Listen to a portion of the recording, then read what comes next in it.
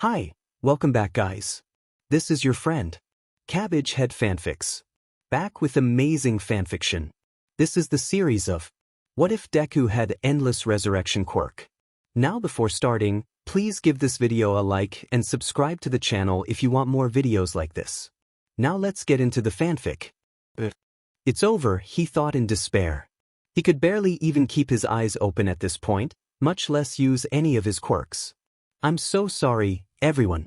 He was 16 years old, 17 in just one more week, but he was going to die today. He wasn't going to see his 17th birthday, just like Kacchan. He could feel the familiar searing pain burning throughout his entire body, and he almost wished he could cut off all his limbs, right there, right then. And anyways, even if wanted to use one for all, he was sure he'd lose his limbs the second he activated it, no matter how small of a percentage he used. I'm so sorry, he cried in his mind, too exhausted to even cry out aloud. Somehow, he managed to hear beyond the shrill, ringing noise in his ears, and heard his lifelong nemesis, as well as the enemy of the previous users of his quirk, all for one, approach him with slow, heavy steps. It's really over. He exhaled quietly, and shakily clenched one of his fists tightly together. There was nothing holding him down, physically at least. No cars or buildings crushing him, no citizens he had to protect behind him, no enemy using some quirk or something to keep him immobile, but still, he, the boy who had inherited All Might's power, the hero who chose his name to remind himself that he could do it, had given up. He lay there on the rough ground, motionless, as his enemy approached him ever so slowly. His clothes, his hero clothes, were stained in soot and dirt and blood, and pretty much shredded beyond repair. The gauntlets had long since cracked and fallen off at some point in the earlier battle, and half his toes were sticking out of one of his boots now. He was tired. So extremely, incredibly exhausted. Finally, Shigaraki, who was possessed by All for One, said, in a strangely quiet, relieved tone Izuku noted. Finally. Kill me, he grunted, looking at the villain directly in his eyes. He probably should have been afraid. And he should have been more careful with his words.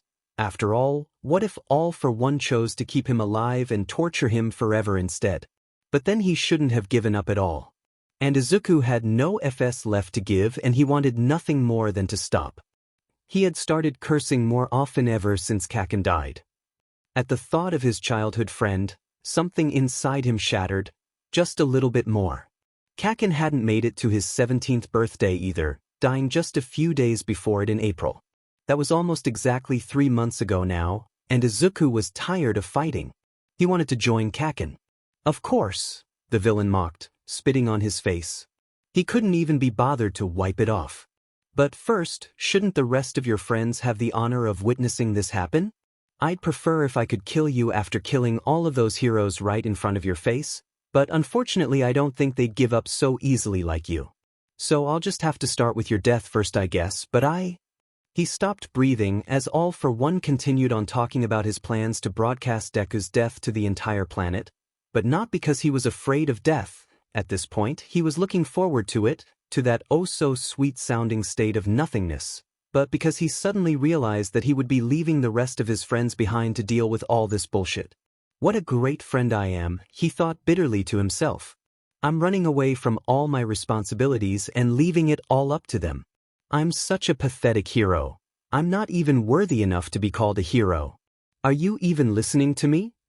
All for One exclaimed, sounding honestly surprised, before continuing with his villain's monologue.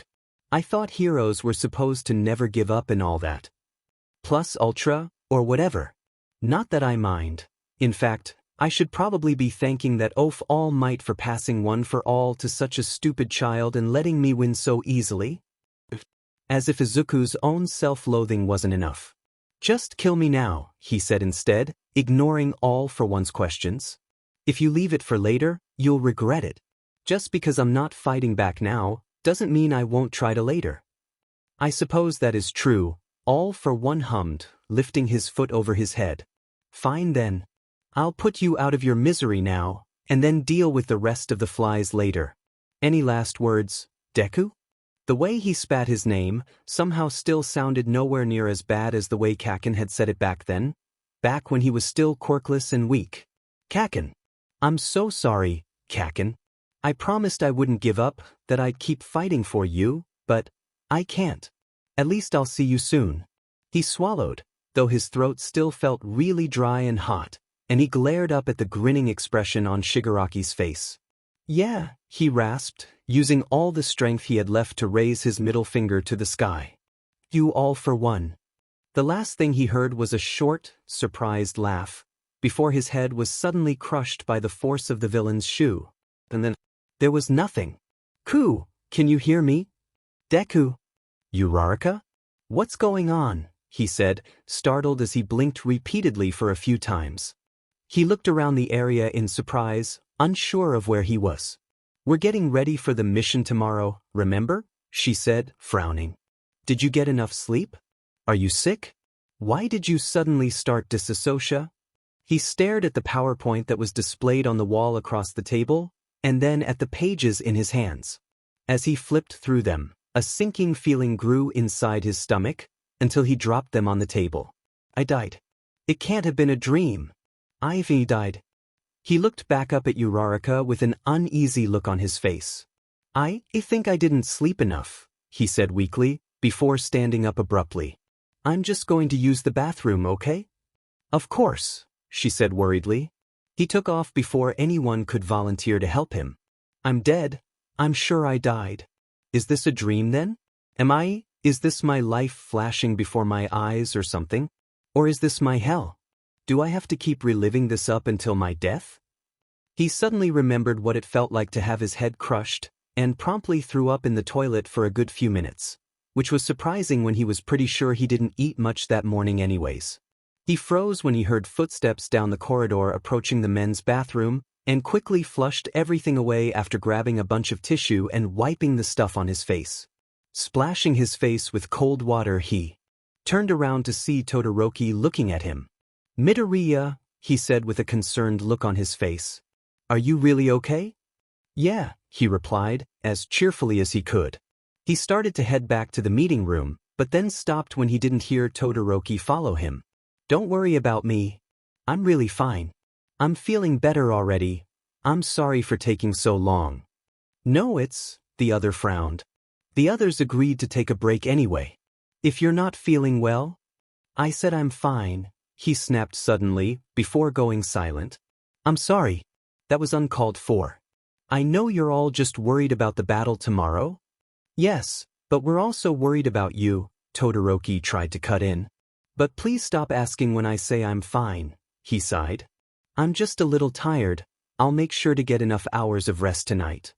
Todoroki reluctantly gave up on interrogating him, and the two headed back to the meeting room. During the meeting, he pretended to be focused and listened carefully to everyone's orders and plans, but afterwards, he headed straight to his room and landed face down on the mattress without even turning on the lights. Time to figure out what on earth happened to me, he thought, sitting back up after a few seconds. He turned on a lamp and grabbed a random notebook that still had empty pages left in it, and pulled out a pen he'd taken from the meeting room.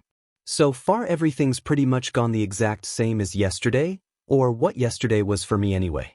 Except for when I interrupted and went to the bathroom, that is. Should I just let everything go the way it's supposed to? But that would mean I'd die for no reason again. If this is somehow my second chance to redo things, shouldn't I risk it and change our plans? He subconsciously bit his lip as he scratched his neck. But I don't have enough information. I'm almost certain that I somehow ended up here because of a quirk, but is this really the past like I thought? Or is this a parallel universe of some kind? And what kind of consequences will happen if I change things? If I die, will this happen again? He was quite sure that he wasn't dead anymore though. The things he'd thrown up had felt pretty real, as well as the accidental paper cut he'd given himself during the meeting. Would they even believe me though?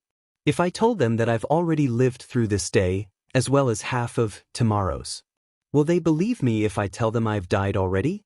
And that was when he suddenly had the realization that he had died already. A short, surprised laugh that was quite similar to the one he'd heard right before his untimely death escaped from his lips and quite quickly grew to become a loud, uncontrollable, almost maniacal laugh. At some point, The others had rushed into his room, though he didn't notice their presence until someone tapped him on his shoulder and his head flung around to stare at the intruders. "I'm dead," he mumbled, after his laughter finally died down. "I'm dead. I'm so dead, oh my God." The others glanced at each other, and in the end, decided that he was too unstable to fight in the battle tomorrow, despite his insistence. "I have to go," he had insisted. "How are you guys going to fight all for one without one for all? That'd be suicide. It has to be me. I can't let someone else die in my stead, can't let—" "No, you clearly need a break," Endeavor had answered reluctantly. "Although we do really need your strength, it'd probably do more harm than good if we let you go tomorrow. You might injure your allies in your current state. If Recovery Girl says you're cleared, you can join us in part 2 of the plan." And so, he acted perfectly normal when Recovery Girl checked up on him the next day. She grudgingly gave him permission to join in the fight, and he hurried quickly out towards the place where he had died the day before. "I hope I'm not too late," he thought desperately, gritting his teeth tightly together as he flew through the broken city. As he had half expected, someone else was fighting Shigaraki all for one in his place. But he hadn't expected it to be Todoroki. And especially not flying through the air and crashing through multiple walls. He seemed to be unconscious. No, he can't be dead. He'll be all for one, he growled, turning towards the villain. The villain only grinned when he noticed his appearance. "So, the current user of One for All has finally shown up. I was wondering what was taking so long. I almost thought you decided to hide behind the rest of your friends and run away like a coward." "Shut up," he screamed, kicking off the floor with full cowl. "I'll kill you." The battle felt like it lasted hours, but to be honest, probably only half an hour or so had passed before Izuku was once again on the ground. At least this time, his legs were buried under a pile of rubble and his arms were useless after he tried using a good old punch like All Might. He screamed, not in pain but in hate. Not even hate directed at all for One or Shigaraki, but at himself. He had won a second chance at life somehow, and he'd ended up wasting it. Again. Nothing had changed. He was still going to end up dying here. How was he so useless, so worthless as a hero? He was truly a Deku.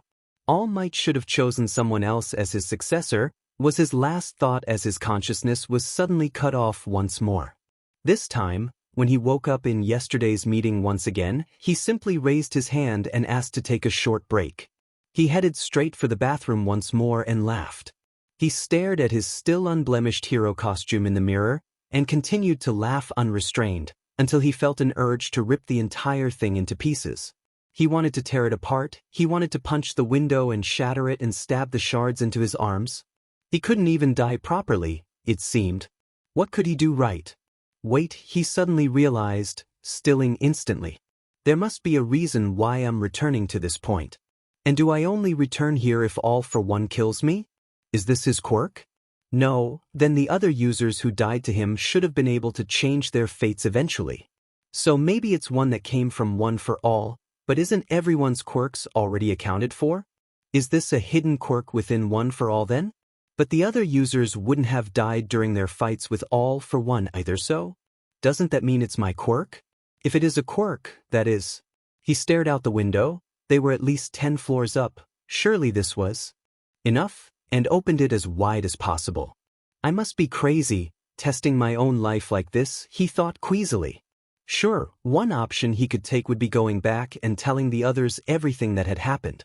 They might somehow come up with a plan that will let him live through tomorrow without dying to All for One's shoe, but then, what about everyone else? They wouldn't be able to save everyone.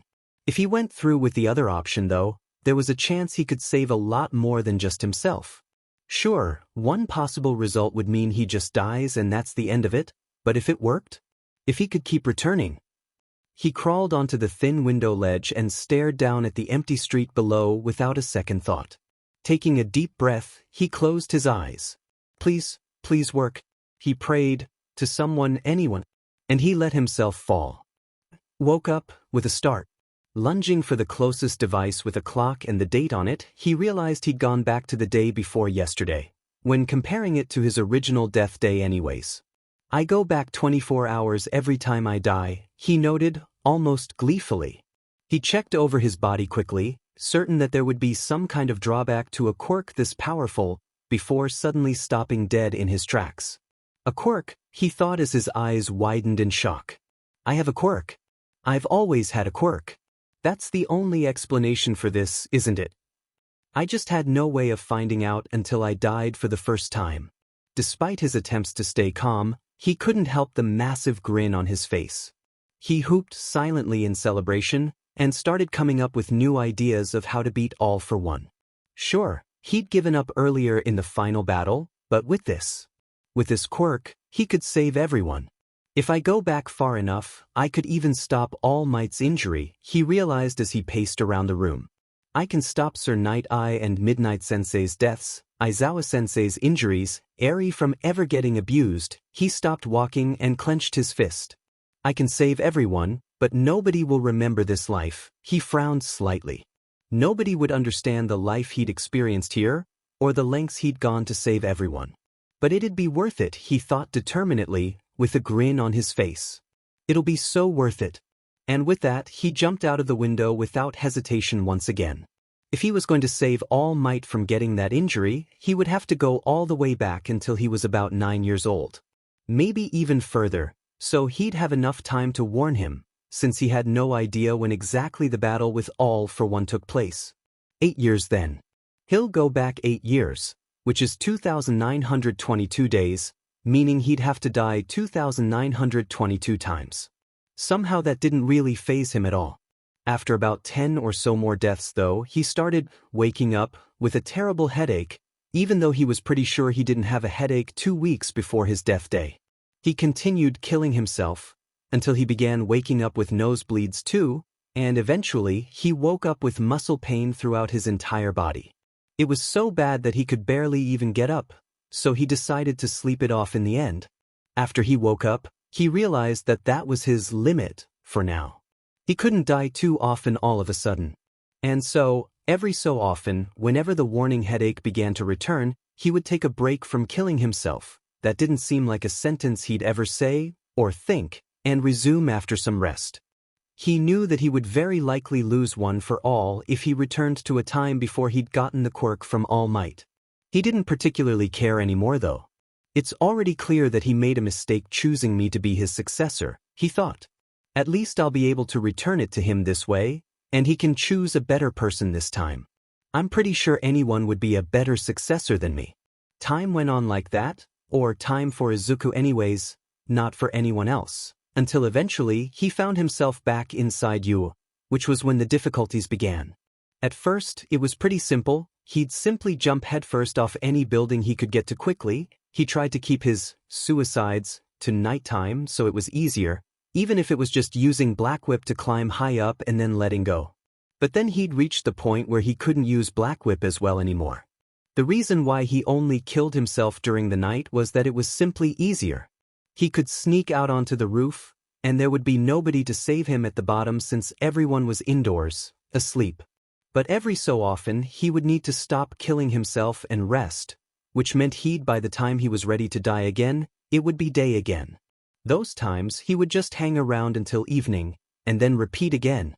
He'd made the mistake of dying during the daytime once, and that was enough for him to promise to never make the mistake again. One time, he had woken up in Yue's dorms, and began to feel the negative effects of his quirk. He had decided to sleep it off until the morning, so he'd be able to continue killing himself after his nap. After waking up from about 12 hours of sleep, he headed for the roof without hesitation. It looked like it was around early afternoon. Easily picking open the locked door, he walked quickly towards the edge of the building. Since he'd had about 12 hours of sleep, he knew he'd be able to kill himself without stopping for 15 or so more goes before he needed to rest again. He hadn't bothered with removing his shoes for the past 100 or so suicides. Instead, he simply took a deep breath and a step forward, preparing himself for the sudden impact and the cold void of death that he had always felt before waking up again. But this time, he opened his eyes to the ground mere meters away from his face. Uraraka had barely just managed to touch his ankle, it seemed, and she had a look of pure terror on her face, as did all the students behind her. He had thought grimly. They have lunch right now, don't they? She subconsciously released him from her quirk, and he immediately got onto his feet, rushing out of the place before anyone could say a word to him. He could hear the others panicking about what they'd just seen, Ida shouting at someone to go get Aizawa-sensei immediately, and he could hear the explosions behind him. Kacchan was running after him while screaming, "Deku!" But he was still faster. Running into the dorms once again, he rushed into the kitchen and grabbed a knife, stabbing it straight into his chest without hesitation. And as he bled out, he watched with regret as Kacchan eventually reached him, holding him so tightly with an expression he'd never expected Kacchan to have. He seemed to be screaming something, though his words had been incoherent to Izuku's ears. "I'm sorry, Kacchan," he had thought regretfully. "I'm so sorry that you had to see this." After that, he never killed himself during the daytime, when there was a chance of someone witnessing it happen or saving him. It was easier to kill himself when he didn't have to see their reactions. Now, without Black Whip to help him climb buildings, he usually broke down the door that gave access to the roof by kicking it. Sure, it made quite a lot of noise, but he didn't have to worry about waking up the others since he'd immediately take a running leap off the roof. That continued for a couple hundred deaths without any problems, so Izuku was shocked when one day, he leapt off the roof only to find himself dangling from Aizawa-sensei's capture weapon. He could hear his teacher grunting heavily as he was slowly pulled up and back onto the roof. Aizawa-sensei didn't remove the capture weapon. "Aizawa-sensei," he gasped, thousands of thoughts running through his head in mere seconds. "What are you doing here?" "That should be my question," Aizawa-sensei said instead, before his grip on the capture weapon tightened even further. "What the hell do you think you were doing, Midoriya?" "I'm sorry," he instantly said in response. "What do I do now? I need to get out of this situation. I need to kill myself before it's too late. What if he locks me somewhere where I won't be able to die? Then I wouldn't be able to go back and save everyone. I need him to let me go. I need to die." Aizawa-sensei seemed to falter at his apology. He opened his mouth to speak, but then closed it again. "I won't do it again," Izuku said more calmly, trying to think of a way to get out of his teacher's weapon. "Can you please let go? I don't think I'll be letting go for the next few years, problem child. What if we go inside then?" Izuku offered. "It's freezing out here." Aizawa-sensei stared at him for a few moments, before slowly nodding. Izuku stood up and led the way. His teacher only let go of Izuku once they were in the common area on the ground floor. He sat down. "Why?" Aizawa-sensei said finally, breaking the silence. His voice sounded incredibly hoarse. "What happened, Midoriya? Why would you?" "It's complicated," he shrugged half-heartedly. There was no point explaining everything to Aizawa-sensei. He wouldn't remember any of this anyways. "Then explain it to me," Aizawa-sensei pressed, showing more emotion than he ever had in the entire year Izuku had known him. "What did I miss?" "Nothing," he said, though he could see that Aizawa-sensei wasn't convinced at all. "It's not your fault," he whispered more softly. "Then what happened? Why on earth would you?" A tear slid down Izuku's cheek before he could help it. This was the most he'd spoken to anyone in a long, long time, and something inside him snapped. He had been jumping off roofs and out of windows for far too many times that he didn't even flinch when he hit the ground anymore. He looked at his teacher and said quietly, I'm sorry." He stopped himself from revealing his quirk at the last second. He had to be rational, goddammit. If he told anyone, they'd stop him. Even though his quirk could save everyone, he was sure Aizawa-sensei would be horrified and immediately stop him from his goal. So instead, he just cried, "I'm sorry," over and over and over again. "I can't explain yet," he said amongst his sobs. "And besides, you won't even remember this. So there's no point. I'm sorry. I'm not making sense," he cried inconsolably. He felt Aizawa-sensei place a hand awkwardly onto his shoulder, and he leaned into the touch. "I haven't felt anyone since 50 or so deaths ago," he thought to himself, before he snorted at the memory of Kacchan holding him as he bled out. And then he immediately started bawling again, remembering how he'd promised to never let anyone catch him dying again. "I'm tired," he said quietly after his sobs had died down. "Can I go to sleep now?" Izawa-sensei frowned for a few seconds, but hesitantly nodded. But you do know we'll have to talk tomorrow morning, right? I know. Tomorrow morning will never come for me. And I can't trust you to stay in a room alone right now, so do you mind sleeping on the sofa tonight? That's fine, he shrugged. Can I use the bathroom before that? Yes, but I'll be right outside. He nodded and the two of them headed for the bathroom. Once inside a stall, he rummaged through his pockets quickly, looking for anything that might help him kill himself. His phone, a snack bar, a pencil. I could stab myself with the pencil, but I doubt it'll let me die quickly and Izawa-sensei will get recovery girl here before I'm dead. He considered drowning himself in the toilet, though he knew his instincts would cause him to pull his head out and breathe. There were no windows in the bathroom either, so escaping wasn't a choice. He sighed and left the bathroom. He was out of luck. His teacher eyed him as he washed his hands, and then the two headed back. Surely he'll fall asleep at some point, he thought desperately. I'll run with full cowl as soon as he's asleep, and get out of here. Izawa-sensei seemed to sense that he was still awake though, and stayed awake throughout the night to keep an eye on him. Until eventually, at around 5 in the morning, Izuku finally heard the hero's breathing turn into a slow, even rhythm. He powered up with full cowl in bed, and slipped away before the sun had even come up. Izuku became even more careful with his suicides after that. Luckily for him, it only took a few more suicides before he finally reached the time when he lived at home instead of at UA, which made things easier. And after eventually reaching the time when he hadn't gotten into UA, suicide became more effortless than ever.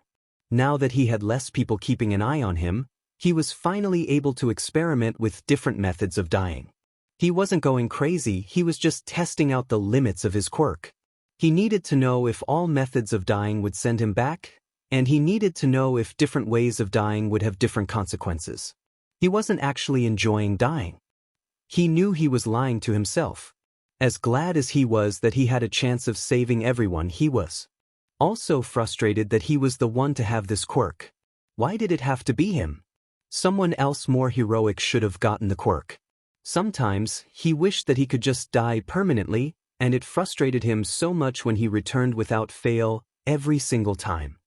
He could still remember clearly the third time he died in front of someone. And this time, it had been on purpose, instead of an accident. He had woken up in Aldra Junior High, on the day Kacchan had given him that advice. He hadn't taken it seriously at the time, but now he laughed at the irony of it all. If only his younger self had listened to Kacchan, he would have gotten his quirk a lot sooner, and maybe he would have gotten into UA with his own quirk, without All Might's help? Who was he kidding? He would have remained practically quirkless, but anyway. He paused in his laugh, only just realizing that the group of bullies in front of him were staring at him in disgust, and was that fear? Or just confusion? Anyways, they were right there at the doorway, and Kacchan had just told him to take a swan dive off the roof. He grinned maniacally, an expression that had never appeared on his face once in his entire life, and pulled open the window. It's not the roof, but it'll work just as well, right? He said, entirely serious. His foot was on the window ledge, when Kacchan finally snapped out of it and rushed forward to grab him. What the F, do you think you're doing, Deku? He screamed, with an expression that looked almost like fear. Taking your advice seriously, he answered, before giving the boys a two-fingered salute and letting himself fall, and the familiar nothingness welcomed him back again. When he woke up the day before that, he groaned at the memory. He promised himself not to die in front of anyone, because he didn't want to see their traumatized expressions. But something about Kacchan and the other boys that day had made him snap, and decide to throw all rational thinking out the window, alongside himself with everyone else in front row seats. After that, he hung himself a few times at night, with some rope he bought. Another time, he jumped into the sea and drowned, since the impact didn't kill him first. He even threw a toaster into the bath once too. He tried bleach, set fire to the trash at the beach before throwing himself into it, even died of dehydration and starvation once. It wasn't a pleasant experience, 0-10, wouldn't recommend. Admittedly, dying because of dehydration and starvation wasn't exactly logical, since he wasted a couple of days before he even died to it, meaning he had to die a few extra times to get to his 8th birthday. He didn't care anymore though, because while he tried to fool himself into thinking he was trying his best to return to the past and save everyone, he knew deep down that he was actually also trying to find a way to properly kill himself. He was tired. He wanted it to all end. He was 9 years old now, only 300 or so deaths to go. He'd killed himself over 2,500 times already. He was exhausted even though all he was doing these days was falling out of the window. As a kid, he was more fragile than ever, which made committing suicide a lot easier. This time though, he had run away from home instead. He'd left the apartment with a school bag full of pre-made snacks and water. He did feel bad because he knew his mother would be frantically searching for him, but she wouldn't remember in the end, so did it really matter? He dug out a small shelter at the beach and waited for the cold winter air to kill him. This time, he woke up at a perfectly reasonable time. His body seemed to have only just woken up too, since he could hear the blaring alarm clock going off to his side. He slammed it and groaned, shutting his eyes tightly because of the sunlight seeping through the windowsills. "Izuku," he heard a voice call out from the distance. "Are you awake yet? You'll be late for school if you don't get up soon." 5 more minutes, he answered, turning in the bed. He hadn't slept in, what was it, since 50 deaths ago? It turned out killing himself so many times let him increase his limit, so that now he could stand dying a lot more before he had to rest. His mother's head popped through the door at that point, and he blinked in shock at how much younger she looked. "Alright, that's because she is younger now," he remembered. In his defense, he hadn't seen her in the past 100 deaths or so because he simply fell out his bedroom window before he even saw her. "Happy birthday, Izuku," she cheered, bringing him a bowl of cereal and a wrapped box. "You said you wanted to open your present before school, right? If you want to do that, then you'll have to hurry up." "It's my birthday," he said, sitting up immediately. "How old am I?" "8, silly. How can you forget that? You were so excited yesterday." "Oh," he mouthed, deep in thought once again. I'm finally 8 again." He tried to refrain from thinking about what he would have done if he didn't realize it was his birthday. He honestly probably would have continued to kill himself, but until when? When would he realize that he had already reached his goal?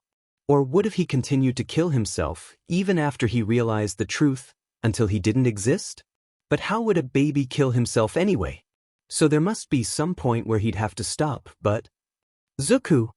He snapped out of his thoughts and looked up at his mother's concerned face. "Are you feeling sick?" She placed her palm on his forehead, but frowned. "You don't have a fever or anything, but..." Izuku leaned into her touch subconsciously and bit his lip to stop himself from crying. "I'm fine," he whispered, closing his eyes. "I'm just really happy." This is it, he thought to himself, feeling his heart beating rapidly inside his chest. It was proof that he was still alive. He suddenly hugged his mother, surprising her. After a moment of shock, she squeezed him back. "This time, I promise I won't let anyone down. All Might. The first thing I need to do is get All Might's trust." He tapped his pencil against the notebook a few times, sighing in frustration. He had made this plan to return to the past and save everyone, but he actually had no clue what exactly he had to do to achieve the future he wanted. He never thought about it until now. "I know that I need to get All Might's trust so he'll take my warning seriously. That's why I went back a year further than I needed to, but how am I meant to do that?" he mumbled, running his fingers through his hair. "I don't even know how to contact him at this point. I suppose I could talk to Nezu, who could send him my message, but would Nezu talk to an 8-year-old kid? Or take me seriously?" He leaned back in his chair and took a few deep breaths. "At least I can start training sooner this time," he muttered to himself. "Clearing the beach at 8 years old sounds impossible, but I can start with running and getting a punching bag. I could start learning other languages too. Isn't it meant to be easier for kids to learn?" He'd heard from somewhere that working out from a young age would stunt his growth, but he couldn't bring himself to care much. "I was never going to be particularly tall anyways." Izuku wasn't sure about accepting one for all again this time. Surely All Might could make a better choice than him. So technically he had no reason to train his body and become fit. But even still, some part of him still wished to become a hero. That was the only reason he hadn't gone crazy from killing himself over 2,000 times, after all. He was doing all this to save others. A vigilante, he whispered, writing the word down on his notebook. I could become a vigilante, if not a hero. And besides, it's not like I could get in trouble for it. I don't have a quirk, so they can't charge me for it. And as well as that, if he became a vigilante, he could start gaining a reputation immediately. That way, he would be noticed by the heroes, and possibly taken seriously by All Might. There's no way I'll be able to take down adults right now without weapons or support items. He filed away those thoughts for later. But what about analysis? With my knowledge about the future, I could help the heroes and police to take down villains. He headed for the computer and turned it on, a grin slowly forming on his face. Hours later, he finished signing up for some online classes, searching for a vigilante name, and creating a new account on the Hero Forum. After writing down everything he could remember about various underground heroes, he leaned back in his chair and stretched. Izuku, it's time for bed, his mother called. He yawned. It took him 2 months to learn how to hack. That was a lie. While he did spend almost his entire waking hours researching and learning, he actually reset himself a couple times too. Okay, maybe a few more times than a couple, but still. He didn't keep track of the amount of times he killed himself though, so he couldn't be sure of exactly how long it took him to learn. Anyways, by the time it was September, he had prepared multiple plans for what to do, and contingency plans in case they went wrong, and more plans for those too. He'd written out everything he could remember, dates, names, places, anything that happened from his future, since he couldn't be sure that he would always have those memories. He had to prepare for that risk of him losing his memory because of his quirk, or maybe even an accident. He had to be ready for everything. He felt nervous, of course, but he knew he couldn't keep waiting. And so he hit send. And at 6 in the afternoon, almost all underground heroes in Japan received an analysis he'd created. Logging off the computer for the night, he hurried off to dinner. When school finally started again in September, Izuku ran into Kacchan for the first time in, ages, considering the last time he'd seen his friend was when he took a swan dive out the window. He'd honestly forgotten he could visit Kacchan's house. After he arrived at his 8th birthday, he'd been so focused on making plans for everything that he just kind of forgot about Kacchan. Kacchan, he said simply now, staring at his lifelong childhood friend who stood across the hallway from him, despite the fact that he did not feel at ease at all. Huh? What are you staring at me for, Deku? He snarled, small explosions popping in his hands as usual. What? Did you forget your place after I went on holiday for a month? Do I have to teach you again? The Bakugas had gone on holiday during the summer, so even if Izuku had run to Kacchan's house, he would not have been there anyway. It's good to see you again, Kacchan, he said instead, shrugging and turning away. He couldn't do this right now, couldn't stay here looking at a younger, alive version of his childhood friend. He needed to get away. I've missed you, he mumbled quietly, though his friends still heard him. Huh? Kacchan yelled, flustered. Well, I haven't missed you at all, Deku. And where the hell are you going? Class is starting. The bathroom, Izuku answered, not turning back around or even stopping in his tracks once. He was afraid of what his expression would look like, and there was no way in hell he would let Kacchan see him cry now. I'll be back soon. I don't care, the other boy huffed, before he went into the classroom, slamming it shut behind him. Izuku made his way towards the bathroom and only allowed himself to cry once the door was locked.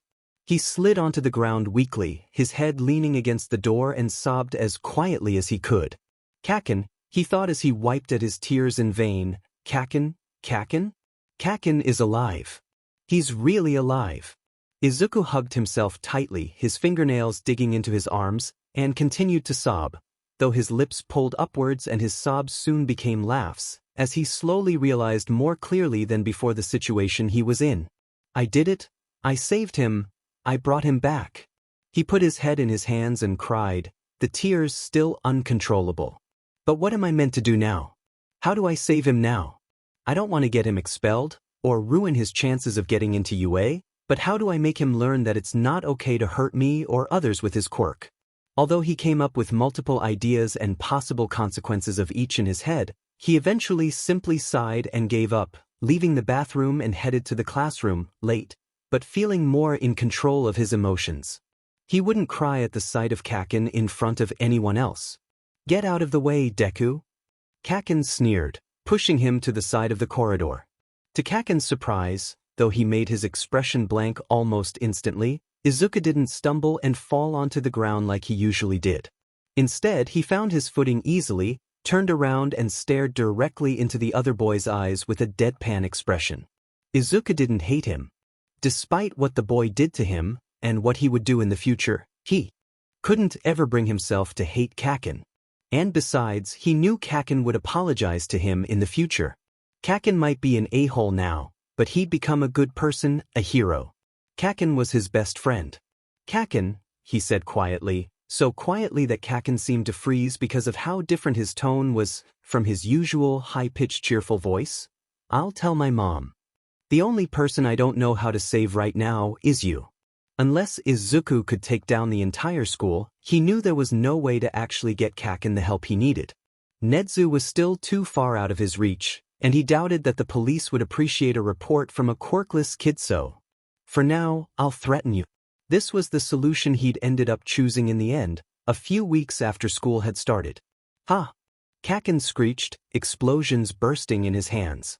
"Did you just threaten me, Deku?" "Yes, I did," he said, pulling his shirt higher to reveal scars and bandages all over his skin. "If you keep acting like a villain, I won't hide these from her." Something akin to guilt seemed to flash across his face, before it disappeared, and he snarled, "Me, acting like a villain? Deku, I thought you couldn't get any dumber. There's no way I'm a villain, I'm going to be a hero." He punched his two fists together, and took a step closer. "I'm just reminding you of your place, Deku. And besides," he spat as if he'd just remembered, "you're going to tell on me? You're such a coward, Deku, that you have to hide behind the adults?" Izuku grabbed Kacchan's arm as he tried his regular right hook, and pulled him in close. "Villains hurt people," he said. "And you hurt me." Kacchan pulled his arm away and glared at him. "What is a hero to you, Kacchan?" he asked before the other could attack him again or start screaming any insult he could think of. "Someone who always wins?" "Of course," Kacchan spat, looking slightly confused. "Then, if your parents die to a villain, but you defeat the villain in the end, are you still a hero to your parents?" "What? You'll beat the villain before they ever hurt or kill others. Do you think it's possible to be everywhere at once? What if there are bombs set up all over Japan? How will you win by yourself? Or if a villain has set up a bomb on some hostages, and the bomb is rigged to explode if the villain presses a button, will you rush in to defeat the villain or save the hostages first?" Izuku yelled. "If you fight the villain, he'll definitely press the button, so even if you win, the deaths of all those hostages will be on your head. Are you still a hero then?" "That won't happen," Kacchan gritted out of his teeth, rushing in to tackle Izuku to shut him up. Izuku easily dodged him and threw his school bag at Kacchan, who blew it up. "Really? You're more naive than I thought then, Kacchan," Izuku continued, stepping to the side as the other attempted to attack him again. "I'll kill them all before anyone gets hurt," Kacchan snarled, before Izuku interrupted him yet again. "You'll kill them? Aren't you the villain then?" "Boys, what are you two doing?" a teacher yelled from the other side of the hallway. They were approaching quickly, and grabbed Izuku's shoulder. "Deku, we've been through this before. Stop causing trouble for Bakugo." "If you keep calling me Deku, I'll sue you," Izuku snapped back to the teacher.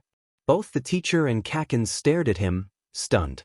"I've told you to stop calling me that since the start of the new school term, Sensei. And aren't you supposed to be neutral, supposed to hear both our sides first? Why are you blaming me first?"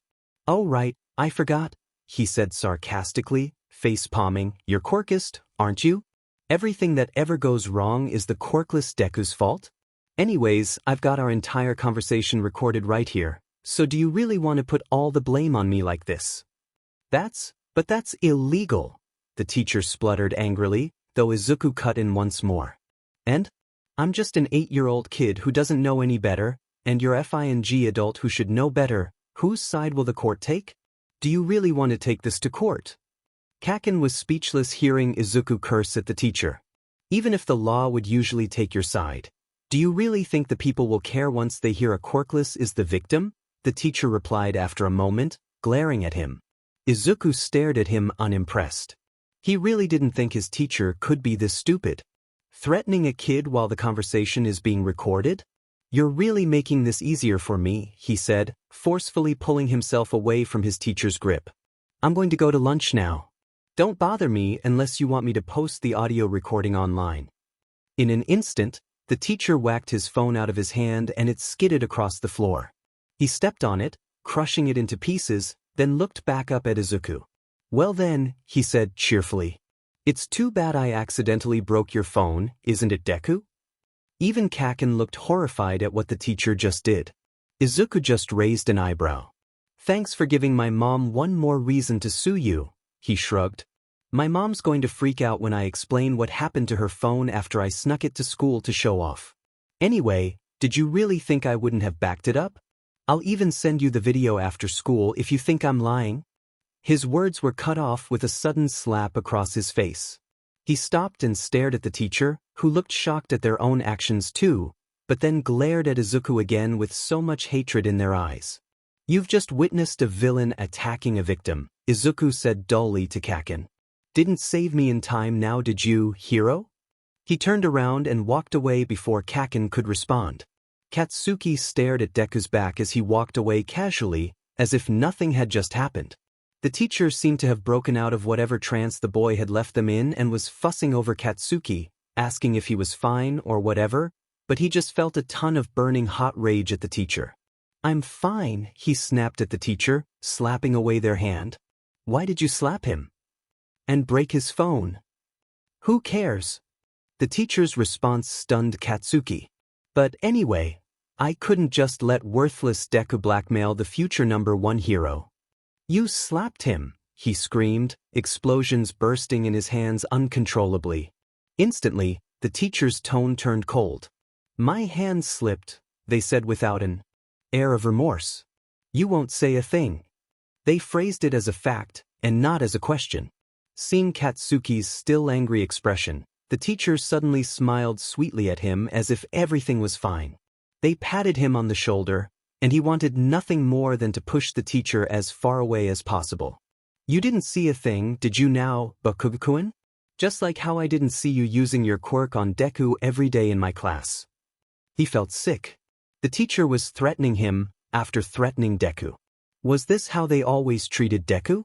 How had he never noticed how horrible the teachers in this school were? He didn't notice at all until they turned on him. Whatever, he snapped, picking up the broken phone and shoving it into his pocket before leaving to eat lunch by himself before the break ended. Deku's words were still ringing in his head. He couldn't believe that Auntie didn't know about all those injuries. How could she possibly not know? He wanted to just say Deku was lying and trying to threaten him, but somewhere deep in him, he knew Deku wasn't lying. Deku! He turned around when he heard his friend's voice and stared. What do you want, Kacchan? He asked tiredly. He wanted nothing more than to get home and stab himself a few times with a toothpick. He didn't really want to completely restart the day since he didn't want to have that whole conversation with Kacchan again, but he did want to feel something. So he was slightly annoyed to be stopped on his walk. What happened to you, Deku? Kacchan asked angrily. Why are you suddenly arguing back against me and the teacher? Really? He replied exasperatedly. That's what you want to talk about, Kacchan? Just answer the DMN question, you DMN nerd. I'm tired, alright Kacchan? Tired of you all picking on poor little quirkless Deku all the time. Things are going to change this time. I'm not just going to sit back and let you practice your quirk on me. Did you really record that whole conversation? Of course that's what matters to you.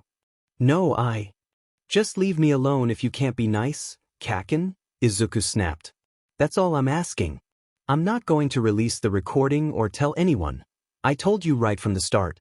I'll only release these if you continue hurting me or others. I'm going home now.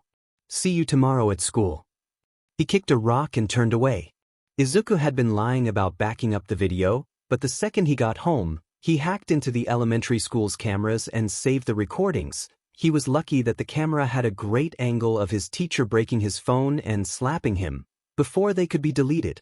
As well as that, the phone that broke wasn't his mother's current phone. It was an old one that she'd left in the bottom of a wardrobe, so she wasn't actually going to be freaking out about anything. He had only brought it with him to scare Kacchan a bit, to hopefully knock some sense into him. Izuku flopped onto his bed and buried his face into the pillow. Taking a deep breath, he kicked his feet a few times and then rolled onto his back and sat up. Turning on the computer, he grinned when he saw he had almost 100 notifications. Racerhead, where did you get this information? Most of the responses from the heroes were the exact same, asking who he was and how he got so much information on their quirks, though some thanked him for the suggestions too. A couple threatened him because he wrote in detail about their weaknesses.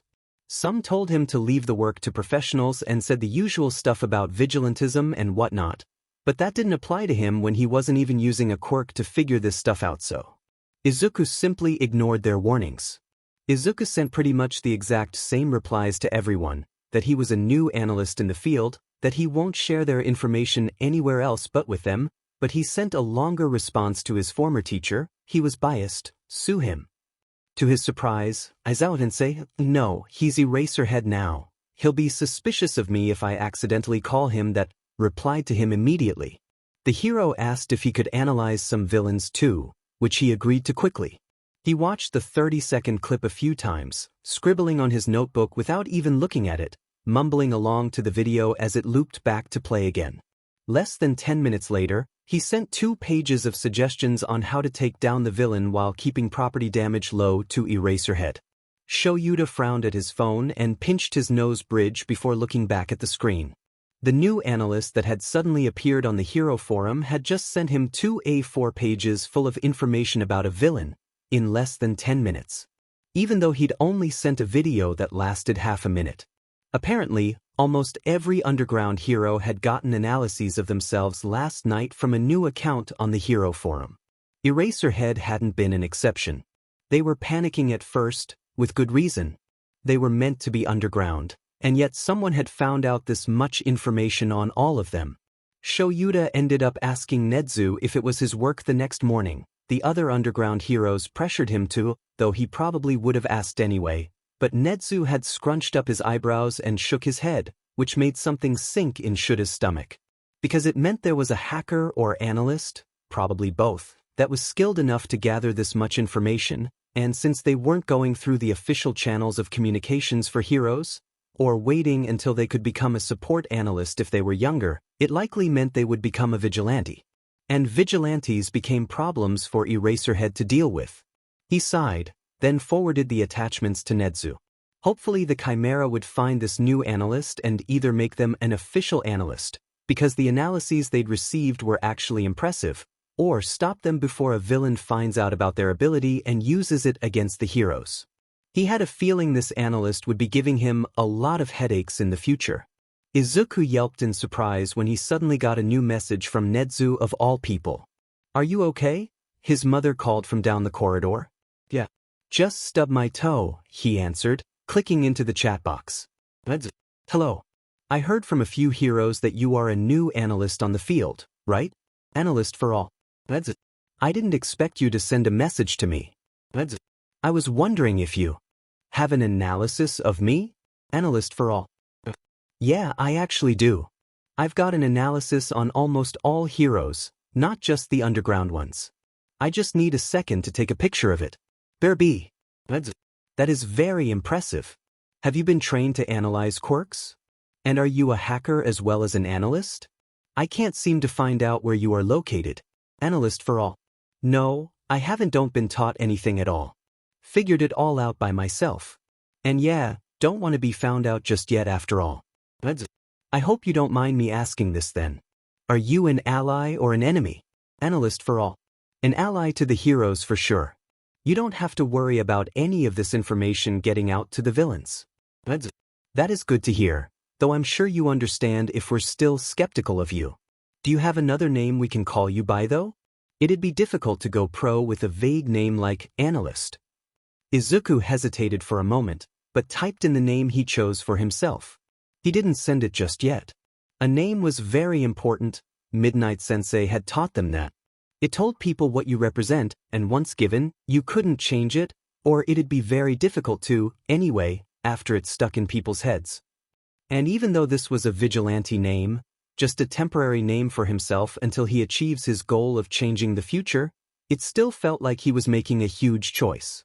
Even though he promised to himself that he would retire from his vigilante self as soon as he managed to change the future enough, even though this name would likely never be heard from the public, even though this name would eventually one day fade from the hero's memories. Izuku needed a good name. A name that would make villains fear him. A name that would let the heroes feel relieved as soon as they heard he was helping in the background. A name that was simple to remember and represented him, like Deku did. He hit send. Analyst for all. I'm not really planning on becoming a professional analyst, but you can call me Ion. From there, he only went on to gain more and more reputation in the hero community. He'd started out by sending analyses to underground heroes, but then he began analyzing villains for them before the heroes went to apprehend them. And then, about a month or so later, Nedzu, who for some reason kept messaging him, he's probably trying to find information about me, though he did occasionally simply invite Ion to play chess, insisted he send his analysis to Sir Night Eye. And eventually, he sent analyses to daytime heroes as well, even though not as many daytime heroes appreciated his advice. Some still thanked him and took his suggestions. He'd seen the changes in their outfits when they were on TV. After that, he had ended up hacking into street cameras to watch fights from home, and only a few weeks after that, he hacked the heroes' comms to give them information about the villains on the spot as they fought. He made sure his voice was distorted and sounded older when he called as Ion. He didn't dare do it for the big-name heroes, only for the underground ones, but it was good enough. Almost everyone working in the hero field had heard of his name at least once by December. Meanwhile at home, he managed to convince his mother to start trading stocks too. It took a whole lot of persuasion. Eventually he showed her Nedzu's message asking if he had an intelligence quirk and also answered some college-level maths questions while she watched. He had studied how to answer them the night before at least 30 times. He was going to take complete advantage of his quirk and his knowledge about the future. His mother didn't really understand what he was doing though, so she left it all completely up to him, and he ended up buying himself a phone a while later using money he got from selling some of his hero merch, as well as earnings from commissions of designing hero costumes, though she didn't know that yet. 8 years old was quite young to be owning a phone.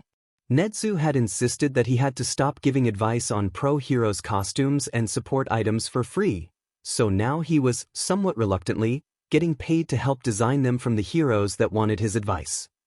His goal of studying sign language and other languages was going pretty well too. He had a lot more time than other people, after all. Occasionally, he would just have an urge to feel that cold, blissful nothingness, and he'd jump off a roof and slip into that dreamless sleep, and then he'd have to repeat a day. He wasn't sure how often he did it, but he felt like he'd been living a lot longer than a year already, even though only a few months had passed since his 8th birthday. And he knew he must have repeated Christmas Day at least 10 times or so. It had been a good day, and Izuku had wanted to stay in it as long as possible, even if it meant killing himself at the end of it to start it all over again. His mother had invited Kacchan's family over, and Kacchan had even talked to him nicely. He'd taken Izuku's advice of not speaking to Izuku unless he had something nice to say at school ignoring Izuku for the past few months, so Izuku was really surprised when Kacchan showed up at the door with a gift. They watched a few hero documentaries together and then had dinner. He was surprised when Kacchan continued to be nice that day. Despite every reset, he'd expected it to be a fluke. But anyway, he knew he had to leave eventually. It was January now, and Izuku decided it was about time to contact All Might. He tried to message All Might before, but the man didn't seem to ever check his messages personally, and he only got responses from his assistants telling him to turn himself into the police, which he found hilarious since he wasn't even doing anything wrong, that minus the hacking, but that started after they'd begun searching for him, and he wasn't even using a quirk so it couldn't be vigilantism. But anyway, he sent a message to the next best option. Tsukachi? There's something important I need you to do. Tsukachi Neo Mesa. Why should I listen to you? What is it? I need you to call me while All Might, Nedzu, Sir Night Eye and Gran Torino are in the room. It's about All Might's quirk. And his counterpart. I'm sure you heard from Nedzu what my original username was. That was no coincidence. They set a date, and 2 days later, Izuku was ready. It was the weekend, and his mother was out with Auntie Mitsuki because of his insistence. He leaned back in the chair and stretched, yawning. It was only 11 a.m., but he'd slept late because he couldn't stop obsessively thinking about how they'd react and then what his plans were based on their possible reactions. And then his phone began to ring. He took a deep breath and accepted the call. Hello. Tsukachi started, a bit hesitantly. Out of all the people who should be in the room, only Nedzu had heard his voice before, even if it was fake. Am I on speaker? He asked in lieu of greeting. You are now, came the response a few seconds later. I am. Sir Night Eye immediately started questioning him. He could imagine the hero pushing up his glasses. How do you know about All Might's quirk? Are you working for All for? God, no. His tone must have sounded sincere since Sir Night Eye stopped speaking. I would never be on his side. That's true, he heard Tsukachi mutter to the others further away from the phone. He'd almost forgotten about the man's quirk. This was great. He would be able to verify Ion's information to All Might then. So how do you know about my quirk then? All Might spoke. He could hear the frown in his tone. The same way I know the future, he said, crossing his legs. All Might, sometime next year, you're going to have a huge battle with All for One. It's going to be tough, he continued, not giving them time to interrupt. And I wish I could tell you when exactly it'll happen, but unfortunately I don't know that.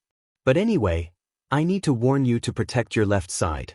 Otherwise you'll lose your stomach, part of your respiratory system, and within 5 years, you'll only be able to work as a hero for 3 hours a day, and that amount gets lower with time.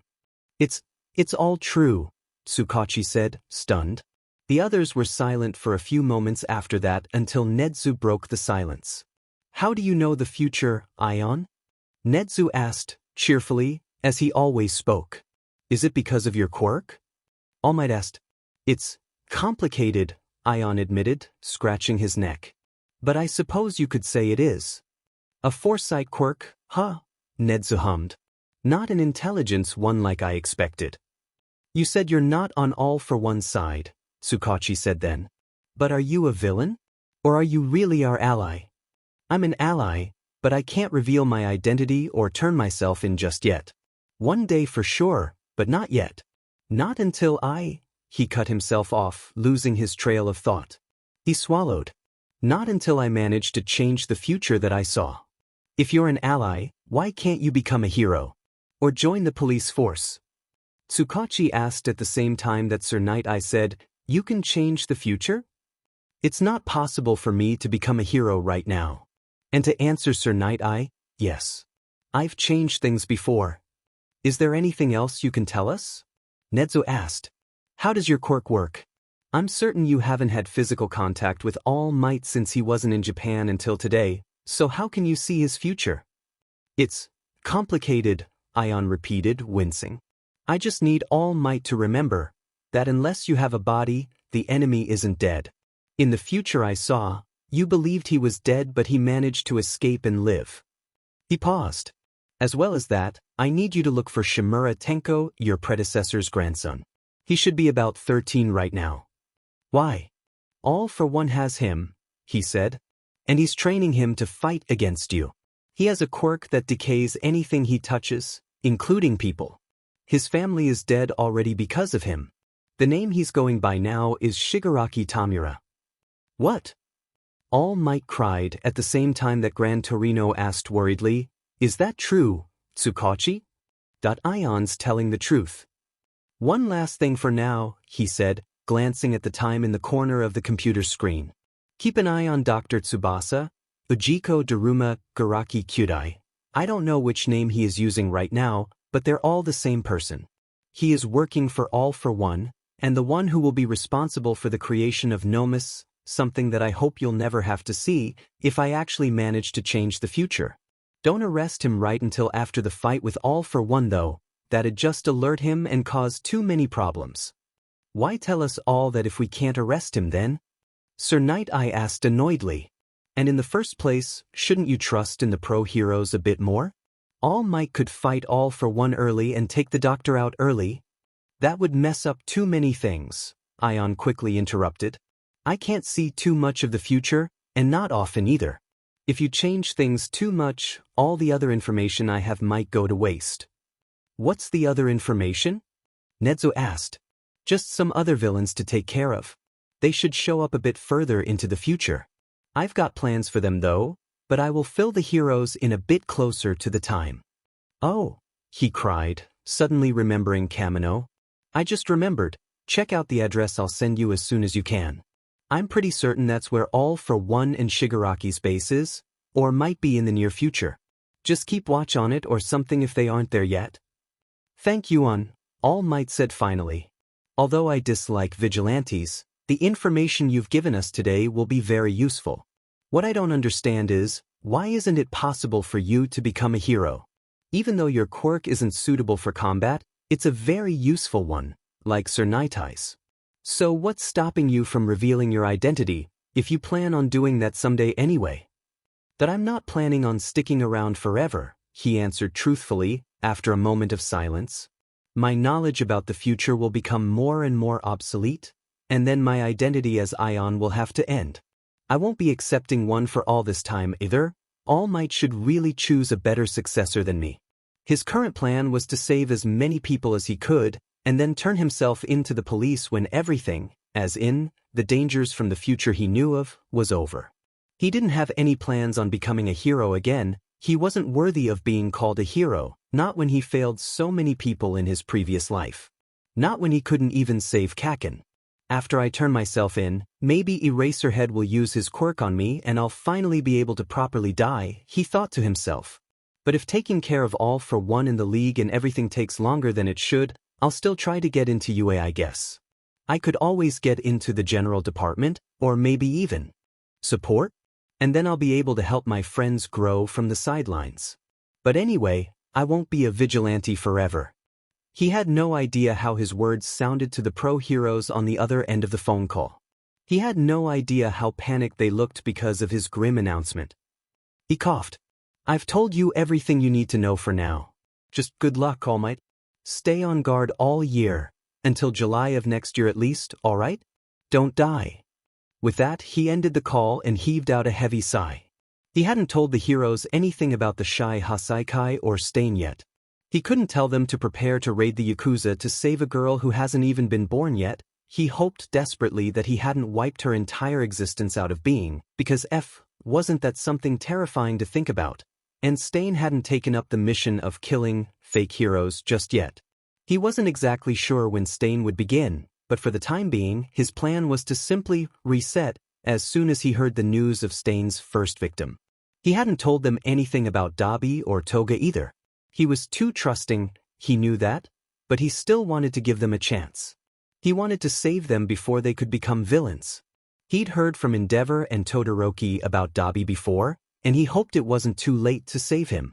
Izuku wanted to give Endeavor a chance too. He'd seen the man change in the future after all, even if it was too late. Hopefully this time Izuku could make him open his eyes sooner.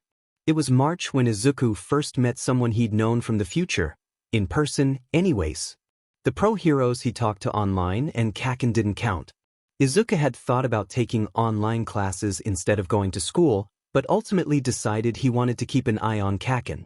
He mostly ignored Izuku these days, and often snapped at other kids who tried to bully Izuku to grow up and stop wasting time on Deku. Some kids still messed with Izuku whenever Kacchan wasn't around though, but the situation at school was much better than before.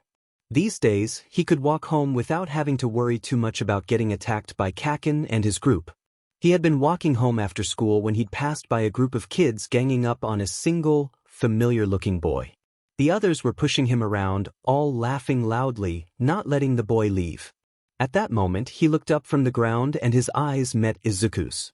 Before he could realize what he was doing, he was already sprinting directly towards the group.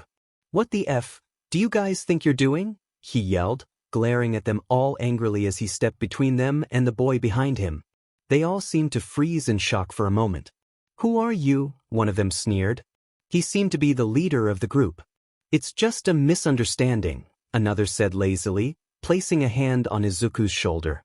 He slapped the hand away. "That guy you're defending there is a villain, you know?"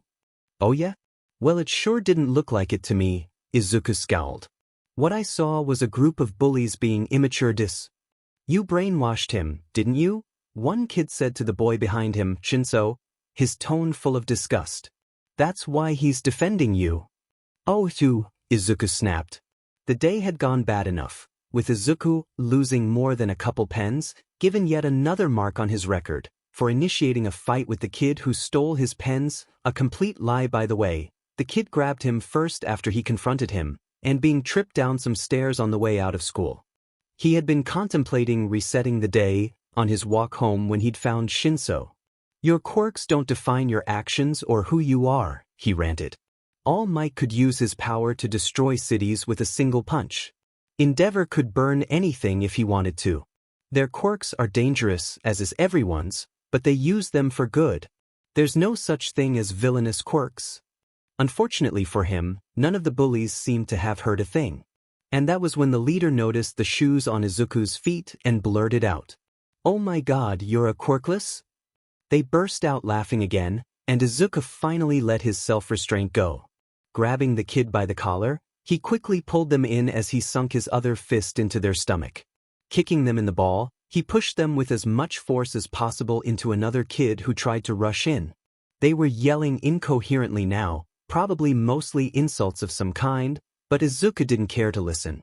He'd taken the first kid by surprise, but he knew he wouldn't last long in a drawn-out fight against a group of kids with unknown quirks. He lunged for Shinsu's hand and the touch seemed to snap the other out of whatever daze he'd been in. They sprinted as quickly as they could away from the others, and only stopped once they turned a couple corners and were alone in an alleyway. Who are you?" Shinso asked quietly, trying to catch his breath after all the running. "I don't get any thanks for saving you from those bullies?" "Thanks," Shinso said, before suddenly freezing. "I'm not mad about that," Izuku assured him with a smile. "It was a joke, sorry. Anyway, I'm Midoriya Izuku. It's nice to meet you." He stopped speaking almost instantly again. He looked really panicked, like he was about to have a panic attack. Izuku frowned and then had an idea. Hey, you're safe here, alright? Can you sign?" he asked as he signed the words to the other. Shinsu's eyes lit up slightly and he nodded, signing back a yes. Shinso took a deep breath and signed shakily, "You're really still going to talk to me? After hearing about my quirk? Brainwashing, right?" Izuku nodded excitedly. "That's a really awesome quirk. You could become a great hero with it. I'm going to make you my friend this time, Shinso, no matter how long it'll take." The other boy's eyes turned watery. "You really think so? Nobody's ever said that about me." He paused for a second. "It works when you respond verbally to my question. Most people are either too scared to talk to me after hearing that or they think I'll end up as a villain." "Sure, it's a scary quirk," Izuku shrugged. "But only depending on what you use it for. You could be a villain, or you could save so many people with that power. For example, you could de-escalate hostage situations without causing any injuries. You'd be great as a hero." Shinso started openly crying at that. He struggled to get his words out. He shook his head and returned to signing. "I thought you might leave after hearing how my quirk works. I wouldn't blame you if you did. Everyone else does. Why are you so different?" "Simple," Izuku laughed. "I try not to be a D-. Shinso snorted, and that was a win for Izuku.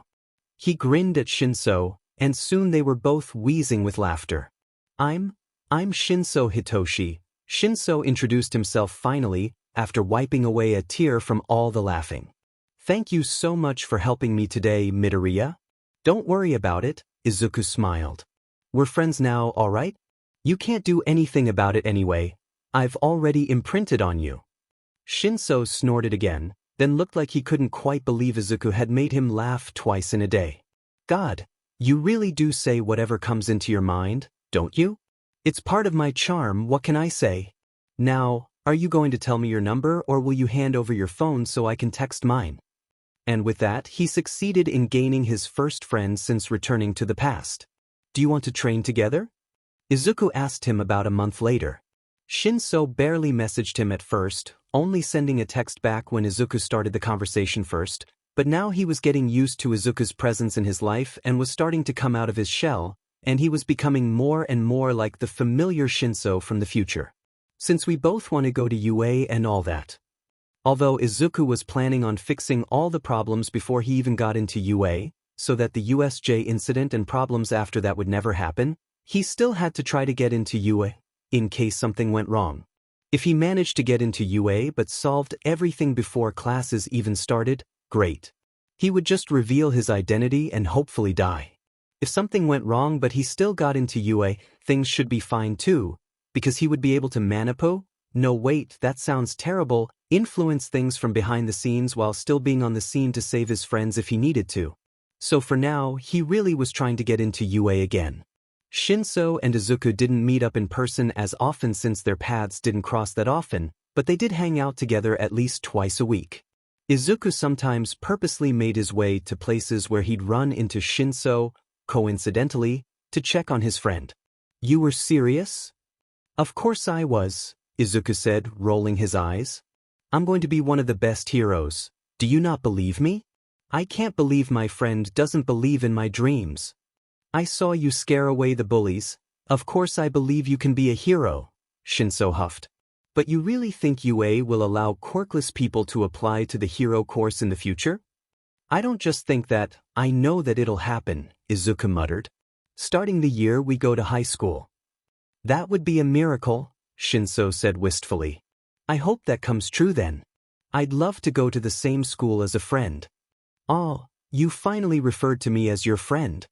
I said, a friend, not you specifically. Just in general. You don't have any other friends than me. And I'm the only person you know that is quirkless.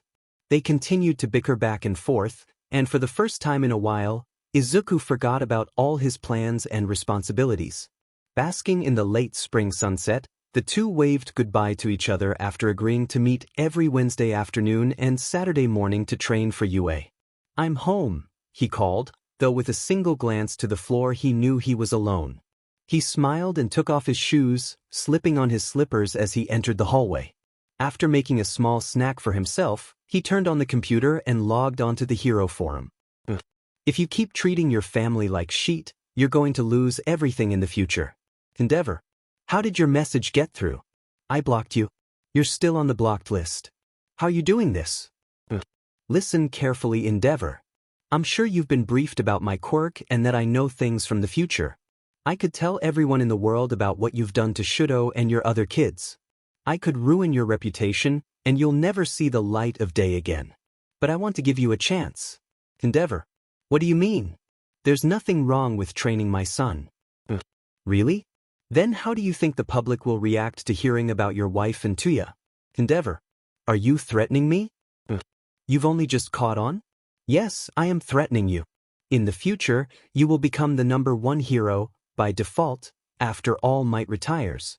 You'll change and attempt to redeem yourself to your family, even though it's too late. You'll get a massive scar on the left side of your face, quite similar to your son's. Your entire family situation will be revealed to the public by your presumed dead son. The public will hate you. Your family will never forgive you. And you will regret everything. You will die alone and unloved on a battlefield with nobody to mourn you. Endeavor. There is no way I can believe what you say. And I'll just become #1 before he retires then. But you see, Endeavor. Here's some free information about me and my quirk.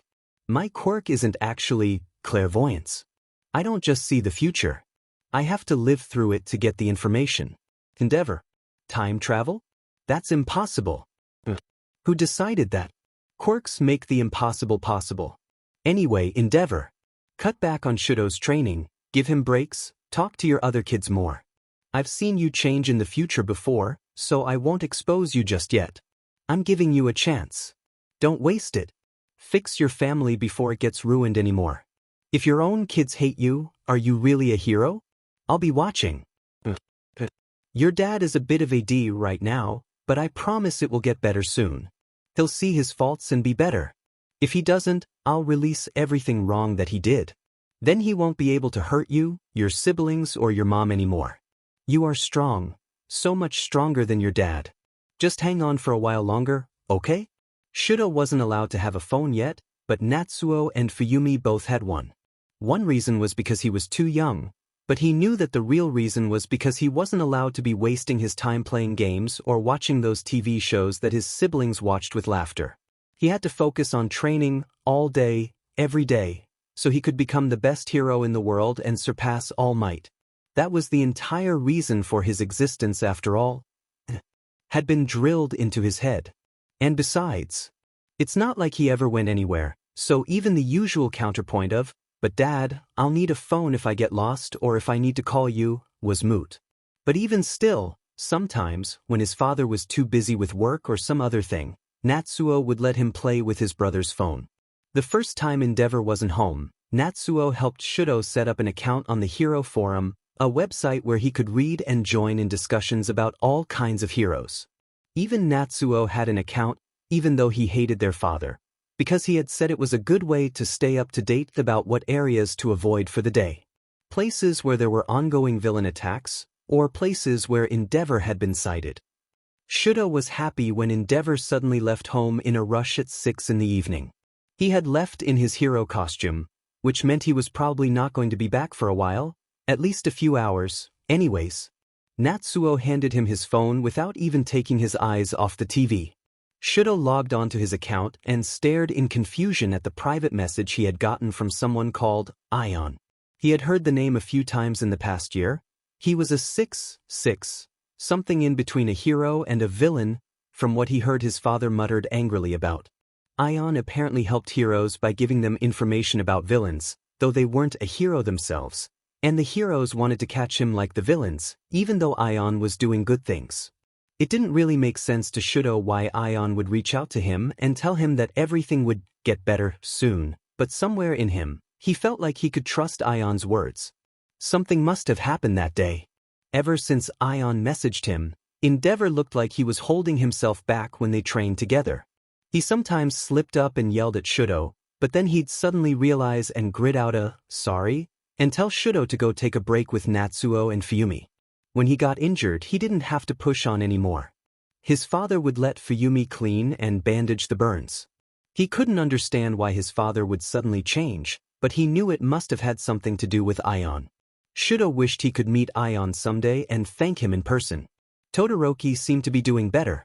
Izuku had threatened Endeavor a few more times, okay, maybe more than a few, for good measure, going into great detail about how shit the future would be if he didn't get over his inferiority complex, and giving villains more reasons to take down the hero system. Izuku kept an eye on Endeavor and his family, but it seemed like the hero had taken his advice seriously, or maybe Endeavor was only complying because he was too worried about Ion exposing everything and getting him arrested before Todoroki could become a perfect masterpiece yet, but Izuku was still glad Todoroki was doing better than before. He didn't want to risk exposing and taking down the number 2 hero just yet, when All for One and Stain were still out there. And plus, he really did want to give Endeavor another chance. He had changed in the other timeline after all, he just needed a wake-up call. Izuku had told him what would happen, and sure, he might have exaggerated some things and lied, that the hero would die alone and unloved, but Endeavor needed to hear it. It was May now, and Izuku had started to clean up the beach. He'd be turning 10 in a little over a year, and he planned to start patrolling then.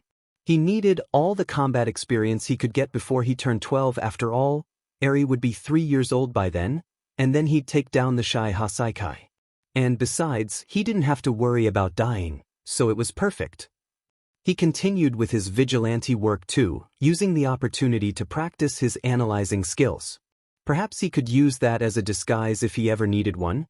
He could say he has an analyzing quirk and nobody would prove him wrong, unless Kacchan was there, but anyway. To the occasional jogger or dog walker who walked by the beach, never on the beach, Izuku was the only one crazy enough to do that. He must have looked like he was insane. A tiny kid dragging around heavy piles of rubbish every single morning, but Izuku didn't care. The process of cleaning out the beach felt familiar to him, felt right somehow, and he let his mind wander as his body moved through the familiar motions in the quiet solitary of the beach at 6 in the morning. So he was shocked to suddenly hear a very familiar voice call out to him. "What are you doing here so early, kid?" He looked up slowly, his heart racing in his chest, and he couldn't help but smile at his former teacher. He was glad to see him here, glad to see his face without a scar, glad to see him with both his legs, his eyes. "I did that," he realized, feeling something bubbling in his chest. "I saved him. Kid. I'm crying." He dropped the tire he was holding and wiped away his tears with his sleeves, laughing as he cried. Aizawa-sensei, no, he really needed to stop that habit. His Eraserhead to him now was by his side in an instant, looking incredibly concerned. "I'm all right, I swear," he hiccuped, still smiling as he cried uncontrollably. "I cry a lot." The underground hero stared at him with furrowed eyebrows, and Izuku continued to talk after calming down. "You're Eraserhead, aren't you? The Erasure hero." "How?" "You're one of my favorite heroes," Izuku said. He looked directly into the hero's eyes, waving a hand vaguely at the beach. "Anyway, I'm here to clean the beach up." But Eraserhead looked conflicted, perhaps wanting to ask Izuku how he even recognized Eraserhead when he prided himself in the fact that almost nobody knew about him. Sometimes even daylight heroes would think he was a vigilante or a hero wannabe until he showed them his hero license. But he shook his head and continued with their original topic. "But you're like, what, 7 years old?" "I'm almost 9, Izuku quipped, knowing that it'd just PSS off his former teacher more. "That doesn't explain why you'd be at a beach alone at 6 in the morning." I said, "I'm here to clean the beach." Eraserhead sighed exasperatedly. "Where are your parents, kid? Do they know you're here?" Izuku shrugged, kicking the sand slightly. "My mother is working a night shift. It's just us two. Shouldn't you be at home, asleep? And what's your name?" "Midori," he said with a flat tone. He wasn't about to just give his name out. "And no, I have school later today." Eraserhead didn't respond to his clearly made-up name. "That doesn't mean you should be here at the beach alone. Don't you know it's dangerous? For kids to be out alone?" Izuku finished his sentence for him, a grin forming on his face again. "Especially if old men dressed in all black claiming to be heroes try to talk to you?" The underground hero stared at him as if he'd grown another head, and then snorted. He shook his head. "Look, kid, I can't just let you stay here alone at 6 in the morning. I'll be fine, really." Izuku shook his head. "I might not look like it, but I can take care of myself just fine. And if something does happen to me, I can just start the day over. Welp, I've actually got to head off to school now if I don't want to be late, so." "Wait, kid. I better not find you here at these ungodly hours again, all right? I think it's great that you're cleaning the beach up, but it's really not safe for you to be alone out here." Izuku didn't respond, only turned around and stared at the pro hero. "Do you think I could become a hero without a quirk?" he asked quietly. "Without a doubt, kid," Aizawa-sensei said. "You're cleaning this beach, aren't you? That's very selfless and heroic of you. I'm sure you could become a great hero someday." He paused for a moment. "Though I think you should find a safer way to train instead of hauling trash around a beach and losing sleep. You're still so young, not even in middle school yet. You shouldn't be cleaning a beach alone." "Thank you," Izuku said instead, and left without making any promises. He heard Eraserhead sigh behind him. Izuku continued cleaning the beach. His mother had no clue about it all. He would leave the house in the morning after she left for work and return before she was home. He had managed to convince her to stop working so many night shifts after showing her some of the money he'd made from trading stocks. It was summer break, and he had long since finished all the homework set for the holidays. Eraserhead had shown up a couple times, though he didn't approach Izuku again. He seemed to be satisfied with just watching from afar, and Izuku wasn't sure if he knew that Izuku knew that he was there. But anyway, one day in July, he was out on the beach as usual.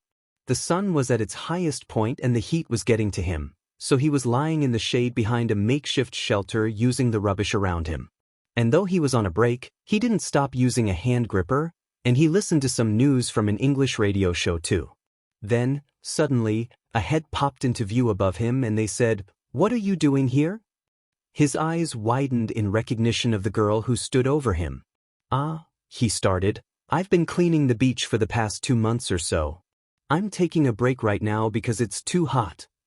"That was you?" she exclaimed, surprised. "But you're a kid."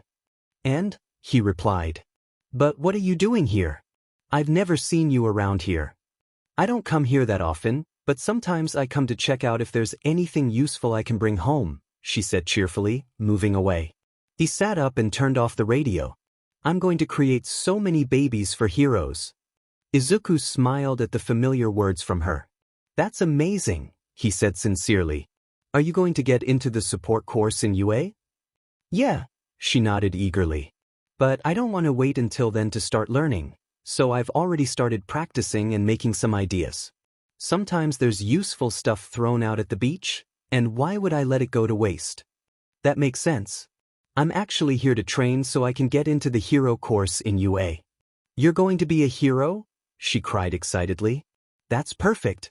I've never had a hero friend before. I can test my babies on you." "I'm not a hero yet," Izuku mumbled under his breath, though he was excited too. He would be able to get support items for his vigilante self more easily now. "But yeah, let's be friends. Oh, and I'm Midoriya Izuku." "Right? I forgot to introduce myself. I'm Hatsume," she grinned widely. "Nice to meet you." They shook hands and Izuku let her pull him up. Walking around the beach, the two talked and talked about their plans around the beach and eventually came to an agreement that Izuku would keep an eye out for things that looked intriguing and keep it in a separate pile for Hatsume to look through the next time she came to the beach. Izuku could feel when he was being watched by Eraserhead. The next time Hatsume came by, the underground hero showed up a few hours later too, though he was still hidden in the distance. Eraserhead was probably surprised to see that another child had started turning up, since Izuku heard a startled sound and some clanging in his direction. The hero probably bumped into something that fell onto something made out of metal. He looked in the direction, shrugged and turned his attention back to Hatsume, though he was keeping in his laughter. On Wednesdays and Saturdays though, Izuku continued to meet up with Shinso. They mostly just went jogging since they were too young to go to gyms without any adults, though they did occasionally watch YouTube videos on martial arts and attempt to copy the moves on each other in the park. Shinso also happily let Izuku practice using sign language with him. On some days they would decide to hang out after training, and eventually Izuku decided to show him the beach. "Where are you bringing me?" Shinso asked, since Izuku had only said it was a surprise. "You'll see in a few minutes." "There's only Takoba Beach in this direction though," Shinso frowned. "Why are you taking me to that dump? Are you going to murder me and hide my body there?" he joked, poking Izuku in the side. "If I wanted to kill you I would have done so a long time ago," Izuku rolled his eyes. "But yeah, we're going to the beach." "Why?" Shinso asked, baffled, just before their destination came into sight. He gaped at the view and turned his head back at Izuku. "It's still a dump, don't get me wrong, but it's so much better since the last time I've been here. But I still don't get why." "I'm the one that's cleaning the beach up," Izuku said. "What?" "I've been coming here every day to clean up the mess," he explained. "It's part of my training, you could say." But how?" "I might look small, but I'm determined," Izuku grinned. "Nothing can stop me. Not even a pro hero. And one did try to stop me." "You met a pro hero. Who was it?" Vincent demanded. Izuku looked around the area, checking if the DMN underground hero was around and smiled. "I'm not sure if you've ever heard of him since he's an underground hero, but it was Eraserhead. He found me here alone at 6 a.m. and said I should be at home asleep." "Eraser? Wait, did you say 6 a.m.? Why on earth were you cleaning the beach at 6 in the morning? And alone, Midoriya, are you trying to get kidnapped or something?" "I haven't been coming here that early anymore, don't worry," Izuku brushed him off. "I'm mostly around here from 10 to 5 nowadays since we're on summer break." "I'll come with you from now on," Shinso declared. "It'll be safer if we're together. But anyway, you met Eraserhead?" "He's my favorite hero." No way, really? Izuku said excitedly. I've never met anyone who knew who he was. Same, Shinso admitted. What was he like? He looks like a homeless guy. Izuku paused. He probably has coffee running in his veins instead of blood. He shows up sometimes at the beach to check on me. He thinks I haven't noticed, but he comes by to check on you. I'm definitely coming with you from now on. Sure, Izuku laughed. Just so you know though, I've got another friend who comes by the beach sometimes. Since when did you make another friend? Her name's Hatsume, he told Shinso. She's going to apply for the support course in UA since she loves to create support items for heroes. She comes by to see if there's anything worth using. Sometimes people throw out perfectly fine items, you know? Or only slightly damaged. It's free stuff, so yeah, he shrugged. I sort out the rubbish and leave her a pile of things I think are useful, and then she comes to look through it. That's pretty cool, Shinso admitted. I can't wait to introduce you to, Izuku grinned, sticking his hands in his pockets. It'll be good for you to make some friends other than me too. And also, this way you can get discounts from her in the future when she's an inventor and we're heroes. And so, just short of a week later, Hatsume appeared at the beach again.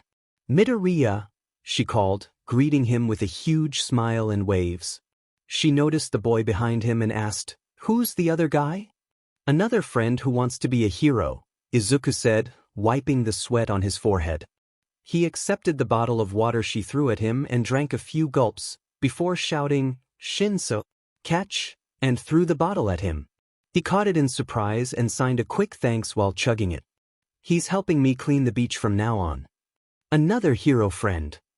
Hatsume grinned widely. "I'm Hatsume." Shinso nodded. "I've heard about you from Midoriya. I'm Shinso Hitoshi." "So what's your quirk?" she asked nonchalantly, ignoring his flinch. "Midoriya's quirkless, so he'll be able to show off a lot of my babies. But what about you?" Babies?" Shinso spluttered, glancing between her and Midoriya. "She calls her inventions her babies," Midoriya said perfectly calmly. "She won't judge, Shinso. You can tell her, she's just going to start overthinking about what kind of support equipment she can make for you." "My quirk is brainwashing," Shinso said after a moment. "It's not the flashiest quirk, but..." "Perfect!" Hatsume shouted. "You'll need lots of babies too then." "Please don't say that when there are other people around," Shinso groaned while Izuku laughed. "What's your quirk then? Does it help you to create items? If you don't mind answering." "I don't mind," she shrugged. "It's called Zoom. I can see up to 5 kilometers away. It's not really helpful for making support items. But anyways, I want to hear more about what kind of hero you want to be. Depending on what kind, you'll need different support items, so." The three chatted happily for the rest of the day, deciding to go get ice cream as they walked along the edge of the beach to discuss their future plans. When Izuku arrived home, he set up the rice cooker and filled it with enough for dinner. Grabbing a stool, he placed it in front of the stove. He hummed a tune of a song that would become popular in the future quietly to himself as he prepared a few ingredients for some simple dishes. Then he picked up the bowl and hopped onto the stool, placing it at the side of the stove. His mother arrived at home just in time as he was done with dinner. "Welcome home," he called, and she stared at the table and then at him in surprise. "Izuku," she whispered, rushing forward to bring him into a crushing hug. "You made dinner?" "I wanted to help you a bit more," he said, smiling at her. Although he'd been acting as a normal 8-year-old around her most of the time, he wasn't actually 8. He was 16 when he died anyway, 17 mentally now. Maybe closer to 18, since he wasn't actually sure how many times he'd reset. If you counted every single day, he might actually be 18. But anyways, he was 17, 18, and he wanted to do more for his mother.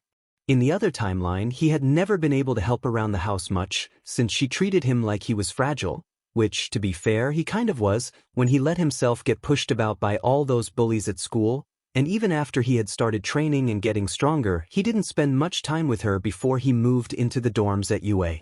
Now that he was back though, he could do a whole lot better. "You could have gotten burnt.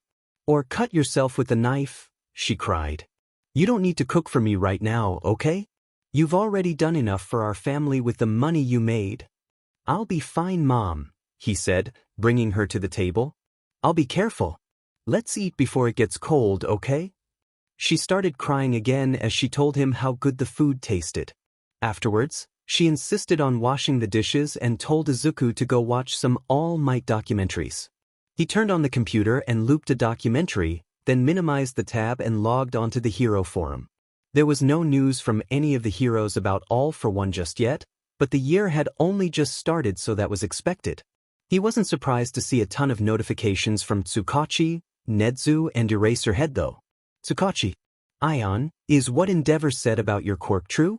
That it's not actually foresight. His words rang true, but that only tells me that he believes what you said. I heard from Tsukachi that your quirk is something like time travel? I thought it might be that, but the possibility was low, so I crossed it out of the options. That's why you said you can't see the future that often, right? Because you need to live through it and then you rewind time, seemingly knowing the future. How does your quirk work? Can you rewind time again, or was it a one-time thing? Is there anything else you can tell us about the future right now? Hey Nedzu. Sorry for the late reply. But yeah, it's something similar to time travel. I can only go back though, not forward. I discovered my quirk late though. I can use it again, but there are certain circumstances that I need to fulfill to use it. And obviously nobody remembers after I use it. How far in the future did you come from then? You knew at least up to 5 years into the future after All Might and All for One's battle. Why did you come back? 8 years. Why wouldn't I come back to the past? I have a chance to change everything. But if you really want to know, I used to be a pro hero. I have the chance to save all the people I lost. And no, I can't let you all know everything about the future just yet. I've got plans to take care of the important events though. I'll let you know about those closer to the time. Eraserhead. Tsukachi and Nedzu filled me in on what you told Endeavor. Only the 4 of us know about your quirk, so don't worry about it getting out to the HPSC or villains. It makes so much sense now why you know so much. But why do you refuse to join the rehabilitation program for vigilantes and become a pro hero? There are some things I need to do without the shackles of being a pro hero. Izuku heard his mother enter the bathroom to take a shower, and he shut the door, turning down the volume on the computer. Clicking into Tsukachi's contacts, he counted 5 rings before the detective picked up his call. Hello. It's me, Ion, he said. Your quirk doesn't work through text, so I'm calling you. Yes, my quirk is similar to time travel. That's not what I've been calling it though. That's true, the detective murmured in shock. I'll have to let Endeavor, Nedzu and Eraserhead know for sure then. I expected Endeavor to let you and Nedzu know, but why Eraserhead? He asked curiously. Is he tasked with finding me? I'm not a usual vigilante though, I've never gone patrolling or anything. He's still the one tasked with vigilante cases most of the time, Tsukachi admitted. But what do you call your quirk then? How does it work? It's not registered under my name, so you won't find it anyway. And I'm not going to go into details about how it works. I told Nedzu a bit about it though. Of course it isn't, he muttered. Do you have anything else to tell me then? No, I just needed to reply to your message. Good night then, Tsukachi. Wait, Tsukachi stopped him from ending the call. Nedzu just sent me what you told him. Were you really a pro hero?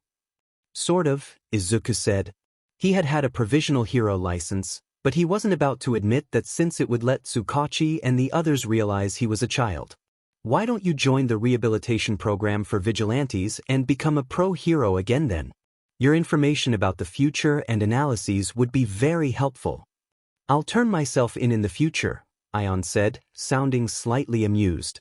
I said that already, didn't I? There's some things I need to finish doing first.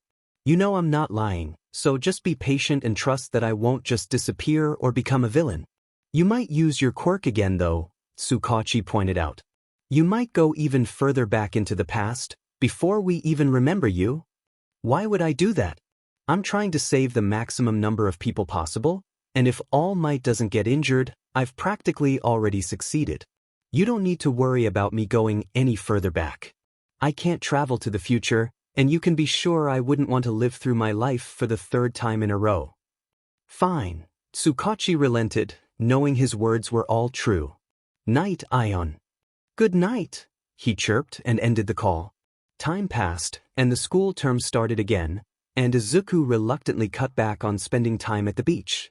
It was getting cold anyways, and he had other things to focus on, namely, searching for Dabi, Toga, and any other future members of the league.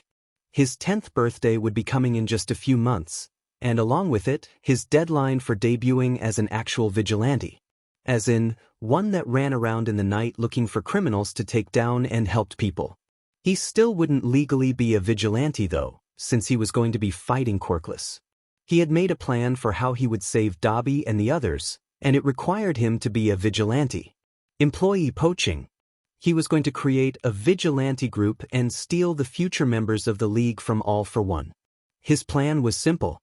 After his 10th birthday, he would begin patrolling the town as a vigilante, though not as Ion. No, An was going to stay as an analyst, as the guy in the chair kind of vigilante. Izuku was going to create another identity for himself. Izuku would become a quirkless vigilante who wore a wig, had colored contact lenses, and who fought with knives and whatever else he could get his hands on as a 10-year-old kid. He contemplated getting a golf club for further reach. He wouldn't seek out recognition, but it wouldn't be too bad if the public heard of him. It might help other quirkless people if they heard about him after all. But anyways, he was sure that sooner or later Eraserhead would catch wind of him. And then he dropped the bombshell. That he was working under Ion. That Ion had created a group, called the Syndicate, the name was still tentative, of vigilantes. Izuku was planning on somehow getting Dabi, Toga, and whoever else from the league to join him. And maybe, hopefully, eventually get them to agree to join the rehabilitation program and become proper heroes. And if they never agreed, at the very least they'd be doing better as vigilantes than villains. Another reason why he wanted to make a separate identity to Ion was that he didn't want people to think that Ion was a child.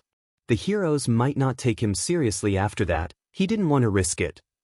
It wasn't a perfect plan, he knew, but he didn't have any other better ideas.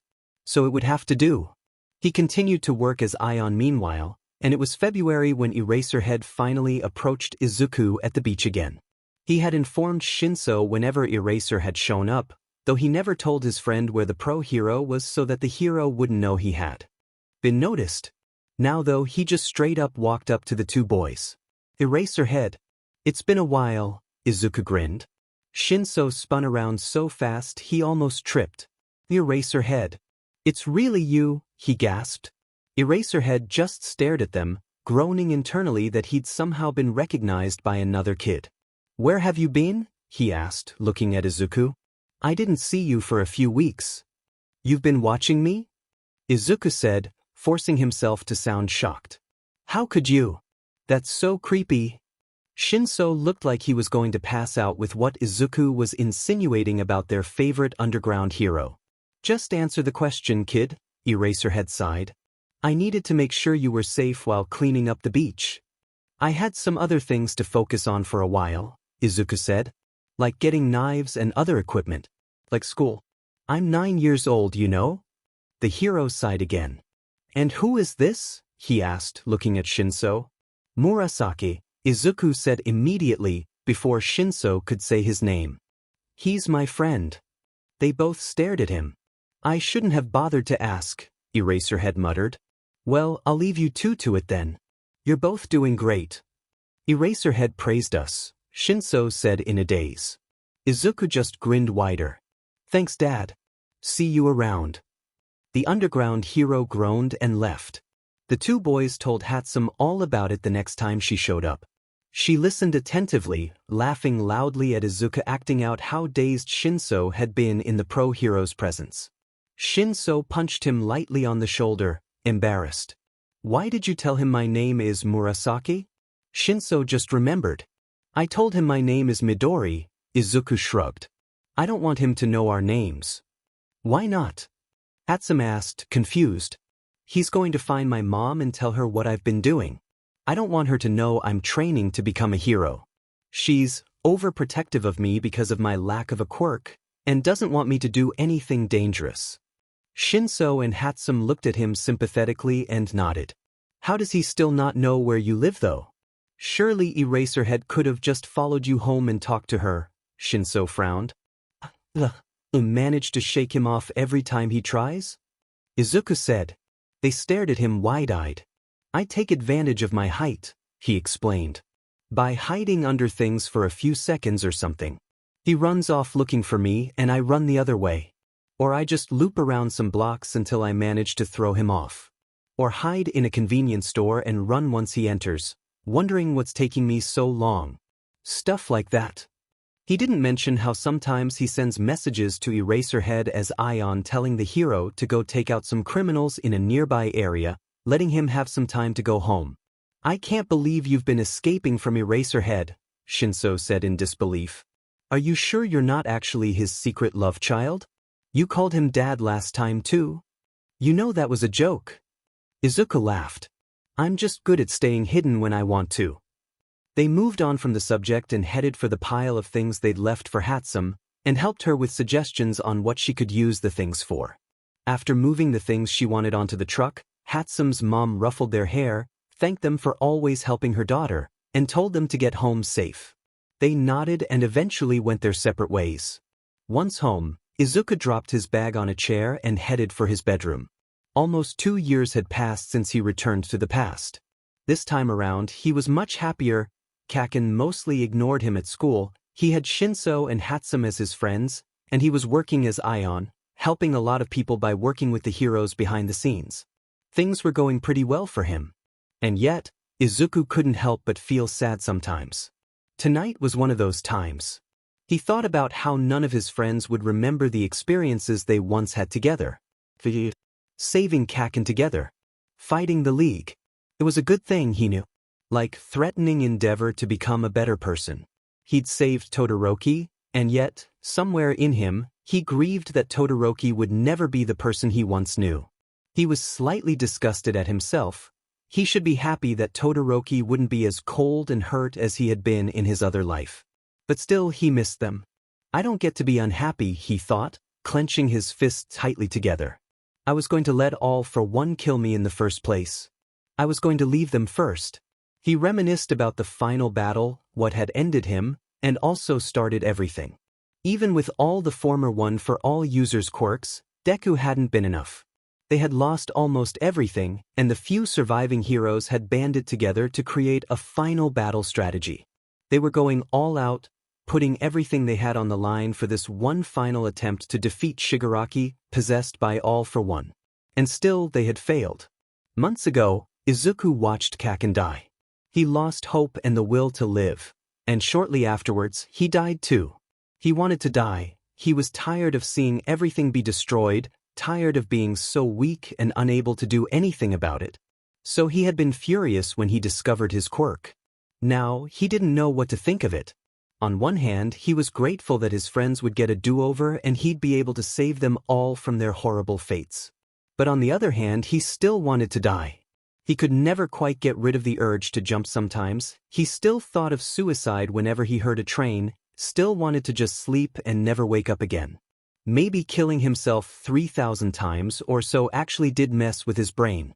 He tried to cut down on the amount of times he killed himself, until he eventually managed to stop, mostly only allowing himself to fall into that deep, dreamless slumber once a month. But it meant he turned to other ways to cope when he was upset, self-harm. As much as he hated it, hated himself for doing it, he couldn't stop himself. He tried to refrain from giving into the urge, but every time he gave in, he would think, oh, that feels good. Why did I ever stop? And then he'd hate himself even more. He flopped onto the bed now and buried his head into the pillows. He wanted to stop thinking for a while. He wanted to clear his mind, feel nothing, be nothing. He wanted to drift in the cold, empty void and just float. It had been a few weeks since he last died, so Izuku decided that he'd treat himself today. He knew he'd have to repeat the conversation with Shinso and Hatsum, but he couldn't bring himself to care. Not even bothering to grab a jacket, he silently left his house and headed towards the beach again. He didn't particularly like drowning, it was in fact one of the worst ways to die in his opinion, but he wanted to float in the cold seawater as he drifted off to sleep. He quickened his pace, knowing that Eraserhead's patrol would begin soon. He didn't want to traumatize his former teacher again. He'd had enough of dying in front of others. As he walked though, he noticed another kid his age out in the cold, February evening. They were walking just ahead of Izuku, and they looked strangely familiar, though Izuku couldn't even see their face. The blonde-haired boy stopped at the traffic light and waited for it to turn to cross. There weren't usually many cars out in the evening in this area, but Izuku could hear a vehicle from somewhere behind him. The light turned and the boy, Monoma Nido, started to cross the street. However, the sound of the oncoming vehicle didn't sound to be slowing down at all, and Izuku turned his head to see the truck heading towards the boy at full speed. The driver was looking at their phone. His heart thumping loudly in his chest, Izuku took off without another thought. With his outstretched arm, he pushed with all his strength to save Monoma, and then, the impact killed him. He woke up with a start. That was the first time he'd managed to kill himself by getting hit by oncoming traffic. Every other time he tried, the driver would stop at the last second and he'd have to run off and kill himself another way before they could report him to the police. All in all, he thought it was a pretty painless way to die. It was just too bad that it was difficult to kill himself that way, too risky that it wouldn't work. It was around 9 p.m. and he was at home, getting ready for bed. He sighed, thinking about how he'd have to explain to Shinso and Hatsum not to reveal their names to Eraserhead again the next day. He wondered what Monoma was doing in that area at such a late time. He wondered if he'd be there again tomorrow. Was he supposed to have gotten into an accident? Or should I go there and make sure it doesn't happen? The next day, he went around doing the same things he'd done last time. In the end, Izuku decided to go to the beach to save Monoma from the truck. However, when he reached the traffic light, he was surprised to see the boy standing there, waiting for him to show up. "You!" the blonde-haired boy yelled, pointing at him. "What the hell is your quirk? Why did I wake up the day before?" Izuku froze. Monoma had returned too? He suddenly remembered what the other boy's quirk was, and felt sick. Should he tell him? Should he kill himself again? To get rid of his memory of Izuku and this quirk. But would he just be sent back again, like Izuku? "Explain," the kid demanded, snapping him out of his thoughts. "What's going on?" "My mom thought I was going crazy when I told her I should be dead. That I return 24 hours every single time I die," Izuku said at last. "That's it?" Monoma asked when he didn't continue. "What do you mean, that's it?" "I felt a lot more quirks in you," he frowned. "That's partly why I freaked out. When I used my quirks subconsciously on you, I felt a lot of quirks I could possibly copy." "A lot of quirks?" Izuku's head was spinning. Did he still have one for all somewhere in him then? How was that possible though? "Yeah," Monoma said. "Do you want?" He stopped, looking guilty. "That I'm sorry for copying your quirk without asking." "That's fine," Izuku said, confused. "I'm not mad or anything about that." "You're not? Why would I be?" "Other kids say it's a villain's quirk," Monoma admitted, biting his lip. "Since I can steal their quirks." "What the hell? It's not stealing," Izuku frowned. "They can still use their quirks while you have a copy of it, right? And besides, there's no such thing as a villain's quirk. My friend has a brainwashing quirk, but he's going to be a hero." Monoma looked relieved and then said, "I want to be a hero too." "You should come meet my friend sometime," Izuku grinned. "We're the ones cleaning the beach." "Sure, maybe," Monoma shrugged. "But I still want to know more about your quirk. How do you have one in the first place? Don't those shoes mean?" Izuku glanced at where Monoma was pointing and nodded. "Yeah, I thought I was quirkless for a long time too. So imagine how surprised I was when I died and woke up in the past." The other boy frowned. "When did you find out about your quirk?" "That I was 16, Izuku admitted. "I was a hero student. I fought a villain and died." "But didn't you say you only returned 24 hours? Monoma asked before slowly turning pale. "How did you return all the way here then?" Izuku stared at him silently and then just murmured, "I'm sure you could guess." "Why?" Monoma asked, looking horrified. "Why would you do that?" "I have a chance to save a lot more people this time," Izuku explained quietly. "I saw so many of my teachers, friends, and heroes get hurt or die. I need to change it all, and I need to start all the way back here.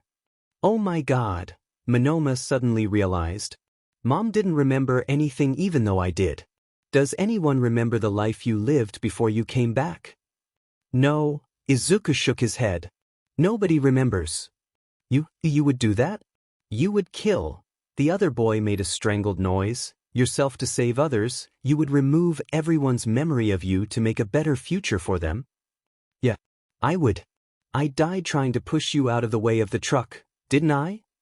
Right? Monoma muttered. You're crazy.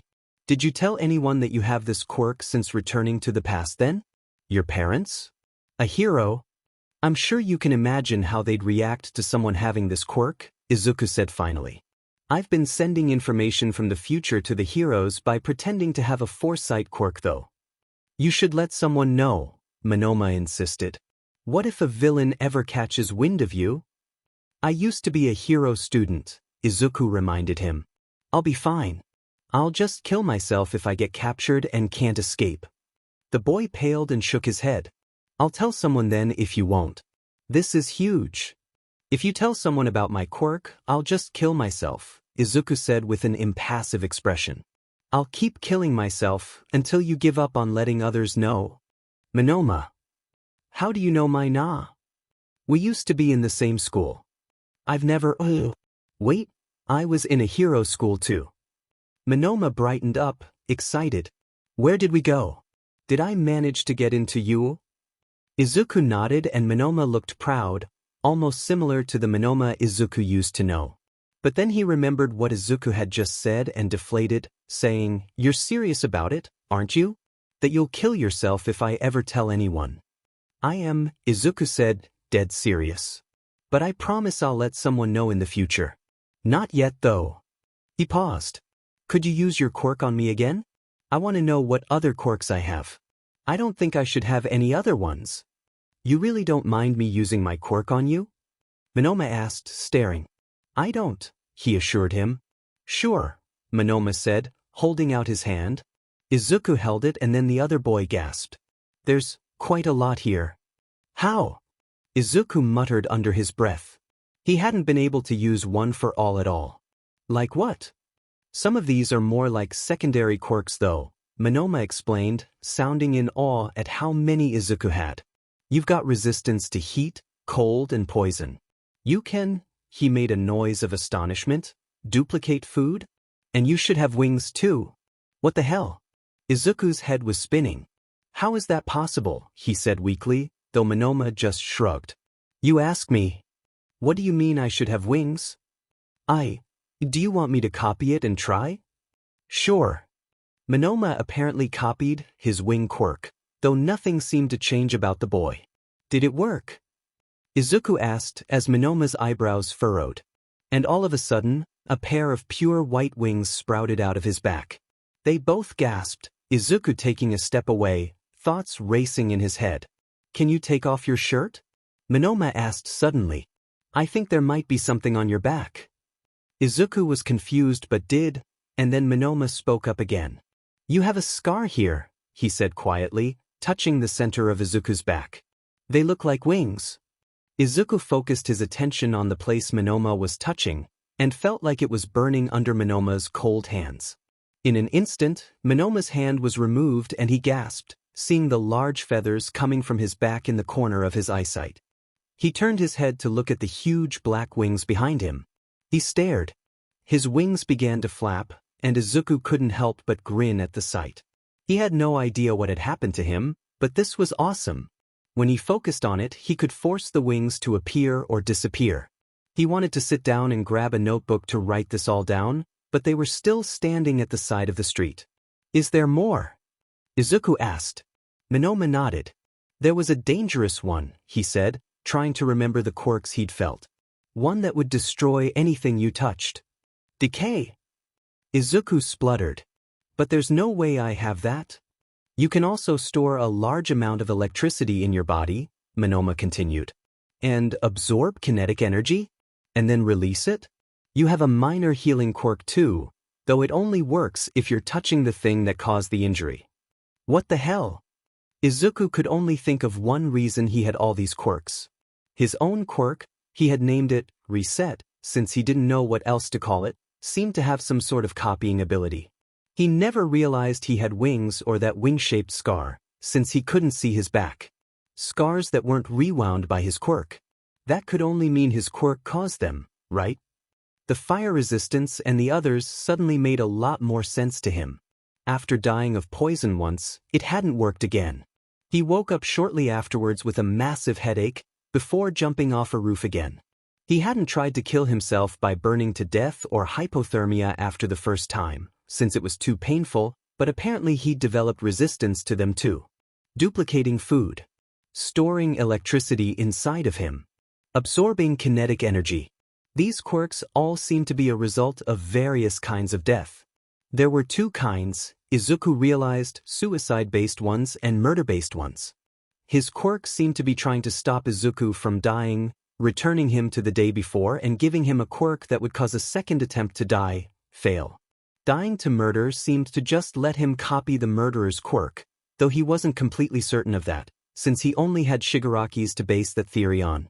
Dying to suicide, though, seemed to give him some sort of quirk that would help him survive in case he tried again. Like dying to starvation had apparently given him the quirk to duplicate food. His quirk was way too powerful, he realized giddily. But this meant it would be easier for him to change the future. Don't. Monoma suddenly broke him out of his thoughts. He suddenly realized he'd been muttering everything out loud. He looked at Monoma, who had a distressed expression on his face. Promise you won't go around looking for people to kill you just so you can gather more quirks. Izuku essayed in a breath. He hadn't even thought of that yet. But still he nodded. I won't, he said quietly to Monoma, though his fingers were crossed behind his back. Sorry Monoma, but I can't promise that. I'll do anything to save everyone, and if that means using my quirk, I'll do it. Monoma nodded, though he didn't look like he completely trusted Izuku, which was fair.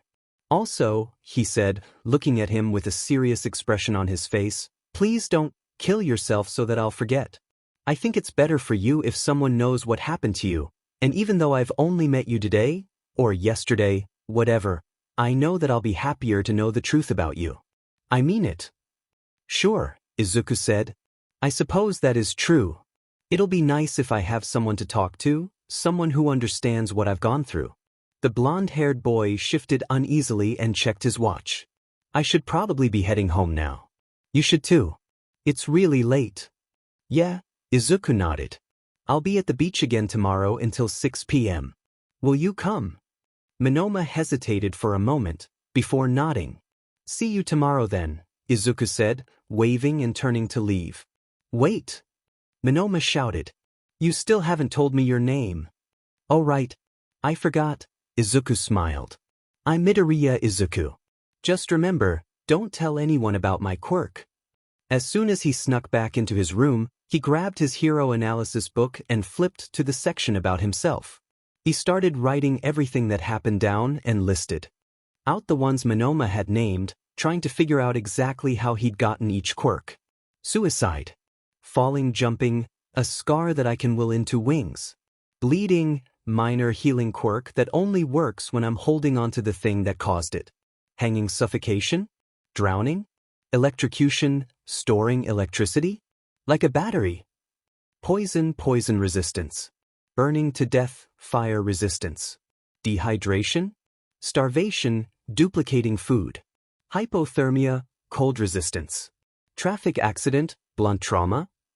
Absorbing kinetic energy and releasing it? Murder. Some were easier to figure out than others, and Izuku put a question mark beside the ones he wasn't completely sure about. He was excited to see how many quirks, or secondary quirks, technically, since all of these came from his original one, he had. He'd seen the first one already, but he hadn't tested if he could fly with the wings yet. He wasn't going to risk getting caught by his mother at home though, so he decided to leave that experiment to a later date. For now, he found himself a pocket knife he'd bought months ago and made a small cut on his hand. He winced at the pain, but stared at it determinedly while gripping the knife with his other hand tightly.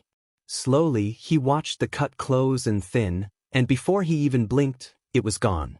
He wiped the blood away with a tissue and stared in awe at his hand. It was perfectly fine, as if nothing had happened. That'll be really useful, he thought, excited. But then he frowned and looked at the knife in his hand. His fingers were all touching the handle, but it clearly wasn't disintegrating. He tried to focus on his fingers in the same way he'd focused on his back. He felt stupid at first, but then he felt an itch on his neck. And a minute later, he gasped and watched the knife in his hand crack into chunks and fall apart. He immediately cursed at himself in English. He'd have to buy another one. He hesitantly picked up a pencil, careful to not touch it with all 5 fingers. He wasn't sure if decay was deactivated yet, but he was pretty certain he could deactivate it. He's able to put away his wings after all, so this should be the same, right?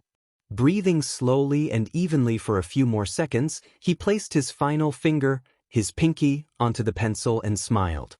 Pride bloomed through his chest when it didn't crumble.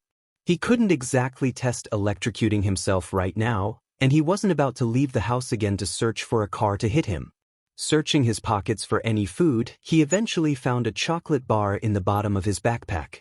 He wondered how exactly this quirk would work. If he could really duplicate food, that would help a lot of people. Holding the bar in his hand, he frowned and waited in vain as he tried to duplicate it. He should have asked Monoma to explain more about his quirks. Eventually, he tried to visualize another bar of chocolate in his hand and gasped in surprise when it seemingly melted, and the melted material formed another bar. He wondered if it would have the same nutritional value as the real one, or if it wouldn't actually fill him. He sighed. He'd have to experiment by starving himself again. Another day, though. Not now.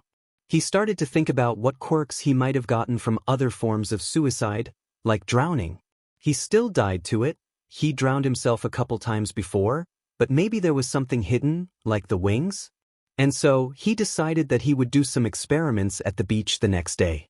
However, only an hour or 2 after he had fallen asleep, he was abruptly woken up by someone knocking on their apartment door and the sound of his mother's shuffling towards it.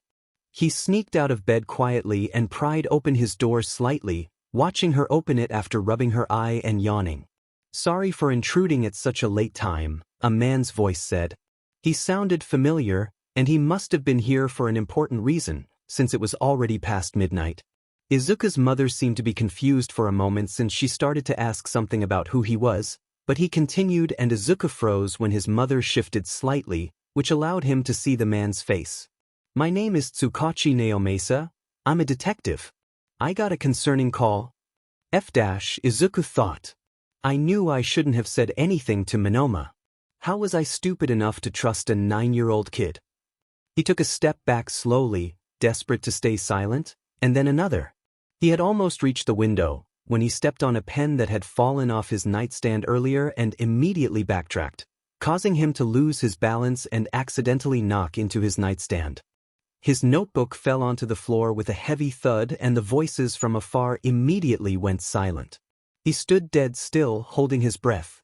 "Is your son awake right now?" Tsukachi asked a moment later. "I need to ask him something very important." "He probably kicked something off the bed," his mother answered. "He's 9 years old. Is it really that important? You could have come in the morning."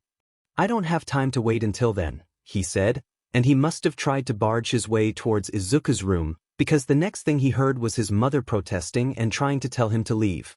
"I don't have time to stick around," Izuku realized, and rushed towards his window. His fingers were cold and stiff, but he managed to unlock it quite quickly, but the 2 adults were standing at the doorway already and he only had 1 foot on the window ledge. "Izuku!" his mother cried, shocked. "What are you?" She tried to rush forward to grab him, but he yelled, "Stay there," at the same time that Tsukachi held out his arm to block her. "You must be Ion." Izuku halted for half a second, surprised. That wasn't what he had expected to hear from the detective, but if he heard from Monoma that Izuku could turn back time by dying, it didn't take much to put 2 and 2 together. He felt his lips curl upwards in a slight smile, as he dropped the 9-year-old mask he usually put on around his mother. "That's right. I didn't plan for anyone to figure it out this early though, so you'll have to forgive me that I'm not dressed appropriately for our first meeting. Not that you'll remember this anyways, I'll have to reset." "That's so it's true," Tsukachi said, hesitating. What's going on? What do you mean reset, Izuku? Who's Ion? He ignored his mother, though he could feel the guilt burning away in his gut, and continued to stare at the detective carefully. He wasn't sure if he'd be quick enough if he tried to jump out the window, and he didn't know if there were any heroes outside, waiting for him to fall, and it wasn't like he could turn his head to check. They would grab him the moment he looked away. So he stood there, one foot on the window ledge, the other on his chair, and one hand on the window handle. You don't have to reset, Midoriya-kun, Tsukachi said, trying to persuade him, though Izuku was dead set on dying. If you just come with me and explain, we can help you. You don't have to do everything alone. Yes, I do, Izuku replied immediately, his face grim. I'm the one who knows the future, remember? There are reasons why I can't trust the HPSC, reasons why I'm not letting the heroes know everything immediately. As he talked, he was thinking desperately of a way to get out of the situation, a way to kill himself. I'll fly into the sky so nobody can get me, he decided, focusing on his back, imagining the scar turning into wings. And then get somewhere where I can die. Izuku, you know the future? How? His mother's countenance was turning paler by the second, and Izuku's heart felt heavy as he forced himself to look away from her. He didn't want her to know about his quirk. He knew she would have reacted badly. Quirk is turning back time every time he dies, Tsukachi told her quietly, and she began to sob. Izuku gripped the handle of the window tightly and bit his bottom lip to stop himself from running over to his mother to comfort her. Sorry, he heard himself say faintly. He felt strangely distant from the whole situation, as if he was running on autopilot now. He felt as if he was already miles away from them in the sky. He was dodging and weaving through the underground heroes. He was falling, and then he blinked. He raised a hand towards the ceiling and blinked again. He was back in his bedroom. He must have died somehow. He scrunched up his eyebrows, but he couldn't really remember exactly how he'd gotten away or how he'd died. Anyways, the fact is he managed to reset. It was almost 1 o'clock in the morning, but Izuku pushed himself out of bed and walked over to his window and unlocked it, his fingers fumbling slightly. Taking a deep breath, he killed himself until he was a week into the past. When he started to live his life again, he found himself arriving at the beach early to test his newfound abilities. He had a few days before he had to go save Monoma from the traffic accident after all. He forced himself to stop thinking about that traitor Monoma. He distracted himself by focusing on his quirk. With his notebook in hand, he squatted down beside the shoreline and touched the water with one hand. I wonder if I can create or duplicate water, from dying to dehydration. He took out a water bottle from his bag and visualized another one forming beside it, but nothing happened this time. Maybe it doesn't work if I'm not touching the water? He poured a little onto his hand and tried again, but still nothing happened. Sighing, he noted down the results into his notebook and stood back up. What else was there? Alright, drowning. He left his bag a little further into the beach so that it wouldn't get wet, and took off his shoes before wading into the sea, though only until the water was up to his knees. He'd checked his body all over the night before for other hidden scars, but there had been none from what he could find. Izuku shivered in the February air. Before he could do anything else though, he heard a horrified voice call out his name, or part of it, anyways. Midori!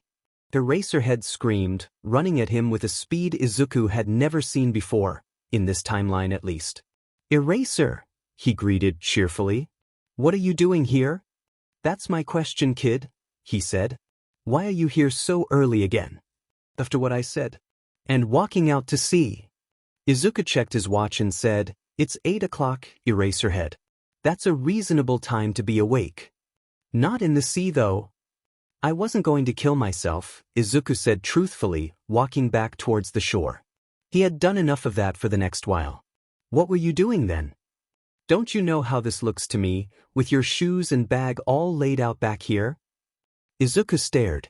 Ah. He sneezed and Eraserhead sighed. I was wondering if mermaids exist. Thinking about what kind of quirks based on water there could be. The pro-hero stared at him dumbfounded. What? Maybe someone who had a water quirk? Or someone who is somehow able to breathe underwater, I don't know, evolved after many generations, and developed fishtails and fins or whatever else, there might be an entire world of mermaids down there, and I was thinking about what their quirks would be, or if it'd just be the fact that they're mermaids. It does sound possible, Eraserhead said before suddenly scowling, but why would you need to stand in the sea? Wanted to have a look, Izuku muttered, trying to act as childish as he possibly could, and hoping that Eraserhead bought his excuse. Thought if I get submerged in water, I'd feel something and maybe figure out what quirk I have from drowning, he thought. What did I say about doing dangerous things with no adult supervision? The pro hero side. Just don't go swimming alone, alright? You could drown. Izuku tried his dead hardest to stop a smile from forming. I could drown, but it wouldn't do anything. Yeah, I promise, he said after sneezing again. He put on his shoes and slipped his side bag over his head. Why are you here earlier than usual then? Izuku sighed. Eraserhead just wouldn't let it go. That I'm going to put in some more hours into this project. I want to finish clearing out the beach before July. Is there any reason for that deadline? My birthday, Izuku gave a slight smile. I want to set off fireworks with my friends and watch the sunset. The beach supposedly had a great view. Eraserhead nodded silently. Don't you dare go around asking your friends to help clear out this beach to make it in time for my birthday though, Izuku suddenly said, turning his head to glare at the pro hero. I want to do it myself. And with my friends. This is our project, and it'll mean more to me if we clear it out ourselves, even if I have to have my birthday party late. Eraserhead seemed surprised that Izuku had guessed what he was thinking of doing. Sure. I understand. I'm pretty sure I can get it done in time though, Izuku muttered under his breath. He ignored Eraserhead's slightly raised eyebrow. So where's your friend then, if you guys are planning on getting it done that soon? Izuku sighed again. I haven't told him yet. Only decided on that deadline last night. I just got here to get a head start. I'll tell him when he's here in a few hours. I'll stay with you until he comes then. Izuku stared at his former teacher, knowing that the pro hero wouldn't budge after declaring his intentions. He shrugged and started hauling trash around, since he couldn't experiment with his quirk anymore with him around. Eraserhead stayed silent for the rest of the time, until Shinso showed up at 10 a.m. Then I'll be heading off for now, he said, startling Izuku. Izuku looked in the direction the hero was turned towards and saw Shinso approaching and nodded. See you around, Eraser. Bye kid. Have fun. Shinso walked into hearing distance 2 minutes later and asked, Was that Eraserhead over here with you? Yeah, Izuku said. He wanted to stay and watch until you showed up. Wait, when were you here? Was I meant to come earlier today? Nah, I forgot to ask you yesterday. Thank you so much. You saved me. Izuku just stared at the blonde-haired boy who was thanking his mother who had grabbed him safely out of the way of a truck. This time, Izuku convinced his mother to go on a walk with him, and when they reached the crossway, he pointed Monoma out to her. You're all right? No injuries or anything? She asked, checking over the boy. She sighed in relief when he shook his head. Thank God Izuku saw you and that truck driver on time and told me. I didn't notice anything wrong at all. I don't know what I'd done if you died. Thank you, Monoma said, turning to look at Izuku with a grateful smile. It's fine, Izuku mumbled. It had been too close for his liking, but they were all fine, so he let go of the breath he'd been holding. Although Monoma had betrayed his trust and called the police to report him, that didn't mean he couldn't help Monoma train. In the future, they would need all the heroes they could get, so Izuku would let go of any hard feelings he had to become friends and to start training Monoma early. I'm Midoriya Izuku, he introduced himself. What's your name? The next day, he headed to the beach as usual and greeted Shinso who had gotten there earlier than him, which was really surprising. An hour or so into cleaning the beach, the two of them noticed another person approaching. Izuku recognized it to be Monoma, but Shinso stood on guard at the stranger walking towards them. That's Monoma, Izuku told him. He seemed surprised that Izuku knew the guy. We met yesterday. Hey, Monoma greeted them. Who's this? Shinso Hitoshi, Shinso said warily. I'm his friend. Oh? The one with the brainwashing quirk? You told him? Shinso glared at Midoriya. Sorry, Shinso. But I was just trying to tell Monoma that there's no such thing as villain quirks. I was telling him about how you're going to become a hero. Yeah, Monoma nodded. A lot of people consider my quirk villainous, so I was surprised when Midoriya didn't think so. Shinso smiled at that. Yeah, he's a bit different compared to other people. So what kind of quirk do you have then? I can copy other people's quirks for 10 minutes. I have to touch them for it to work though, he explained.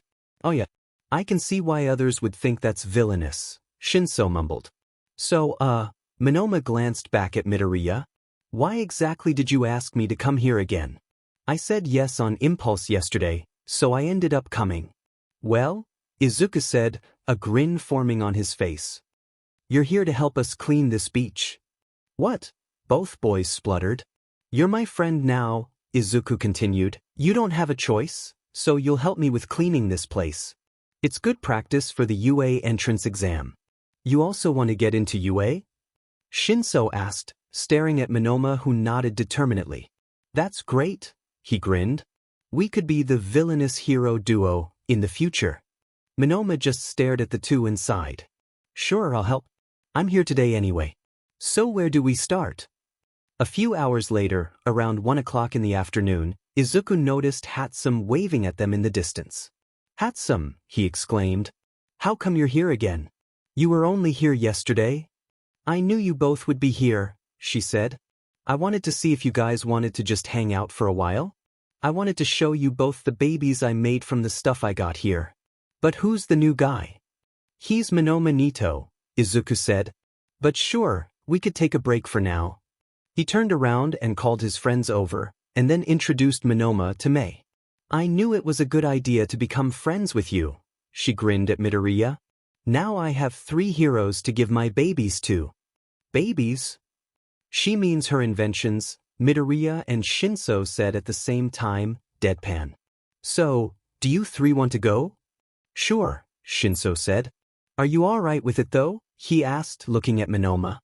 He looked conflicted for a few seconds, before nodding. Yeah, whatever. If you're friends with Midoriya, I'm sure you're fine. 20 minutes later, they arrived at Hatsum's house and she brought them to the basement where there was a studio full of strange inventions. Don't touch anything, she laughed as she led the way. Some of them are still unstable or too fragile. What's that? Izuku asked, pointing at a long-sleeved shirt on a mannequin. That's a prototype I'm working on, she said.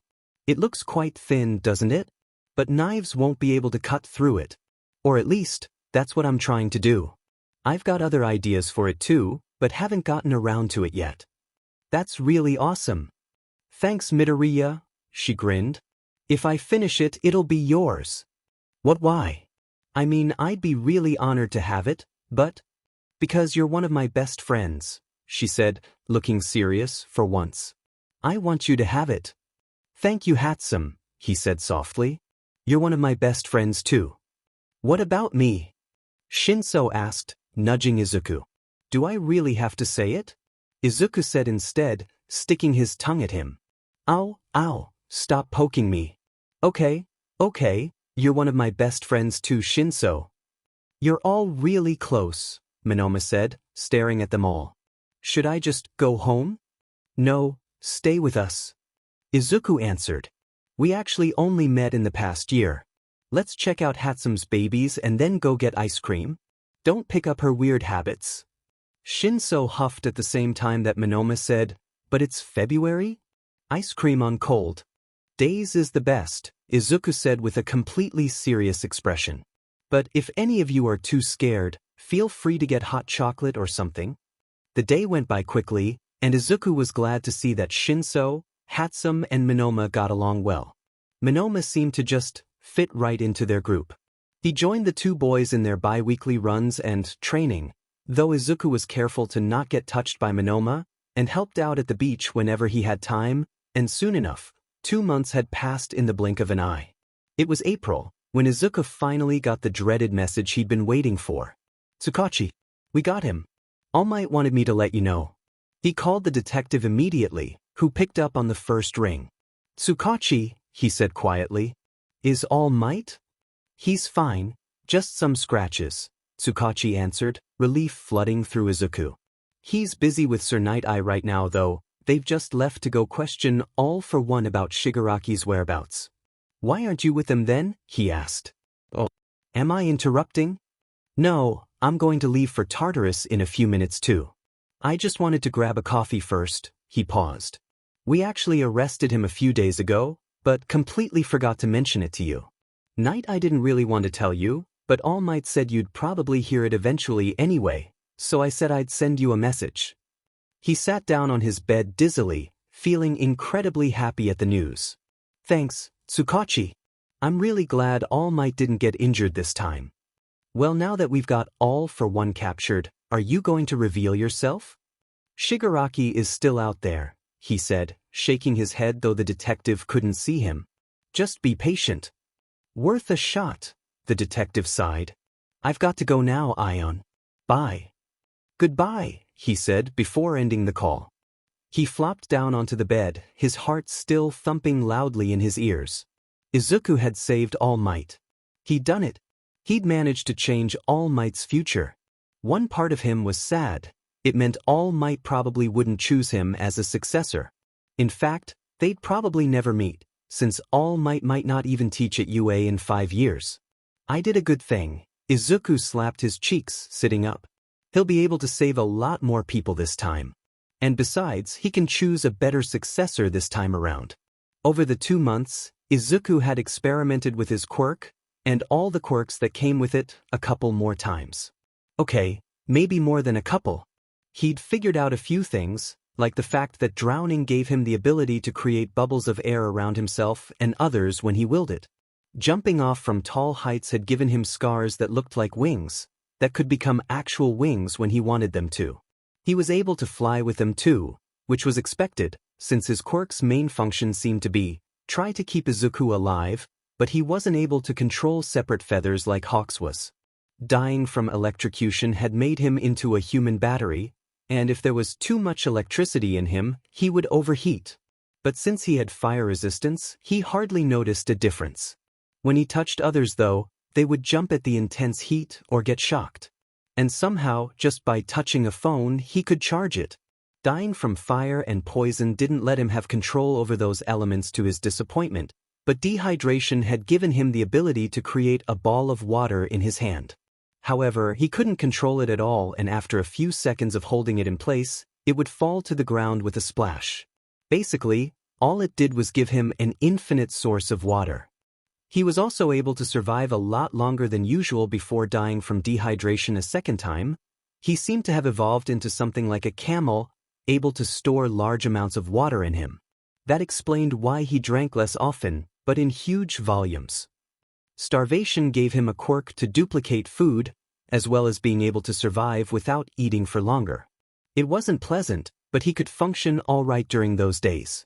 The last one, however, seemed to be the most promising to Izuku. It was basically shock absorption and then reflecting that power back out. It seemed like a good choice for his vigilante self, especially since it barely even looked like he was using a quirk. He had tested it on some bullies at school. They tried to punch him, but he caught their fist and he had felt something strange wash over his body. And then when he had pushed them back, he felt the energy leave from his hands, and his push had caused them to fly backwards. He'd gotten detention for it, but figuring out how his quirk worked was worth it so. In the end, Izuku decided to rename his quirk from Reset to Replay with Cheats. If only he could see Shigaraki, the one from his timeline, again. He was sure the villain would call him a cheater, or the final boss in the game to defeat or something. He named the secondary quirks too, though only the ones that people would actually see.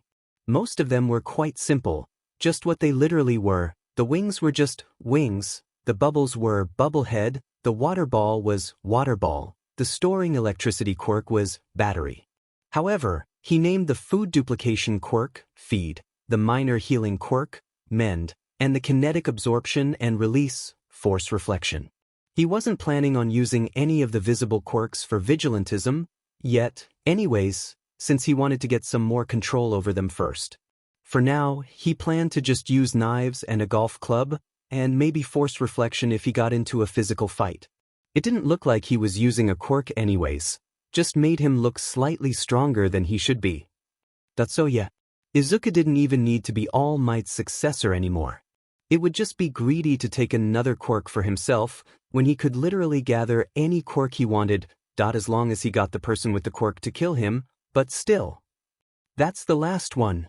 Shinso exclaimed, panting heavily as he threw the broken toaster into the huge pile of things. The rest of the beach looked perfect, with the sun shining on the sand and seaweed, not plastic, glistening, the tide coming in and the pier fixed and clean too. The group of 4 cheered loudly. Hatsum had told them to call her over on the day they guessed they'd be done, and Izuku sat down on the ground, grinning head to toe at what they'd accomplished together. They had made it in time for Izuku's birthday. They were done an entire week early. "Birthday party here tomorrow?" he said, nudging Shinso who had sat down beside him. "Late one for you, early for me." "Yeah. I'll bring cake." Hatsum shouted. "I'll bring the fireworks," Monoma said with a grin on his face too. "I've already got some at home." They agreed on a time and waved goodbye to each other as they all went their separate ways since the sun was already setting. He was surprised to see that his mother was home already, and as soon as she heard him enter the apartment, she walked out into the hallway. "Izuku," she started, looking concerned. "Where have you been? I know you've been going outside a lot. I came home since I forgot my lunchbox yesterday and you weren't here, but why? I asked Mitsuki if you were over at theirs, but she said she hasn't seen you in a while. What have you been doing outside?" "I've been with some friends," he admitted, shrugging off his side bag. "We've been cleaning Takoba Beach. You know one of them, Monoma, the kid who almost got hit by a truck." "Oh, Izuku." He took out his instant camera, as she still didn't know he had a phone, and the photos he'd taken earlier that day. Izuku shuffled over to his mother and showed her the picture of him, Shinso, Monoma and Hatsum standing in front of a huge pile of rubbish, all with victory signs and huge smiles, and then some other pictures of them walking along the shoreline, Hatsum throwing seaweed at Shinso, a sandcastle they made together. "I have other pictures too," Izuku said, "of our progress throughout the past year. They're in my bedroom." "They're really your friends?" his mother whispered. He nodded. "You look happy with them." "Yeah. They're great people. They want to be heroes too." "Well, Hatsum wants to support heroes, but she also wants to get into UA." "Did you 4 really clean the entire beach?" she asked, looking at the pile of rubbish behind them. "Yeah, we did. We actually only finished today. We were careful though," Izuku assured her. "Hatsum's mother and a pro hero came by to keep an eye on us, and we made sure to wear gloves and masks." It wasn't the entire truth. In fact, Eraserhead hadn't shown up for a while since he had been getting busier, but they did show up sometimes so. "A pro hero?" his mother said, surprised. "Why would they look after kids?" "He insisted," he shrugged. He didn't seem to be particularly annoyed about it though. "He said we were doing a good thing for the community." "Well," his mother's eyes were full of pride and her smile was soft. "That is true. I haven't seen the beach look this beautiful in years. I really want to see it in person now. I'm really proud of what you did, Izuku." "Thanks," he said, slightly embarrassed. "I'm actually going to the beach again tomorrow. We said we'd have an early birthday party for me, and a late one for Shinso." He pointed at the purple-haired boy in the photo. "His birthday was on the 1st of July. Do you want to come with me and see the beach?" She thought about it for a bit and nodded. "I'll just take a quick walk around, and then leave you with your friends. Don't want to interrupt your fun. When are you going?" And so, the next morning, Shinso and the others found Izuku and his mother walking along the shoreline, talking and laughing together.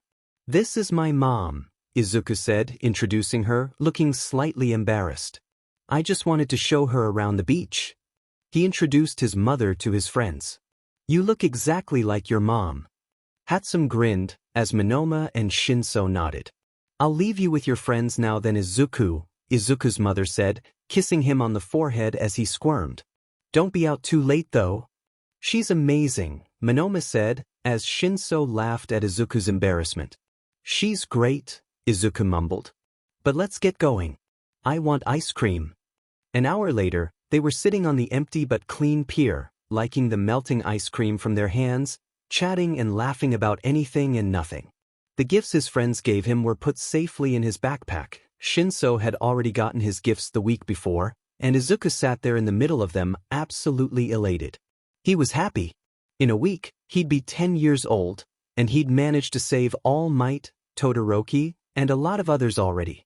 There were still a lot of challenges he'd have to get through, like Stain, Overhaul, Shigaraki, but he felt confident that he would be fine. With his quirk, it didn't matter how many times he failed anymore, he would always be able to return and retry. Shoyuda was exhausted. Ever since the analyst informant Ion showed up, his life became more hectic than usual. Even though Ion wasn't the usual kind of vigilante, the police and HPSC still wanted him to find the guy and stop him, or at least get him to join the vigilante rehabilitation program. Tsukachi urged him to find Ion quickly too. After their call with him, they had all been concerned about the guy. He had said that he wasn't planning on sticking around forever. What kind of hero would they be if they just ignored that? And after hearing about Ion's quirk from Tsukachi, who'd heard it from Endeavor, Shuda's headache only grew. It made sense though that Ion used to be a pro hero. No wonder why his analyses were at such a professional level, and the fact that he couldn't be found by anyone. However, Ion wasn't the only problem in Shuda's life. He'd found a kid cleaning the entire beach by himself at 6 a.m. one day, and there were so many warning signs around the kid. The boy was tiny for his age. Shoyuda wasn't good with kids, but he was still pretty certain soon-to-be 9-year-olds should be taller than him, and he refused to give his real name, even though he knew Shoyuda was a pro hero. And he had somehow recognized Eraserhead. Fortunately, the boy didn't return to the beach in the early mornings anymore, but he still showed up in the afternoons, and for longer during the weekends. Shoyuda was concerned. Did the boy not have anything else to do? Like homework, or friends to hang out with, or whatever else kids do? He grudgingly admired the boys. He refused to call him Midori. Determination though, even though it looked near impossible for the lone boy to finish cleaning the entire beach, he never gave up and was there pretty much every single time Shoyuda passed by. He had tried to follow the boy home a few times, but he somehow simply disappeared every single time. Shoyuda had panicked the first time, thinking that the boy had gotten kidnapped or something, but then he'd found the boy at the beach again the very next day. He continued to keep an eye on the boy as he worked, never approaching the kid since he was pretty sure the boy didn't want to be disturbed anyway. He looked completely focused as he moved around, sorting out the trash into a larger pile and a smaller one, and then one day, Shoyuda found out why. The green-haired boy had managed to make a friend, it seemed. Shoyuda had been so surprised to see him with another kid that he stepped back involuntarily and caused something to fall and make a loud clanging noise. He had stood there, unbreathing, and felt relieved when the kid looked in his direction, then back at the girl and continued on chatting. The loud girl wasn't at the beach every day, but she still showed up quite often to look through the smaller pile, seemingly picking out things to bring home as if she were at a supermarket picking out the freshest fruits or something. And then, another kid had started showing up at the beach. The purple-haired boy would look around the beach sometimes, turning his head this way and that, but Shoyuda had no idea what he was looking for. He couldn't possibly be looking for him, could he? But a short while after that, he came to the conclusion that the green-haired boy had always known he was watching him, which he still couldn't quite believe. He was meant to be an underground hero. But there was no other explanation, and stopped trailing the boy home. And a few months later, another boy began to show up. Shoyuda had groaned, the kids were multiplying and he still had no idea what the first boy's name was. He had been terrified when he found the boy walking out to sea with his belongings laid out neatly behind on the shore, but the boy seemed to be telling the truth when he said he wasn't trying to kill himself.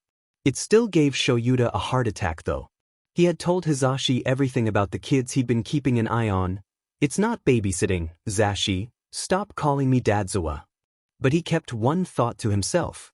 That he was going to miss seeing the boy, because while he wouldn't admit it aloud, he felt slightly attached to him. It was illogical, Shoyuda knew. He barely even talked to the kid. But after watching the 8-9-year-old kid do practically the impossible for a little over a year, he felt somewhat attached to him. He knew the kid was quirkless, but he thought he had huge potential to be a hero. The other kids were quite impressive too, But Midori had been the one to start the project, so if he ever saw the green-haired kid again, he would ask him if he wanted to be trained by Shoyuta. He decided. Izuku was ready to begin his first patrol.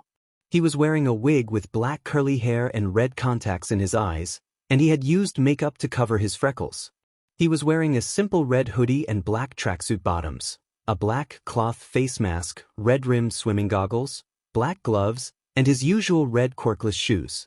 He had a light backpack on, made out of the same material Hatsum had been making armor with, which, by the way, had long since been completed and was currently underneath Izuku's hoodie, that had a first aid kit, some snack bars, a bottle of water, and some rope inside too. He also had a utility belt that contained his knives, some smaller bandages and plasters, lollipops for kids, and his phone. But because of all the stuff he carried, he would have to take frequent breaks on roofs or in alleyways since it would be exhausting to run with all that extra weight. He also had a long metal golf club in hand. The most noticeable thing about his costume, though, was a strangely complicated and fancy-looking clock that was attached to his belt. Instead of usual numbers, though, they were Roman numerals, and behind the hands there was a sideways 8, the symbol for infinity. It was a cold, autumn night in August, when Izuku first hopped off a roof and landed on a criminal who had stolen a woman's purse. The robber was taken by surprise and barely had time to react, and before he knew it, he was tied up against a light pole. "Thank you so much," the woman cried gratefully, clutching his hand. "Who are you, though?" "A new vigilante," he signed, taking out a small notebook and writing the same words when she looked at him confused. "But you're a kid." "I look smaller than I really am," he wrote, shaking his head. "Are you okay, though? Any injuries?" "I'm fine," she said, still staring at him incredulously. "What's your name, then?" "You took him down so quickly. It was very impressive." He wrote down his name and flipped the notebook around to show her. Running around the city as a vigilante was fun. He couldn't fly around in the same way as he used to with Full Cowl or with Black Whip, but parkour made him feel so alive. Patrolling made him feel like how he used to be. In the next few months or so, he continued to patrol as Atlas, almost every single night. Since he didn't have to clean up the beach anymore, he started taking naps after getting home from school and then sneaking out of the house after bedtime, before returning home at like 3 a.m. and then sleeping another few hours before he had to go to class. Because of his size, criminals and villains often underestimated him and didn't see him as a threat, so he managed to take them by surprise and capture them before calling the police to collect them. And the few times that they didn't underestimate him, he more than likely died first. And after knowing what their quirks were, he would make a more detailed plan and try again until he eventually succeeded. It was already December by the time Eraserhead finally found him. He was standing on the top of a roof, taking a quick break when he heard the pro-hero approach. He turned around immediately on edge. Eraserhead glared at him using his quirk, but must have felt nothing. "That's interesting," Izuku thought. "I didn't expect him to detect my time-traveling quirk since that isn't activated at all times, but he can't detect the other quirks either? I guess it's because I'm not using them right now, like how I can put away decay and bring it out other times. Wait, not the time to be analyzing this," since he blinked and his hair dropped down. "You really are quirkless," he muttered, staring at him. "Eraserhead," he signed. The underground hero blinked again. "Right? Tsukachi mentioned that nobody's ever heard you speak. I'm assuming it's because you're a child, right?" "I don't have a voice changer," Atlas signed. Instead. "Yet," he added. "Why would I let others hear my real voice? Anyways, are you going to try and arrest me? I'm not legally a vigilante since I don't have a quirk, so I can't be using it illegally." Eraserhead blinked again and sighed. He was probably surprised that Atlas knew about those loopholes. "I should be arresting you," he said with a frown. "You're clearly a kid. You shouldn't be running around at midnight fighting against adults. You could get killed, you know?" "Of course I know that," he signed back. "But you don't need to worry about me. I'll be fine." He pointed at the fancy pocket watch attached to his belt and fingerspelled his other name. "I work with AION." Eraserhead immediately activated his quirk again, even if it was pointless, sending out his capture weapon to catch him. Atlas dodged easily and unsheathed his knives in warning. "How are you connected to Ion?"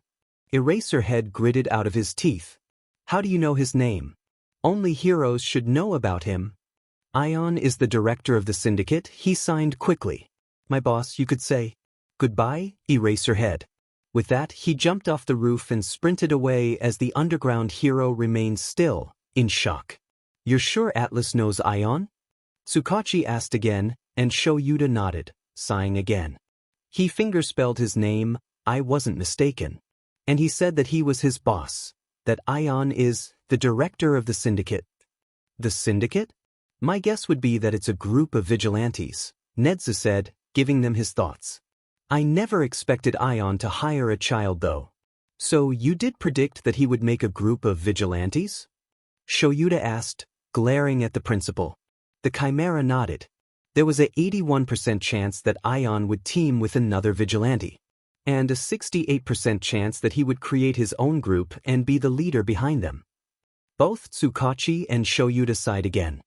He took a long sip of his coffee, the only good thing about this world, and asked, So what should I do about him then?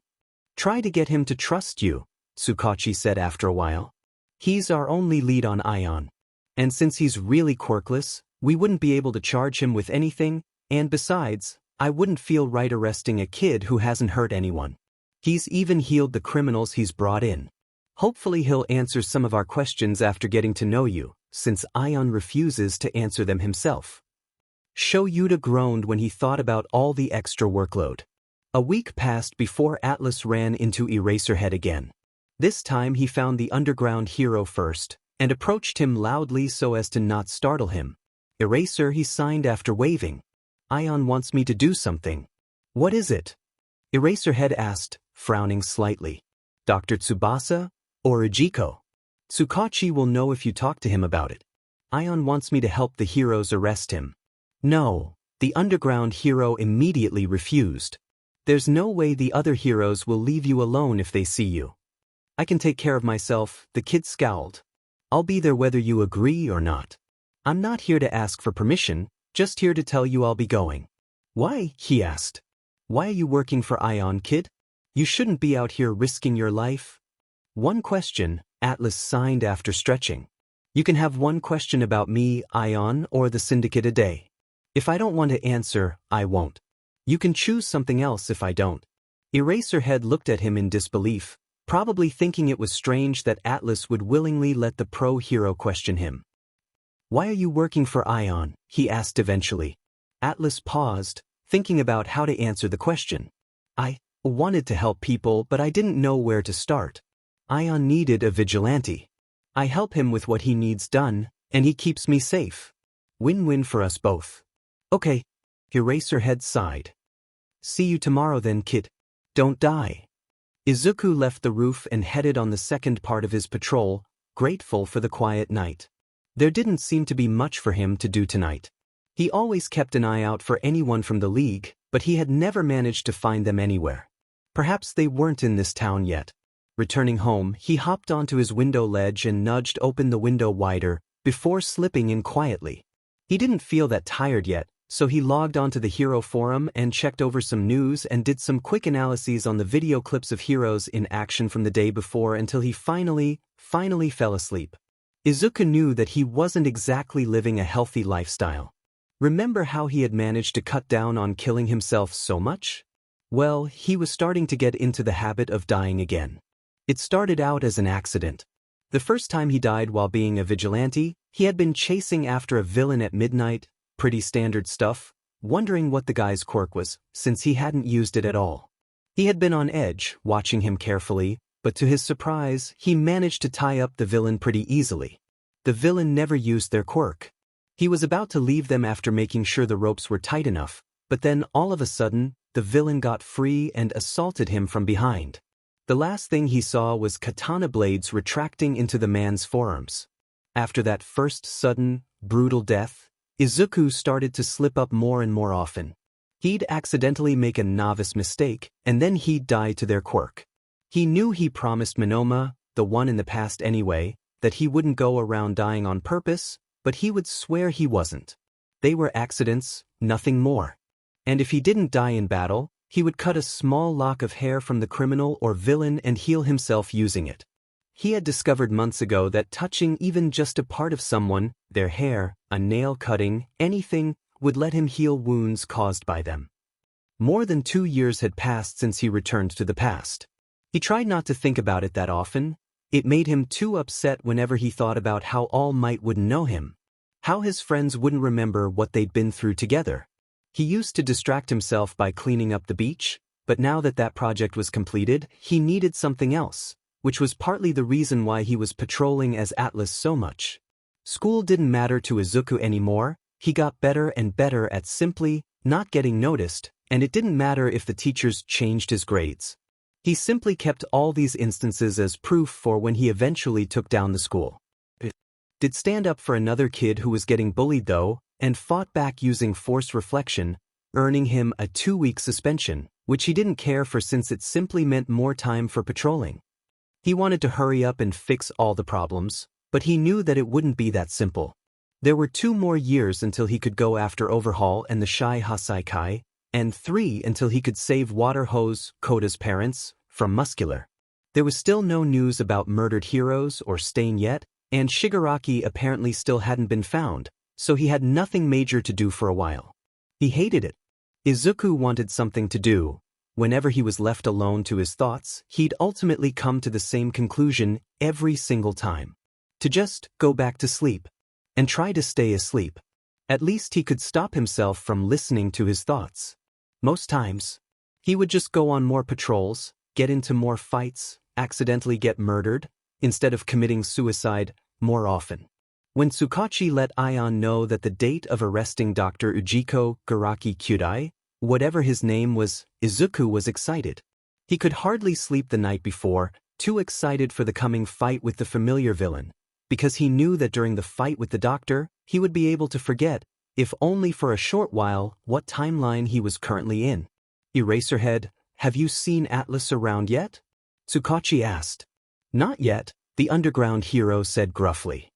He'll show up when he needs to, like Ion.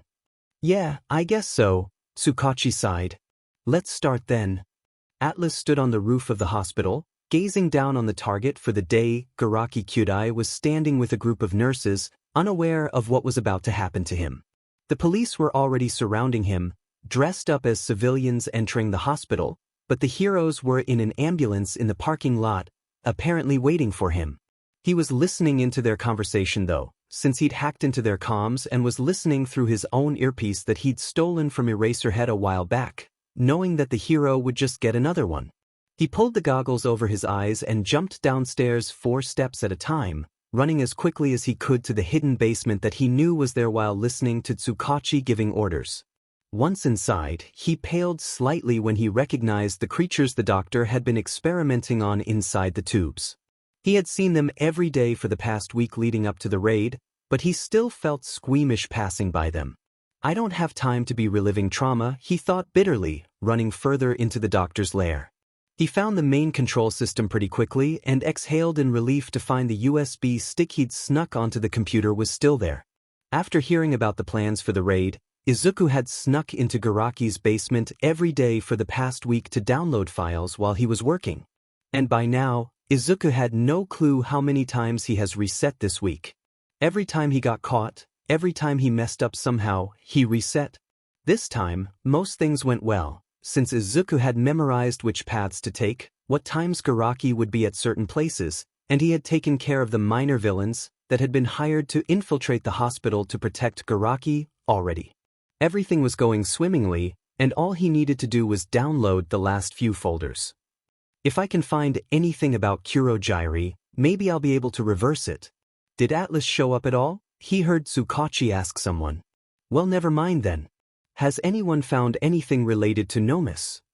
I found some stairs leading to a basement, someone reported.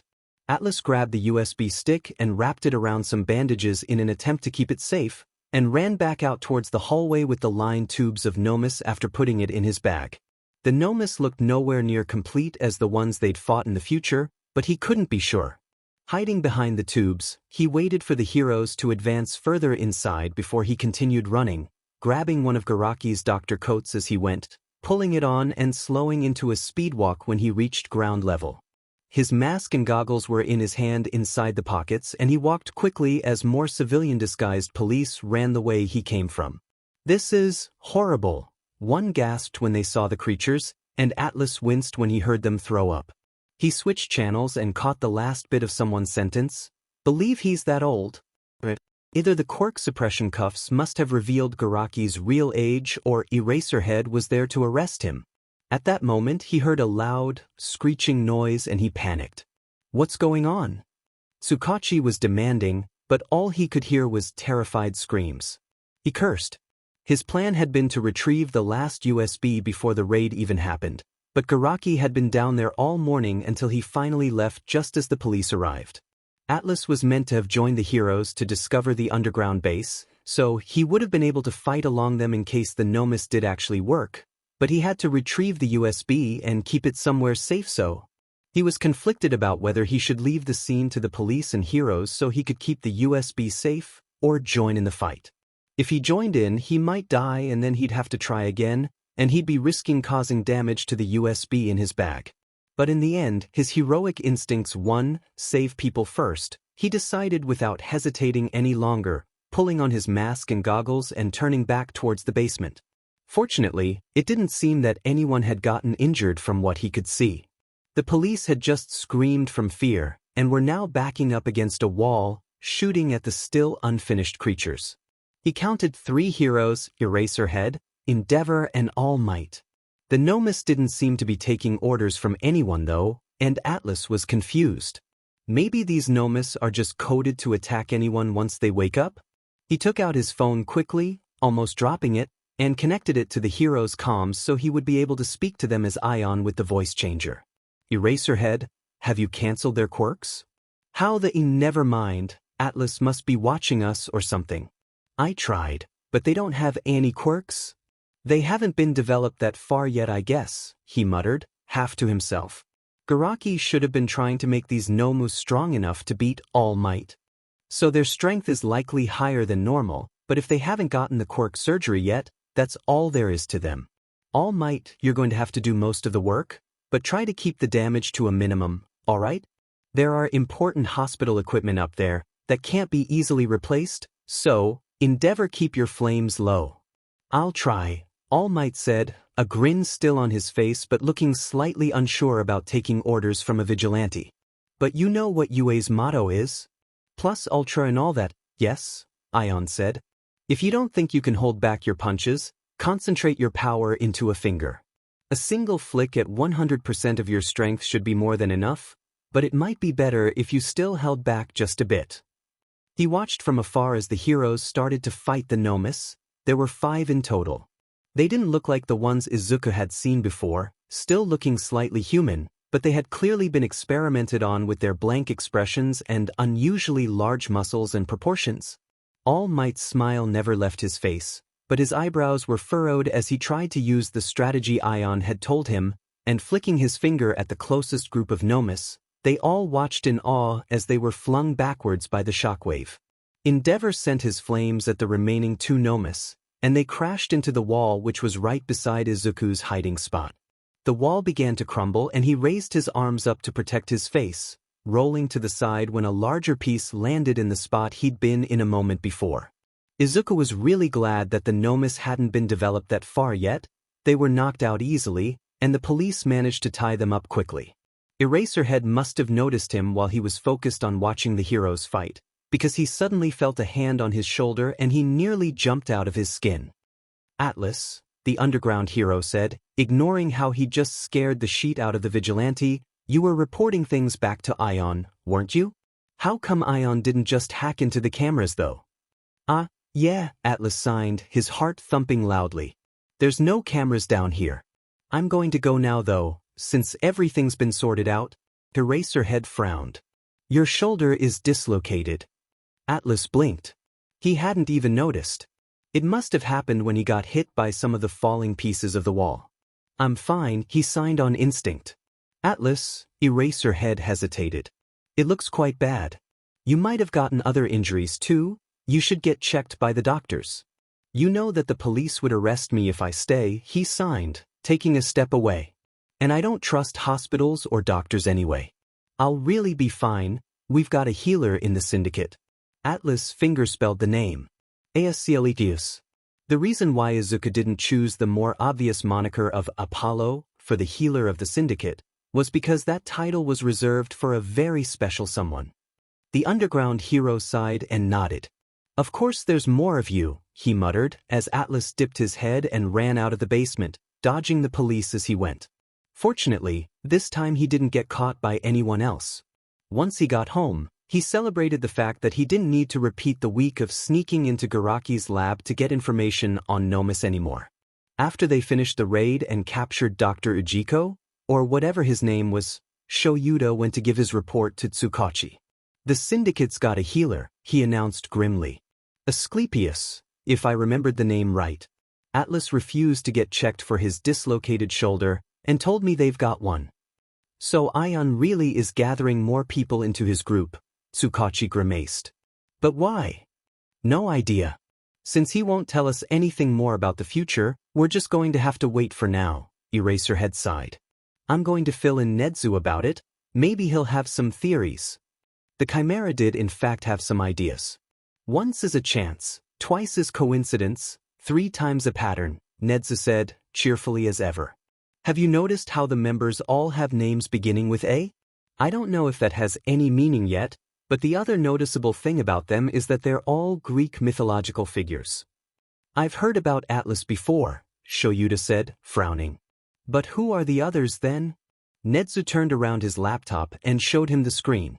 Ion is the god of perpetual time, eternity, and zodiac. He clicked onto a separate tab and read, and Asclepius is the god of medicine, healing, rejuvenation, and physicians. The principal of UA seemed to suddenly realize something, as he leaned forward slightly, grabbing the computer and typing some stuff up. He hummed for a moment, and then looked back at Shoyuda. I think we can take a guess as to how Asclepius's quirk works though. Don't you remember how Atlas almost always cuts off some hair from the villains? I believe Asclepius needs to touch whatever caused the damage to be able to heal. Unless Atlas is just sadistic and wants to keep a memento of each villain he has caught, but he's a child, so that is unlikely. Shoyuda nodded. That made sense. We don't know exactly how Ion's quirk works, but it's related to time, isn't it? And Asclepius is the healer for the syndicate, Nedzu continued. If we hear of any other members in the syndicate, we might be able to figure out their quirks from their names, or make a guess, anyways. Huh, Shoyuda blinked. I didn't really think it'd be that obvious. Wouldn't it be a huge giveaway then? Surely Ion knows that. I'm sure he knows, Nedzu said with a grin. He wouldn't make it that easy for us. Some names could have multiple meanings, you know?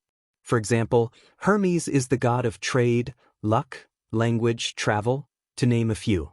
The list is much larger. It'd be difficult to know for sure which aspect their quirk is linked to, and other members might have names that have nothing to do with their quirk to throw us off.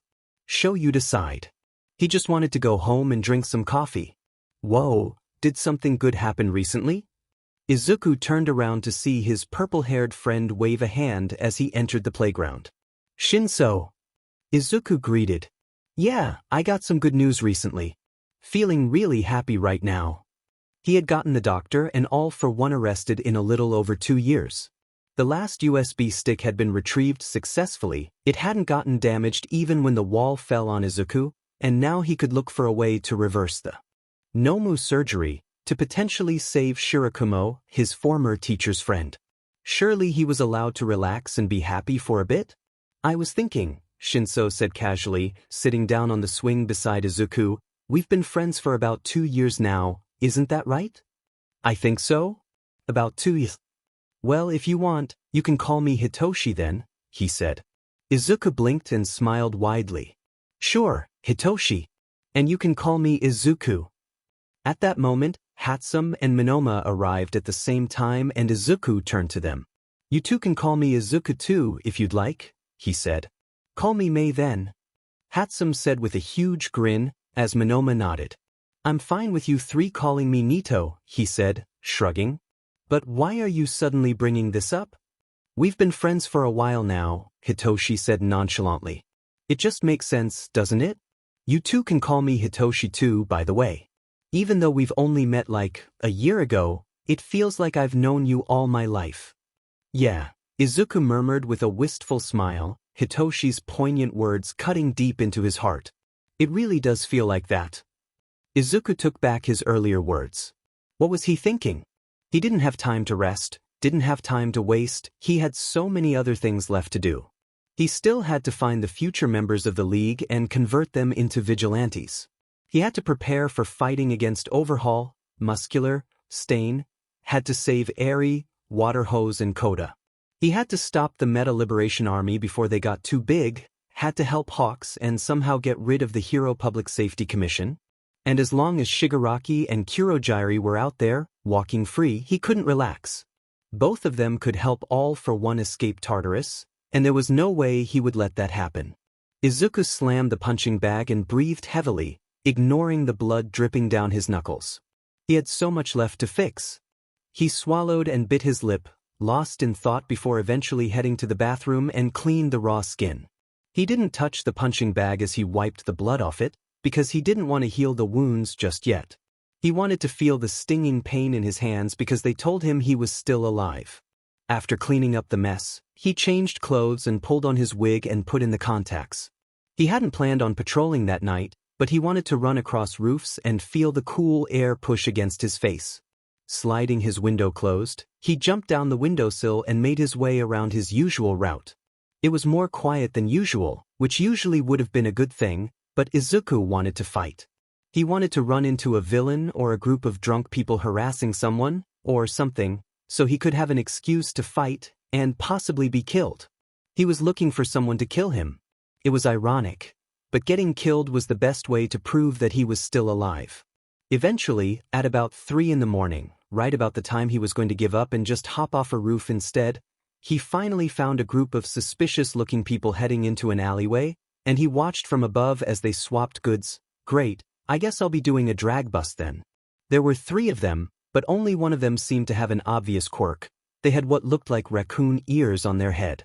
The other 2 looked normal, one wearing a mask, the other with glasses. He would have liked to wait around and first find out what the other 2 men's quirks were, but they'd already completed the trade and seemed like they would separate soon, so jumping down onto one of them, he took the 3 by surprise. However, one of the other 2 reacted almost instantly. They grabbed his arm and pulled him up roughly. "You're that vigilante that's been around," the man said, sounding slightly shocked. He was the one wearing a mask, similar to his own, and he grabbed Atlas's wrist tightly until finally he let go of the knife in his hand, the weapon clattering on the floor. The masked man kicked it away and another guy picked it up, inspecting it. "What do we do with him?" he asked as he held Izuku's wrists behind his back, pushing him against the wall. "I say we kill the kid," the guy who'd gotten hopped, the raccoon one, said, sprawled on the ground. He nursed his neck and scowled. "He's seen too much, we can't let him live." "He's a kid though," the man holding the knife said, though his voice didn't seem like he particularly cared. He simply sounded amused by the situation. "So what? He's just asking to be killed, running around pretending like he's a hero. Might as well show him the consequences of not minding his own business and messing with adults." The man keeping Atlas immobile sighed and seemed to have nodded, since the one on the ground stood up and made a growling noise. All of a sudden, the other man let go of him and he was kicked, crashing into the wall. "Here, pass me that knife," he said to the other guy, kneeling on Atlas's back so he couldn't move. "I'm going to teach him a lesson before killing him." Atlas held in a scream as the villain cut off one of his fingers. They scowled, they wanted him to scream in pain, but he wouldn't give them that. "Hurry up," the masked one said. "A hero might hear him if you drag it out too long." "Don't tell me what to do," the raccoon guy snapped, cutting off another one of Atlas's fingers. "I want to take my time and enjoy this. You don't have to stay." "You need my help to hide his body though," he said, raising an eyebrow. "Unless you have some other way of carrying his corpse across the street?" "Fine. Let me have a go," the guy with glasses said suddenly. "Don't keep all the fun to yourself." When they were finally done with his fingers, he felt something in his chest lighten. Finally. He'd finally be able to sleep in the darkness for a while. I can't believe he hardly screamed at all. Maybe he's not just choosing not to speak? Maybe he's actually unable to make any noise, one villain said in disbelief. It doesn't matter anyways. It's better for us, another said. Look, we've been here long enough. Kill him. We need to get going. And then, at long last, he felt the link between his consciousness and body snap, and drifted into the cold, quiet darkness that had long since become familiar to Izuku. When he woke up again, he felt well-rested and much lighter, even though he knew he'd have to go and deal with those same villains in less than 24 hours. Although he'd clearly been murdered, he had died of blood loss and his throat getting cut, and he hadn't been physically touching the villains, so he wasn't exactly sure if he'd copied any of their quirks or not. He wasn't even sure who had dealt the killing blow, so he wasn't sure which quirk he'd copied, and if it was the masked one or the man with glasses, he wouldn't even know what quirk he got if he did copy a quirk. Testing the one he knew though, he focused his attention onto his head and stared in amazement when 2 large raccoon ears began to grow. He could smell the fumes from cars outside his window, and when he looked out of the window, he realized he could see the faraway buildings and people in the distance, walking around clearly. He blinked and moved away from the window quickly, pulled the curtain across and deactivated the quirk. I guess I won't need the ears on my mask if I ever become a hero again, Izuku thought. Later that night, he made his way towards the alleyway the 3 villains had been before. He reached there earlier than last time, just in time to see the masked one pull out a bag of something, likely drags, out of what looked like a cut in the air. His quirk, Atlas realized, watching silently from above. Last time, he said something about the other guys needing his help to move and hide my corpse. He must be able to store things inside that space. I wonder how much he can fit in there? And where does it go? Would food rot in there? Would my body have? Wait, no, there's no time to be analyzing all this. He would have liked to stick around and watch a bit longer, to find out what quirk the villain with glasses had, but they were already getting ready to split up for the night again. He gripped his knife and golf club tightly in his hands, and jumped down on the masked one first this time, since he seemed to be the most dangerous despite his quirk. He had reacted first last time after all. The villain yelped in shock, literally, since Atlas had made preparations before coming to meet these guys. His body was overflowing with electricity, like a battery, and simply touching the masked guy caused him to fall to the ground, paralyzed. He didn't have his gloves on tonight for this reason. What the foo? The raccoon guy started as the other villain rushed at the vigilante. Atlas used his golf club to block a kick from the other guy before they made a tss sound and then shouted at the villain with raccoon ears. Don't just stand there, you idiot.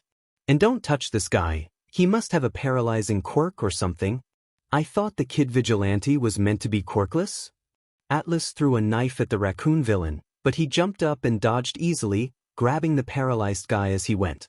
All of a sudden, the villain with glasses began to grow, and he lunged at Atlas. His body was blocking the entire sky, it seemed.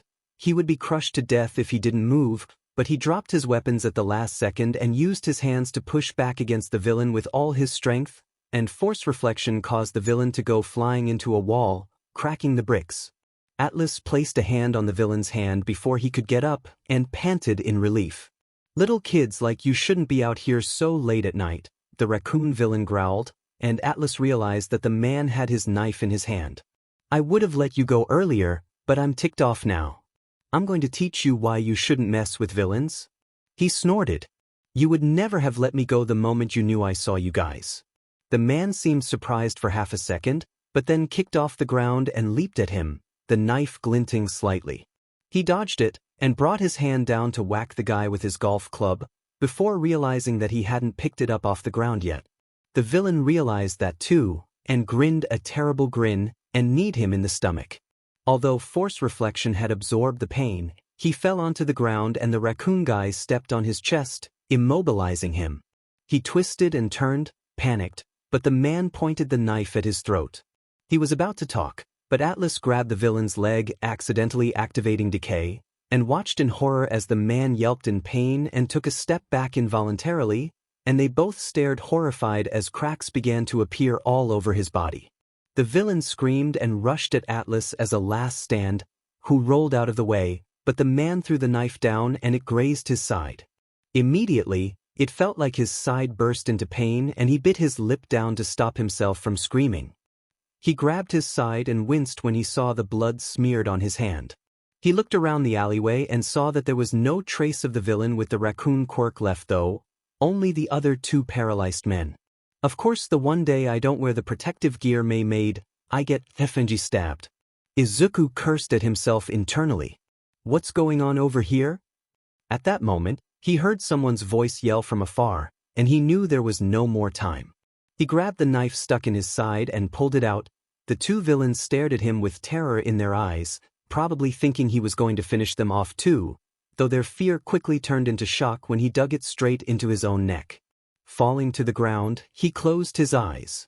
He soaked in the warm red liquid seeping through his hair and clothes, surrounded by the various shouts to stay awake and that help was coming, drowning in his thoughts and plans to do better next time. He jumped onto Glasses Man, this time, knocking him out instantly by shocking him a little more than he did last time, and threw his knife at the same time at the masked guy, hoping to incapacitate him too. However, Raccoon Dude yelled, "Shield!" loudly, and the masked guy cut his hand through the air quickly, and the knife flew into the pocket of space he had created. Izuku cursed inside his head loudly. "You're that kid playing hero, aren't you?" Masked guy said, squinting at him, before pulling out the knife from the space safely and examining it. "I've heard some things about you." Atlas raised his golf club at them, and unsheathed a spare knife he had on him. "This is perfect," Raccoon Dude said suddenly, holding his hand out to the masked guy, beckoning him to hand over the knife. "I've had a sheet day, might as well get some stress out here. We need to kill him anyway." "He's a kid though," the other guy said, raising an eyebrow. Barely a second passed before he sighed and passed the knife over. "Well, whatever. Do what you have to." He grit his teeth and kicked off the floor, activating the raccoon quirk as he went and deactivating it the second he had jumped. So the villains never saw the animal ears sprout from his head, and he crashed into the raccoon guy instantly, taking the villain by surprise. He disarmed the knife quickly, activating decay on it so that it wouldn't get used against him later, and threw it into the darkness where they wouldn't be able to see it crumble into dust. "What the F dash?" Raccoon Dude gasped, and the next moment he was paralyzed. Atlas turned around immediately, rolling away from the masked villain's kick, and jumped onto his feet, brandishing his weapons. His eyes widened when he saw the cold metal glint coming off the weapon in the man's hands. "You're better than I thought," Masked Guy hummed. "But with or without a quirk, what are heroes going to do against a gun?" He swallowed. This was the 20th? 21st? He'd lost count already, time that he was fighting against these villains, and he had pushed himself further than usual, even using his secondary quirks in an attempt to capture them all. Before the 7th reset, he was still trying to catch the three guys without any other quirk, other than force reflection or battery, because they could be passed off as support equipment to the police, because he had thought, what if they tell Tsukachi about me using quirks while they're being questioned? But no matter what he did, it felt like he was still too weak to fight against the three, so he started using the other tools he had.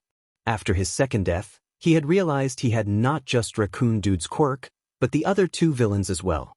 He realized that he must have copied multiple quirks in a single death, because he'd only died twice but gotten 3 quirks somehow, so it meant that his quirk wasn't just taking the quirk of the person who dealt the killing blow, but everyone who had taken some part in his death. He wasn't sure how long of a time frame it had to take place before he died though, but he promised to experiment later. He wondered if there was a limit to how many quirks he could gather in a single death too. But after fighting the 3 villains so many times, he was much better at activating and deactivating the secondary quirks. Some quirks came much easier than others for some reason, but he hadn't had time to contemplate the reason why just yet.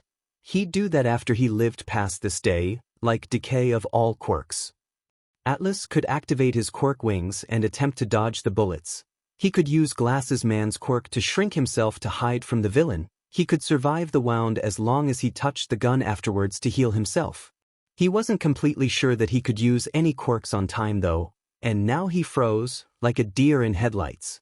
He had too many options to choose from, and no time to think about the consequences of any. Bang! He heard the gunshot before he felt the pain. He took a shaky step backwards and blood spurted out in front of him as he felt a sharp, stabbing pain quickly spread throughout his chest, and he fell backwards onto the cold, rough ground.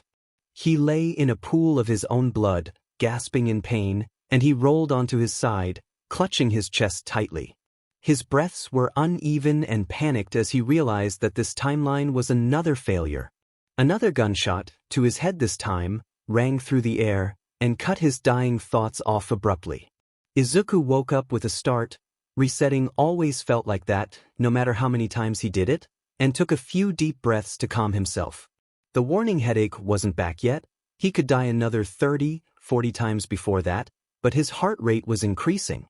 He had repeated the same villain fight for 20 or so times now, but he still hadn't found a way to safely capture the 3 villains.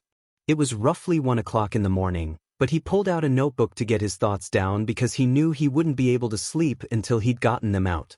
He began writing an analysis of all 3 villains, but no matter how many plans he revised, which order to take them down, or how to counter their quirks, he felt like he was stuck. They were too strong for him at this time. Maybe 3 villains is too much for me to take down by myself right now, he thought uneasily. I am just 10 years old after all. And so, for the first time in 20 or so tries, he sent their details to Tsukachi. 22 hours or so later, he made his way back towards the alleyway, looking much taller than he should have been. Glasses Man's quirk was height manipulation, and he could turn as small as 5 centimeters and grow up to 5 meters. The quirk worked on inanimate objects too, otherwise his clothes wouldn't transform with him. His face didn't change though, and still had a childish chubbiness to it that teenagers would have grown out of, so he wore a mask too. Because after all, despite everything, Izuku was still a hero fanboy deep down inside. He wanted to see how the other heroes would take the 3 villains down, maybe he'd learn a thing or two, and once he reached the area without getting weird looks from anyone, he shrunk himself so that he could sit on a window ledge behind a flower pot and watch the fight from a safe distance. A little over an hour later, Masked Guy showed up, and not long later, the other 2 did too. They talked a bit, and then Izuku heard a whoosh. He watched excitedly and nervously as 3 underground heroes dropped onto the villains at the exact same time. Heroes! Raccoon Dude hissed, kicking off the ground to dodge the one targeting him. For some reason, Raccoon Dude's hearing was pretty hit-or-miss. Sometimes he would catch him before Izuku even ambushed the villains. Sometimes he would be distracted by something else and Izuku would take them by surprise. Masked Guy began to run, but Glasses Man suddenly froze and got kicked in the face by a hero, and then Izuku noticed that Eraserhead was crouching on the roof, his hair tied up, but a few loose strands still gave him away to anyone who looked closely. He was using his quirk. Glasses Man had probably tried to shrink to dodge the attack but failed. Masked Guy didn't look back once as he tried to save his own skin, but the alleyway was surrounded on both sides by police. Izuku heard a "chee," and then the villain held up his hands slowly. Raccoon Dude had gotten swept off his feet somehow and the hero had already handcuffed him. "What are you even arresting us for?" Raccoon Dude asked angrily, twisting and turning, still trying to escape. "Supplying drags and possession," someone answered, but Masked Guy began to laugh. "Is that so? Where on earth did you get that idea?" "There is no evidence at all, feel free to search me," he said smoothly, and Izuku knew it was true since they hadn't swapped drags or money just yet. "We'll search you when we can get you to use your quirk in a safe place, where you wouldn't be able to shoot someone with that gun in your pocket dimension." Izuku couldn't help the grin on his face as he watched the villain's face turn paler. As he watched the heroes hand the villains over to the police, his phone suddenly began to ring. Despite how small it now was because of the height manipulation quirk, the sound reverberated in the quiet alleyway and the others all hushed instantly as Izuku fumbled to pull out his phone. He realized Tsukachi was calling him and panically tried to turn the sound off, only to turn it up louder, and he quickly pressed decline call. At the same time a policeman yelled, "Who's there?" His heart thumped rapidly in his chest and he could see out of the corner of his eye that Tsukachi was frowning. "Ion," the detective muttered, before his eyes widened. Eraserhead, he shouted. I think Ion is close by. He hung up on me at the same time that ringing stopped. It might be a coincidence, but better safe than sorry. Izuku backed up against the flower pot and held his breath. He turned his phone on silent and put it away. He shrunk himself as small as he could, 5 centimeters, and tried to focus on his back so that his wings would appear. He was too panicked though, overthinking about what would happen if he got caught, about how he'd explain to Tsukachi why he was there, so he took a deep breath to calm himself. He stood up and waited until Eraserhead had passed by, going deeper into the alleyway, before his wings appeared and he soared into the air. But because of his size, it was taking him longer to fly a large distance, and someone noticed him and shouted that there was someone tiny in the air, and Eraserhead spun around, turning his head upwards, and Izuku immediately grew to full height, the wings disappearing from his back, and fell to the ground with a panicked scream. But Eraserhead caught him before he landed on the floor. He would have preferred it if he hit the ground and died. "Midori," was Eraserhead's first words to him, before he was suddenly yanked up by someone else. "Take off your mask," the underground hero demanded next, and he tried to pull his arms away, but the policeman holding him pulled the mask down. "I should have worn the wig," Izuku realized. The window ledge he'd been hiding on was on the first floor, and he'd only gotten a floor higher, so he'd only fallen about 10 meters. If he hit his head against something though, he very likely would have had the opportunity to nope out of this situation. "Minute." Izuku tried to resist, but the policeman's grip was tight as he was handcuffed, by zip ties, but still. Probably because his hands would just slip out of the regular-sized ones. "Midori. I have to die. I have to kill myself before it's too late. I can't be locked somewhere without a way to die for more than 24 hours. I have to die." "Who are you?" Tsukachi said as he walked over to them. He pressed a button on his phone, probably to call Ion again, but there was no sound this time. He frowned. "Where's your phone, kid? What are you doing here?" Eraserhead hissed, staring at Izuku's feet. "And how are you using quirks? You're quirkless, aren't you? You know him? Are you arresting me?" Izuku asked instead of answering either of them, sounding more bored than he really felt. He was hysterical really. "How am I meant to get out of this now?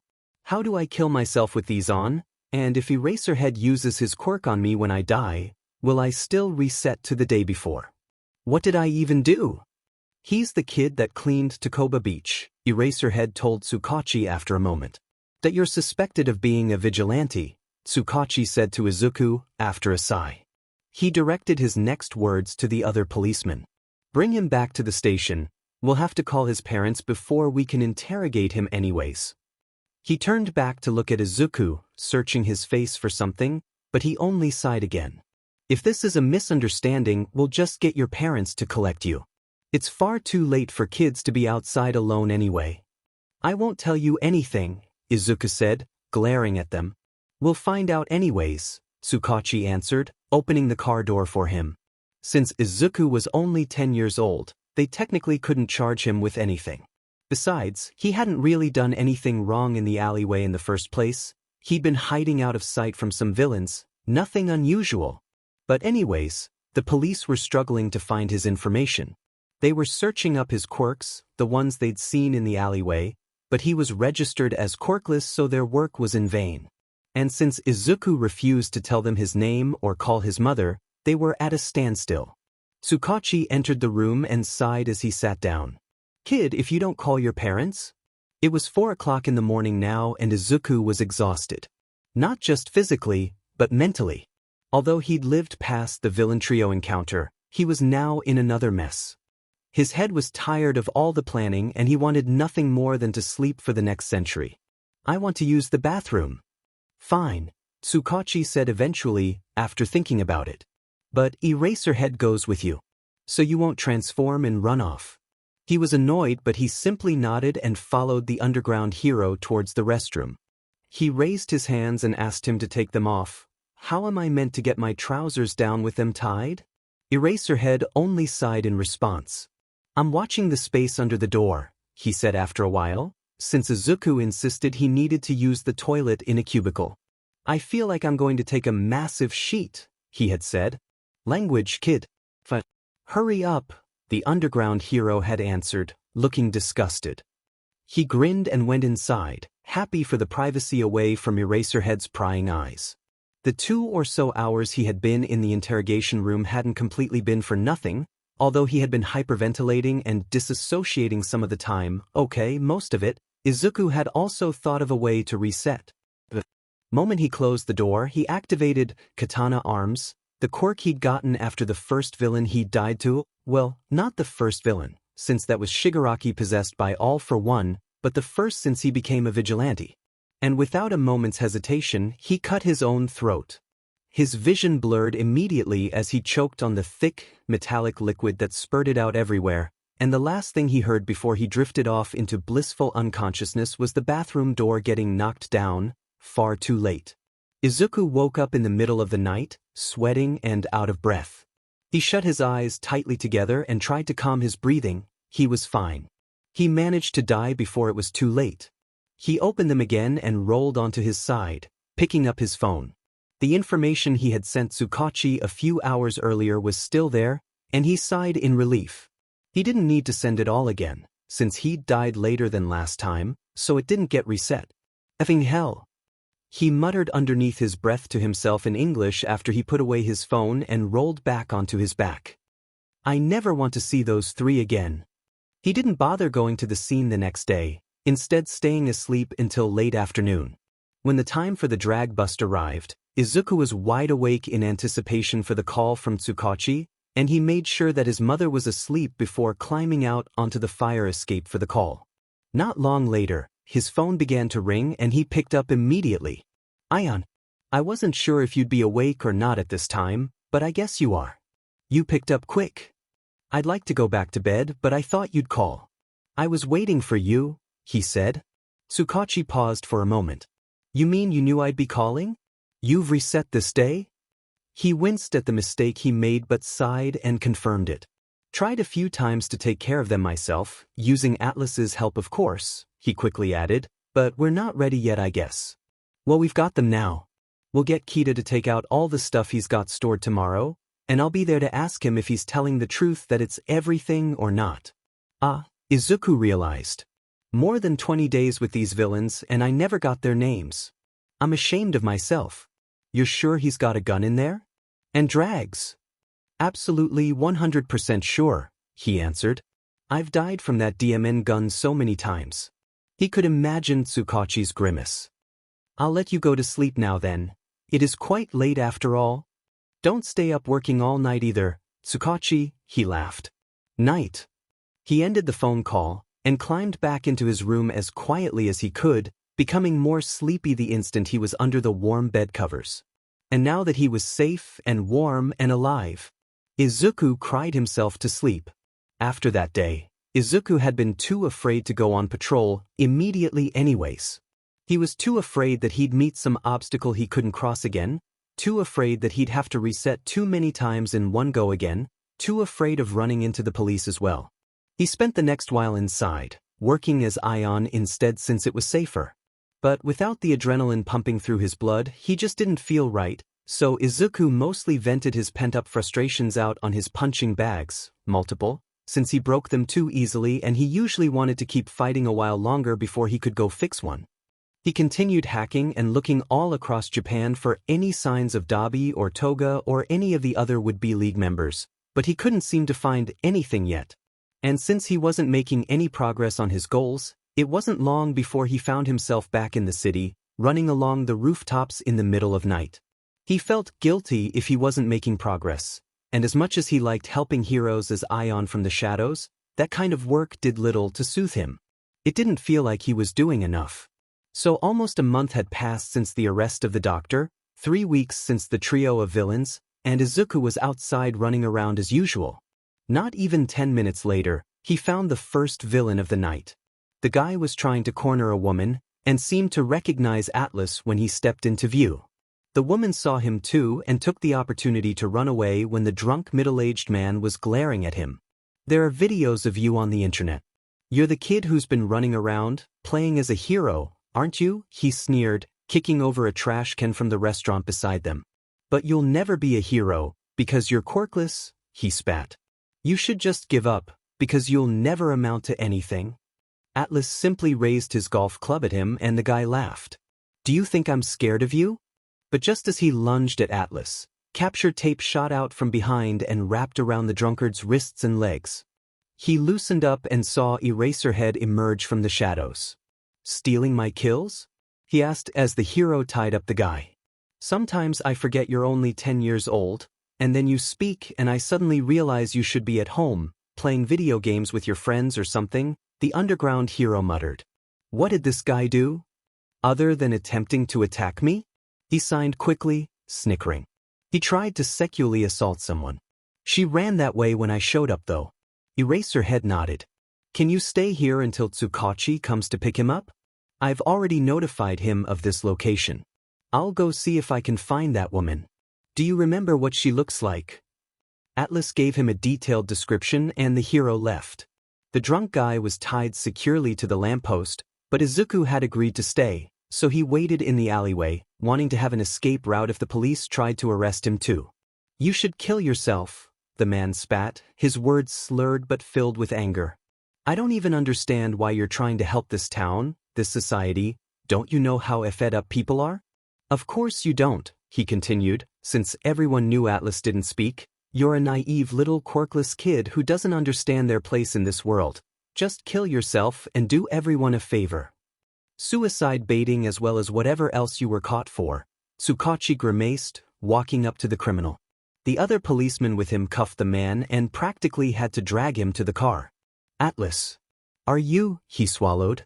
Are you okay? Nothing I haven't heard before, he signed. I'm fine. There's blood seeping through your gloves, the detective said, staring at his hands. Look kid, I know I ask this every single time I see you, but are you sure you don't want to join the vigilante rehabilitation program? You won't be in trouble, we can help you if Ion disagrees. Not yet, he signed, shaking his head. And anyway, I didn't get these from him. Just an accident from earlier. I'd suggest you get healed, but you won't come with me, he said, as a statement rather than a question. Atlas nodded. Sorry. You don't have to apologize for that, Tsukachi sighed. He simply nodded again, and gave him a quick wave before turning around and leaving through the alleyway. It was May, just 2 months before Izuku's 11th birthday, when Izuku's quirk inevitably got discovered by Nito, again. To be honest, the boy had actually found out multiple times by now, but Izuku had always been careful to reset every time he did, multiple resets in fact, to make sure Nito had absolutely no memory of Izuku's quirk at all, but this time, the boy straight up barged into Izuku's personal space and demanded, Alright, do you secretly hate me or something? What? Izuku spluttered, confused. What are you talking about, Nito? I really don't understand you, Nito scowled. You wanted to be friends with me first. You introduced me to your friends.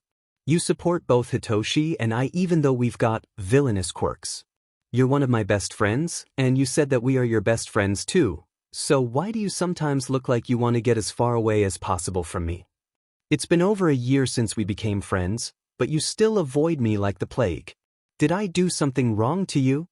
What? I don't know how you got that idea, but I don't hate you at all. Then why do you keep avoiding me? My touch specifically, Nito yelled. But then he frowned, the look on his face turning quickly from hurt, to confusion, to realization. As if you're scared of me using my quirk on you. I'm not, Izuku said weakly, though Nito looked furious and determined to discover the truth. You are, he yelled. You're acting like the people who used to pretend to be my friends, before I told them to go away. They never wanted to touch me either. You're just like them, you flinch when our hands touch each other when we pass stuff to each other. I don't, Izuku muttered, though he knew Nito was correct. It's just a misunderstanding. I don't hate you or anything. Then what did I do wrong, Izuku? Nothing, he answered immediately. You haven't done anything yet. As though. Do you have a quirk then? Nito demanded angrily. If it's really just a misunderstanding, let me use my quirk on you. Let me check if you have a quirk or not. What? Izuku's heartbeat was racing through the roof now, and he had no idea what to do. Nito must have known this the entire time. So even if Izuku reset right now, who knows when the blonde-haired boy would have this exact conversation with him again. The other boy took a step closer and reached out to grab Izuku's arm. Izuku panicked and stepped back. "Please, Nito," he begged. "Don't do this." "Why not?" Nito asked, gritting his teeth. "So you actually had a quirk this whole time?" "I do," he admitted. "But it's dangerous. Really dangerous. I can't let you copy it. Please understand." "What is it?" Nito said after a moment. He was still glaring at Izuku, but at least he was no longer trying to touch him. What kind of quirk could be so bad that you would rather pretend to be quirkless? Izuku hesitated for a second. "When I use it, other people lose their memories. Permanently." He could see the shock in Nito's eyes, but they quickly hardened again and the boy huffed. "Just tell me what the quirk actually is. It can't just be deleting memories, can it?" "I'm sorry, Nito, but I just can't trust you with this," Izuku insisted. "It's not your fault or anything. It's just that I can't let anyone know about my quirk. Even if you were Hitoshi or Mei asking me, I wouldn't tell you." "Does your mom know at least? Is that why you're registered as quirkless? Because she wants to keep you safe?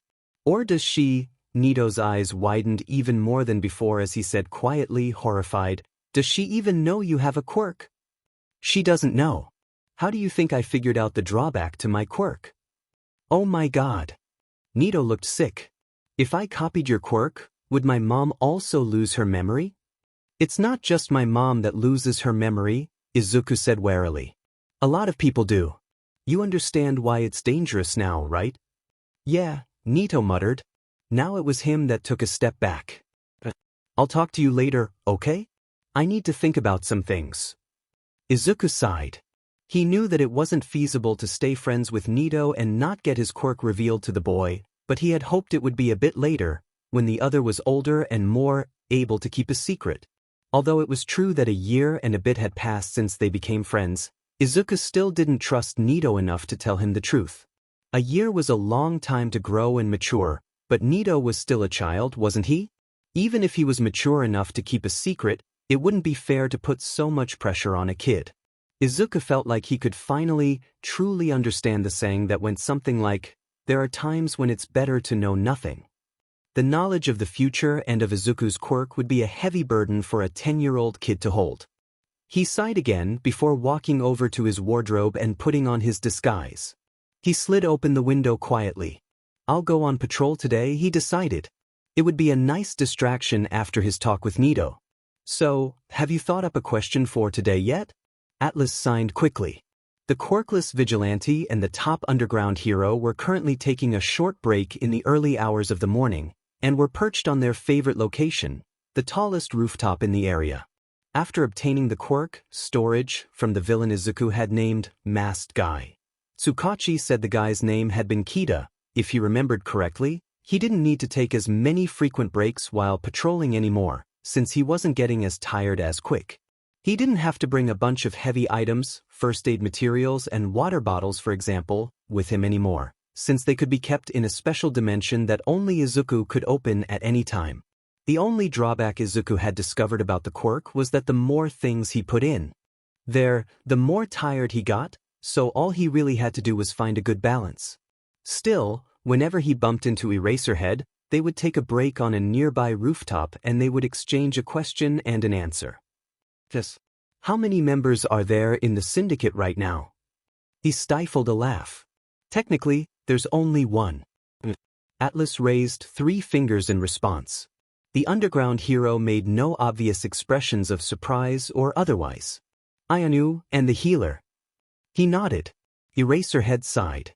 "You don't have to tell me what their names are, but do you know Ion and Asclepius's real identities?" Atlas shrugged. "They have many names, though I have a hunch what their real ones are." "Do you know the specifics of Ion's quirk?" "If you mean that he has to live through the future to get information, yes. He calls it reset, but don't bother searching it up. It won't come up anywhere." He wasn't about to tell the heroes about replay with cheats just yet. Reset was simpler to explain and didn't give away the other parts of his quirk. Ion said that he'll turn himself in one day. When that happens, what's going to happen to the syndicate?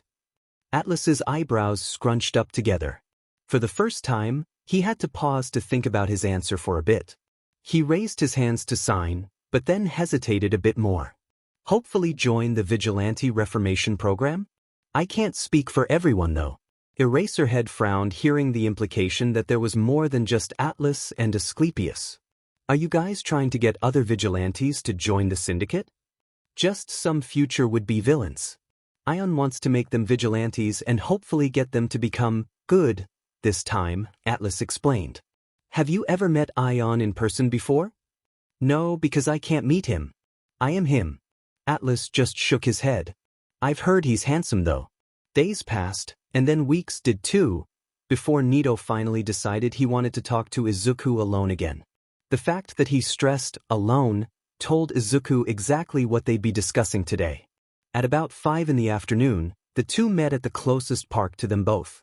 Nito, Izuku greeted. The other just nodded and sat down on a swing as Izuku stood at the side. I want some answers, he said. Izuku simply nodded. How dangerous is your quirk? Can't you go to quirk counseling to learn how to control it, or get quirk suppression medicine if it's really bad? It's too dangerous to show to quirk counselors, Izuku said after a moment. I wouldn't even be able to prove that I have a quirk since it only activates when I'm dead, and nobody would want to see a kid die willingly except maybe villains or mad scientists or something, but anyways. And quirk suppression medicine would be dangerous for me. My quirk keeps me alive, and if it's gone, I'll... Izuku cut himself off suddenly, hundreds of thoughts running through his brain. If I take quirk suppression medicine and then jump off a roof, would I be able to die permanently? Nito had gone pale and nodded silently, before speaking again. It's dangerous to use it, but it'd be dangerous for you to get rid of it? He had only come up with this random bullshit explanation on the spot for Nito, but now that he was thinking about quirk suppression medicine, later, Izuku thought to himself. I'll think more about it later. Yeah, he sighed to Nito. Basically. What about heroes then? What if they were around to help? I don't think they'd be able to stop my quirk once I started either, Izuku said, shaking his head. Other than Eraserhead of course, but then I suspect my life will be in danger. I would probably permanently die. Right. The two were silent for a while, both lost in their own thoughts. Izuku was thinking about quirk suppression medicine, wondering why he never thought of them before today, and also thinking about whether or not he should try it. 2 years or so ago, he's certain he would have tried. If he'd thought of them while he was still on his way to 8 years old, he definitely would have tried. But now, he was hesitating. He has lived almost 3 years in this timeline already, if you only counted the real days, the days other people could remember. Otherwise, he's lived here much longer than that. He has already changed quite a few things. He's saved All Might from getting that terrible injury, he's threatened Endeavor to be a better parent, he has managed to get Shigaraki arrested and stolen the USB with information about the Nomus. Even if it had taken him a while, he'd reset that week far more times than he could remember. Shigaraki was still at large, but he'd done pretty well so far. He has saved a lot of people already. That was the whole point of his life. That was part of his plan. He was going to fix the problems, reveal his identity to Eraserhead, and hopefully, finally be able to sleep forever. But now that he had the option to skip out the first 2 parts of his 3-part plan, he was hesitating. Now, he kind of wanted to see his entire plan through. Izuku wanted to sort out all the problems and mistakes that would happen in the future. He wanted to see his friends become heroes. He wanted to give them a happier future that they couldn't have in his old timeline. He still wanted to die, permanently, don't get him wrong. But for the first time in a long while, Izuku chose to stay alive for a while longer. Can we really trust Ion though? Tsukachi asked grimly. We know next to nothing about his real identity, even after all this time, and now he's hired a kid into his vigilante group. Who knows how many others he's going to rope into the syndicate? And even if he knows something we don't about Atlas, isn't this child labor? Not to mention that he's putting this kid in danger. It's not like we have a choice to trust Ion or not. Shoyuta sighed, gratefully accepting the cup of steaming coffee the detective was holding out. If we do anything against him, which we can't when we can't even find the guy, he will very likely reset. And the kid, Atlas, told me that it's a mutual partnership. He insists he's being a vigilante out of his own free will, and even if he is being manipulated to believe that, we still can't really do much about it, can we? Ion has made it clear that if we touch Atlas, he will also reset. Show you to sip the coffee. For now, we'll just have to be satisfied with prying answers from Atlas slowly, even if we don't know for sure whether he's lying or not, since your quirk doesn't work on sign language. There must be a reason why Ion hired a child though. Tsukachi said, frowning. Do you think it's possible that Atlas is also from the future? His eyes squinted as he said aloud the same question that had suddenly popped into Shuda's mind. Is it possible for Ion to bring people back to the past with himself? That it's certainly possible, Shoyuda said eventually. Should I ask that the next time I see him? Tsukachi shook his head. Let's just carry on as we originally planned. Ask him when the next big event will be happening. Where have you been? Izuku gripped his yellow school bag straps tightly in his hands and turned around to find the familiar homeless-looking guy, Air, one of the top underground heroes, staring at him. Eraserhead's voice had sounded gruff, as he always did, and he looked impassive as ever, but his twitching eye told Izuku that the pro-hero had been worried about him, or at least he was sincere when he wanted to know about Izuku's whereabouts. Which didn't make much sense, when they weren't really close enough to be friends, let alone acquaintances. They'd never interacted much save for the few times Izuku talked to him at the beach. Other than that, Eraserhead had only watched from the sidelines after all. Eraserhead, he greeted cheerfully. At the end of the day, he was meant to be a 10-year-old. Aizawa, the underground hero said immediately, scowling for a moment before smoothing his expression again, just as quickly. You can call me Aizawa. You know how underground heroes are meant to be underground, right? Don't go yelling my name around like that in the middle of the day. Right? Sorry, Izuku said, slightly embarrassed. Aizawa-san then. How've you been? He was actually curious about the underground hero's health. He had gotten stabbed in the leg a week or so ago and Atlas hadn't seen the pros since, though he had hacked into the hospital system to read the report and check that Eraserhead wasn't too badly injured that Izuku had to reset. Fine, Aizawa muttered. You didn't answer the question. I haven't seen you in more than half a year. Midori, where on earth have you been? Home, mostly, Izuku said, shrugging. After I finished the beach project, I didn't have much reason to be hanging around town. I've mostly been playing video games with Murasaki and the others, you know, like normal 10-year-olds do. That was a lie, but Aizawa didn't need to know that. All Izuku had been doing in his free time for the past year was run around Mizuta for being a vigilante. I didn't know you still remembered me though, I'm touched, Izuku said, with a sheet-eating grin as wide as Aizawa's usual grins. The underground hero sighed while muttering what sounded suspiciously like, problem child, under his breath. Well, I do remember you. Who wouldn't remember the kid who cleaned up Takoba Beach? I guess that's true. Izuku paused. Did you need me for anything? Or were you just calling out to me because you were curious what I've been up to? Both. Aizawa answered, to Izuku's surprise. You asked me when we first met whether you could become a hero without a quirk, didn't you? Izuku was more surprised that the underground hero remembered their first meeting. He nodded slowly, confused.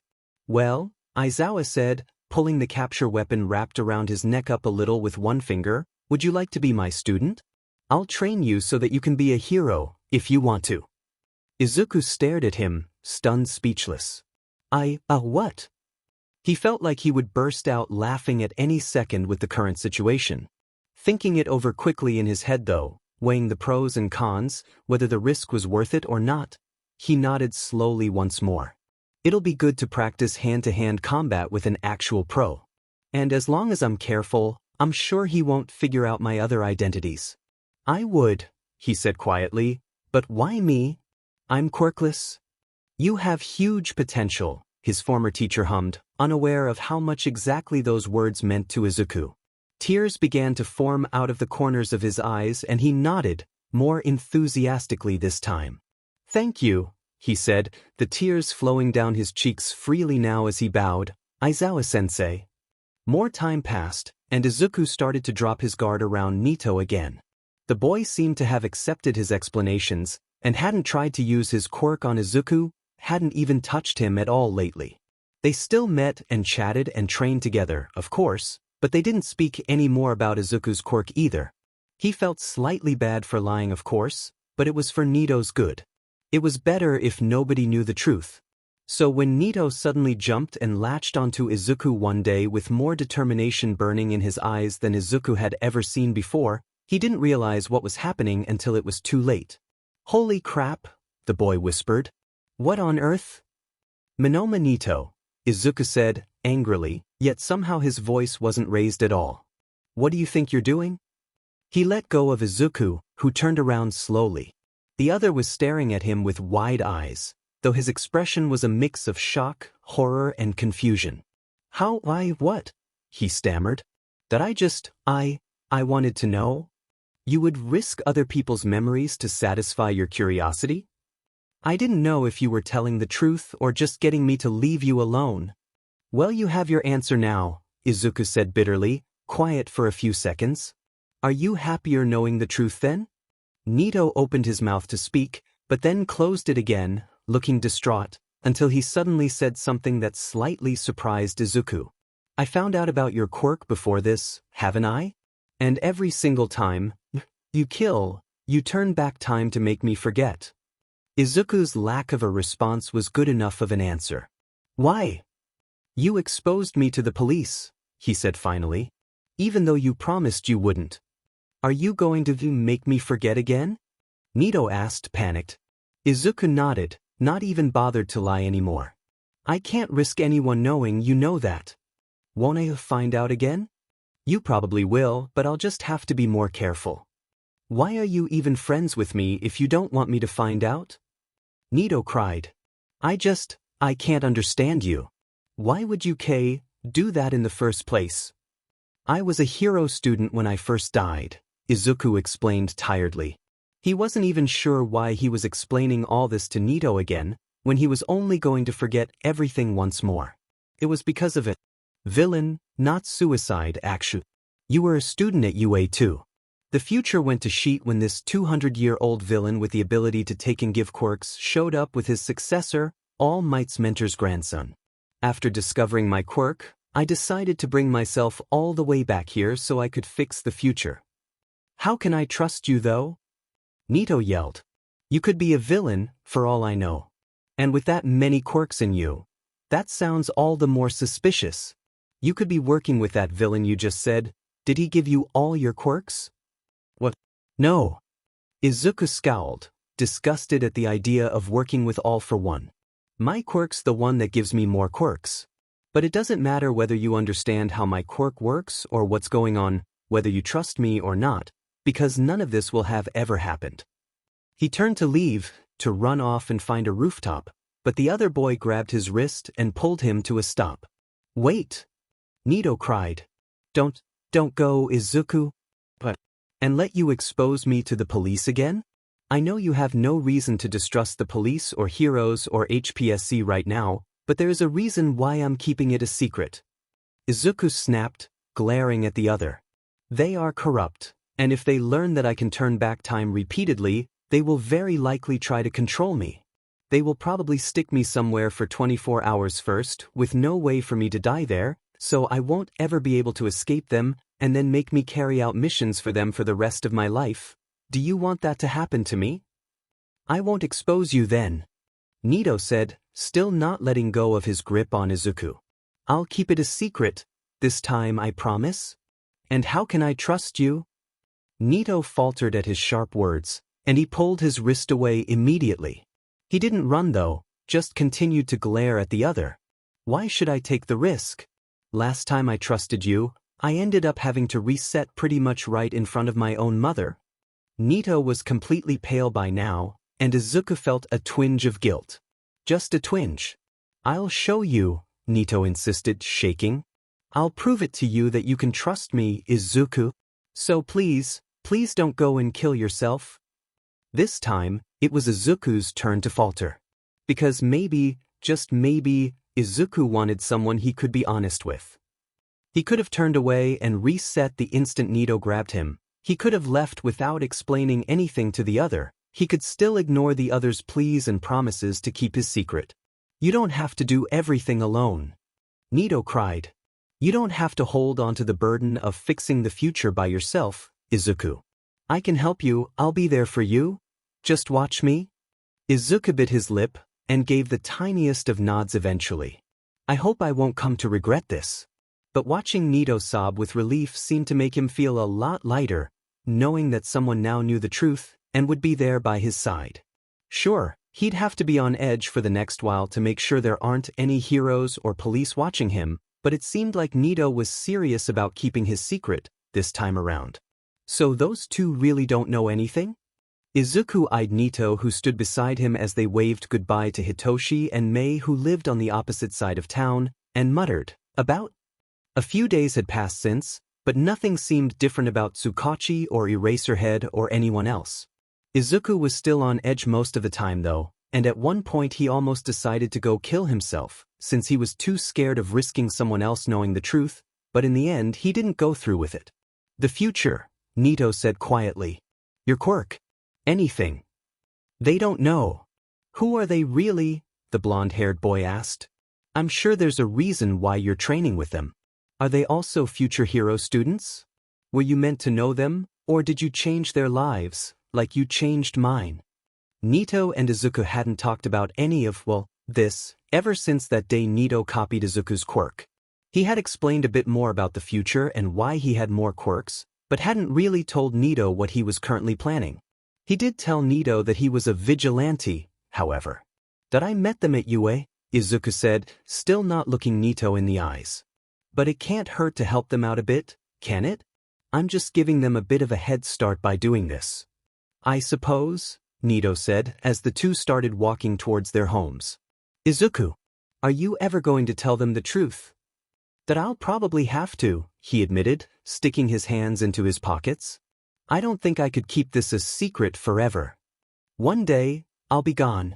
It wouldn't be fair to just disappear on you all without explaining, even if I don't want to. At least you have some brain cells then, the other muttered under his breath. Izuku punched his shoulder jokingly while pouting. I'll tell them in my own time though, Izuku said seriously, just before they were about to split off into their separate ways too. So please don't tell them anything before I'm ready, Nito. If I did, you would just kill yourself, Nito murmured. Ever since Izuku got the quirk, height manipulation, he could seem taller than he really was. Although his face didn't lose its childlike look, Izuku could wear a mask and easily go around town pretending to be a teenager, albeit with a higher-pitched voice. He obviously wasn't going to become suddenly taller with his usual persona, but if he was going to be creating a new vigilante identity that would use some of his other quirks. Maybe he could actually pretend to be older. Izuku had gained quite a lot of control over his secondary quirks after a year and a bit, after all. It's about time I start using my tools on patrol, he thought to himself.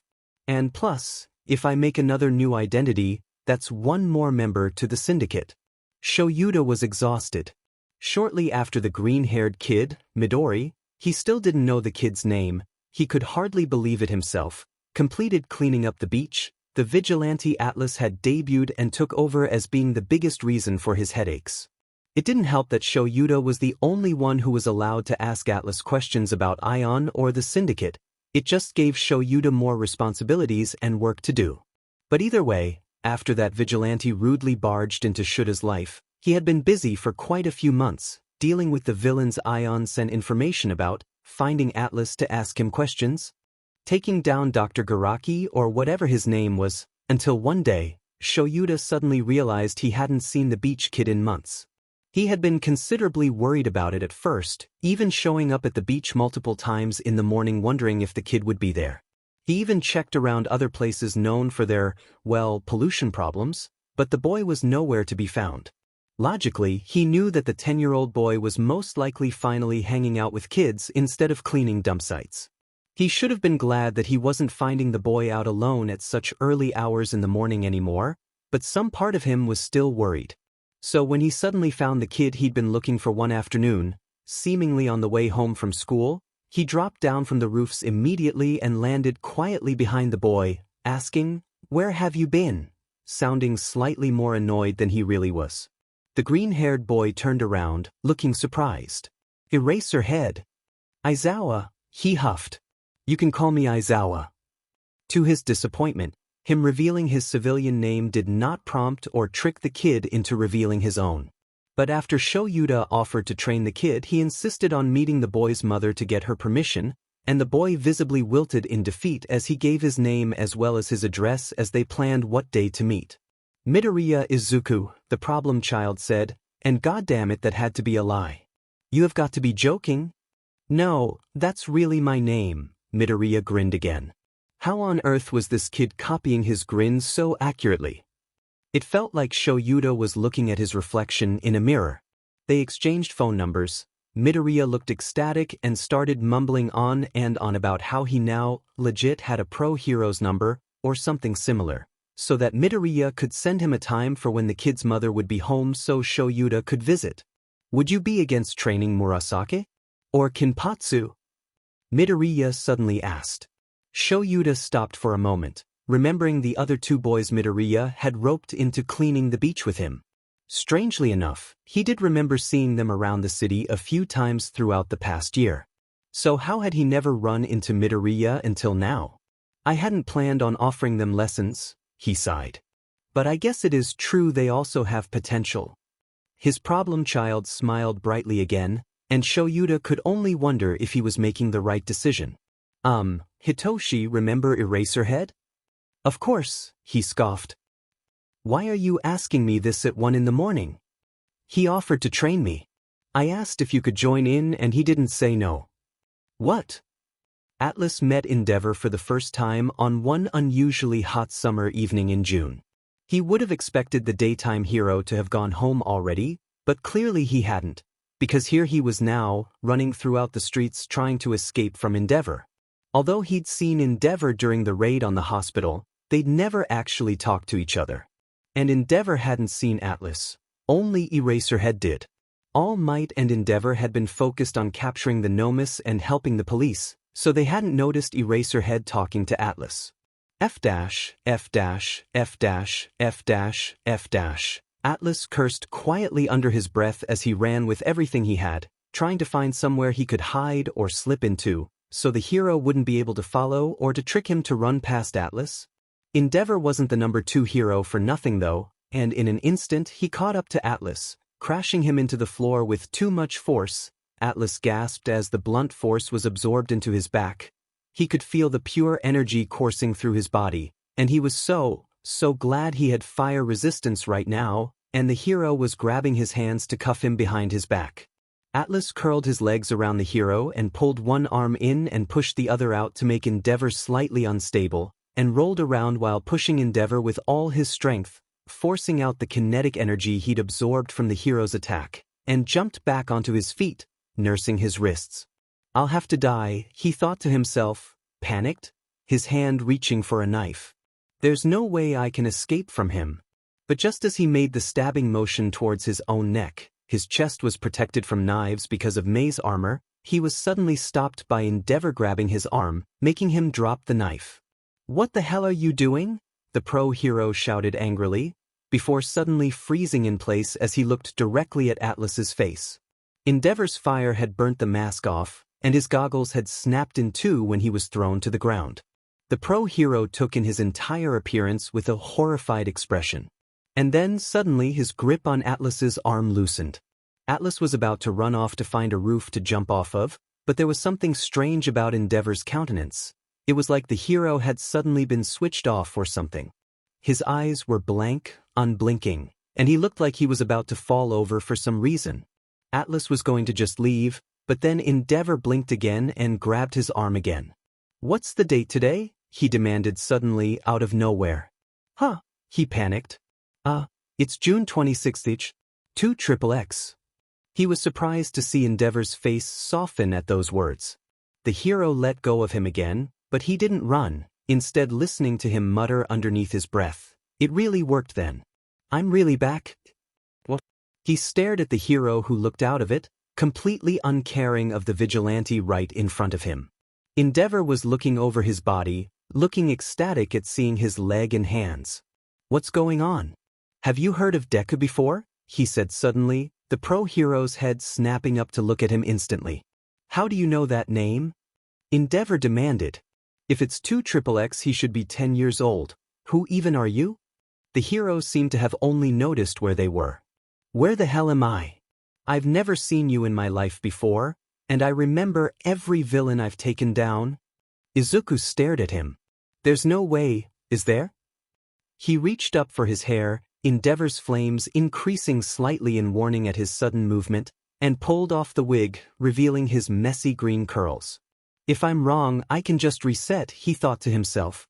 "It's me, Deku," he said, watching the hero's mouth drop open. "Why are you in the past, Endeavor? How the hell are you here?" Endeavor demanded, grabbing him by the side of his arms. "Died, Shigaraki, all for one. He killed you. We all saw your body." "My Quirk," he said, still reeling from the fact that there was someone else who remembered. "My original Quirk, not one for all, activated when I was fighting him," he explained. "It sent me back to the past when I was 8 years old. I can't return to the future, so I've just been trying to change things here." "How are you here though?" "After?" Endeavor's voice cracked, and he looked more broken than Izuku had ever seen him look before. "After you died, there was no chance we could win. The few of us that survived looked for a time travel quirk. We felt like that was the only way we could fix things. A year and some months later, we found someone in Europe, and they chose me to send back." "Will anyone else be sent back too?" Izuku asked quickly, hopefully. But Endeavor shook his head. "I don't think so," he said. "He said the further he sends something or someone back, the more lifespan he loses. I think he tried to send me as far back as he possibly could, so even if he's still alive, I don't think he'd be able to use his quirk again." Izuku nodded, only slightly disappointed. He had expected that. Endeavor winced suddenly, nursing his head. Izuku looked at him curiously.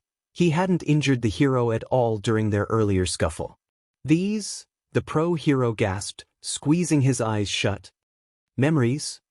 Izuku let him lean against him for support, and sat the hero down against a wall, before passing him a bottle of water. "What have you been doing, Deku?" Endeavor asked, his voice sounding almost soft. "You're only 10 years old and you've already changed so much." "I don't have time to waste after all," he said, amused. "There's so much to do. But don't call me Deku from now on. My life as Deku is over, that timeline's is gone." "Right, I'll try to remember that," Endeavor nodded, before pausing, looking up and down at Izuku's costume, confused. "Why are you a vigilante?" Izuku stared at him deadpan. Who on earth would listen seriously to an 8-year-old kid talk about time travel? Dada. "So what's your plan now that you're back in the past?" Izuku asked, interested. Endeavor eyed him warily. "Since you've already gotten All Might to take care of all for one, you must have, if you've gone after the doctor, I'll probably look for Stain first, or Stendhal, since he's probably not a villain yet. I want to find Dabi too." Izuku nodded. "All Might's looking for Shigaraki, and I've made plans for the Shai Hasaikai already. Now that you're here, you can look for the Meta Liberation Army too, right?" Endeavor nodded. "I'm also going to be getting heroes to patrol in the countryside more, and speaking against quirkism publicly. I'll be hiring more people with mutant quirks," he added under his breath, deep in thought. "And hopefully convince other hero agencies to do the same." "I haven't even thought about that," Izuku said. "But yeah, that would be good." Endeavor was still thinking of hero agencies though, and so, he was reminded of Izuku's vigilante group. "What's the syndicate?" he asked, looking at him curiously. Izuku hesitated for a moment, searching Endeavor's face, but the pro-hero didn't look angry at his illegal activities, so he began to explain. "It's part of my plan," he said, scratching his neck. "I'm going to steal the League's future members by making them into vigilantes, and hopefully convince them to join the Vigilante Rehabilitation Program eventually, and then turn them into official pro-heroes." Endeavor looked impressed. "That's not a bad idea, if they agree to join you," he murmured. I'm assuming you're Ion and Atlas then, right? Yeah, Izuku admitted. I made Atlas because I needed more members, but also because I don't want the heroes to know Ion is a kid. I still can't believe you've already gotten all for one and the doctor arrested though, Endeavor muttered. You said you were returned to when you were 8, right? It's only been about 2 years. It'll be 3 years in a month, Izuku mumbled, and Endeavor just snorted. Who's Asclepius then? The pro-hero asked after a moment. Do you really have a healer on your side? Do they know? Yeah, I really do have a healer in the syndicate. They only know what I want them to know though. I won't tell you who they are though, so you can have plausible deniability if anyone ever asks. Izuku didn't want to explain his quirk to Endeavor just yet. He was sure the hero wouldn't want him to use it anymore if he heard its requirements. What am I supposed to say if they ever ask me if I know who the other two are then? Endeavor frowned. Akatani Mikumo, he said, a grin slowly forming on his face. I made a fake identity for myself. What?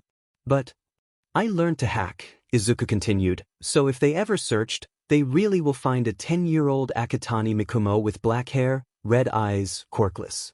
I have all the documents and legal stuff covered. How is that even possible? Endeavor gaped. I've always been good at studying, he shrugged. Endeavor frowned but didn't say anything else for a moment. When he opened his mouth again, Izuku froze immediately. Why? Were you about to stab yourself in the neck, Midoriya? Only a few seconds of silence passed, but it felt like an eternity as Izuku opened his mouth and closed it again repeatedly. He didn't know how to explain. He didn't know what he could even say. I have to reset, Izuku realized quickly, millions of thoughts running through his head in mere seconds. I have to get away. He can't find out. He'll stop me if he knows. I'm sure of it. Izuku said as his heart thumped loudly in his chest. It's nothing, I swear. I'm fine. You were about to kill yourself. Because I caught you. I would have been fine, Izuku protested, desperate to get away now, but he knew he stood no chance against Endeavor. The man would catch him instantly if he tried to run away. Even with wings, the pro-hero would be much faster than him. However, now that Izuku was thinking about the other quirks he had, a plan quickly formed in his head. He reached a hand behind his back as Endeavor said, What the hell do you mean you would have been fine? You would have died. There's no coming back from death. Unless... The pro-hero's expression suddenly changed as he came to the understanding of how Izuku returned to the past. You did die, didn't you? Your quirk only sends you back in time after you die. Is what I'm thinking right? Izuku didn't answer him.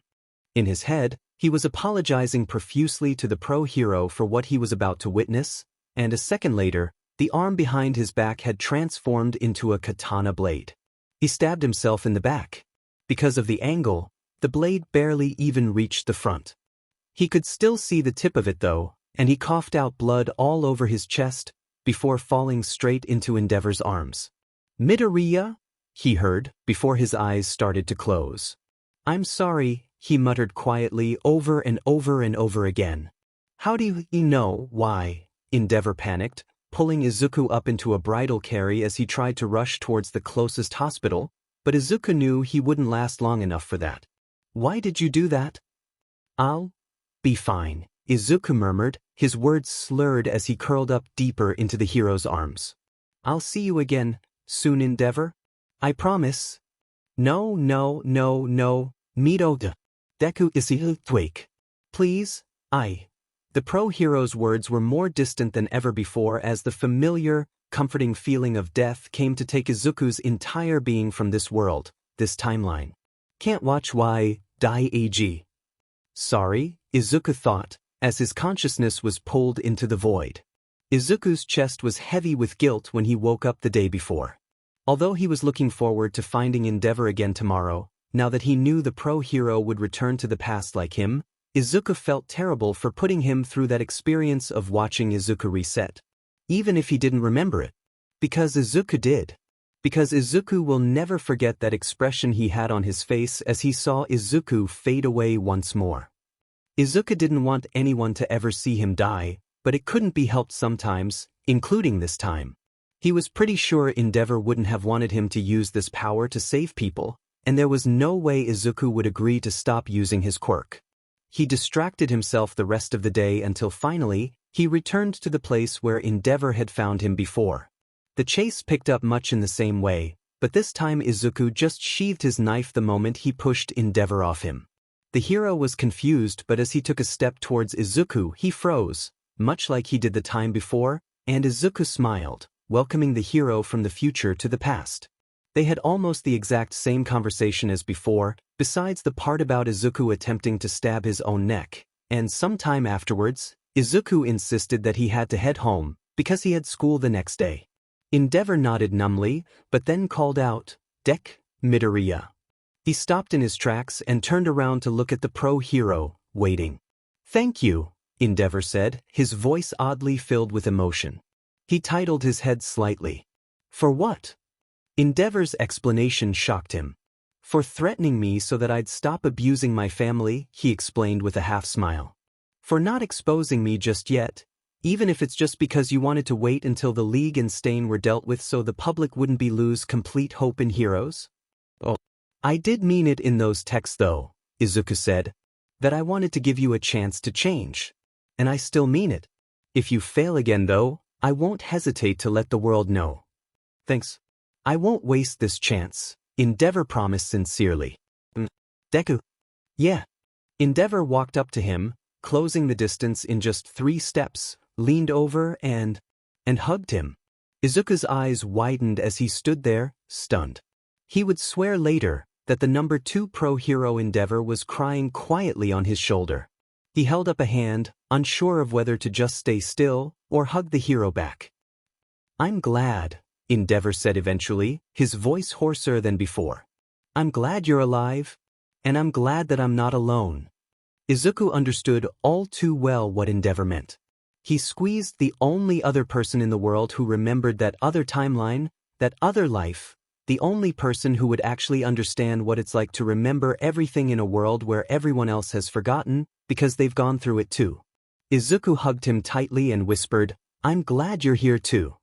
July rolled around, and Izuku celebrated his birthday with his friends once again, and then passed just as quickly. Now that Endeavor from the future was also back in the past, changes to the timeline were being made left, right, and center. The hero still continued taking down more villains than most other heroes, but he'd also started being more careful about damaging buildings and infrastructure. And true to his word, he started raising awareness about quirkism and apparently started hiring more people with mutant quirks. The 2 of them were at a ramen shop now, at the end of September, discussing future plans. If others paid attention to Todoroki Enji's appearance, they'd probably recognize him at the number 2 hero and think that it's strange he'd be out with a random green-haired kid eating ramen, but his fire was hidden at the moment and so, nobody batted an eye at them, perhaps only noticing them for 2 seconds, then moving on. "Hawks is going to turn 18 years old in December," Izuku said, slurping on the noodles, "and then he'll open his hero agency." "Enji?" He said that Izuku could call him that while not on duty. His exact words were, "We're probably going to be seeing each other a lot more, so you might as well call me my name when I'm not in costume," stared at him and asked, "How do you remember that?" "I'm good at quirk analysis, remember?" Izuku answered. "That was true even before, you know. I wrote an analysis for Hawks, so I still remember his birthday." "How come nobody from before ever knew that? It would have been really useful to know all the stuff you've told the heroes here." "That I used to be bullied," he explained, after he finished chewing. "And they said my analyses were creepy and stalkerish, so I stopped showing anyone. I hid it well too, almost nobody knew I liked making them after I got into UA." "Used to?" Enji's eyes narrowed, latching onto the first thing Izuku had said. "Are you now?" "I've gotten them to leave me alone, so don't worry about it," he shrugged. "Mostly anyways. How's your family been?"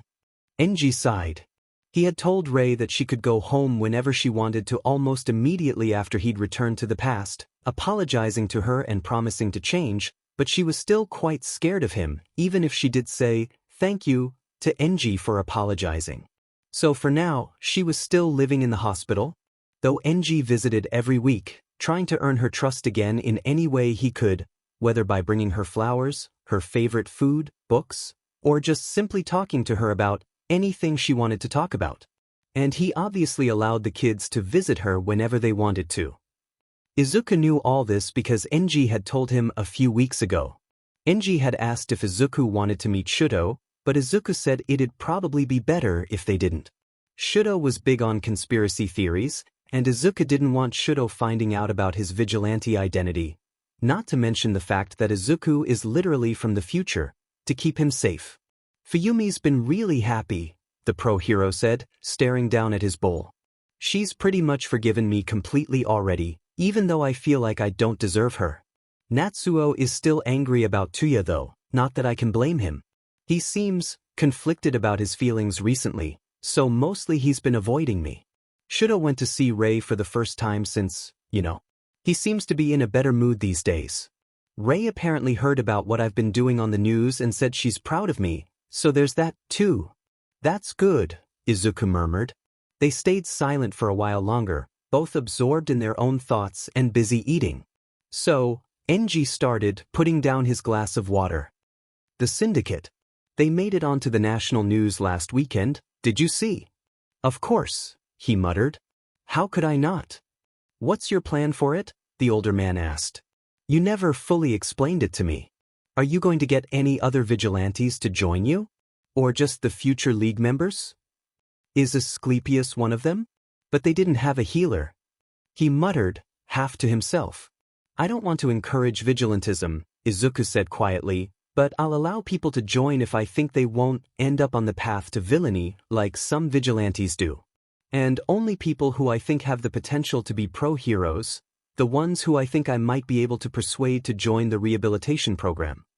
They finished up and NG paid for the food while Izuku waited at the door, and then the two wandered around the park nearby. The syndicate's going to take down the Hero Public Safety Commission someday, he declared quietly, just loud enough for the pro-hero to hear. For Lady Nagant, Hawks, and any other kid they've groomed. And when the time comes, are you going to stop me? No, NG admitted in a low voice. In fact, I'd help. Good. Izuku stayed silent as they passed by a couple walking a dog. I'm thinking of telling Hawks everything. What? It'd be great to have Hawks on our side, he said. I think he'd be able to befriend Tuya, and twice when I eventually find them, Hawks might have more luck than me converting them into heroes. I guess so? Hawks would be a huge help, but why wouldn't you just tell All Might everything then? I don't think All Might would join a vigilante group. And he stands out way too much. What if Hawks doesn't believe you then? Or just spies on the syndicate for the HPSC? NG pointed out. If he ever spills, I'll just reset, Izuku said, waving his worries off. And I'm pretty sure I can convince him to join us. If I call him by his civilian name, surely that'll mean something, right? Wait, you can use your quirk again? He stared at the older man and nodded a moment later. Yeah, it's not a one-off thing. You never told me that, NG scowled, his mustache flaring up slightly. It just didn't come up, he said, glaring pointedly at NG's mustache. But anyway, I'll promise Hawks to help him escape from the Commission's control and get revenge eventually. I want you to be there when I tell him everything though. What? Why? NG asked. He looks up to you, doesn't he? If he finds out that you're also from the future, it'll be easier for him to work with me. The pro-hero muttered something that Izuku couldn't hear under his breath. I might as well join the syndicate then. That'll probably convince him more. Izuku stared wide-eyed at him and spluttered, W. But you're a P-pro hero, you know. You can't be a vigilante. That doesn't seem to be stopping you though, NG raised an eyebrow at him. Look, I know a hero shouldn't be speaking like this, but I don't care anymore that I'll be doing something illegal. Don't forget, I managed to survive in a world where All for One ruled for a year and a few months. Those days were hell, and I never want to live through that situation again. If it's going to help us protect the world's peace, I'll do anything. When I returned, I was fully prepared to go kill All for One until I got the memories and realized he was already in Tartarus, but if he ever escapes, I won't be holding back. That villain is too dangerous to keep alive. I still have half a mind to walk straight into Tartarus and kill him right now. Izuku was speechless at what the number 2 pro hero just admitted, but there was nothing he could say anyways, not when he felt the exact same way. Does that mean I didn't need to reset to make him forget how my quirk works? Would he have agreed for me to keep using it as long as I can save people with it? I can't risk it, and besides, what's done is done. Fine, he muttered. Fine, whatever. I'll get you a new phone that's untraceable so that we can contact each other and stuff. You'll need to choose a name too. Or do you want me to choose one? You can choose, I don't really care. I probably won't be patrolling or anything like that though, NG said. Just so you know. I'll just support in the background, like Ion does or something. Yeah, that's alright, Izuku mumbled. Only a day after Hawks made his debut, Izuku contacted him as Ion. He managed to find Hawks' phone number through hacking. Endeavor disapproved. He said he should have just waited until Endeavor could ask for it, and called the 18-year-old on an untraceable phone that he'd modified himself. Hello, is this Hawks? He greeted, a voice modifier in effect. Yes, who is this? Ion, he said, hearing the pro hero stiffen on the other side. I'm sure you've heard about me from the HPSC. The man in charge of the syndicate, Hawks said slowly. Otherwise known as the director, to the public. What an honor to get a call from you. I'll skip right to the point. My quirk isn't clairvoyance like the commission believes it is, he said, leaning in his chair. It's something quite like time travel. I'm from about 5 years in the future and I know everything that the HPSC has done to you. Why are you telling me this? I'll help you escape from their control and get revenge on them too, if you want. The future gets a lot worse, Takami Kigo. You'll die to a villain before you make the world into a place where heroes have time to kill. Endeavor had told him to say that to Hawks. It seemed to do something, since the pro hero was silent, thinking. Do you still want to be a hero, despite what the commission did to you? Yes, Hawks answered. I'll send you an address in a moment, Ion said. Go there on Saturday in civilian clothes without anyone else. I'll know if there's other people around. Bye, Takami-san. Although he said that, he knew there was no way Hawks's phone wasn't being monitored and listened into by the HPSC. He was taking a huge risk, revealing the information about his quirk to them, but that didn't matter, because all of this was going to be reset. Nobody was going to remember any of this, except for Izuku himself, but anyways. All of this is for the greater good, Izuku told himself. I'll be able to save more people if I do this. And so, when Saturday finally came around, he wandered towards the meeting spot he had set, the shopping mall. The place was packed as usual, and to a random civilian, they would have thought nothing of it.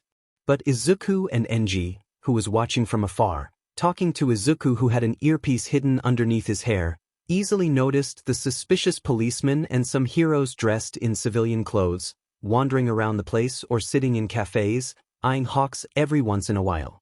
Hawks is there already, Enji told him. Yeah, I can see him now, Izuku muttered under his breath. His usual green curls were covered with a dull blue wig, and the hair was slightly longer, draped messily over him, covering practically his whole face. He subconsciously pushed some strands of hair out of his face. He was wearing a black hoodie and trousers, as well as a mask over his face. Izuku was dressed up as a familiar hand-obsessed BSU. Not that anyone in this timeline would know that yet, and Enji hadn't thought anything of it, or said anything anyways. I probably could have gotten Hawks to meet me alone, the pro hero said, huffing slightly. Why did you have to do it this way? Now the HPSC will be suspicious of Hawks and wary of us. Yeah, I know, Izuku murmured. I'll be taking up your offer next time though, don't worry. What? Izuku, what do you? He dropped the earpiece onto the ground and crushed it, then walked over towards where Hawks was standing before Enji could stop him. Hey Hawks, he greeted cheerfully, the pro hero staring at him in surprise. Let's just go over there to talk, will we? And tell your friends to wait until after we're done talking to arrest me. Who are you? He said instead, staring at the Izuku. Are you, Ion? Nah, there's no way I'd be Ion. Izuku lied easily to the pro hero's face. I'm a kid, do you really think Ion would be so young? And besides, there's no way Ion would walk so obviously into a trap, so he sent someone expendable instead. Hawks's eyes narrowed at the word, expendable. He must have gotten orders to follow Izuku and listen to what he had to say first, because he nodded and said, "Lead the way then." They sat down at the exact same place where Shigaraki had sat with him all those years ago, in that other timeline, and Izuku turned his head to find the hero staring at him curiously. "Seriously, who are you?" the hero asked. "You're like what, 8 years old? Why are you working with Ion? Is he blackmailing you somehow?" "Nobody special," Izuku mumbled. "It doesn't matter. This whole thing is a trap. You see, Thun set this all up." "What do you mean?" Hawks asked on edge. Izuku could see the people around them stiffening. "He chose me to be a martyr," Izuku said, consciously activating the most destructive quirk he'd gotten, the one from his worst enemy, the person he could never forgive, the villain who killed him. He curled his fingers, feeling the uncomfortable itchiness coursing through them. "I'll be dying here today for the syndicate.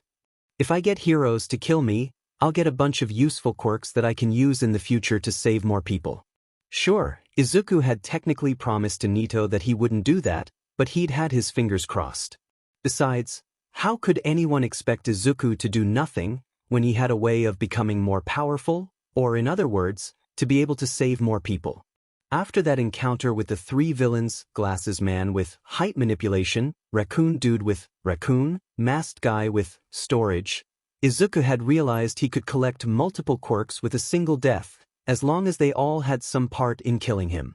So after that, he came up with a plan to gather as many quirks from heroes as he could in one go, by lying to Enji and pretending he had gotten possessed by Shigaraki. It had taken Izuku a while to get used to acting as Shigaraki without throwing up. The man had been the reason for his first ever death after all, even if he had been possessed by All for One, and to come up with a reasonable plan of action, but all of this was for the greater good. In an instant, Hawks grabbed his collar while the police dressed as civilians suddenly revealed themselves all at once. They were shouting that there was a bomb hidden in the mall, trying to evacuate everyone, and the people began to panic, rushing out of the mall, pushing past the two of them. "What did Ion do?" Hawks demanded, as a policeman holding Quirk suppressing cuffs began heading towards them quickly. "Is this whole place trapped? What's going on?" "I'm sorry, Hawks. This will be over soon," Izuku thought as he touched the bench with one hand, but nothing happened. He only wanted to show them that he was a threat. He wasn't going to actually harm Hawks. Turning around to face his former teacher, he cracked a grin and said, "You're really cool, Eraserhead," the words making himself feel sick. But he knew that Endeavor would recognize him. At that moment, Endeavor crashed through the ceiling and burst into the scene, crashing into Izuku and sending him flying into a wall. But Izuku stood up easily. The dust from the ceiling collapsing had caused Eraserhead to blink, Izuku's force reflection negating Endeavor's attack and his fire resistance protecting him from the heat. The other heroes and police force seemed to be shocked that Endeavor was there. He wasn't meant to be in this part of town, at this time anyways, but he heard some of them call out Endeavor's name and relax knowing that the number 2 hero was on the scene as well, even if they didn't quite understand what was happening yet. But in the instant that they stood there, Izuku's pitch-black wings burst out from his back and he was up, high up in the air, and decaying the ceiling, causing huge chunks of it to fall. Eraserhead wiped his quirk again, causing him to fall through the air, and in the same time, Hawks's feathers were shooting all around him, destroying the rubble before they could land on the ground. Endeavor grabbed him roughly, flying using his fire, before he asked a question, still hovering in the air. "What did you mean next time?" he gritted out, and Izuku could see all the confusion, fear, horror and anger in the hero's eyes, before they suddenly widened in realization. "You're going to reset, aren't you? But why?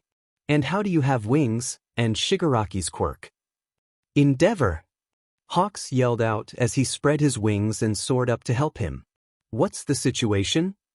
You didn't think Deku was the only one who ended up in the past, did you?" he spat, with as much hate as he could muster in his tone, watching Endeavor's face twist from confusion to horror. "After Sensei took over my body, I ended up waking up here, in this boy's body." "Shigaraki?" Endeavor gasped, horror evident in his voice. How, since when? Did you know decay wasn't my original quirk? He reached his hand out for Endeavor's face, not intending on actually touching it. He doesn't think he could ever bear mortally wounding someone on his side, even if he can reset, and besides, Eraserhead was still using his quirk, but the number 2 pro hero smacked his arm away with a fist full of flames. Sensei, all for one. He doesn't deserve the title Sensei, he muttered, gave me that quirk, but it turns out I was never quirkless, like Deku after all. After having my own body stolen, I figured out I could move my consciousness to someone else's body. And as I waited, dormant in Deku's body wondering what to do next, he got into that battle with all for one, and his quirk sent us both back here. How do you have that quirk in Deku's body then? Endeavor shouted as a flurry of Hawks' feathers shot at Izuku and pushed him away from Endeavor, pinning him in place in the air, unable to move. A couple cut his face, but he grabbed and held onto one feather, ignoring the bleeding, knowing it'd be fixed soon enough. How does he have multiple quirks? Hawks yelled. Although he was unable to move in the air, the heroes made no move to bring him to the police either, Endeavor, because he was unsure of what was even happening to him, and Hawks, because he wasn't sure if this was part of the trap Ion had set for him. Don't know, don't care, Pseudo Shigaraki cackled in response to Endeavor, as he threw multiple throwing knives he'd hidden in his clothes at Eraserhead to make him blink, hopefully. But the shield hero, Crust, jumped forward and blocked his knives with ease, protecting Eraserhead down below. Thanks to Deku though, I get to restart the game, he said, grinning a wide, unnatural grin and turning back to focus on Endeavor. So I guess I have to admit, he's been a great hero to me. Please, he prayed. You said you'd do anything to protect the peace, didn't you? You're like me, aren't you, NG? You would kill me if it took out Shigaraki. Wouldn't you? Endeavor looked incredibly, unusually distraught, and when Hawks yelled his name again, he finally responded to the winged hero. I'm from the future. What? This isn't the time for jokes, Endeavor? I'm being serious, he hissed, flames roaring even brighter than before. And that boy there is possessed by one of the worst villains in the future. His sensei is all for one, a villain who could steal and give quirks to others, so it makes sense why he'd have multiple. The boy, Izuku, is a hero though. He's from the future, like me, and becomes a hero so. If you kill me, you'll also be killing Deku, Pseudo Shigaraki finished for him, still grinning. At that exact moment, he pulled out a Nerf gun and shot Eraserhead, or aimed it at the wall so that the bullet would bounce around and take him by surprise anyways, causing the hero to flinch and unfocus for a moment. Almost immediately, he activated multiple quirks, the height manipulation one to shrink himself down so that it'd be difficult for Eraserhead to see him at this height in the air, and wings so that he could move again. The next few seconds were absolute chaos. He crashed into Eraserhead on purpose, and despite his miniature size, he forced out the energy he'd gotten from Endeavor sending him into the wall, and pushed it all out at the underground teacher. The Erasure hero went flying, and Izuku heard a sickening crack as he hit a wall, seemingly unconscious. He enlarged himself again, to make it easier for the heroes to kill him, and Crust lunged at him immediately. He was tackled onto the ground by the shield and Crust's heavy weight, but he activated the raccoon quirk and latched his claws onto the hero's arm, causing Crust to yelp in pain and subconsciously loosen his grip on Izuku. He managed to get away a second later, only to get attacked by Hawks instantly. He dodged though, and grabbed the young hero's arm as Hawks attempted to punch him, and it took everything he had to keep his face still grinning as the cracks began to appear on his skin. He hadn't meant to activate decay, he hadn't wanted to actually kill any hero. But Izuku would play it off, since ultimately, none of this would be remembered. It's over for you, he taunted, as Endeavor screamed at Hawks, panicking. Cut off your arm, Hawks. Otherwise it'll spread. A burst of flames was directed at him, but because of his fire resistance, he barely felt a thing. When the flames died down, he saw that the winged hero had trusted the number 2 hero after all. His stomach churned in guilt as he saw the young hero's mutilated arm. Hawks had cut off his own arm using his feathers. This is just a means to an end, Izuku told himself. Nobody will remember. He chanted in his head like a mantra. A gunshot rang throughout the shopping center, and he held his breath.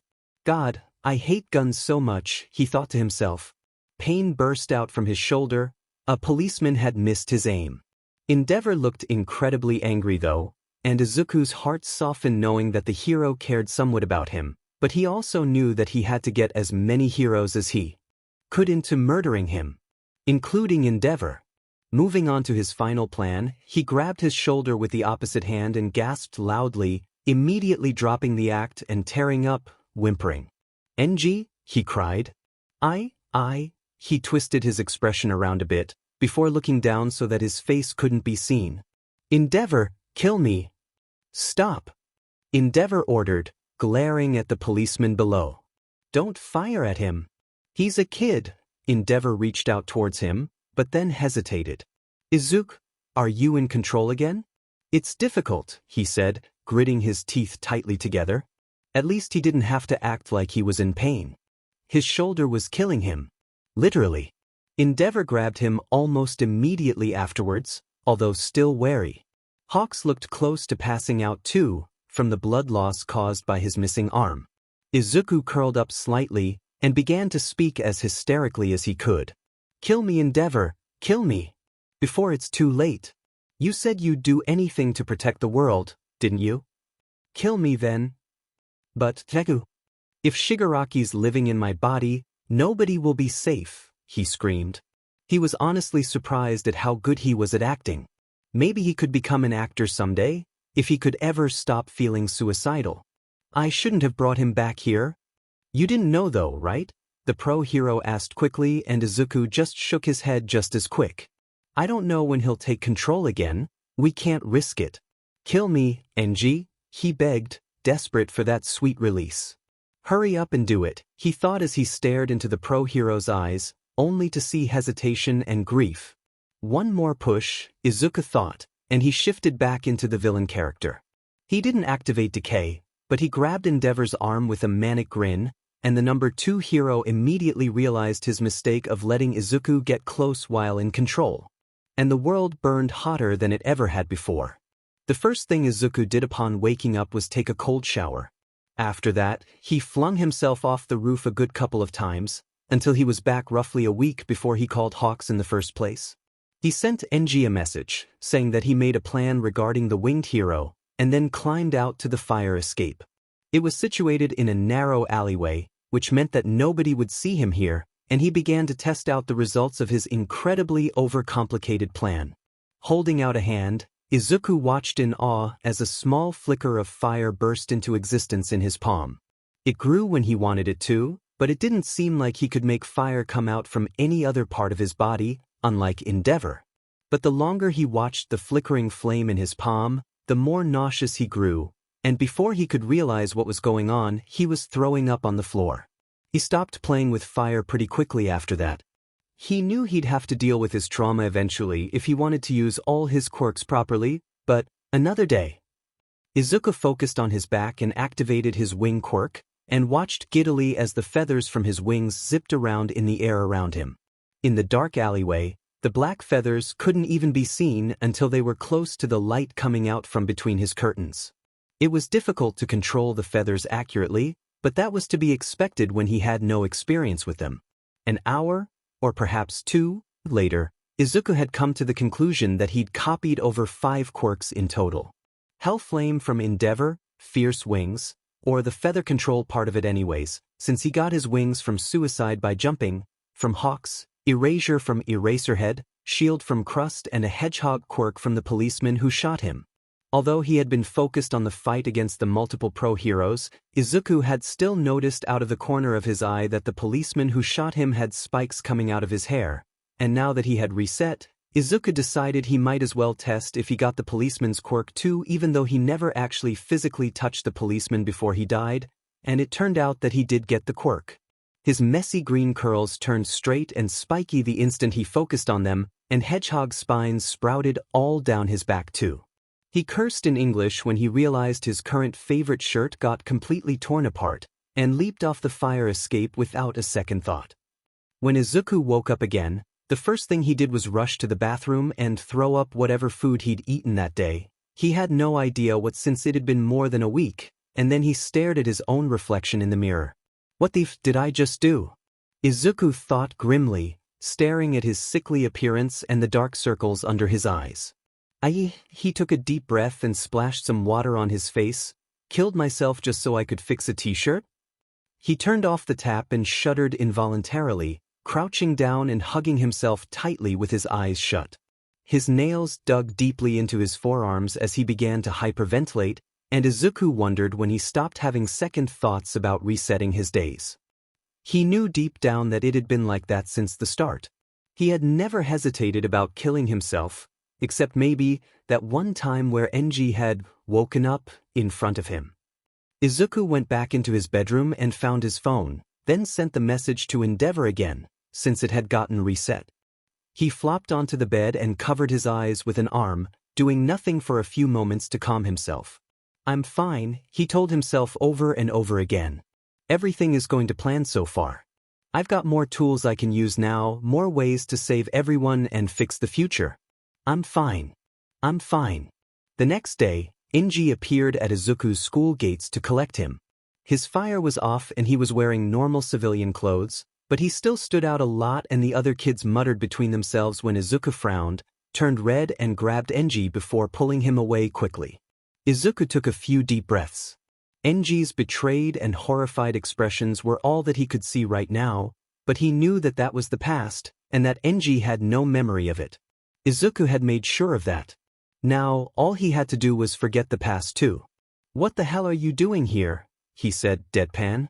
Do you want to make the others suspicious? You're lucky Kacchan got a cold and didn't see you there today? But Kugu. Enji frowned. You think he would have recognized me?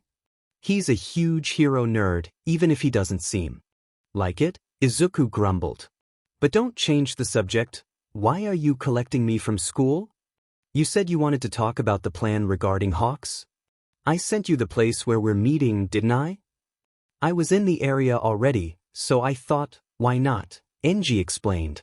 I didn't realize it could have been a bad idea, so I apologize.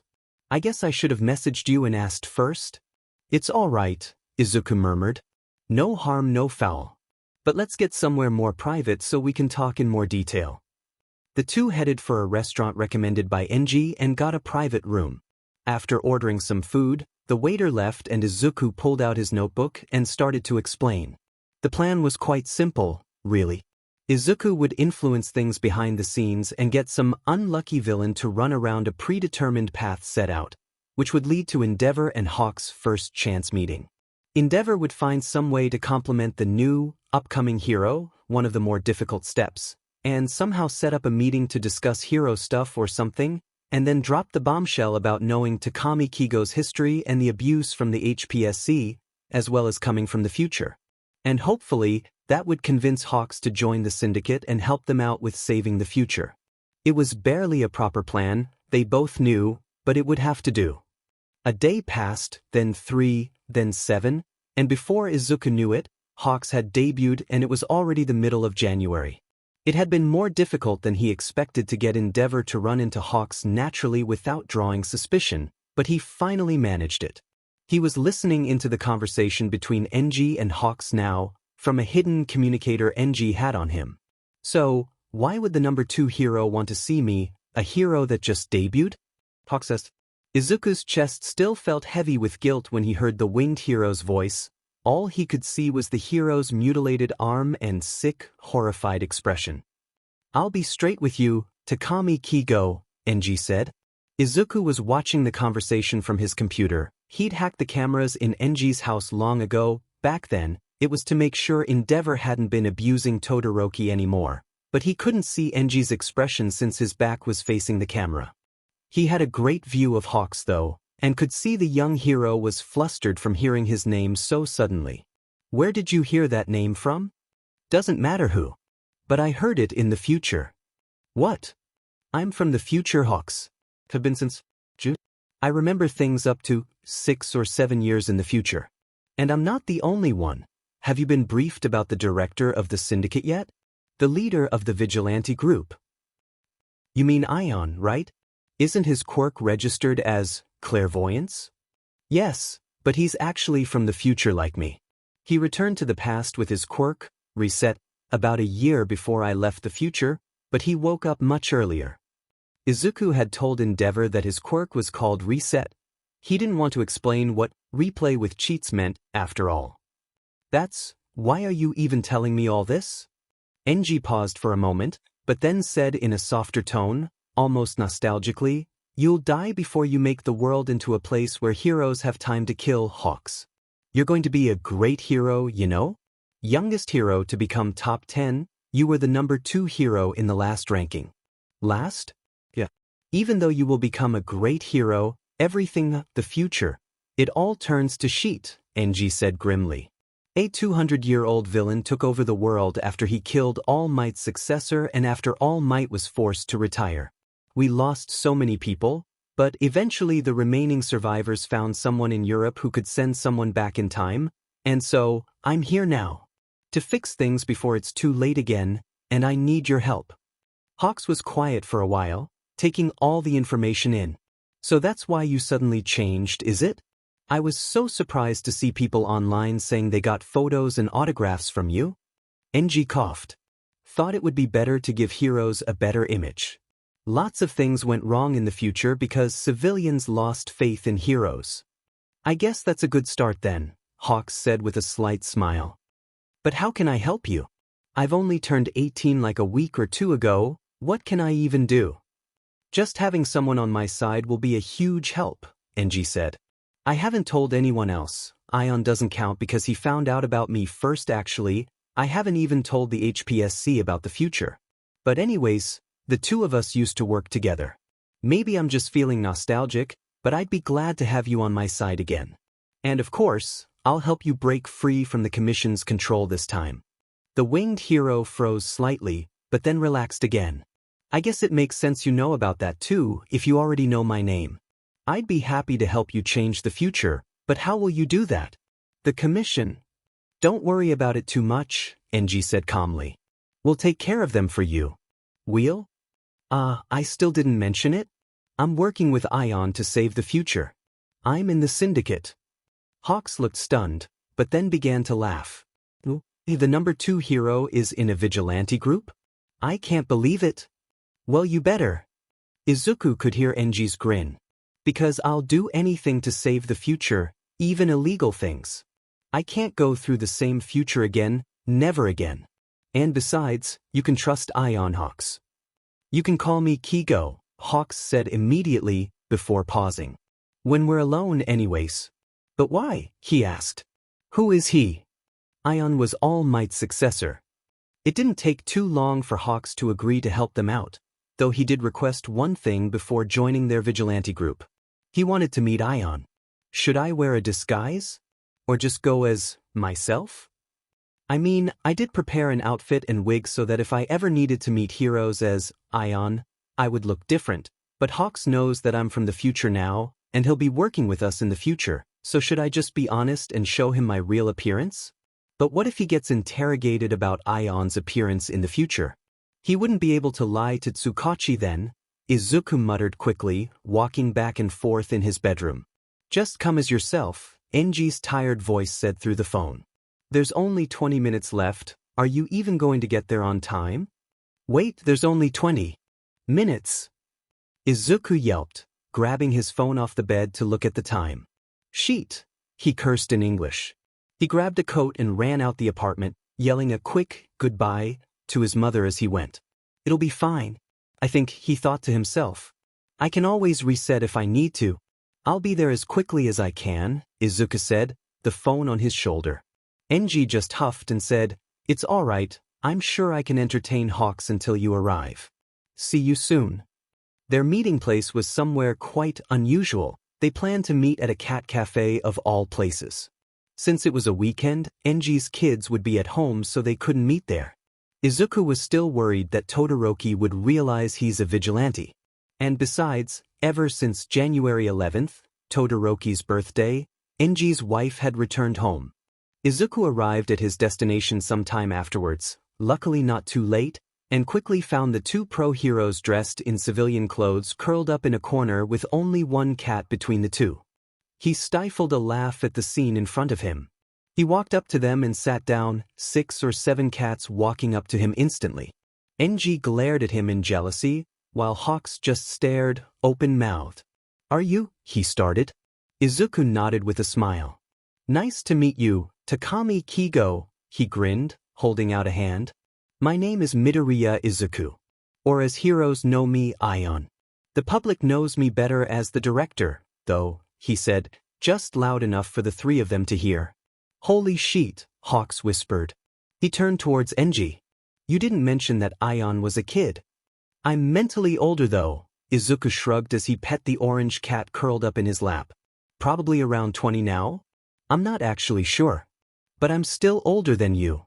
You're tiny." Hawks just cried instead, ignoring his words. "I can't believe you're actually, the leader of a vigilante group?"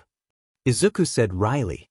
"I was thinking All Might's successor, actually," Hawks said. "I would have expected someone with more muscles." "I don't need to be as muscly as him to be his successor," Izuku muttered. "Besides, there's still 4 or so years before I'm meant to become his successor." "I guess not," Hawks agreed. "Why did you want to meet me anyways?" "Who wouldn't want to meet the infamous Ion?" Hawks said quietly. "Am I the first to ever meet you in person?" "The first to see my real face," Izuku nodded, "other than dear old Enji over here of course. But we knew each other in another timeline, so that doesn't count." Enji was attempting to pet one of the cats that had been lured over by Izuku's presence, but it dodged his hand and curled up beside Izuku instead. He scowled. "So?" Hawks hesitated. "What is your plan?" "Endeavor said that you'll help me get revenge on the HPSC and become an independent hero from them, but how? You're just a kid, so I hope you don't mind me doubting." "Nah, that's a fair question," Izuku said, scratching a kitten's chin gently. "Unfortunately, you'll have to wait a while, until we get rid of the hero killer, Stain. He's a vigilante-turned-villain that'll appear in the future sometime, and becomes a huge pain in the butt. If we take him down before his ideals get out to the public, it'll be safer. If we destroy the commission before Stain is dealt with, he might rally the people and start a villain group or something," Enji muttered under his breath. "Because we'd be proving the commission is corrupt and that there are a bunch of fake heroes in the world. What should I do meanwhile? I can't do much since the commission keeps an eye on me most of the time and controls my schedule, but it's fine. Enji and I will tell you when we need your help when it's closer to the time. All we can do right now is wait until the next big fight." Izuku hummed. The bell at the door rang as some other customers entered the cafe. "Though I guess there are some faces and names you can memorize and keep an eye out for. There are some people we need to recruit." "I can do that," Hawks agreed. "I'll join the syndicate too, of course." "Izuku." Izuku looked up at the group of 3 that had just entered the cafe. Hitoshi, Mei and Nito were staring at him, wide-eyed. He felt like his heart stopped for a few seconds, wondering if they caught the last sentence Hawks said. "What are you doing here?" Mei asked when they walked over to their corner. "You said you were too busy to hang out today, but who are these guys?" Nito asked, squinting his eyes at the 2 adults. "You guys don't look related to Izuku at all. Aren't you that new hero that recently debuted?" Hitoshi asked bluntly, staring at Hawks. "I saw you on an article online. They're some of my mother's friends," Izuku quickly said, waving his hands frantically, eyeing at the 2 pro-heroes, begging them internally to get the hint and leave. "They live far away though, so we don't meet often. They used to babysit me," he lied, coming up with any bullshit that he could, but the 3 didn't look like they believed it. "You should have told us that your friends wanted to hang out," Enji said quickly, standing up while pulling Hawks with him. "We'll talk more later, Izuku. Go with your friends?" "Wait," Hitoshi said, blocking the way. "You don't have to go. We just wanted to say hi to Izuku." Then he pulled the other 2 with him and they headed for another corner. Izuku let go of the breath he'd been holding. "Do I need to reset?" Enji was looking at him with a concerned expression. "What now?" he asked quietly. "I'll come up with something to explain to them," Izuku answered under his breath. "Don't worry about it. I'll see you around later then, yeah?" "All right," Enji nodded, though he still looked worried. Let's go for today, he said to Hawks, who just shrugged and followed him out the cat cafe. We'll see you later, Izuku. Izuku took a deep breath and headed over to his friends. What's going on? Hitoshi demanded. After the three saw the two adults leave, they grabbed Izuku and pulled him to the beach, where they had somewhere quiet to talk. Nothing. I searched up that new hero who debuted recently. He looked exactly like the man you were talking to earlier. Mei said excitedly. So don't tell us it was nothing. Izuku groaned internally. How the hell was he meant to explain this? Seriously, Izuku, what's going on this time? Hitoshi asked, a little less demanding. You're so mysterious all the time, don't you trust us with anything? How am I mysterious? You somehow managed to escape from the top underground. Hero every time he tries to track you home, Hitoshi said dryly. You managed to gather a group of kids to clean up a beach with no help from adults. You got Eraserhead to offer to train us. You have a phone and your mom doesn't even know about it for some reason. You know, like 5 languages. You're gathering proof against your school so that you can sue them someday. And now you're somehow friends with another pro hero? Okay, Izuku huffed, turning red. But I swear nothing's going on. He's really just a friend. Then why have you been so busy all the time? Mei asked. You only join us when you boys are training on Wednesdays and Saturdays now. You never hang out with us on other days anymore? Izuku grimaced. That was because he was usually sleeping in the afternoons where they'd be hanging out. Because he needed energy to patrol as Atlas later in the evening and early mornings. Nito looked uneasy. I've been busy, he said, only to get interrupted yet again. How are you busier than me though? Mei asked. I spend a lot of time on my babies, but I still have time to do other things. I'm a vigilante, all right? The silence at the beach was stifling. That wasn't what I meant to say, he muttered. What did you mean to say then? You should tell them everything, Nito said quietly. Nito! Izuku hissed angrily.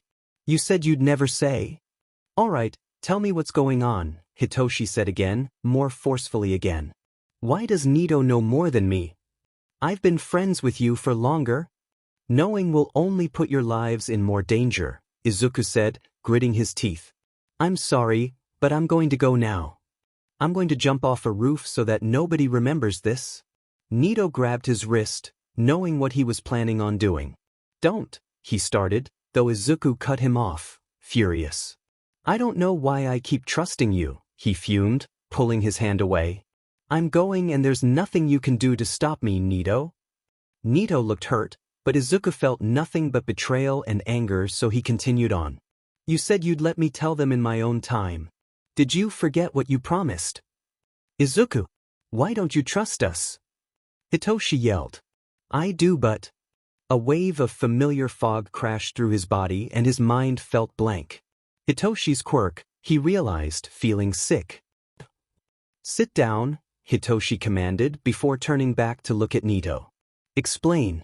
What do you know about Izuku that we don't? He looked conflicted, opening his mouth to speak and then closing it again multiple times, but eventually said, Izuku isn't quirkless. That wasn't what Hitoshi had expected. What? Mei gasped. Why would he keep that a secret though? This really isn't my story to tell, Nito sighed, scratching his head. He looked miserable. Izuku is from the future. He turns back time every time he dies. Holy shit, Hitoshi thought. No wonder why Izuku knows so much and always seems so off. Izuku, he said, turning back to look at his friend's blank expression. Were you going to run away and kill yourself? His stomach churched with horror when his best friend nodded, slowly but surely. Why? Izuku just stared at the ground with those dull, lifeless eyes. Will you stay here if I release my control over you? Izuku shook his head. What the hell are we meant to do? If we keep him trapped somewhere for 24 hours with no way to die, we wouldn't have to worry about him making us forget, Nito said quietly. Hitoshi realized he'd said his thoughts aloud. But Izuku's quirk actually gives him other, secondary quirks too. His quirk basically does anything to, well, keep him alive. So for example, after he died from fire, he got fire resistance. So because of that, he's got a lot of quirks, some which he could use to kill himself, even if we leave him in an empty, locked room. Shouldn't we tell the police or heroes or something then? Hitoshi asked. Surely they could keep Izuku alive. Nito shook his head, however. I don't know exactly what will happen in the future, but Izuku doesn't trust them, so I don't think we should either. Is he really a vigilante? Mei asked, her voice quieter than they'd ever heard it before. I thought he wanted to be a hero. Why would he do something illegal? To fix the future, obviously, Nito said finally. There's a reason why he came all the way back here after all. For the next few minutes, Nito told them everything Izuku had apparently told him after Nito found out about Izuku's quirk. The blonde-haired boy kept glancing at Izuku apologetically, but didn't stop explaining until, all of a sudden, Izuku's body slumped and he fell to the ground, unconscious. What the? Hitoshi panicked, immediately on the ground, rolling Izuku onto his side and checking for his pulse. To his relief, his friend hadn't somehow died. But what on earth happened?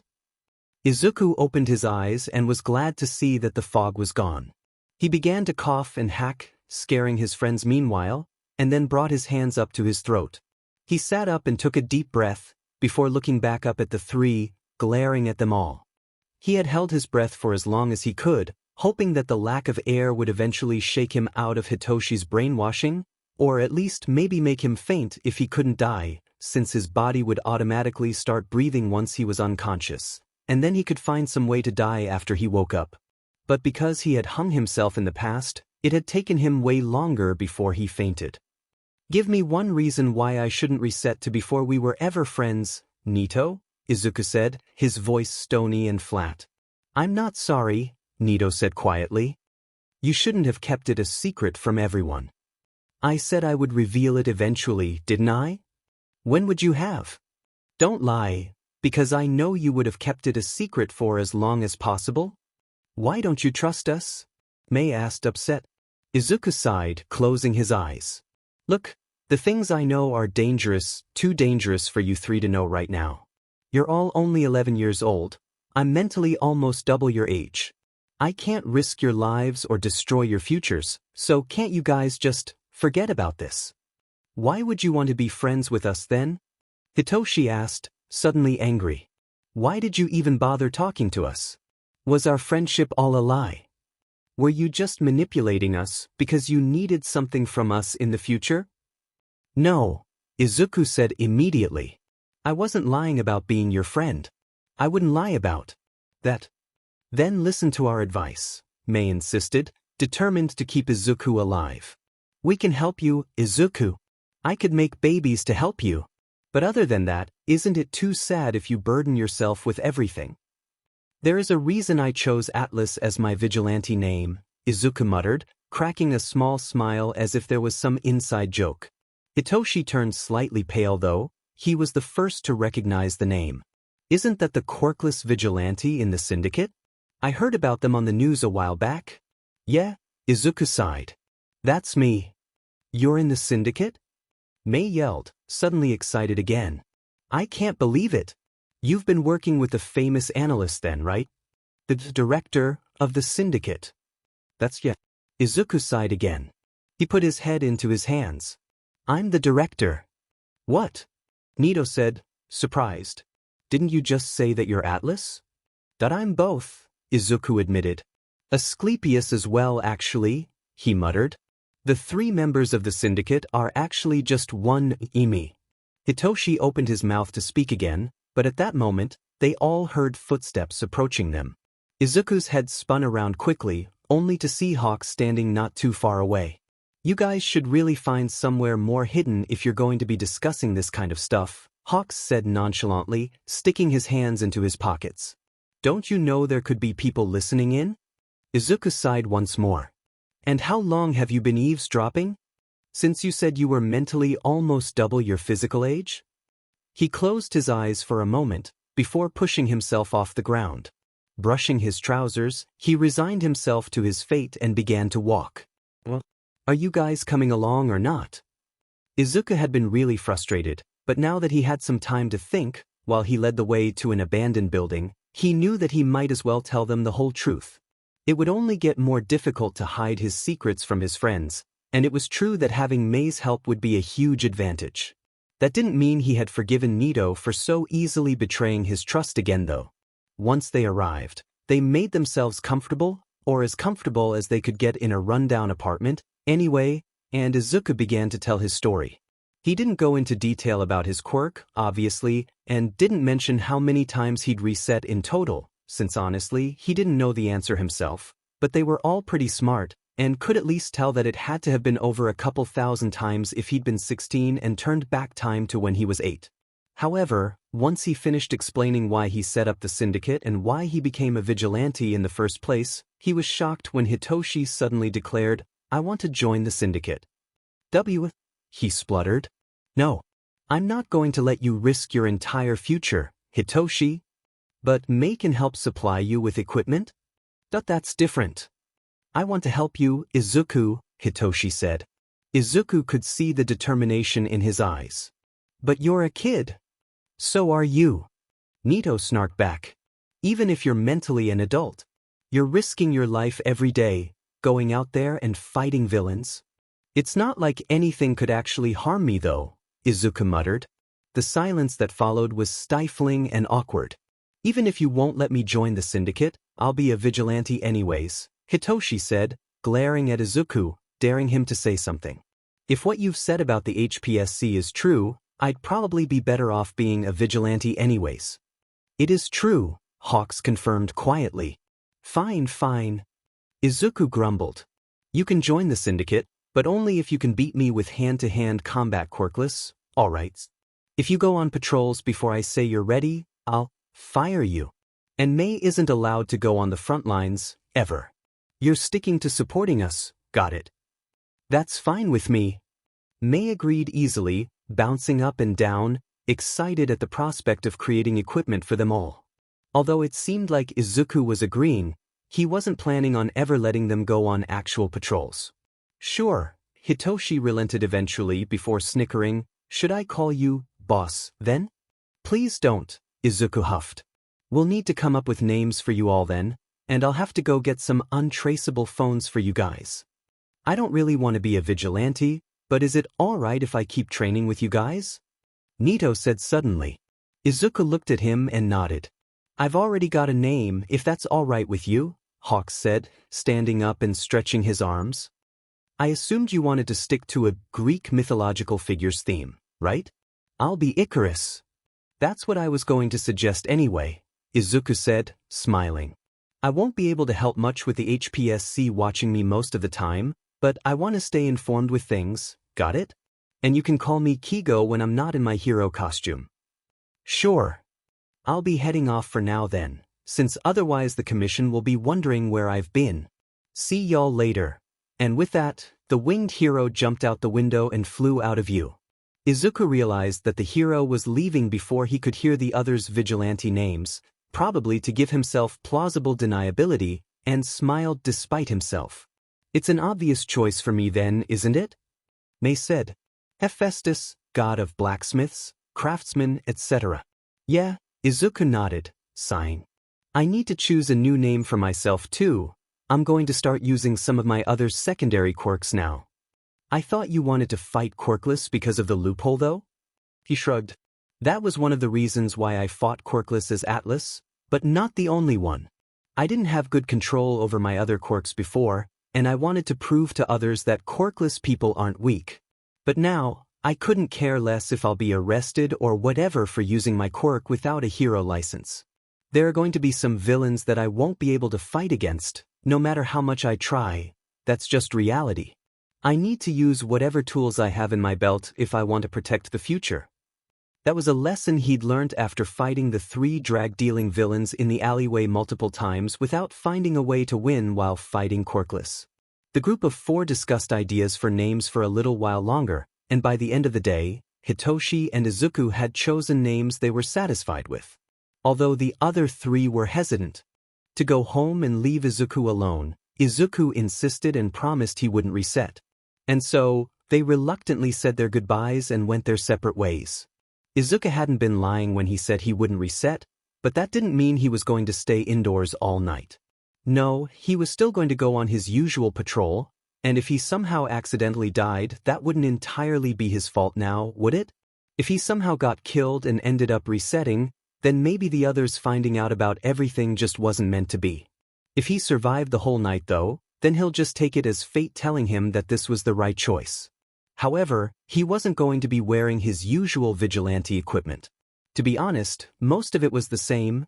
He still wore the long-sleeved armor-like shirt that May gave him a few years ago underneath his clothes, as well as his utility belt, the plain face mask, and the pocket watch was still attached to his side. Instead of his usual golf club though, he now had a baseball bat. He still wore his usual black wig, though he did style it slightly differently, and he wore blue contacts instead of red. He wore a spare pair of shoes that had been painted black too. The largest difference between his new vigilante identity and Atlas, however, was that this one had a blue hoodie instead of red and wings. He jumped out the window once he finished his preparations, and couldn't help but grin as he soared through the air, watching the blinking city lights. Before long, he found himself on top of his favorite building, because of course he had one, and waited for Eraserhead to show up. Atlas. A confused voice could be heard from slightly behind him, and he turned around to greet the underground hero. He waved for a moment before signing, "Hey." The pro hero stiffened ever so slightly, but didn't make any move to capture him just yet. "Who are you?"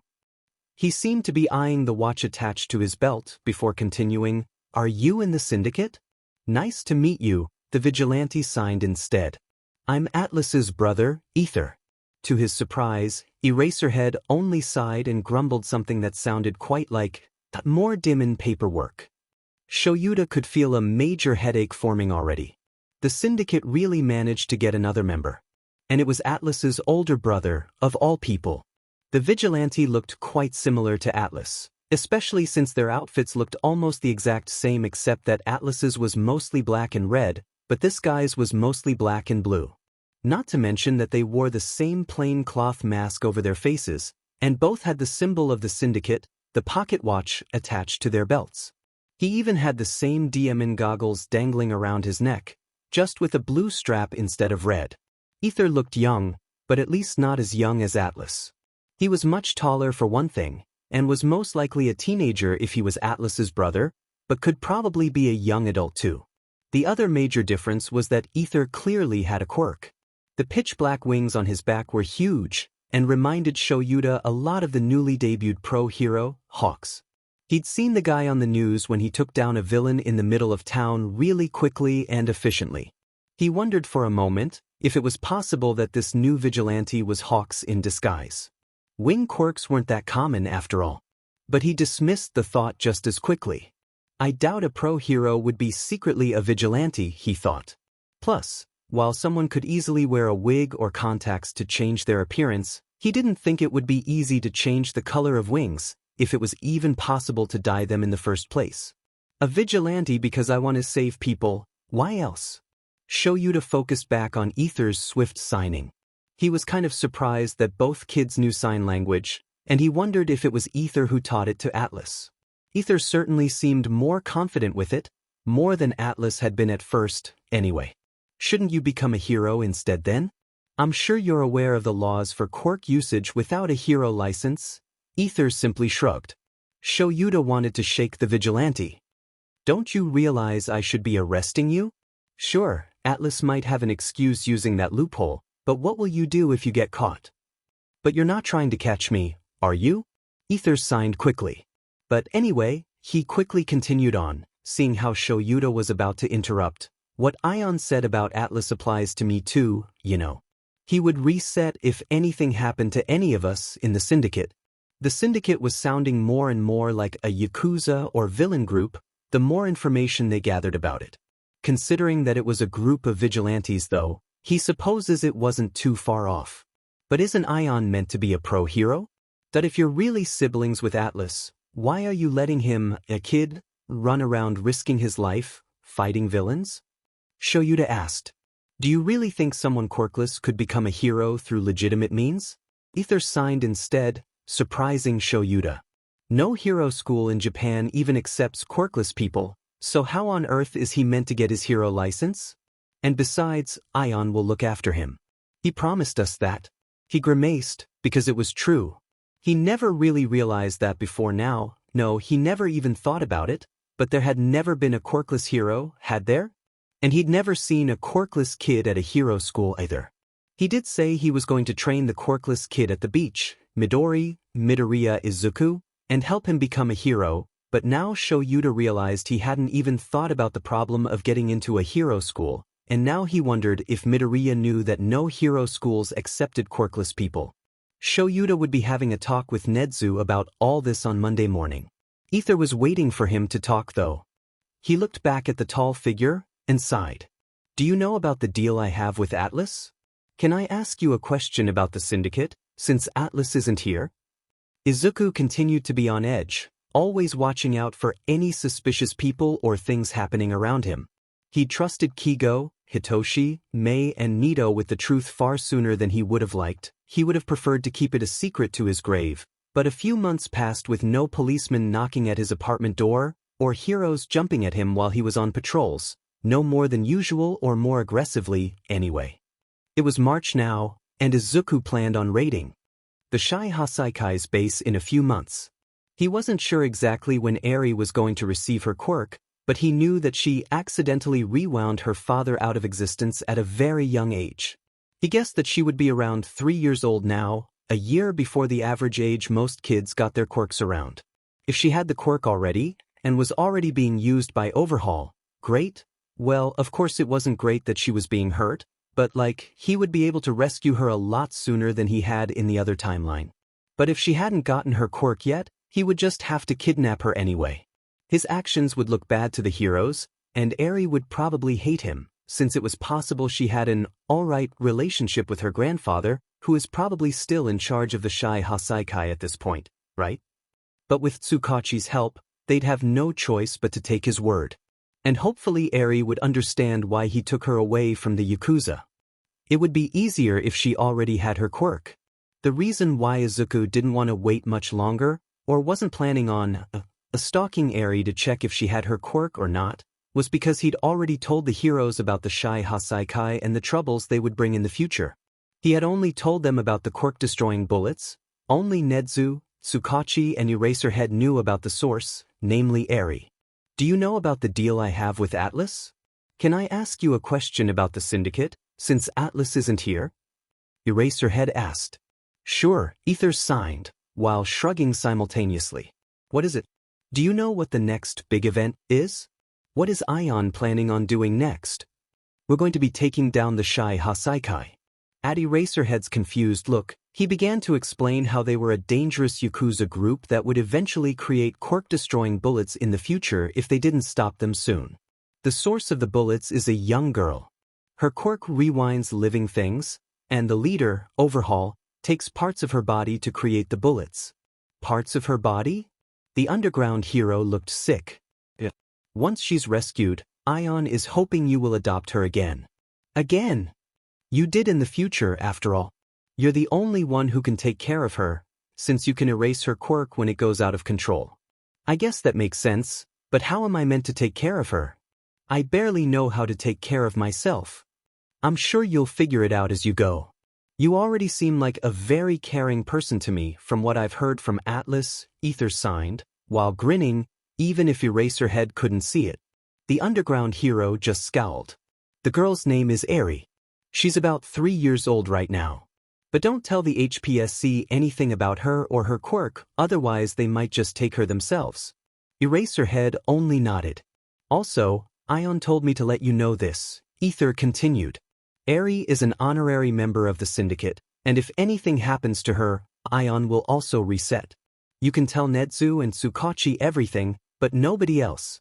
Oh, and from now on, we'll be referring to her as Artemis, so her identity won't get revealed to others. Got it, the pro-hero side. From the information he'd found from the police department, through hacking of course, he learned that they were planning on raiding the Shai Hasaikai in July. A huge amount of heroes were listed to join in and help, which made things slightly more difficult for Izuku if he wanted to get in there and out alive. Enji thought it was far too risky for him to be there considering his age and the fact that he would be surrounded by heroes while being a vigilante, but Izuku had his mind set on going. He had to take part in the raid, it was non-negotiable. Mei had seemed really excited about saving Eri though, and had started making a bunch of support equipment for Izuku, some of which he kept, and some of which he didn't really think fit his whole aesthetic. Once Hitoshi heard about the raid, he wanted to help too, but Izuku insisted that he couldn't join in, reminding the purple-haired boy about their agreement. Their days continued pretty much as usual, despite Izuku having told them his secret. Wednesday afternoons and Saturday mornings continued to be their training days together at Takoba Beach, the rundown building that Izuku had found, or a nearby park. Sundays had been set aside for lessons from Eraserhead however, and they all knew not to mention Izuku's secret whenever he was around, not that they talked about it much anyway. Izuku's quirk and situation was rarely ever brought up. Probably because it always made the atmosphere awkward and tense. Eraserhead had seemed quite surprised at the level of skill Izuku already had, which Izuku quickly explained was the result of having an overprotective mom who wanted him to be able to defend himself. He wasn't sure if Aizawa-sensei had bought it or not, but at least he didn't mention it again and just carried on as if there was nothing strange about an 11-year-old kid taking down another kid so easily and efficiently. The underground hero had also seemed surprised to see Hitoshi and Nito's skill, to be fair. Probably because nobody would expect 11-year-old kids to be training different martial arts and preparing for getting into UA so seriously. But either way, time flew by, and before long, it was time for Izuku to set his plans in motion. Izuku took a deep breath. This is it, he thought to himself. It's finally time to save Eri. He was currently high up in the air above the Shai Hasaikai's base, shrunk down to 5 centimeters and flying just high enough that nobody would notice him. He was dressed in his ether outfit, since it'd be safer to join the raid with an identity that could use quirks, but instead of the usual plain black face mask, he had a voice changer covering his mouth and nose. It was about time he got one, and the one good thing about having his situation outed to his friends was that he now had Mei's help with equipment. And he didn't have to worry about her being suspicious of him. The voice changer looked much like any other one that support companies made, but Mei had modified it so that Izuku could easily switch between voices and even make calls with it, since it was connected to his earpiece, which he'd stolen from Eraserhead long ago. His swimming goggles had finally been switched out too. Now they looked more like science goggles, but they had night vision and worked like binoculars too. He was fiddling with them now, trying to zoom in on the groups of police and heroes moving around some distance away, and he watched as they quickly evacuated the neighboring citizens. The heroes were getting closer, but they were clearly trying to evacuate as many as possible, since they'd heard from Ion about how destructive Overhaul's quirk is, without making the Shai Hasaikai suspicious. At least, they had already warned the people living closest to the villain's base and gotten them out weeks ago, sending underground heroes to live in the closest vicinity to both keep an eye on the Yakuza and also to make it seem like the neighborhood was still lively and normal. He soon found Endeavor, even with his flames off. He stood out because of his size compared to everyone else, and observed the hero for a few seconds. Endeavor was apparently giving orders to his sidekicks and some other heroes. Endeavor apparently believed that Ether was Hawk's vigilante identity. And Izuku was content to stay silent about it for a while longer, not bothering to correct him just yet. The number 2 hero seemed to think that Izuku had backed off on insisting on joining the raid, and that Izuku was only going to be helping out in the background as Ion, which was half true, but definitely not the entire truth. Izuku switched channels on his communicator and listened to Tsukachi's oddly calming voice for a bit, before taking a deep breath. The raid was going to begin in, he checked his watch, 5 minutes, but Izuku was going to rush to the front lines immediately. He didn't remember the layout of the base at all, of course he didn't. The last time he'd been here was years ago, but he had learned to hack for a reason. He had found where Eri was being kept, and all he needed to do now was to get there and get out before Overhaul noticed. The heroes were moving much quicker now, and he knew it was time for him to join them. Not that they would actually see him, he was going to sneak in and get ever so slightly ahead. He dropped down into the compound and sprinted towards the place where he knew was a hidden passageway. Meanwhile, behind him, he heard a huge amount of footsteps rushing inside the base. The heroes had got inside too. The Yakuza was clearly not prepared for this, since the members were running around panicking, some fighting back, some turning tail and running off, all of them yelling.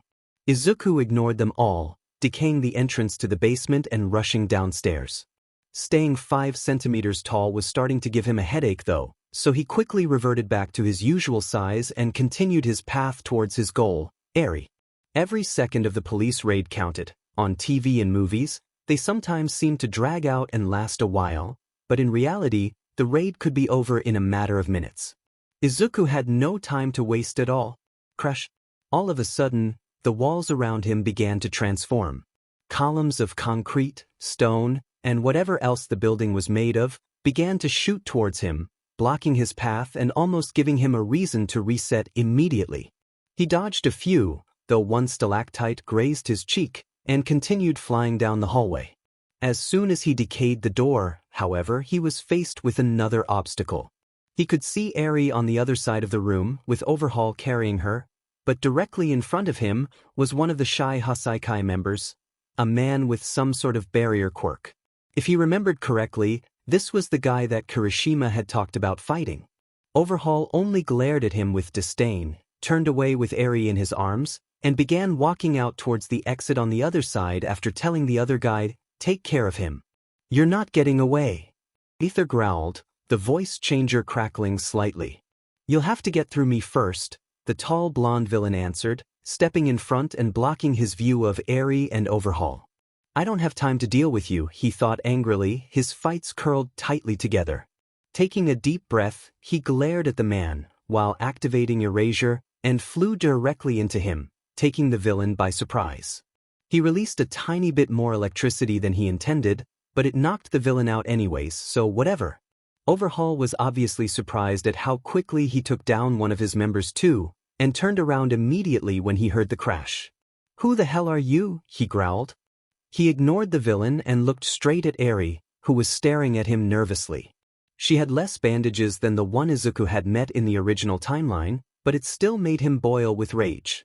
"I'm here to save you, Eri," he said instead. The villain laughed. "Save her from what? You're the one who barged into our home." He didn't even give him time to finish his speech. He dashed towards them, reaching his hands out to grab Eri while keeping his eyes pinned on Overhaul, but suddenly was hit on the back by something. His eyes widened in surprise as he realized he had been slowed down by that villain with the weird clock hand-like hair. "Took you long enough to get here," Overhaul said. Chronostasis just nodded. "We need to get out of here. The buildings have been taken over by heroes. It won't be long before they find their way down here too." "Wait, isn't he with the heroes?" "It doesn't seem like it. He's the only one down here. Why is he even here then?" "Whatever." Izuku watched helplessly as Overhaul approached him, the villain's hand reaching out to murder him, when Eri suddenly cried out, "Don't." The Yakuza leader growled but pulled away at the last moment. Izuku's heart was thumping loudly in his chest, wondering whether he should be glad he didn't experience Overhaul's quirk, or upset that Eri stopped it. He realized quite suddenly that he shouldn't be thinking about this right now, and should instead be trying to find a way to escape and hide, if they were just going to be leaving him there, because it wouldn't be long before the heroes got here. And it would be terrible for him to be paralyzed while surrounded by heroes and the police. Especially Endeavor. How on earth would he explain to him about having wings? "Let's go." Chronostasis nodded and picked up a briefcase that Izuku hadn't noticed earlier. It had been left against a wall. The two villains exited the room while Izuku struggled futilely, screaming internally at himself to move. He felt terrified for the first time in a while, as he stood there unable to do anything. Fortunately,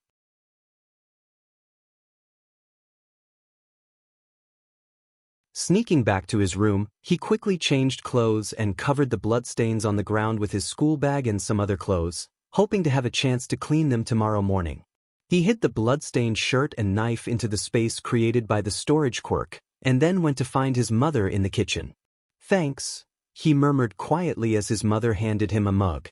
He sipped the steaming cup of tea quietly, thinking back over what had happened. He had checked his phone when he returned to his bedroom, and it was still the day before the raid. It was still Sunday. He hadn't reset. And to his surprise, only about 10 minutes had passed since he died. He stared at the mug in his hands and frowned. I didn't think getting killed by Overhaul would make me immortal. But I suppose it makes sense, since Overhaul disassembles and reassembles things. And since my quirk is literally doing anything to keep me alive, of course it's going to continuously reassemble me. He clenched his fists tightly around the cup. This is a problem. I won't be able to reset now. How will I get other quirks, or information? And will I ever be able to die? And what the hell am I meant to do now? Are you okay? His mother asked worriedly. He glanced up at her and tried to smile comfortingly at her. Just tired, he answered, eventually. There's a lot going on in my mind right now. Do you want to talk about it? I know I haven't always been around, but you can always talk to me, Izuku. It's fine, he mumbled, washing the cup quickly and walking towards his bedroom before stopping just outside it. It's nothing serious. There's school tomorrow, so I'm going to go back to bed. She nodded and he closed the door behind him. He slumped onto the ground quietly, burying his head into his hands. The next morning, he woke up later than normal for once. He had forgotten to set his alarm after yesterday's disastrous discovery, and now he was stirring to the sound of his phone ringing. He groaned and rolled over, pressing accept call, without checking who was calling. Hello? Izuku? Where are you? Didn't you say you wanted to go over the plan one more time before the raid? Sheet. He blinked again, fully awake now. He glanced at the time. It was 10 in the morning already. His mother didn't check his room because usually he left before she was even awake to go running. I overslept. I'll be there soon.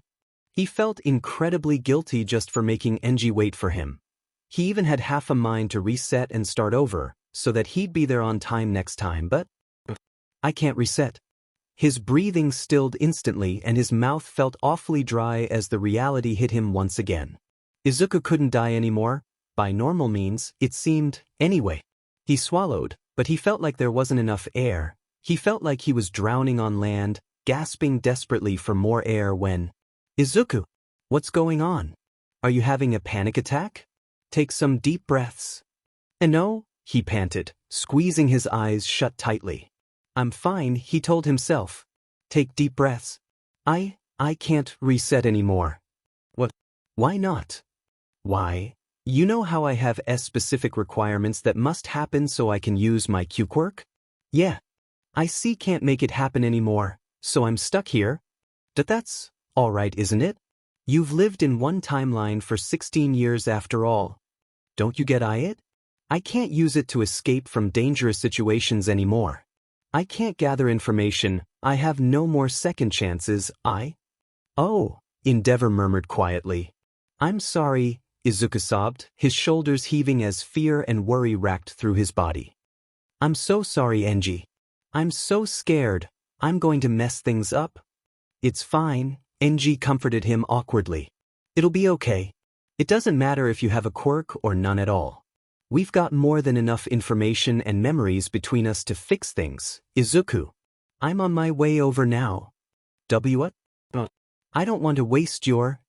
I'm coming over no matter what you say, Izuku, Enji said gruffly. I'm almost there anyways.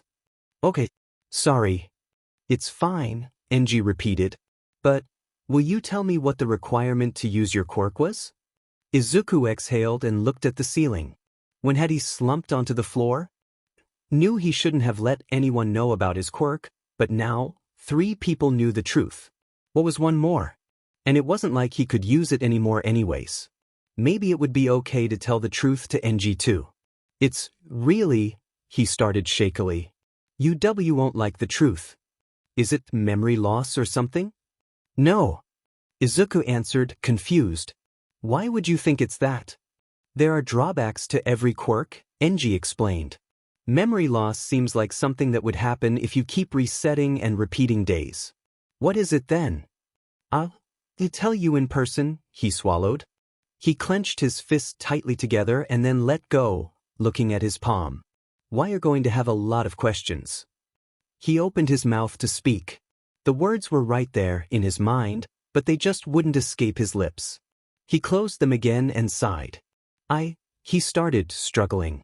I have to. He closed his eyes and muttered a few curse words in different languages before looking back at Enji, who was sitting on the couch, by Izuku's demands. Die, he muttered quickly, quietly, hoping Enji heard him and wouldn't make him repeat it a second time. What? I have to die to reset, he said quickly, refusing to look at Enji's expression. Despite Mei, Hitoshi and Nito knowing the truth about his quirk, telling Enji was a whole other matter. Enji was someone who knew the past him, someone who had mentored him at one point, someone he could kind of call a colleague, someone who understood him. I heard you the first time, Enji said angrily, though, his mustache flaring up. Izuku held his breath. But what the hell do you mean you have to die to reset? That means you did die that day. And didn't you say you can only reset 24 hours at a time? How would you be all the way back here? The hero stopped immediately, turning pale. He looked at Izuku with a horrified expression. Izuku only nodded. You? Do, Izuku. I did what I had to, he said firmly, before sighing again. I'll do anything to save as many people as possible, you know that. You could have told us. You didn't need to Enji yelled frustratedly, to kill yourself to do this? I wasn't thinking at the moment, okay? I was freaking out about how I returned a day before I died. Before I could even figure out it was my quirk, I ended up dying again. And then what? You decided to kill, to reset until you were 8? Yes. Because if All Might still had his quirk, if he was still alive and healthy, then maybe everyone could be saved. So of course I did that. Of course I'd commit suicide if it gave me a second chance at everything. Izuku yelled, tears beginning to form in his eyes. It was just a means to an end, just a requirement to activate my quirk. Can you honestly tell me that if you had my quirk, you wouldn't have used it? Besides his heavy breathing, there was no other sound to be heard except the ever-steady tick-tick-tick of the hanging clock on the wall. Enji stared at him with a stunned expression, but said nothing. I thought so, Izuku muttered, turning away slightly. But if your quirk turns back time, how am I here? Enji said quietly. Why did we live on? For more than a year after you died, reset? Are there other timelines, universes, out there that you're dead in? He froze, holding his breath. He had never thought about it, about how Enji could be here, but the truth was he didn't want to think about it.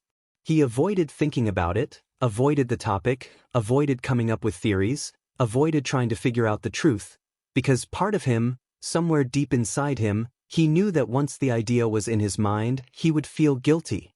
He remembered the times his friends in 1A witnessed him jumping off the roof, the times Aizawa-sensei caught him at the last moment, the time he killed himself right in front of Kacchan, the time he almost got caught by Tsukachi, the time he cut his throat in the police station's bathroom, the time he died in Enji's arms, the time he got multiple heroes to kill him. If those timelines continued on after he died. Izuku felt sick. Enji seemed to realize and ran to the kitchen, grabbing the garbage bin and passing it to him quickly. He gagged and threw up, coughing and hacking as he thought about the times he died right in front of his friends or other people he knew. He closed his eyes and threw up again. Enji silently handed him a bottle of water. His hands were shaking as he tried to gargle some water to wash out the taste in his mouth. He put down the bottle and wiped his mouth with his hand. I didn't stop to think about it, he admitted tiredly. He leaned into Enji's shoulder, who was sitting on the couch beside him now. I guess I was just focused on getting a happy ending in my timeline. There's no point worrying over it now anyway, Enji said eventually in an attempt to comfort him. You can't go to those timelines anymore, right? You can only go backwards. They fell silent again for a few moments, until Enji continued on. What did you mean you can't reset anymore? It's exactly what you think it means, Izuku muttered, clenching his fist tightly. I can't die anymore, so I can't reset. You can't die. How? My quirk isn't actually just reset. I've no clue if I've discovered every aspect of my quirk yet, but for now, I've been calling it replay with cheats in my mind. Basically, when I die, I go back in time and gain a semi-quirk to protect myself from dying in a specific way again. For example, after stabbing myself, I got the ability to heal wounds as long as I'm holding part of the thing that caused the damage. Your quirk gives you more quirks? Yeah, Izuku exhaled shakily. But that's not all. It only gives quirks if my death is suicide. If it's murder, I get the other person's quirk. Enji stared at him in shock. So, I was in the Shai Hasaikai raid and got killed by Overhaul, he said, releasing his fist and staring at his palm. His quirk disassembles and reassembles things, and since my quirk does anything to keep me alive, I'm now constantly being reassembled. So I'm technically immortal now. Holy shit. Izuku gave a short, quiet laugh. Yeah. You should have told me, Enji said, placing his hands on Izuku's shoulders. A lot earlier. But I understand why you wanted to keep it a secret, and I'm glad you've told me now. Is that everything you've been keeping quiet about? I think so? Oh, I guess you don't know this yet. I'm Ion, Atlas, Asclepius, and Ether. Enji just nodded. Yeah, okay, I'm not going to think about everything you've told me right now. We need to focus on saving Eri and taking down the Shai Hasaikai, got it? Izuku nodded in response. Even though your quirk is pretty overpowered, I'm glad you can't use it anymore. I'm glad you can't die. But you still have to live, Izuku. We have to go out there and fight. There are no more chances, no more timelines, no more resets. This is our last chance. You have to live in this timeline, this reality, but you won't be alone, I can promise you that. I'll be here, and we'll get through everything together. We'll fix everything here, so that the people in this universe won't have to become the people we left behind. Okay, Izuku said quietly. But I don't deserve to live happily. How can I? How many lives, how many universes have I ruined by not thinking properly, by acting so selfishly and killing myself over and over and over again? How many times have I caused others hurt? We'll get through this, Enji repeated, before standing up. We're going to need to talk more about all this, but first we have to focus on the raid. His flames flared to life as he prepared to become his hero persona. Are you staying here, or coming with me? Do you need me to stay close? Or will you be okay? I'll be okay, Izuku said, giving him a small smile. Don't worry about me. Let's just focus on the raid.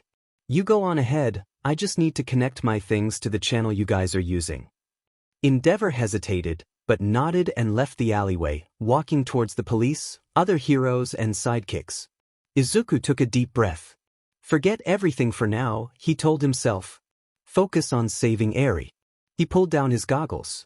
This time, he wasn't dressed as Ether. He wasn't dressed as any of his vigilante identities in fact. He still had a mask and goggles on, but he was dressed in all black, with nothing else particularly noticeable about his outfit. The reason was so that he could pretend to be anyone, so he could use multiple quirks without worrying about his identity. He coughed. Hello? It's me, Ion. Ion. Nedzu's ever-cheerful tone greeted him. I was wondering when you would be showing up. Will any more of your team be joining us today?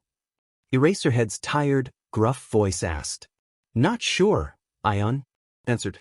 Ether might show up at some point, but Atlas is busy training new members. He stifled a laugh when Eraser groaned and muttered something that sounded quite like problem children. So do you have more information for us? Nedzu asked, and he nodded despite knowing that they couldn't see him. There's a hidden entrance that leads to a massive underground labyrinth. Overhaul and his strongest men are down there, and you should assume he can tell where you are at all times. He'll disassemble the walls and assemble them so quickly that it'll feel like the entire room or hallways are attacking you, and he most likely will be running away in an entire different place. I have no idea where the key to the entrance is though. Then how do you know all this? I broke into the passageway in the past. Just destroy every wall or ground you see, I guess, Ion said. I also have some updated names and quirks of who is in the base. Have a look at them before you begin. I included some suggestions about which heroes to put against certain villains. Nedzu can check over them. He listened in as Nedzu and the others went over the plans. Some heroes sounded annoyed that they were using a vigilante's ideas, but with Nedza backing up his words, they reluctantly followed his plans. Izuku wasn't going to waste any time this time around. He stretched his wings and flew straight into the base, while shrunk down to 5 centimeters tall, and dropped to the ground. There was still some time before the raid would actually start, but he was going to get a head start and take Overhaul by surprise this time. He found the place and decayed his way through, rushing down into the underground labyrinth as quickly as he could. With adrenaline pumping through his veins, he ignored the headache for as long as he could so that he would stay tiny and unnoticed by anyone. The moment he turned regular-sized again, the walls began to transform, just as he expected, and instead of dodging them, he reached out. What was that? Izuku's earpiece was still connected to the hero's channel and he could hear what they were yelling about now. He winced. They began to decay, but Overhaul was still able to reassemble them together again. He crashed through the door and erased Tingai's barriers instantly, knocking the man out once again. Overhaul, he growled. The villain seemed to tense immediately, more on edge than the last time. Probably because he snuck in and took down all the obstacles so easily. Who the hell are you? Something's happening, we have to go now. I'm nobody, he answered, feeling a ton of electricity coursing through his body.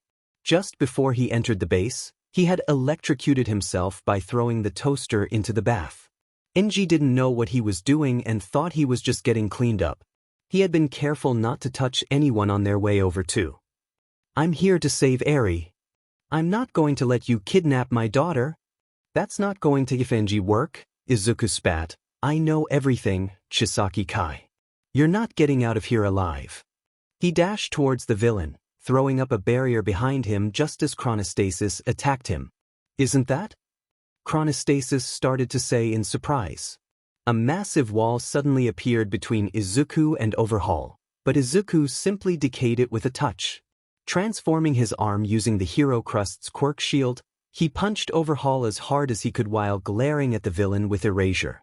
Overhaul immediately let go of Eri and spat out blood, glaring at him angrily, before realizing he couldn't use his quirk.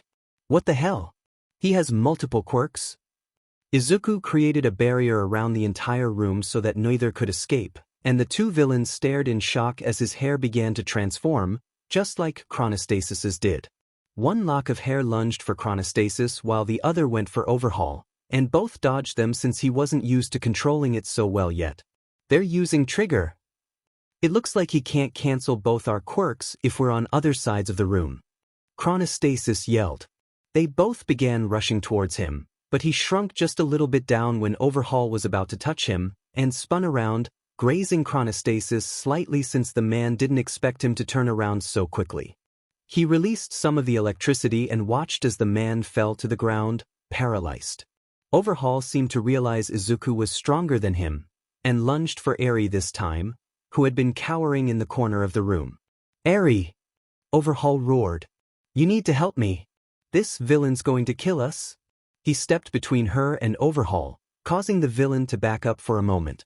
I'll protect you, Eri, he said, keeping his arms up and ready to fight. I'll make sure you're never hurt again. Really? Has anyone found the secret passageway yet? Eri's young, hopeful voice broke something in Izuku.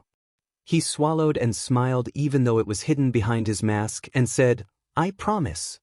His eyes were becoming too dry, too quickly though, and Overhaul almost immediately realized he could use his quirk again.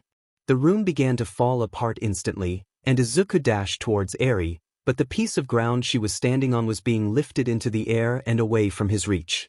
Eri, he screamed. Jump.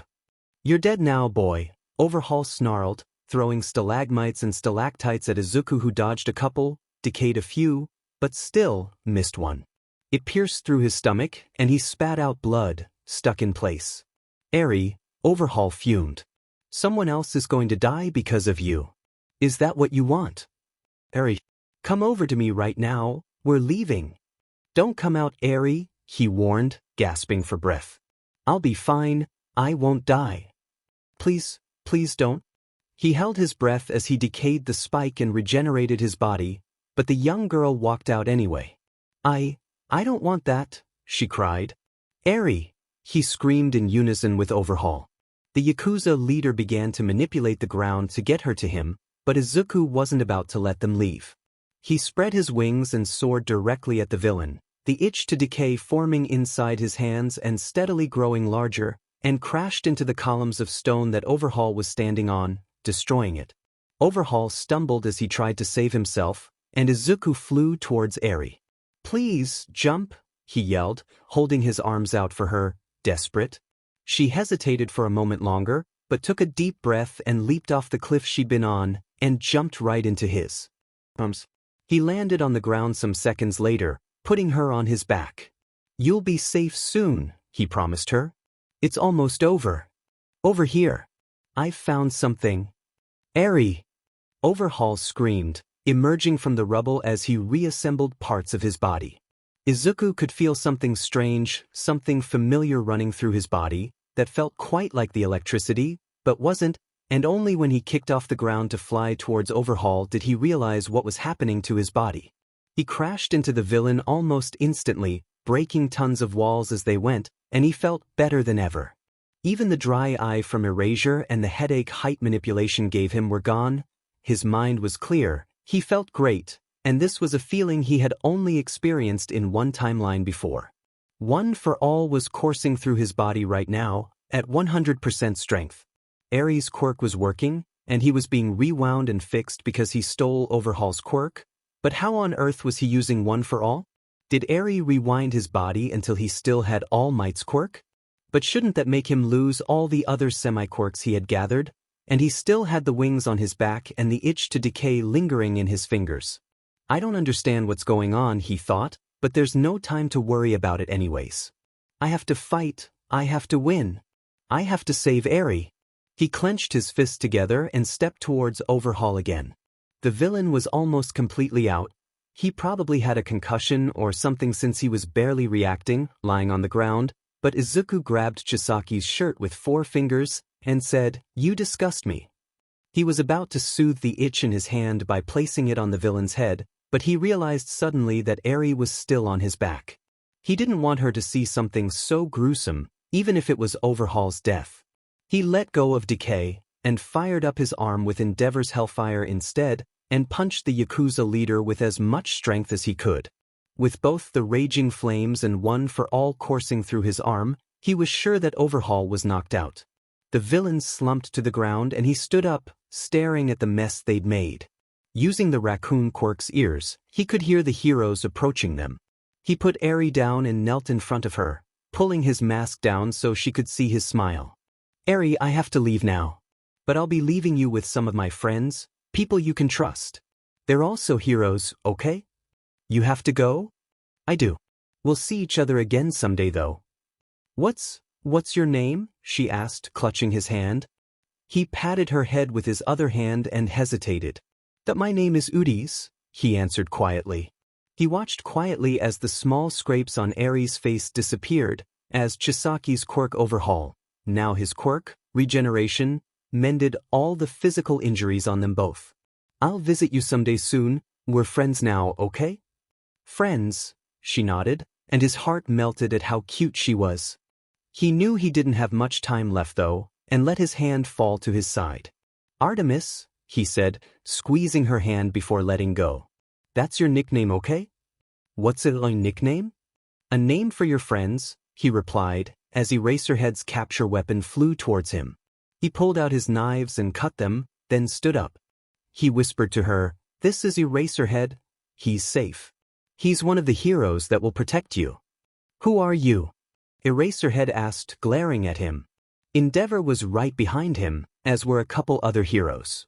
They all seemed to be in shock at the destruction and the 3 villains knocked out behind them. "This is Artemis," Izuku said, ignoring the heroes' questions. "The girl Ion wanted to save." He looked back at Eri. "I have to go now, okay? You'll be okay. We'll see each other again someday," he whispered. She gave him a small nod and he smiled, pulling his mask back over his face. He led her over to Eraserhead, who took her cautiously, still watching him. "Are you from the Syndicate?" he said flatly. "You don't have their symbol, the DMN pocket watch." Izuku shrugged. "Does it really matter?" he answered, the voice changer in effect once more. I'll be leaving now. Don't try to stop me. He threw a couple smoke bombs that May had made for him and rushed out of the place, turned himself tiny and opened up the space created by storage. He quickly changed clothes and put on a white-haired wig, before finally slipping into a doctor's coat that he'd stolen ages ago from the hospital that Dr. Shigaraki worked at. After making some changes to the voice changer, he would sound like a completely different person, and he shot up in height until he seemed like an average young man, and headed right back into the ruins after taking a few deep breaths. He talked to the heroes as Ion first, however. I'm sending Asclepius over, he said, watching from a distance amused when a couple jumped out of their skin. They probably forgot he had been listening in on them the whole time. He can heal anyone that's injured. We've got ambulances outside and recovery girl, Eraserhead said. He could hear the confusion and the frown. Well, too late, he's already there, Ion answered. You sure I should call him back? He can pretty much instantly fix getting pierced in the stomach, you know. That we'd appreciate the help, Tsukachi said eventually. He stepped into view immediately afterwards and waved. So, he started. Who's injured? The heroes and police seemed wary about his appearance, but didn't try to stop him. Some went back to tidying up the place and arresting the last few villains, but the rest watched in awe as he simply placed a hand on a hero that had broken his leg. Not even 5 seconds passed before the hero blinked and said that it felt great. They stood up and walked around, perfectly fine. Eri seemed to put together 2 and 2 and realize who he was. She walked up to him and hugged him, and he never felt worse when he had to eventually let go again. Nedzu watched him carefully as he went around fixing up the smallest cuts to the larger wounds, though thankfully, there weren't many. He made sure that Tengai, Kurono and even Chisaki weren't dying, then went off to fix up the other Yakuza members' injuries as well. As much as he was doing this because he wanted to save everyone, except for Overhaul, that guy was a monster that didn't deserve anything. It was also because Izuku wanted to test the limits of his newly attained quirk, most likely the last quirk he would ever get from his original quirk. He nearly jumped out of his skin when Tsukachi appeared beside him and asked, "Why won't you become a legitimate hero? Your quirk would be a huge benefit for us." "Sorry, but I can't be a hero," he said, eventually. "Surely you don't think you can get away from all of us, after you just healed everyone's injuries and brought them back to full strength?" Tsukachi said, staring at him. "You know you're surrounded by the country's best heroes, right?" Ion spoke into their earpieces suddenly, saying coldly, "If anything bad happens to Asclepius or Artemis, I'll reset. You know that, detective." All of a sudden, someone dropped from the sky. Asclepius! It was Icarus. Dressed in a mix of white and gold, his feathers dyed white and a mask covering his face too. The symbol of the syndicate, the fancy pocket watch with Roman numerals, was attached to the man's wrist. He'd given the hero his vigilante outfit a week or so ago, but every time he saw him wearing it, Izuku couldn't help but stare in awe at how cool Icarus looked. What was he doing here though? Hawks was meant to be on a mission elsewhere, chasing some trigger-related case. It probably led him here in the end. "Who's this guy?" Someone, Izuku wasn't sure who, asked. "Icarus, nice to meet you all," Hawks disguised as Icarus responded with a bright grin. "Have to cut this meeting short though. Atlas needs you, Asclepius." Orpheus twisted his ankle. "I see," he said, taking Icarus's outstretched hand. He was suddenly pulled into a bridal carry and he was glad his mask covered his entire face, so that they couldn't see how embarrassed he was. Icarus soared into the air a moment after giving the heroes a 2-fingered salute, and Izuku breathed a sigh of relief. The raid had gone as well as it could have. Shoyuta stared at the villain, vigilante, that stood in the center of the rubble, kneeling beside the white-haired girl, who he recognized immediately as Eri, the girl they were supposed to save. He activated his quirk before throwing his capture weapon at the man, who seemed too short to be an adult, but they had a knife and cut themselves free with ease. They were dressed in all black, with goggles, and a strange-looking mask hung around their neck. They didn't seem rushed to cover the bottom of their face, however. He noted that their hair was green. "This is Artemis," the boy said, ignoring Shuta's question. "The girl Ion wanted to save." Only 9 words, but it was enough to cause Shoyuta to freeze. That voice sounded familiar, but he couldn't quite place it. Where had he heard it before? The boy pulled up his mask afterwards, and the next time he spoke, a voice changer was obviously in effect. Although he didn't have the syndicate symbol, Shoyuta was pretty certain he was one of them. Most civilians didn't know the name Ion after all, so it made sense. Not long after that guy left, which was giving them all a massive headache, by the way, since they had pretty much single-handedly taken down the Yakuza leader and 2 of his strongest men and nobody knew who he was or how he'd gotten in there in the first place, Asclepius showed up. That was the next big surprise of the day. They'd never seen Asclepius at all up until now, and now they had a face for the guy. Or, not an actual face of course, but at least they could kind of pin an image on him. The man was average height, but had white hair pulled into a man bun, and most significantly, had somehow gotten his hands on a doctor's coat. He had the syndicate symbol, the DMN pocket watch, hung around his neck instead of a stethoscope though. And his entire face was covered with a cloth that had a red cross sewn in the center.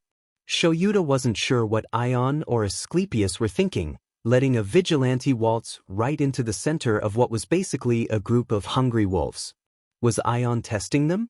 Seeing if they would take the opportunity to capture Asclepius, or if they'd let him go? We must let Asclepius go, Shoyuta came to the conclusion. If he was living through this, that must have meant Ion hadn't reset or gone through this day yet. If they caught Asclepius, or tried to, Ion would reset and they'd have no memory of it, and Ion would just stop Asclepius from showing up. So since Asclepius was here, they might as well gather as much information as they could, while they could remember. It was a good thing that he stuck around in the end. Another vigilante showed up, someone they hadn't heard of at all, some guy called Icarus. They were blindly bright, wearing the opposite colors to Shuta's hero costume, and said only a few words before all but grabbing Asclepius and zooming out of the place. Orpheus, Shoyuta said, first to react as they started to realize that they just let 2 vigilantes escape, while surrounded by heroes and policemen. He told us another vigilante's name. He glanced at Tsukachi, who was also frozen in shock. Was everything he said true? No, Tsukachi answered, to his surprise. Atlas didn't need Asclepius. Orpheus, assuming he really exists, doesn't have a twisted ankle. He sighed, exhausted. At least the raid was successful. I have a lot of questions, but you're probably exhausted right now, Kigo said as he flew with Izuku in his arms. He laughed awkwardly. They get in touch soon. Shouldn't you be on the opposite end of the country though? The trail ended up back here, Kigo said, sighing. The commission's going to be wondering what's taking me so long to report though. I'll have to go the instant I drop you off. Right? Izuku said. Thanks for coming to get me, by the way. How'd you even know? That's actually a funny story, you know, Kigo said sarcastically. I got a bunch of frantic text messages from NG that you needed to be rescued before the police tried to arrest you. Why on earth did you think it was a good idea to show up there? They needed help, Izuku answered eventually. There aren't enough heroes out there with healing quirks. Right? We've got to talk about how you've got a quirk when you're supposedly quirkless. They landed on an apartment rooftop and Izuku nodded in response. Soon. Thanks for the help today again. He watched the hero fly off into the distance, before pulling out his phone and asking his friends to meet up at the beach. Izuku!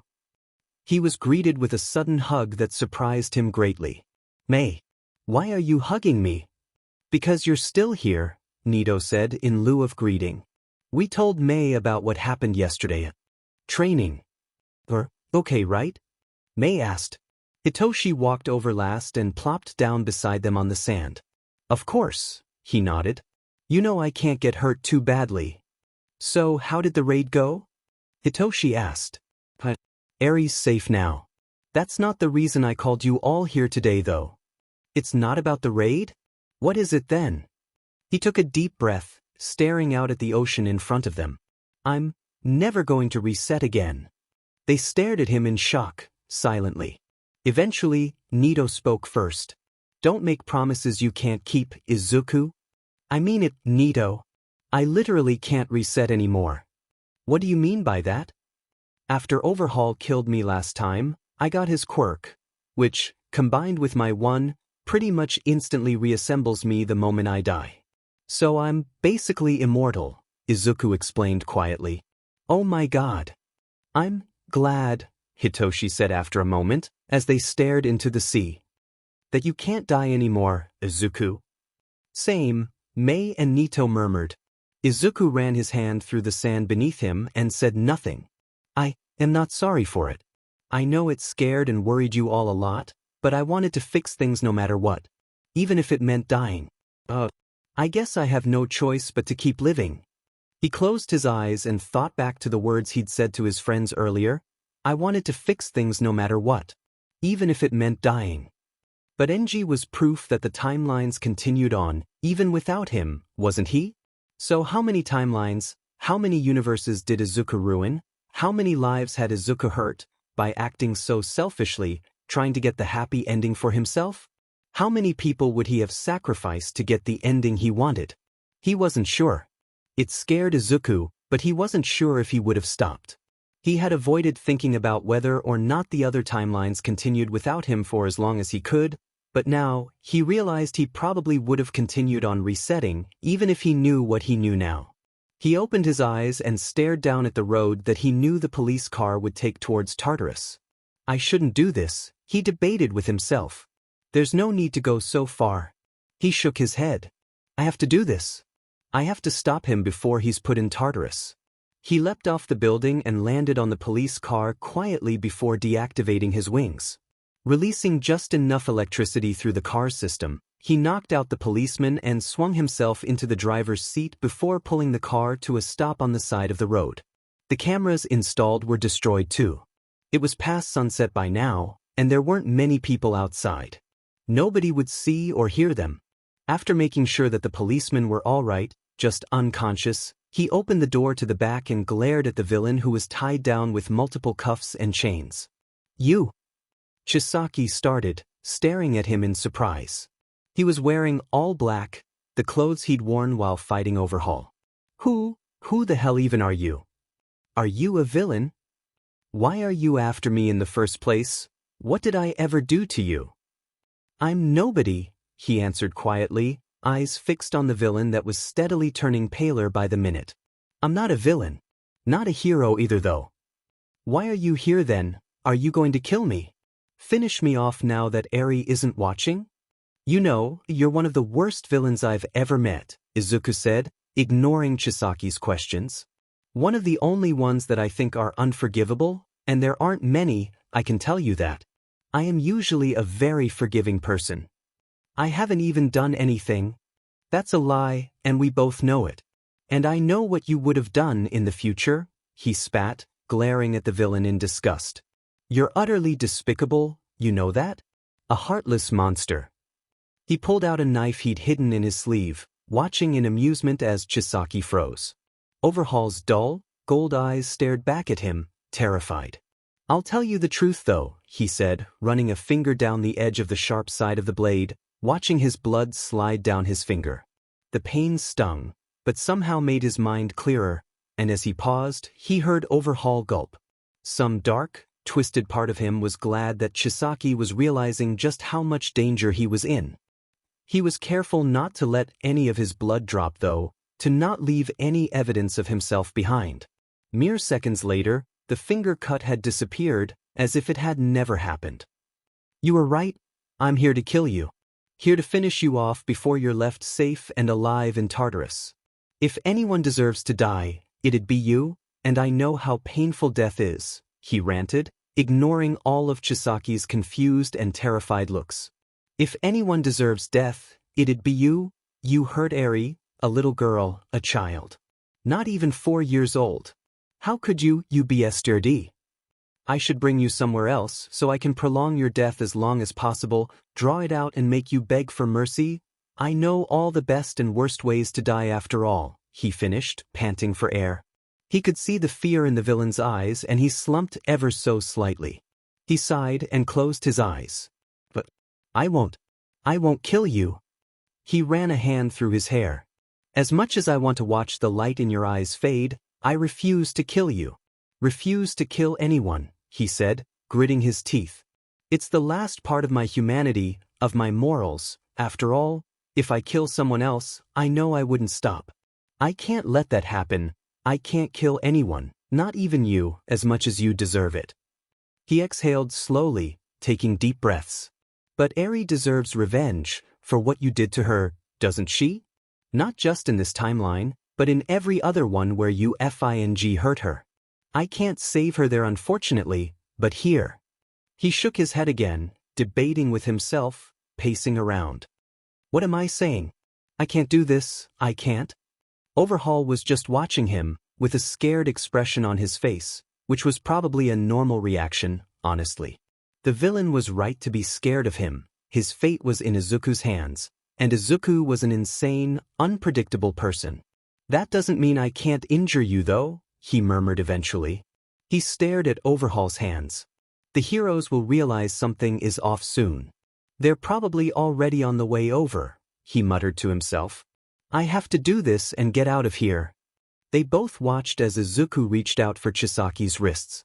Dusting them both out of existence, the villain began to scream as he realized what Izuku had done. Hey, he said, after standing up straight again and kicking the villain in the side. At least you're still alive, right? With that, he made his exit just as some heroes arrived on the scene to check what went wrong with the prisoner's transportation. He never told me his name, but apparently he did give one to Eri, Shoyuta said. The heroes had brought the young girl to a hospital immediately after the raid, but since there didn't seem to be any physical injuries left on her at all, Shoyuta had quickly gotten the relevant paperwork completed so that he could bring her home. Tsukachi had asked her a couple of questions while they waited at the hospital for Shoyuta to finish signing things, and apparently she talked a little to the vigilante who'd shown up at Shai Hasaikai's base. His name? Eri repeated, frowning slightly. I think he said, "This." Tsukachi nodded. Did he say anything else? He said we're friends. And he'll visit me. Tsukachi paused and glanced at Shoyuta, who was frowning too now. Did you hear him mention the name Artemis? Yeah. He said it's my nickname. Do you know who is Utis in Greek mythology? Shoyuta asked, his ear pressed against his phone on his shoulder, and to his surprise, Nedza burst out laughing. He jumped, dropping his phone but caught it just before it landed. He breathed a sigh in relief. The principal was laughing. What on earth?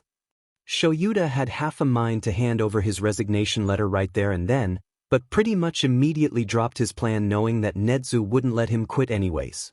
What is it? He demanded, secretly unnerved by the sound of the Chimera's chuckles. Who is he? Nobody, Nedzu answered. His answer only made Shoyuta more confused and annoyed. This was no time to be joking. His name literally means nobody. Duh. I'm not joking, Nedzu hummed, dead serious. Shoyuta groaned and nursed his head. It made sense though, they knew practically nothing about the guy. He had single-handedly snuck into the Shai Hasaikai's base, defeated the leader Chisaki Kai and two other members, Kurono Hari and Tengai Hijiki, and then vanished into thin air after handing Eri over to them. And when Tsukachi asked Ion if that vigilante was the syndicate's, Ion had responded truthfully that he'd never even met the guy. All they knew was that the guy sounded young, had green hair, and must be insanely powerful. They didn't even know what his quirk was, for God's sake. They'd gotten there too late, and the fighting was already over. They'd asked Eri about it too, but she must have been hallucinating. Was that the guy's quirk? Hallucinations? But it can't be, since she couldn't seem to decide what it was. She mentioned him bursting into the room with electricity around his body, but also said the boy copied Tengai and Kurono's quirks while they were fighting, and apparently he could also cancel quirks. He even punched Chisaki's face with fire in his hands, according to her. None of it made sense, though the injuries on Chisaki's body seemed to match up. Most likely, the vigilante had used some kind of support equipment to cause the electricity and fire, but it didn't explain copying or canceling quirks at all. Even if one of them were his actual quirk, how did it explain the other? And Chisaki couldn't tell them what the guy's quirk was either. And so, the quirk section on the file for the vigilante remained blank, and his name might as well have been left blank too. Shoyuta frowned. Tsukachi's sending me a bunch of messages. I'll talk to you some more tomorrow, alright? I'll probably be there sometime later in the afternoon, since I have to get Eri settled in a bit more first. Sure. No worries, Netsu chirped, then cackled before hanging up. Shoyuta was not paid enough to deal with any of this. He glanced at the messages. And of course the day can still somehow get worse, he groaned internally. Tsukachi, he said in lieu of greeting, after the detective picked up Shuta's call almost immediately. What the hell do you mean an unknown villain hijacked the police van transporting Overhaul and took both his arms? Izuku stared at his bedroom ceiling. He felt exhausted, even though he should have gotten enough sleep, and sat up groggily, yawning. He glanced at his phone. It was Tuesday, the day after the raid. He still couldn't believe that it was over. It had all gone by so quickly, and he wondered how Eri was doing, and if she was with Eraserhead right now. Last night, after he'd somehow managed to get himself home without getting caught, he had tried to use one for all. Nothing had happened, however, and he wasn't sure if it was because of Eri's quirk or if he'd just been imagining the whole thing, a hallucination of some kind. Because really, he wouldn't be all that surprised if his quirk had messed with his brain in some way, what with all the death and resetting his body did. It still didn't feel completely real, that he could no longer reset, that he had no more second chances. It made him slightly more worried about patrolling. What if he died in the streets, and woke up too late? If someone called the police after finding him, if the police tried to identify him, if a forensic pathologist was prodding his corpse and he suddenly came back to life. He really didn't want to get out of bed, but it was a school day and he'd already missed yesterday because of the raid, so he reluctantly rolled out and began to get ready for school. After all the excitement and danger yesterday, he was honestly kind of glad that all he had to do today was follow the motions, and go along with what he was used to. He cleaned himself up, made his way to school, and gave the teacher a note he forged saying that he'd been at a relative's funeral, and the teacher didn't seem to care at all, even though it was the third note with the exact same excuse Izuku had given them. They just glanced at it, shrugged and told him to sit down. Although he didn't bring his hero analysis notebooks to school anymore, because while Kacchan didn't bully him over it, others tried to, he still liked to doodle random things while the teacher droned on and on about things he already knew. The day passed by, and he yawned, glad that it was over. He hated school so much now, he was seriously considering dropping out. He could be finding Shigaraki or the other future League of Villains members during the day, instead of wasting away at school. He kicked a rock as he walked, but then suddenly stopped when he realized that Kacchan was standing in front of him. Sure, they lived in the same direction, but Kacchan didn't usually talk to him on the way home, and here he was now, glaring at Izuku. Izuku, Kacchan growled. Izuku? He stared at his childhood friend, confused. Kacchan? I want to know what's going on. What are you talking about? You're being so weird lately. I thought it was because you were hanging out with your other friends, but why the hell would you be missing school so much? The old hag heard from Auntie Inko that you cleaned up that beach that's always been a wreck. What's it to you? Izuku said, attempting to step past Kacchan. He felt a hand on his shoulder and he spun around, pushing the hand off him. I'm allowed to have other friends. I'm allowed to be busy and have other things going on in my life. You don't have any relatives? Kacchan growled. Does Auntie even know what you're doing? Why are you? Why do you care? He snapped. He tried to push past him again, but this time Kacchan's hand exploded as he went. His fire resistance protected him from feeling the pain, but his clothes must have gotten damaged because... What the hell is that? He stopped, confused. Kacchan had sounded so stunned for some reason. Glancing at his shoulder, he realized his school uniform was burnt, and that part of his shoulder and back was revealed slightly if you looked closely past his backpack. Kacchan was pointing at the scar on his back. It's nothing, he said quickly, but Kacchan was having none of it. That's Ether's scar, Kacchan said, staring at Izuku. I saw it in one of his fights that got recorded. His clothes got burnt and his wings disappeared, and there were these massive wing scars on his back. Izuku winced, remembering the footage from a few months back. He had forgotten to wear Mei's armor that day, and didn't realize he was being recorded when he deactivated wings to take off what remained of his hoodie to change into a different one. Luckily, nobody saw where he took out the new hoodie from, but now everyone knew that he could hide his wings easily. You have a quirk, Kacchan continued on, in disbelief.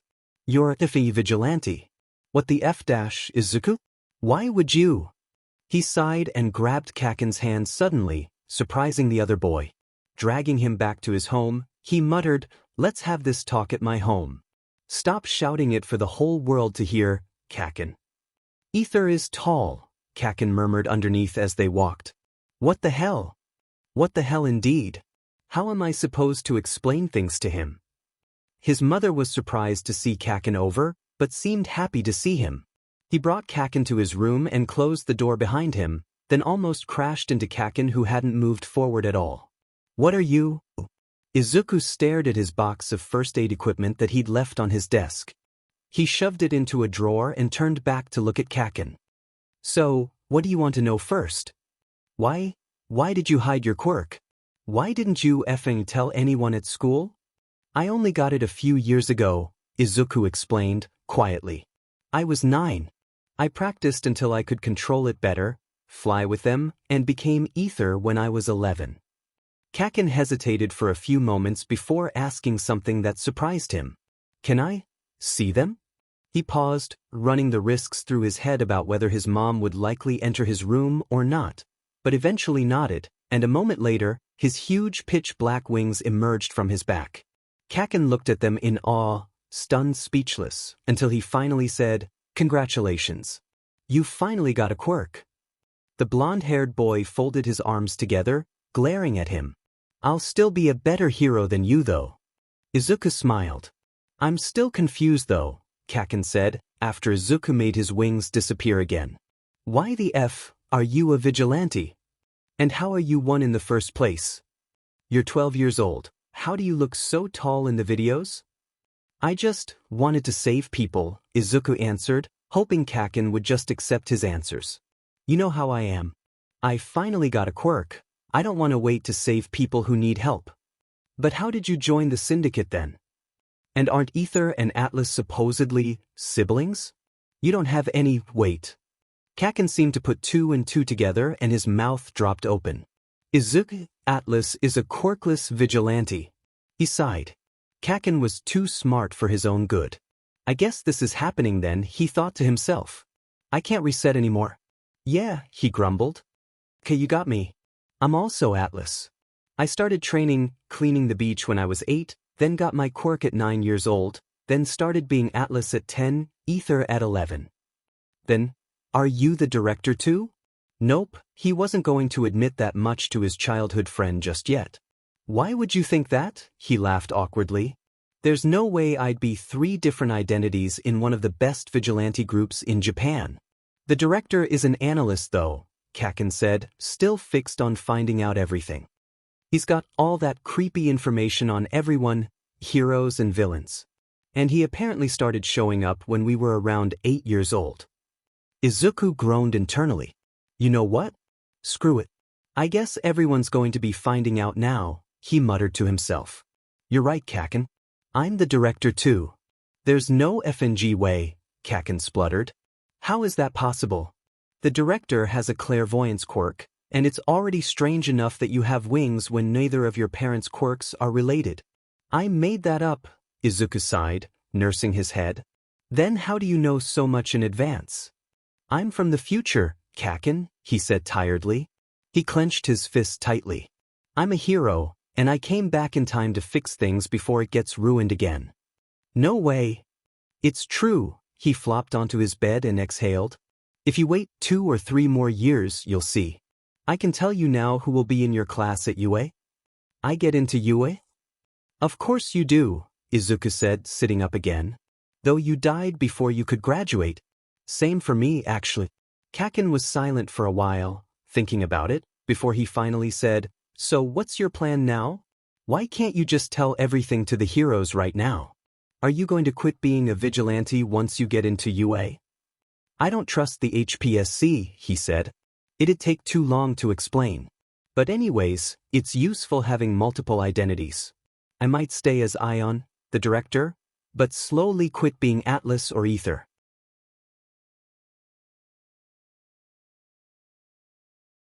confused as to why there was such a tense atmosphere in their usually warm and cozy apartment.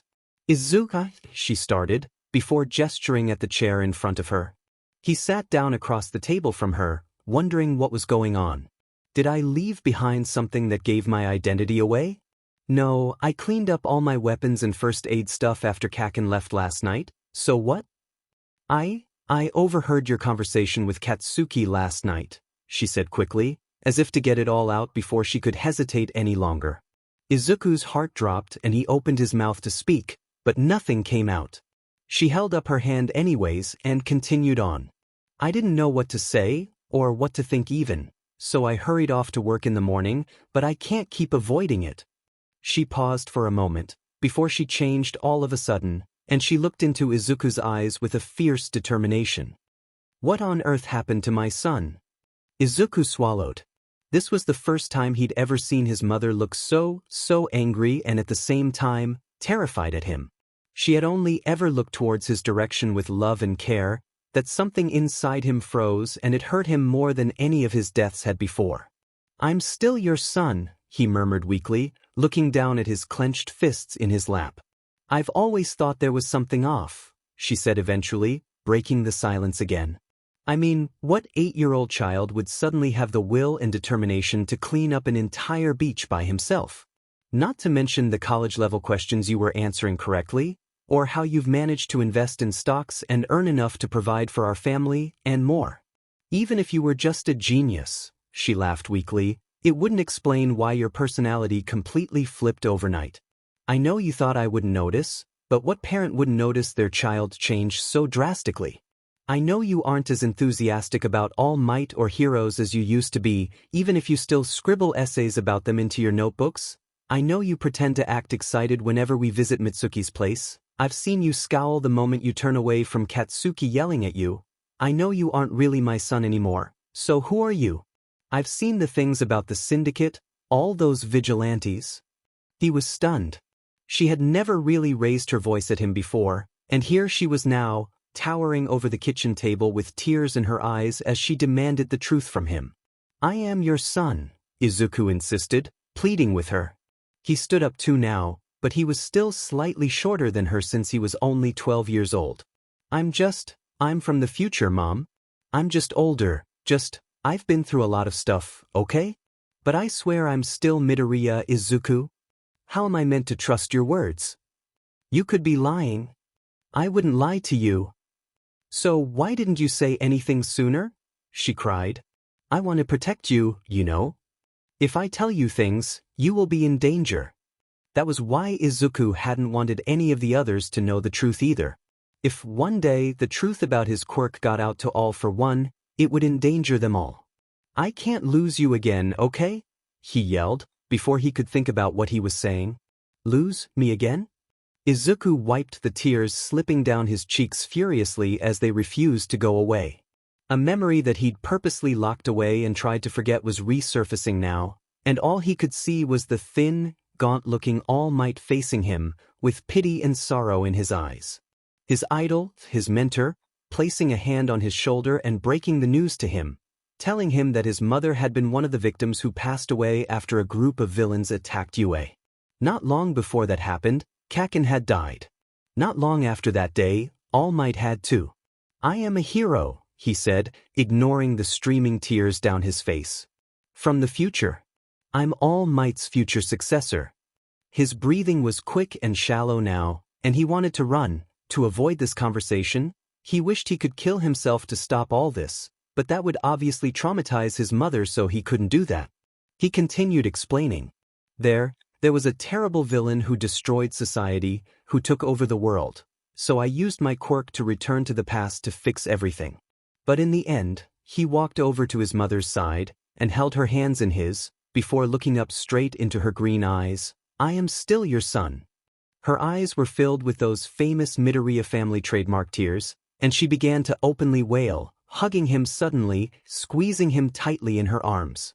In the midst of all the chaos, Izuku had forced himself to move on from one mission to another, from one goal to the next, never stopping to think back or reminisce about the past for too long. After all, what good did it do him, when it wasn't for fixing the future? There was no point in staying fixated on the past, not when he could never return to those times anyway, so he pushed the unnecessary memories away, the unpleasant, unbearable ones, the painful, agonizing feelings, pushed them all out of his mind so that he could focus on his current objectives. But now that he had said it aloud, all those bitter, torturous memories of the original timeline were forced back into the forefront of his mind, and he sobbed, remembering how after Kacchan had died, he had gone out every day searching for Shigaraki or All for One, fueled with rage and desire for revenge. Only a few weeks later, he had returned to UA only to find it partially in ruins, and All Might had pulled him aside to give him the bad news, that his mother was dead, but it had only given him more reason to look for the villain overlord and crush him. Then 2 weeks later, All Might, as well as Hagakure, Tokoyami and Ishido, who had all been trying to protect their teacher, were murdered by villains too. And a month after that, Izuku had gotten himself killed by Shigaraki, who was possessed by All for One by that point. Izuku sobbed, remembering the time his mother had heard the truth from Tsukachi, and how he had jumped out the window and killed himself despite the heartbroken look on her face. He sobbed, knowing now that it was possible that somewhere, in some alternate universe, countless Midoriya Inkos were grieving the loss of their son, all because of how selfish he was, just because he wanted a perfect timeline for himself. He sobbed and he hugged her back and he grieved. That I won't stop being a vigilante though. There are still people that I have to help, that I have to save, Izuku said, his eyes brimming with determination, though they were also red after having cried for so long. The two of them were sitting at the kitchen table again, but this time they had another person in the room too, and it was Todoroki Enji. He had agreed to come over after hearing what happened. They explained their story to her, and some more tears were shed. Inko was still shaking slightly, but she gave him a small nod. I know, Izuku. Because you're a hero deep down, right? I still can't really believe that you had a time travel quirk all this time, but I'm glad. I'm really proud of you, Izuku. Her tears were threatening to spill again, so she quickly grabbed another tissue from the box and wiped them. I won't tell anyone about any of this, I promise. I'm just glad you're not alone, she murmured, looking up gratefully at Enji. Your son will be one of the best heroes, Midoriya-sen, Enji said. I don't doubt it, she laughed quietly, squeezing Izuku's hand. If you ever need anything though, you can always tell me, alright Izuku? Please don't keep any more secrets from me. I won't, he promised. His other hand's fingers were crossed beneath the table. Are you sure you aren't going to tell her everything about your quirk? Enji pressed, some time after they finished their conversation with Izuku's mother. They were at the park now, long after the sun had set, and they'd checked multiple times that nobody was listening into them. What good would telling her, I had to die about 3,000 times do? Izuku muttered, hunching in against himself. All it would do is make her upset and worry about me even more. It's not like I can reset anymore anyway, so it doesn't matter that much, does it? What she doesn't know can't hurt her. I don't want to make her worry even more about me. But if you're sure. He paused and folded his arms together. You truly can't die anymore, can you? What about old age? Are you completely immortal, or? Izuku scratched his neck, slightly embarrassed. I was exaggerating when I said all that to you before the raid. I was still kind of freaking out, if you remember. I actually meant I can't reset, but I can still die. My body just starts fixing itself before I can reset though. I tested it out before the raid, but I just woke up 10 minutes later. Wait, you tested it out? Enji looked horrified. Oh right, Izuku realized, clutching his hands together over his knees. Most people would feel disgusted with experimenting with death. I don't think I'm mentally stable, he muttered, and despite the tense atmosphere, Enji snorted, then frowned again. I've gotten used to resetting for the smallest problems, okay? Like accidentally getting my favorite shirt destroyed. His voice trailed off as he noticed Enji's fists were clenched so deeply that his nails were digging into his palms. Right? Enji got out, eventually. You really need to see a therapist. He scowled. What would be the point? It's not like I can tell them most of my problems. If you've forgotten, most of the world doesn't remember. Enji simply glared at him. I've been seeing one since returning, he said, surprising Izuku somewhat. He finally sat down on the bench beside him. And sure, maybe I can't tell them exactly why I'm so terrified of potentially losing my family, but it's still a huge help most of the time. I'll think about it, Izuku said finally. Days passed after the truth had gotten out to not just one, but two people, Kacchan and Izuku's mother, but the excitement had seemed to die down again and life returned to normal. Or, as normal as life could get when you were a 20-something-year-old stuck in a 12-year-old boy's body. Nedzu, I've told you multiple times that Udis isn't one of ours, he said exasperatedly into the phone. I don't even know who he is. Isn't it possible that he might be someone just pretending to be with the syndicate? Not everyone with a Greek nickname is working for me. I have thought of that possibility, but it's only 16% likely, the principal of UA answered cheerfully. But no matter, I'll uncover his identity one day, just like all of the other members of the syndicate. So, what's the next target you've got your eyes on now? It had been a while since he'd last patrolled as Atlas, but it felt good to jump through the city's roofs despite the occasional falls and crashes. Not too long after going around his usual patrol route, he heard the familiar underground hero drop down from a roof behind him. Eraserhead, he greeted, the voice changer in effect, but still making him sound young enough.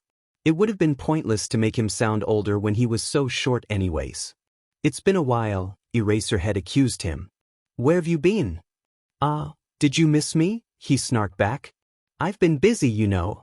That's just how it is when you're the second in command, practically one of the founding members of the syndicate. I've got responsibilities. Like training the new members? The underground hero said, eyeing him tiredly. How many of you are there now? He smiled underneath the mask and shrugged. Is that your question for the day, Eraserhead? Hey, I should get a couple more. You haven't been out in days? Fine, Atlas relented, humming quietly. You can ask me 5 things. Eraserhead seemed a little surprised that he actually agreed, but quickly hid his shock and proceeded to ask his questions. How many members are there now? I think there's 8, he answered. 9 if you count Artemis? Is Udis someone from the syndicate? Not that I've heard of. Does Ion know who Udis is? No clue, you'd have to ask him that yourself. That doesn't count as my third question then. Eraserhead glared at him, accidentally activating his quirk. Not that it mattered when Atlas was quirkless. I answered it though, he protested. A woman's shrill scream pierced through the night and immediately, the two started rushing towards the scene. What's Ion planning on doing next? Eraserhead asked, as he took down the villain as efficiently as possible while Atlas helped the woman up. The hero waited with the woman until the police arrived, and the two of them met back up after Eraserhead left the police shortly afterwards. Oh, just looking for a couple new friends, Atlas replied nonchalantly. More? Eraserhead scowled. I don't have all night, Eraserhead, Atlas said, tapping the watch on his belt. What's your last question? Got to get home so I can catch some sleep before school tomorrow. The underground hero's scowl deepened as he seemed to just realize that it was a school night and the vigilante he was talking to was that young. He asked his question anyway. Will you ask Asclepius to come to my apartment? Whatever Izuku had thought Eraserhead would ask, it was not that. Eri wants him to visit, the underground hero continued, looking annoyed at the whole situation. She keeps asking for him. But I have no clue how to contact him, obviously. Sure, he answered, eventually. I'll let him know, of course, but I don't know if he will go. Especially after NG had told him that the commission was pressuring heroes to capture anyone in the syndicate. Was this a trap? That's fine. Eraserhead looked like he'd prefer it if Asclepius couldn't make it. But just let him know. Just tell him to come on any Saturday for the next month. We'll be home the whole time. The hero began to leave, but Atlas shouted at him. Wait, what's the address? Eraserhead stared at him in disbelief, then sighed. Just ask Ion, I'm sure he knows. He took a deep breath and raised his hand to knock on the door, but stopped just before he did. If Aizawa set up a trap for him behind this door. He took his head. Aizawa wouldn't do that. The underground hero had had so many chances to arrest him, as Atlas or Ether, And he hadn't done it the entire time, so why would he now? Aion had told Nezu and a select few about the corruption inside the commission after all. And obviously the hero knew about Aion's quirk, though not that Izuku couldn't use it anymore, so there was little chance the hero would risk capturing Asclepius. Even if I'm literally an arm's length away from him, and right inside his own apartment. Right? He wasn't only risking getting arrested though, he was also risking Aizawa using erasure on him. That wasn't usually a big problem, but while he was Asclepius, while he was using the height quirk to make himself seem taller, or in other words, older, he didn't really think Aizawa would risk using it on him at the raid since he was literally one of the only ones who could heal people there, and if he lost his ability to heal then Aizawa would be risking someone's life, but at Aizawa's own place? What if he discovers I'm a kid? Are you going to knock on the door? He jumped out of his skin and spun around to find a stranger, a young, blonde-haired guy that was definitely present Mike dressed in his civilian clothes. Oh me freaky godwiest theory another pro hero here? I'm Eraserhead's friend from school, the hero explained. He told me that you'd be coming over to visit Eri, but that he didn't have enough food in his fridge. He didn't want to leave her alone at home, so I'm just here to drop off some groceries. Yamada-sensei, present Mike said with a slight smile, as he raised a plastic bag up to show him. He's definitely here to back up Aizawa if anything happens, Izuku thought. Was present Mike just going to visit every Saturday until I showed up? Since they didn't actually know if I'd ever come. Did they think he was going to attack Eraserhead and kidnap Eri or something? He nodded in response and knocked on the door, which opened only a few seconds later. He wondered if there was a camera installed at the entrance, and if Eraserhead had been watching him internally panic for a good 5 minutes before knocking. He was glad his mask covered his entire face, so they couldn't see how red he was. It's you! He stumbled backwards slightly, feeling something heavy hit his stomach. It was Eri hugging him. As is Asclepius. He hugged her back after a moment of surprise. It's Asclepius, he laughed, squeezing her, infinitely glad that she was safe, alive. I know it's a difficult name to remember, so you can call me something easier if you want. Like what? To his surprise, both Eri and Eraserhead asked him that.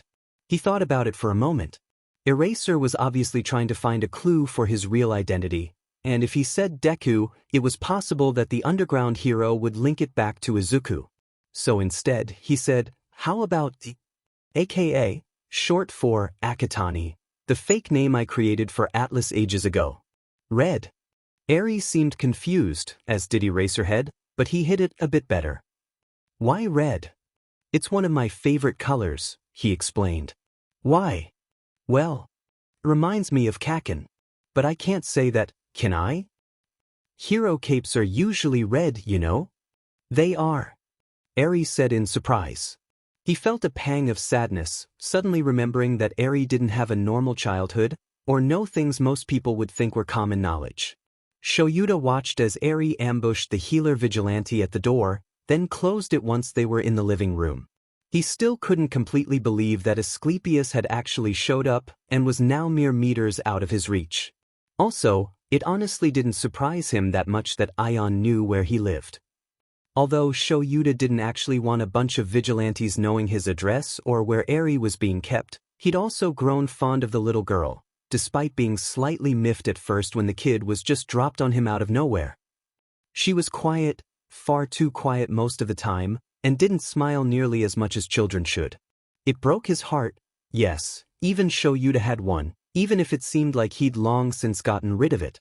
Deep down, Shoyuta wanted Eri to be happy.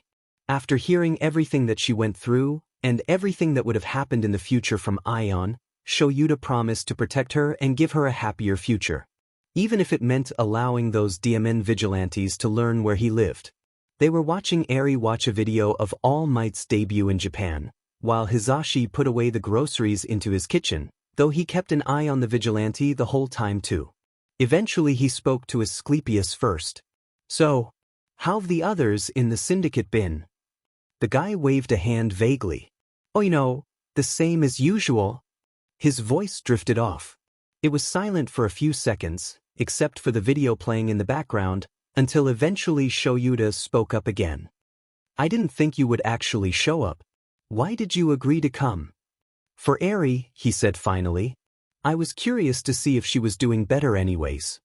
You know, I've always been curious about how the syndicate gets new members, Hisashi said cheerfully as he flopped down onto the couch beside Shoyuta, who shrugged the other's arm off him. Hisashi pouted then looked back at Asclepius. Asclepius was silent for a bit, thinking about his answer, until he eventually answered, everyone gets introduced by someone they know. That's all I'll say about it. Are you a hero? Eri suddenly asked, turning to look at the healer. The others, they said you're not. All I want is to save as many people as I can, Asclepius said softly instead, patting her head. That afternoon was by far the strangest Shoyuta had lived through, having to keep an eye on Eri playing with someone who he was technically supposed to be capturing, inside his own home. As Asclepius got up to leave however, Eri suddenly asked a question that Shoyuta was curious about too. Why is my nickname Artemis? And how did you know where to save me from? Artemis is the goddess of the moon, Asclepius said. And your hair shines brightly like the moon. He paused. Was like an older brother to you. He wanted to save you earlier this time. The look on Eri's face was one of confusion as she struggled to understand what he was saying. Ion, she eventually settled on. A hero from the future was left unsaid. Can I meet him? One day, the vigilante promised, to Shuta's surprise. Asclepius then gave her one final hug before taking a step out of the door. Although the vigilante's mask covered his entire face, Shoyuta felt his gaze rest on him. Thank you for taking care of her, the guy said. And thanks for not making this a trap or something. Honestly, that idea had crossed Shoyuta more than once, but he knew that it would be futile in the end. Ion would just reset, so he didn't bother. It did make dealing with the HPSC people more difficult for him though, since they thought he was just not working hard enough or refusing to catch the vigilantes. They still believed Ion had a clairvoyance quirk after all. Only a few heroes knew that it was actually time travel. Just tell Atlas to stop giving me a heart attack and we'll call it even, Shoyuta grumbled, causing Asclepius to laugh and nod, before leaving. That went well. Hisashi said cheerfully once the vigilante had disappeared after jumping out the window in the stairway. They weren't trying to kidnap Eri. Izuku had been glad to see that Eri was doing okay. He'd been on edge the entire time, keeping an eye out for anything suspicious, but surprisingly Eraserhead hadn't set him up at all. The afternoon went by quickly, and although he and Eri didn't get to talk about much, since Eraserhead or Present Mike had been watching them the whole time, he understood that Eri had definitely realized that Asclepius and Udes were the same person. The way she curled up comfortably against him, how she wasn't afraid to touch him, was proof enough. Since she had seen during the battle against Overhaul that he could withstand her quirk, after all. It was Sunday morning now, and for the first time since the raid, Aizawa-sensei had called him and the other boys to train at the beach. He suspected that the training had been cancelled while Eri settled into her new home, but about 2 months had passed since the raid by now, and Aizawa-sensei had time to train them again. Izuku thought that he'd gotten Present Mike or some other teacher from UA to babysit Eri. To his surprise, she was hiding behind the underground hero. Who's this?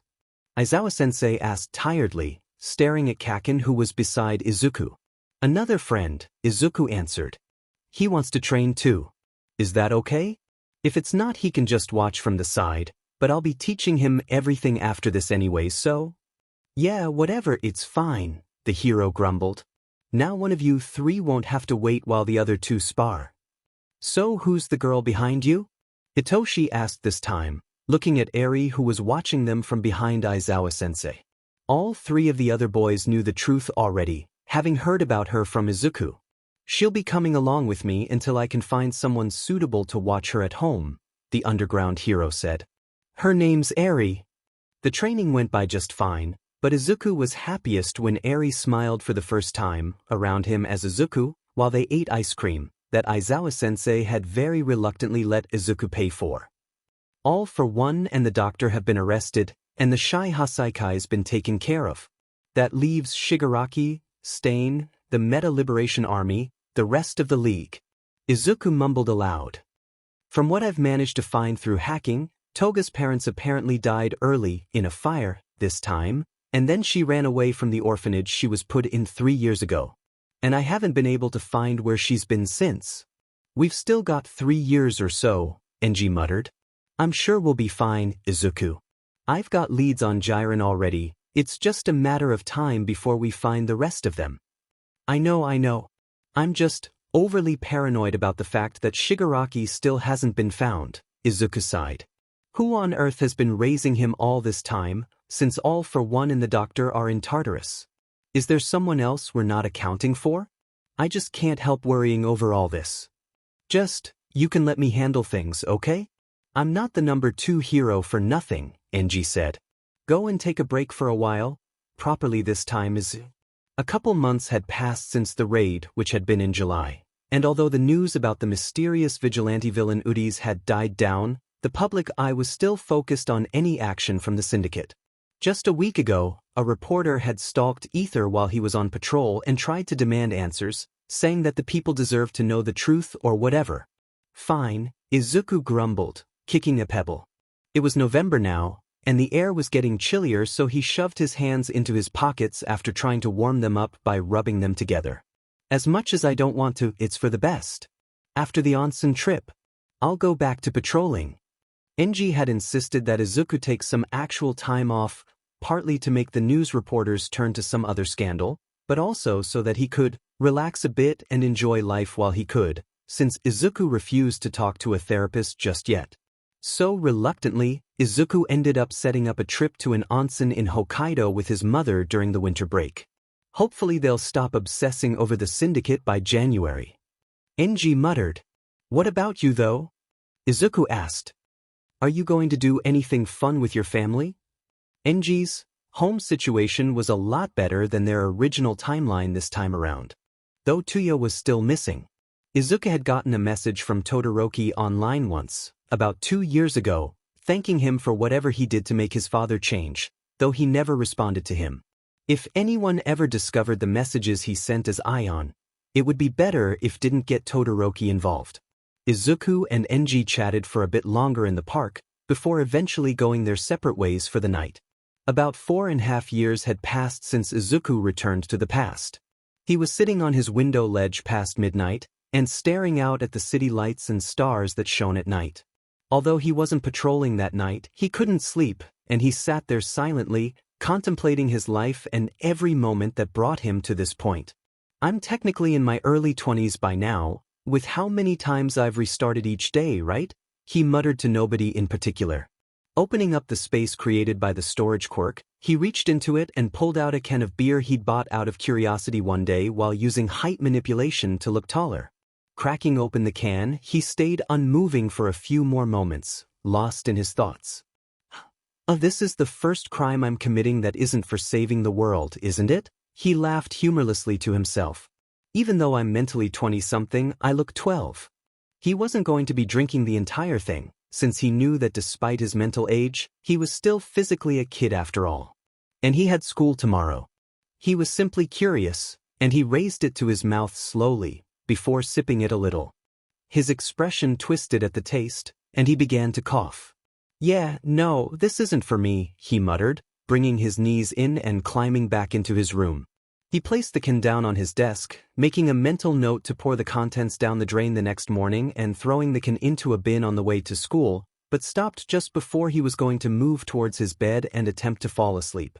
His hands brushed against his notebook from school, and using the moonlight that came through the windows, he flipped through it until he found the page with a picture he'd drawn of Eri.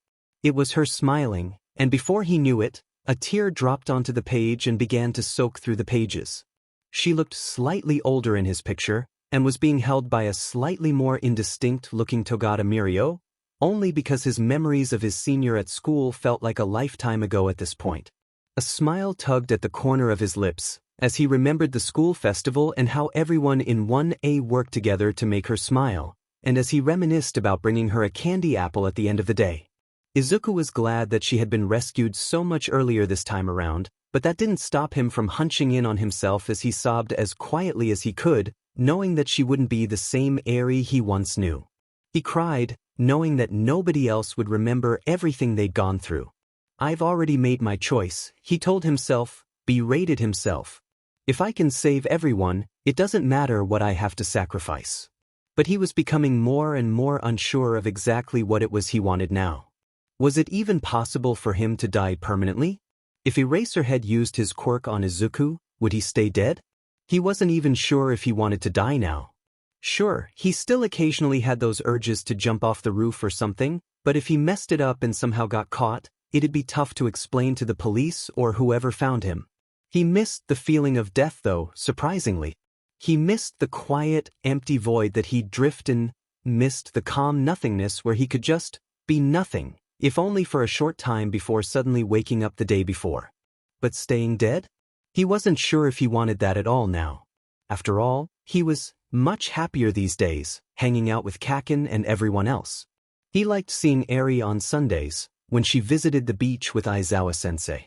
He enjoyed spending time with NG too, since they were the only two who remembered. He was having fun being alive. School had finally finished for the year and the two Midoriyas were finally on their way to Hokkaido for the winter break. He looked out the tiny oval window and stared at the clouds they were flying above. In this life, this was the first time he was inside a plane. He smiled subconsciously then, remembering when he was invited by All Might to visit Island. After they booked into the inn they were staying at, the two of them wandered down the streets while buying snacks and some souvenirs. Izuku felt light and happy, and for the first time in a while, he managed to forget all about his plans and dark thoughts, laughing and smiling sincerely for once, simply content with spending time with his mother. Maybe it'll be okay for me to relax and just have fun for a few days, he thought to himself while he sat inside the onsen. I can't have myself burning out after all. And then, of course, something had to happen. After the onsen, Izuku and his mother decided to go to a restaurant to get dinner. Only, the second he stepped into the shop, Izuku recognized not one, not two, but 7 people who were just coincidentally having their dinner there too. Aizawa-sensei? What's he doing here? And isn't that Eri, Present Mike, Midnight and Ingenium beside him? And over at that table is that freaking gentle criminal and La Brava? Is everything okay? Izuku snapped out of his thoughts and quickly nodded before sitting down at the table set aside for them. I almost forgot about gentle criminal and La Brava. I guess they were already together by this point? What are they doing here though? Izuku, it's rude to stare at others, you know, his mother whispered to him. Oh, sorry. He stared down at the cup of tea in his hands and sipped it, still lost in thought. Should I reach out to them? They were never really evil, so maybe they'll hear me out? Maybe I can get them to join the syndicate, and eventually make them into real heroes? I could sneak out of the Ryokan when mom's asleep, but I'll have to be careful with so many heroes around. Aizawa-sensei has probably noticed me by now, hasn't he? Since he's always going on about spatial awareness. He probably won't say anything to me though, since I doubt he has told any of the others about how he's training a group of middle schoolers, but anyway, if I do anything too suspicious he might question me once we're home. Oh, I just remembered, his mother said, looking behind her shoulders then back at Izuku. Isn't that the the man who's training you? Yeah, Izuku mumbled. His teacher had definitely noticed them by now, and gave him a tiny nod. However, the others didn't miss the action and turned around, wondering who Aizawa had seen. Izuku! Eri cried, jumping off her seat and running over to him. Over the past few months, she'd grown closer to Izuku every time they met at the beach, which made his heart swell with happiness, seeing her happy around him. Probably because he bribed her with sweets and unicorn hair clips, but anyway. Why are you here? Hey Eri, he smiled, hugging her. I'm on holiday with my mom. Who's this? Midoriya-san, Aizawa greeted, walking over to their table. Sorry for disturbing you, this is Eri. She's my niece. That's probably a lie created to keep her identity safe, Izuku realized. The underground hero had never actually said more than she's staying with me to any of the boys after all. I see. It's such a coincidence seeing you here. The other heroes, in civilian clothes, but still, walked over, curious, and started chatting with Midoriya Inko too. Meanwhile, Izuku looked at Eri and whispered, Where are you staying? Is it somewhere close here? Yeah. Eri answered easily. The inn with the red roof. Whoa, really? That's where we're staying too. The voice hero's loud voice was starting to rise. Still, I can't believe you've been training a random kid for more than a year. He's not just any random kid, Midnight, Kiyama-san interrupted with a massive grin. He's the one that cleaned Takoba Beach. The kid should have been complaining about for years. What? I do not complain about Midoriya, Aizawa-sensei started, glancing worriedly at Izuku's mother, who only chuckled. Izuku's a bit of a handful, isn't he? I'm really grateful that you've been helping him, even though I'm sure you're very busy. Out of the corner of his eye, Izuku noticed the couple who he was almost certain was Gentle Criminal and La Brava get up to leave. Damn it, what should I do? Should I just hope that they'll still be around and find them later? But what if they're leaving soon? Izuku clutched his stomach and stood up quickly. Mom, he said quickly, tapping her shoulder. I think I might have eaten something bad earlier when we were shopping. My stomach hurts. I'll be back in a while, okay? HM? Sure, she replied, and a flash of realization appeared briefly in her expression. He had said the code words for, there are villains nearby, I need to go deal with them, to her after all. Though perhaps not in the way he usually dealt with them.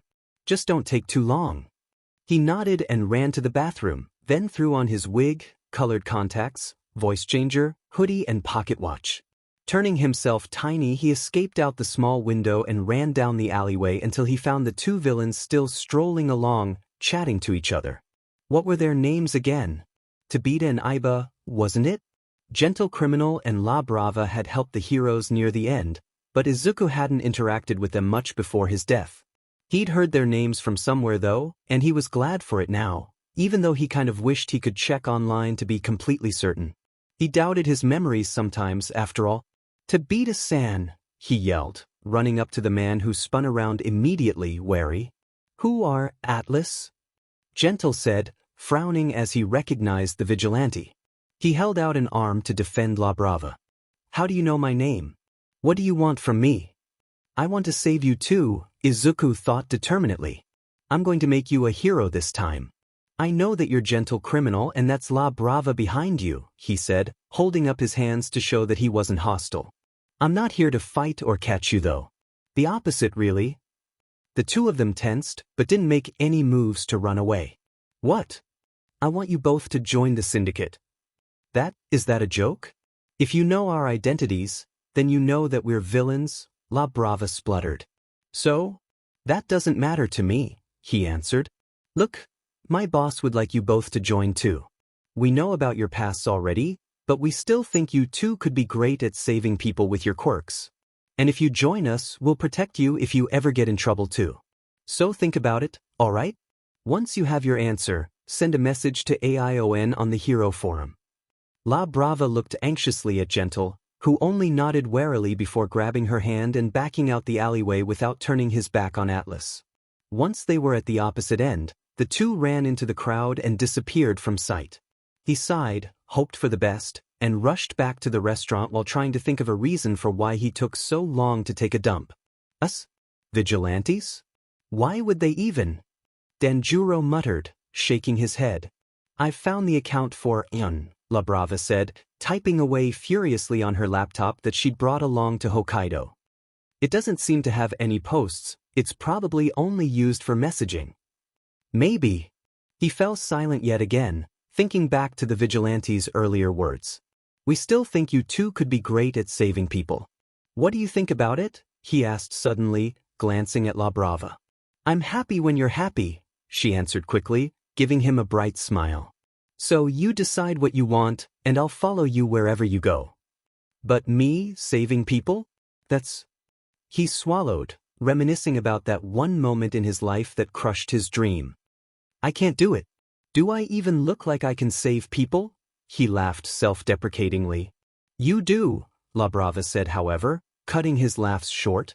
You've already saved me, Gentle. I think you could be a great hero, a vigilante. You think I'm great at everything, Danjuro accused her jokingly as a smile began to form. But you are, she exclaimed, and he just huffed. If we agree to join the syndicate though, they'll Protect us, is what Atlas said. But what does that even entail? He sighed. Only one way to find out, I suppose. Gentle criminal. Hello, could you answer a few questions before I give you my answer? Of course, that's fine. Gentle criminal. Atlas said if we join, we'd be protected by the syndicate. What exactly does that mean? Well, I've currently got a few favors from a couple heroes that owe me. Not to mention some blackmail on a couple HPSC members. So, if either of you ever get arrested, I'll try my best to get you out. Course, if you ever need medical assistance, we've got a great healer. Or if you just need some help for whatever reason, I can send someone over. Gentle criminal. But I still don't understand. What would you get from us joining? 2 new members, of course. How could I ignore someone with so much potential for saving people? But to be honest, it was because I saw myself in you. Anyways, it's okay if you don't want to accept. I don't want to pressure you guys or anything. You can join later on if you'd like. All of it sounded far too good to be true to Danjuro, but he glanced over his shoulder at La Brava, who was looking intently at the screen. If something happens, she'll be safe? So, what happened earlier at the restaurant? He glanced at his mother and mumbled, just saw 2 people I'm meant to fight in the future. They weren't bad people, even if they were on the wrong path. I didn't go to capture them or anything though, I only wanted to talk. About? Her eyebrows were raised. I want them to join me, he admitted eventually. One of them, gentle criminal, reminds me a lot of myself. I could have turned out like him, if I wasn't lucky enough to get. He hesitated for a moment, then changed his words. He was a hero dropout, and ended up becoming a villain. But he has a good heart, and I think he can save a lot of people. That I see. She sat down beside him and placed her hand around his head, pushing it close to her shoulder. I'm glad you weren't fighting someone, especially since this is our holiday. But anyways, what did you have planned for tomorrow? Aizawa-san's friend, Kayama, if I remember correctly, suggested that we meet up tomorrow since Eri seemed to be happier around someone younger. Nobody move. This is a robbery. Izuku groaned internally. Of course there just had to be a robbery that day. What was with his luck? His mother looked panicked behind him, as did Eri, but luckily he didn't have to do anything this time since there were literally 4 heroes inside the same store as them. There were 3 guys, one holding a baseball bat, another a knife, and the last one a gun. But Eraserhead threw out his capture scarf that he'd been wearing the whole time, while activating his quirk on the thieves. At the same time, Ingenium rushed towards the one closest to him, the one holding the gun, and whacked the weapon out of their hand before they could realize what was happening. Midnight was calling the police, and Present Mike was standing beside Eri, calming her down, and perhaps because he wanted to stay hidden, since his civilian look was the most different from his hero one. Izuku just watched them all in awe at how quickly they worked, and wondered what he would have done if he were alone. With all these people around, it would have been difficult for me to fight properly. The heroes were tying the criminals up now, and onlookers were thanking them. Even though the danger had been dealt with quickly, they'd probably have to stay a while to give their statements to the police. Sorry for keeping you 2 so long, Aizawa-sensei said to them, after they were finally able to leave. It's fine. Izuku's mother replied quickly. Thanks for saving us today. I still can't believe all of you are heroes. They had only introduced themselves as Aizawa's friends the day before, after all. It was really cool seeing you all work together, Izuku added. Maybe that's what we would have been like, if Uraraka, Ida, Todoroki, everyone had graduated and gotten the chance to grow up. His expression must have darkened thinking about the past, since Eri hugged him suddenly. It's okay, Izuku, she said anxiously, looking up at his face. We're safe now. He smiled despite himself and nodded. I know, he said. I was just worrying about something else. She seemed to accept his answer and they continued on their day, and Izuku was glad that he went on this trip and got to see Eri smile so much. A few days into January, they were finally home again and Izuku felt better than ever, more than ready to get back into vigilantism and fighting villains on the streets. And then even better, good news came to him from Enji, who met up with him the day after he returned, to tell him that Jiren got arrested and that some more former Shy Hasaikai members, that hadn't been at the base at the time of the raid, were also caught. School started back up again, along with training with his friends, and even Kacchan had agreed to start learning sign language since he had finally been persuaded that it would be useful to communicate with each other silently. Meanwhile, Izuku was getting ready to expand the syndicate even more. After Gentle Criminal and La Brava officially agreed to join them near the end of January, Izuku was just about finished with buying an office building. Using almost all the money he'd acquired over the years, he got his mother to sign the contracts for him and whatnot, until finally, the syndicate had their own official base. And soon after fixing up some rooms and getting some furniture, he was ready to call a company meeting. On the outside, the building seemed like any other company's office block. However, the ground floor actually looked more like a gym and had a training hall with various equipment Izuku had bought. Ever since he'd told the truth to his mother, she had quit her job, at his request, and started working towards a business license and permit so that she could manage whatever semi-real business Izuku wanted to create, as a front for the purpose of the rest of the building. And now, everything was coming together. Izuku's mother opened up a martial arts dojo on the first floor, while the syndicate actually owned the whole building. They would operate an actual business during the daytime, and use the building for its real intended purpose after closing times.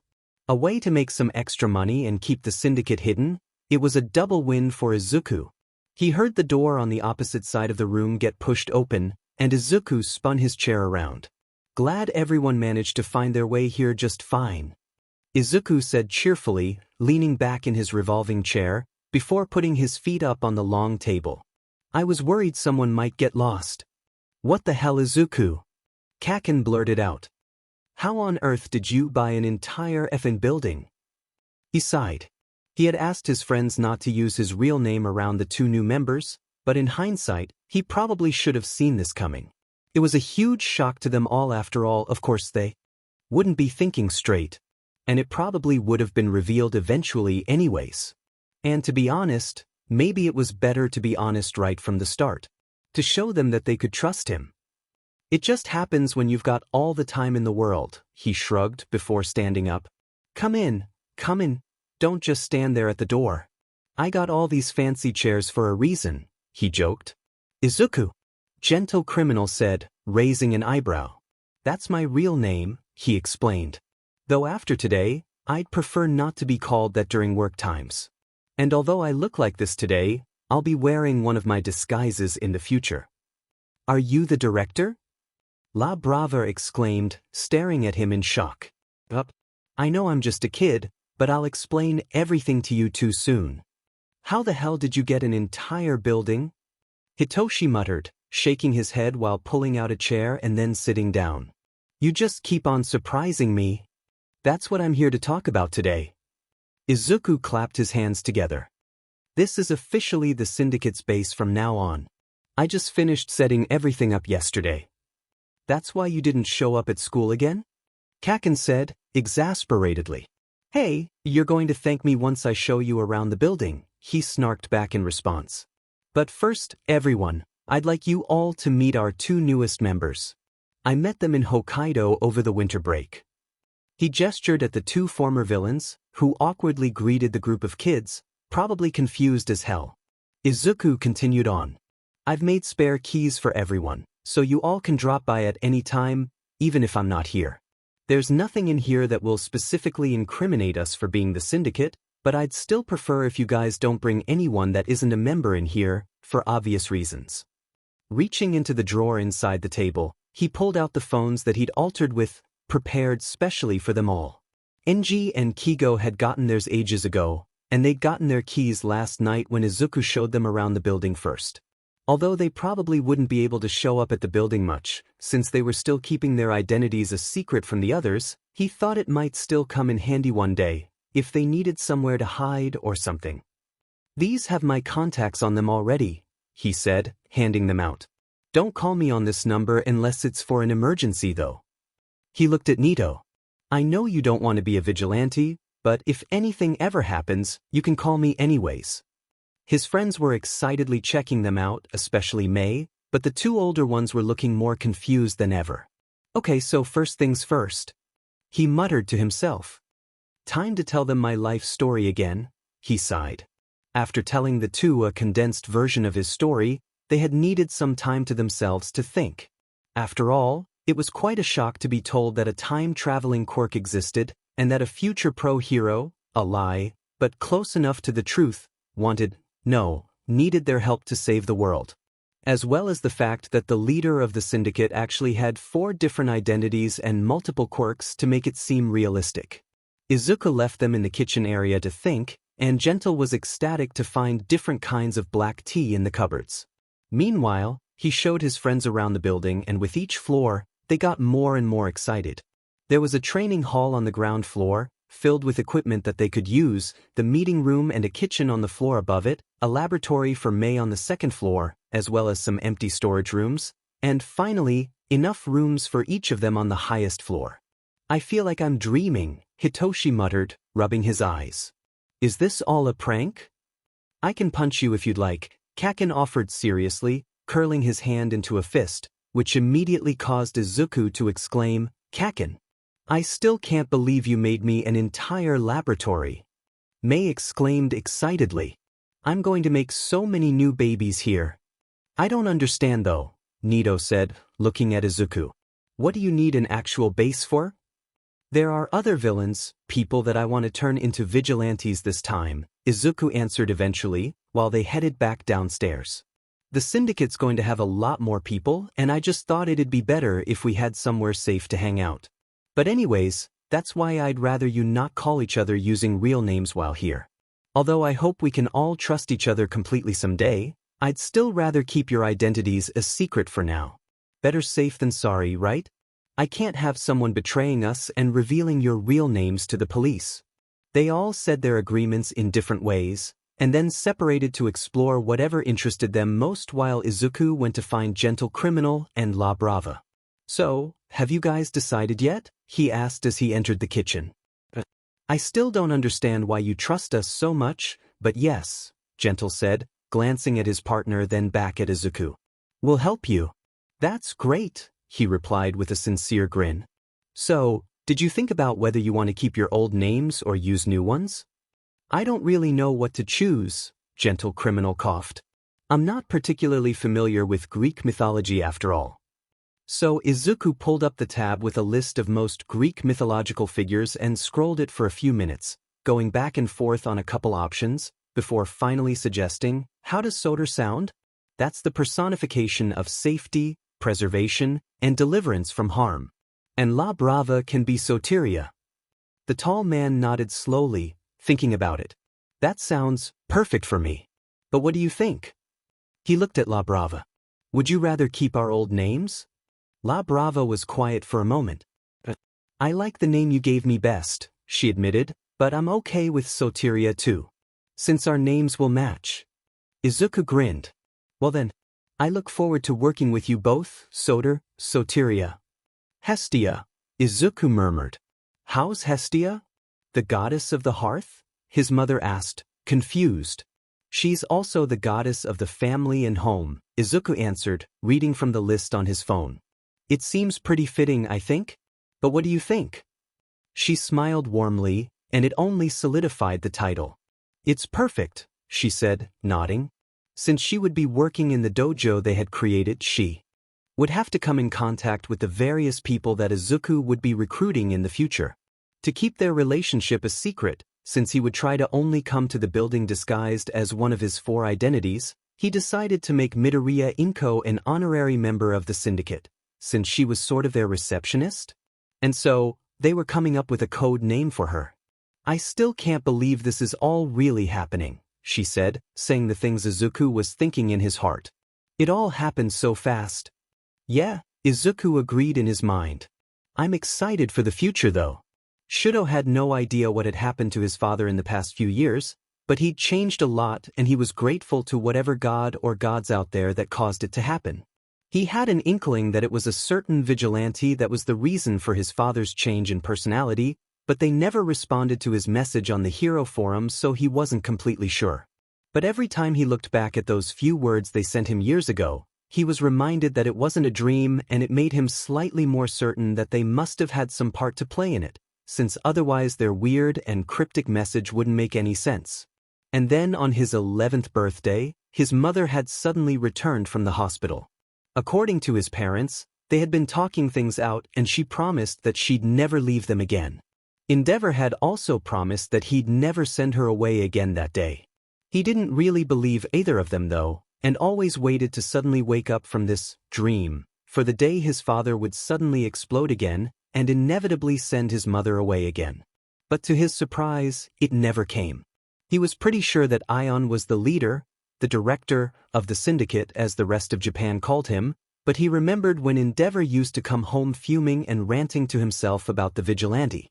Back then he only heard about Ion from the bits and pieces he gathered from his father.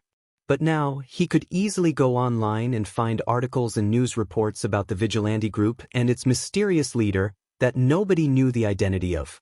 Shudo wished he could meet Ion and thank him in person for whatever on earth it was the guy did to make his father change so drastically.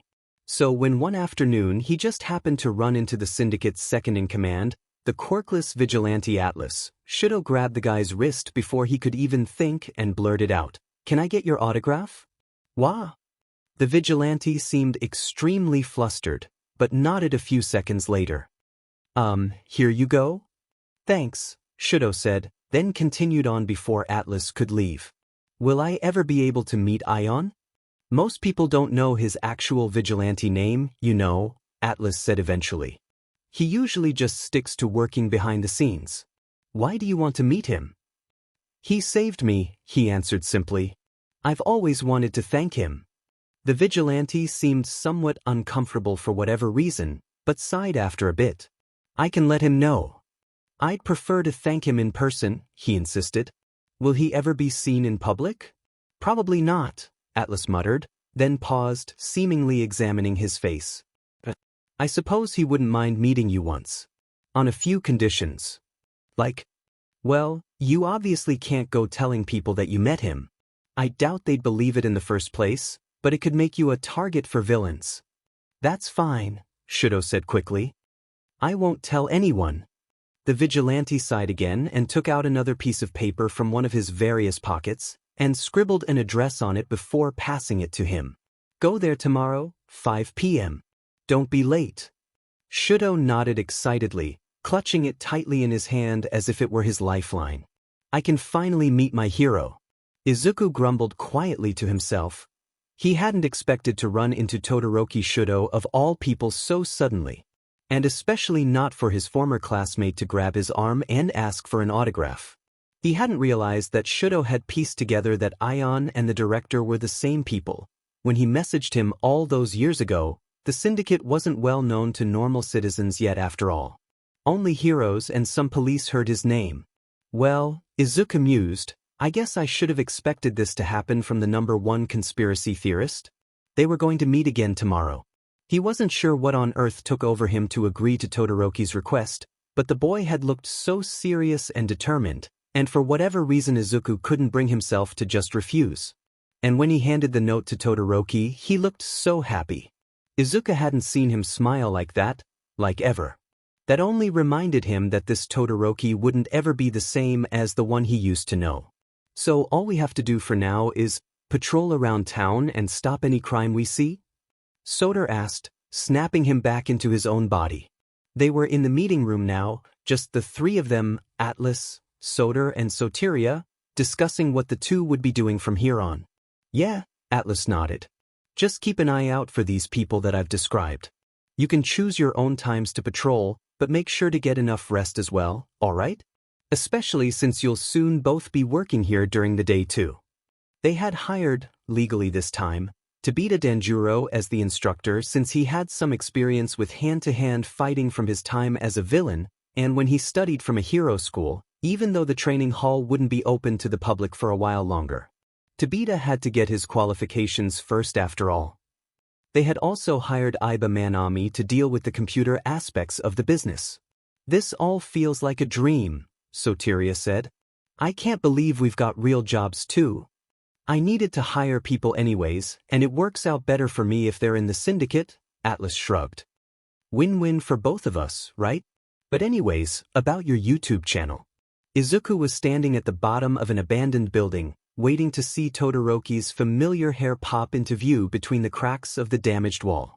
He was wearing his Ion outfit, now, his usual black wig, just styled differently, his voice changer mask, a long, black trench coat, and a jumper and dress shirt underneath. The fancy pocket watch was hanging around his neck, and using his quirk, he made himself taller than he really was. He itched his neck, tugging at the collar of his shirt, and glanced up immediately when someone pushed open the door that he'd left unlocked. Todoroki noticed him immediately and raised a hand to wave. "Are you Ion?" he said, looking up and down at him. He coughed. "Todoroki Shudo, isn't it? Nice to meet you." "You really know who I am," Todoroki said in awe. "You had some part to play in my father's change, right?" He was slightly taken aback. "What makes you think that?" "You messaged me out of nowhere, and then my father started to change after that day. You must have done something. It couldn't have been anyone else since you were the only one who knew. I don't know how you knew about my family, but you knew," Todoroki said. "Thank you so much for helping us." "I didn't really do much," Ion said awkwardly. "I'm glad that things are better at home for you now though. I actually had another reason why I wanted to meet you though. Can I join the syndicate?" "What?" He shook his head as he laughed dryly. "No," he said immediately. "You're the son of a hero, Todoroki. Shouldn't you become a proper hero instead of a vigilante? But isn't that what you guys do the same? Save people like how you saved me. Does it really matter if the name is different?" "We're criminals," Ion spluttered, shocked that Todoroki didn't seem to understand that, in the eyes of the law, despite our good intentions. "You can't join us, you'd be risking your future, not to mention your life. You're like 12 years old right now, right?" "I'm around Atlas's age," Todoroki insisted, however. "No," Ion repeated firmly. "For your own good, become a legitimate hero through the proper methods, okay? You don't need to risk your entire life to fight crime now." With that, he left his former friend behind and rushed as far away as he could without looking back. "Izuku, what's going on?" Enji sighed exasperatedly. "There's been this gloomy atmosphere around you every time we meet for the past few days. Did something happen?" "Your son," Izuku grumbled eventually. "Your son wants to join the syndicate. What the hell have you been telling him? Bushido? Or Natsuo?" The hero spluttered. "I haven't talked about it at home. When did you even?" "Shuto," Izuku sighed, burying his head into his hands. "We met a few days ago. He wanted my autograph." "That wasn't exactly a lie. He seems to think that we're heroes. I mean, joining the syndicate doesn't necessarily have to mean being a vigilante." Enji muttered after a few moments to Izuku's surprise. "What? Are you saying you wouldn't mind him joining us?" "You let Bakugo and all those other kids join," Enji glared at him briefly. "But so far all you've been doing is train them, right? They haven't actually done anything that would make them vigilantes." "So far," Izuku groaned. "I won't be able to watch over them all. One day they might just run off and start fighting villains without my permission. But even then, it would be safer if we're able to track them, wouldn't it?" Enji pressed. "It'd be better if we can keep an eye on them. They shouldn't be running out fighting villains at all. Did you forget, they're only 12, 13-year-olds. "I haven't forgotten that.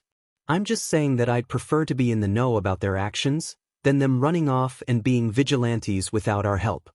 You do realize if I let him in, he'll likely find out about everything, right?" Izuku glared at him. "About the time travel. About why exactly you've changed. Even if we don't say anything to him, tell the others to keep things a secret, he's going to notice something strange. He's a freaking conspiracy theorist. He'll figure it out eventually." "That I know," Enji said eventually.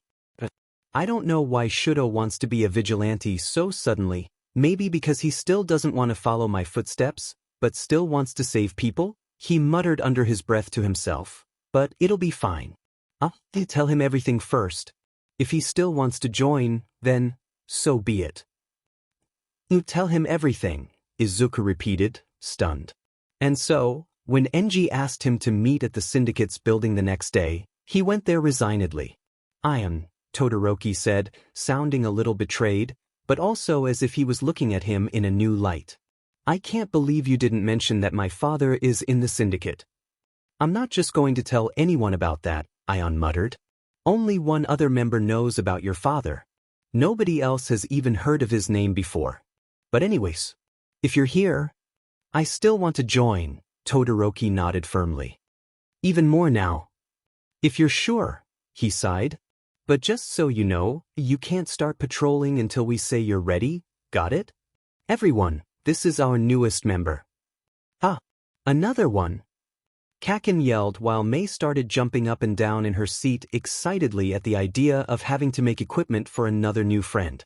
We're all classmates in the future, so try to get along, he said tiredly, before letting them introduce themselves to each other. Oh, but Nito's not a vigilante. He knows everything, but he just wants to train and prepare for UA. I might as well be one at this point, Nito grumbled. Just give me a code name. He turned to look at Todoroki. Have you thought of a name that you might want to use yet? We just need something else to call you around here. I was looking up names last night, Todoroki nodded. Acles. He searched it up and frowned. Personification of sadness and misery, really? Yeah, no, I'm vetoing that, he muttered. What about Styx? Todoroki leaned closer and glanced at the explanation on his phone, then nodded slowly. The river of hatred. Oh no. That's not what I'm thinking of, he groaned. The river of oaths is what I meant. I'm fine with Styx, Todoroki said. It seems fitting for my name to be a river because of my quirk anyways. From what Izuku had heard from Enji, Todoroki's quirk had changed quite a lot for some reason, and he was now able to mix both sides of his quirk to create and control water. They had agreed yesterday that Todoroki would use the water quirk for his vigilante persona, and his usual half-cold, half-hot once he became a proper hero. Todoroki seemed confused about why they still wanted him to get into UA and become a legitimate pro-hero eventually, when he could just stay a vigilante forever, but both Enji and Izuku wouldn't change their minds about it. I'll be Hermes then, Nito said, looking at his own phone. God of Thieves. Wait, you were serious about being vigilante? Hitoshi said, surprised. Yes. Finally. I can make you more babies too now. May cried excitedly. Your quirk isn't stealing though, Izuku said, remembering the conversation he and Nito had had, in a timeline that he'd long since left. It's just borrowing. It still works, Nito shrugged. Fine. Izuku watched the others chat with each other, as he wondered to himself, will Aizawa-sensei hate me if I bring along another new kid to training? In the end, he decided not to bring any more problem children to the underground hero, mostly because he knew Enji could train Todoroki at home, and only slightly because it would give the underground hero more gray hairs than he should have in his late 20s.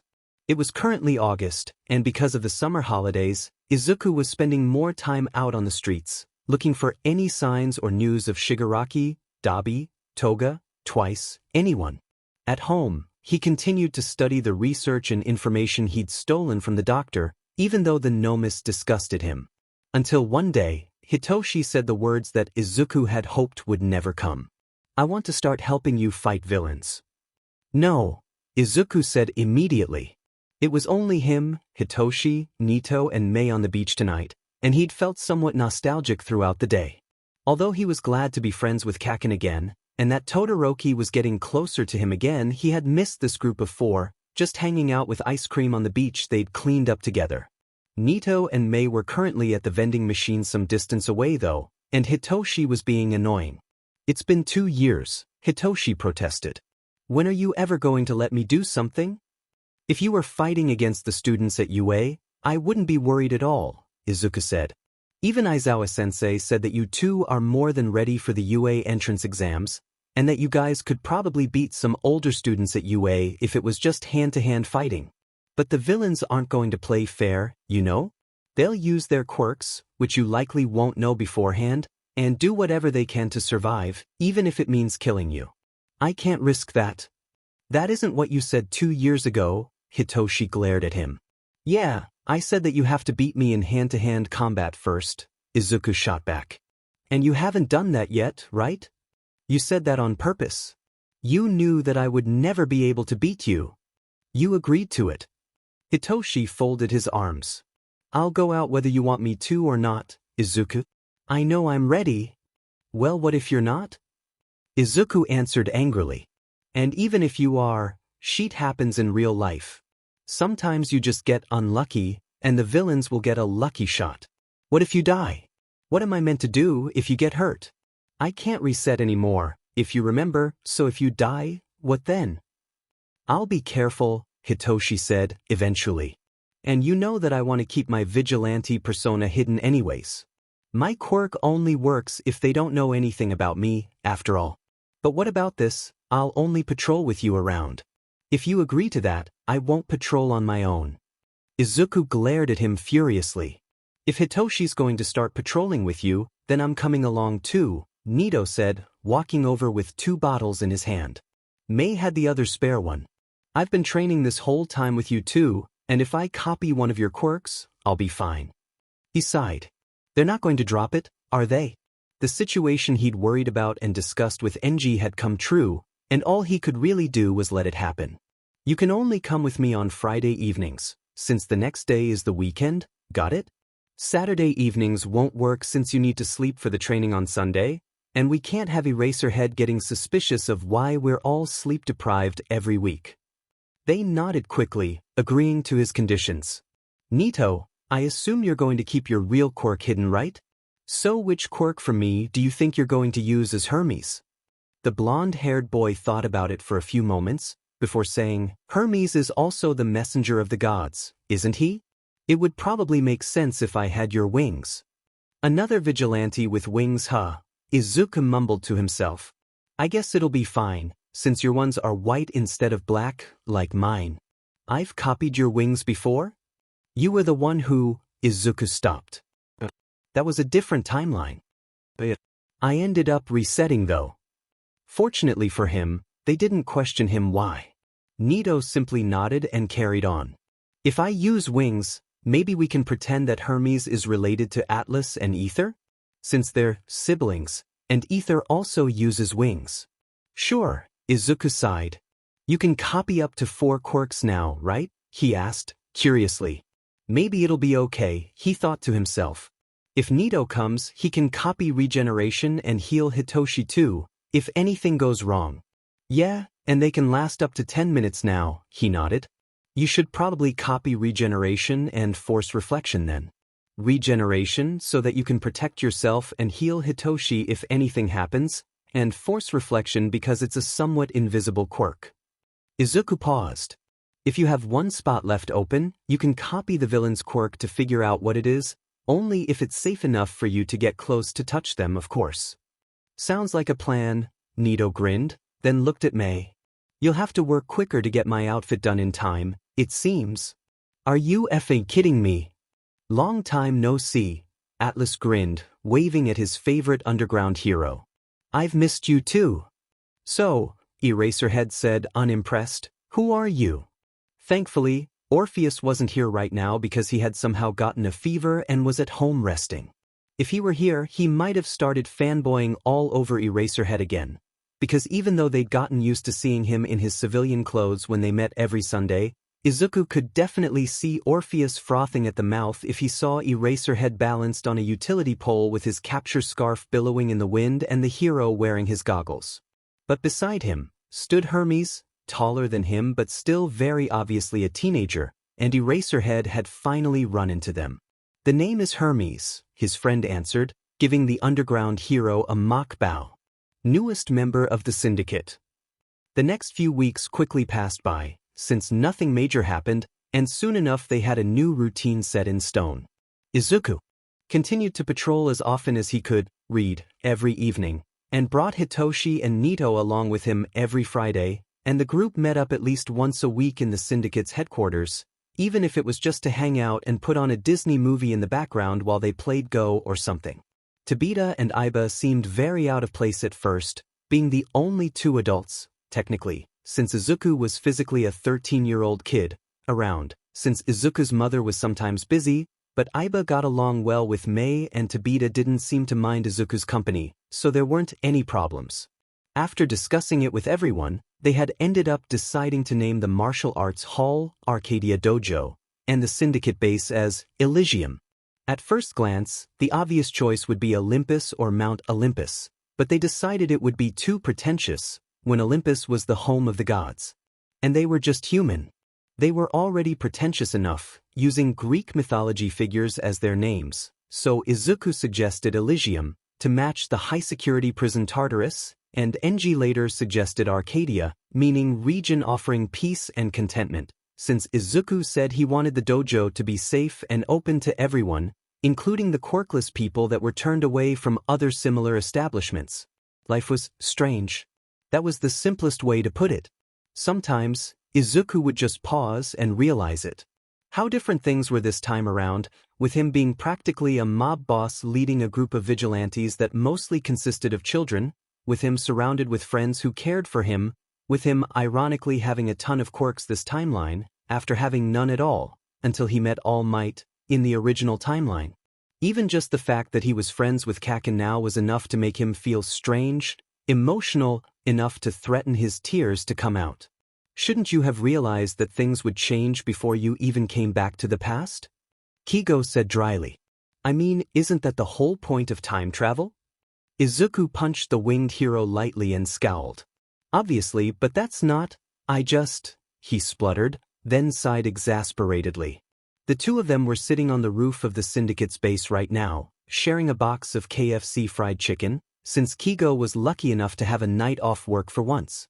I wasn't exactly mentally stable, okay? He frowned, which caused the other man to snort. Glad you've realized that it isn't normal for someone to kill themselves repeatedly to turn back time, kid, the young hero said, reaching out to take the last chicken wing from the box. Hey, I'm older than you. Izuku protested, lunging for the food just to piss him off. Physically you're not. Kigo teased, waving the chicken wing in Izuku's face. He just huffed in response.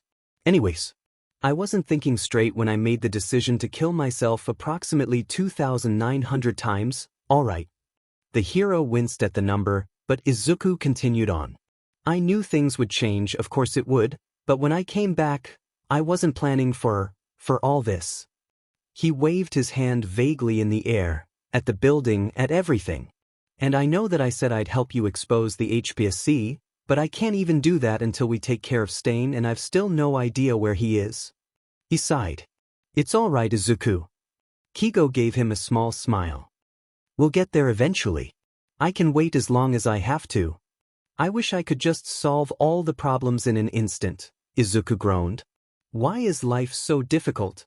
Kigo chuckled and patted his head sympathetically. That's just how life is. You realize that the higher-ups will have my head if I don't try to arrest you, right? Tsukachi scowled. It's already difficult enough coming up with reasons why my team hasn't ever come close to catching any of you guys in 4 entire years. What are they going to do with a quirkless vigilante? Atlas said in response. I'm not even really a vigilante. And the villains I catch always attack me first. But do you really need to show up at the station? How am I meant to explain to them that I can't arrest you, even when you're right in front of me, when Ion's going to reset if I say a word? Relax, Tsukachi.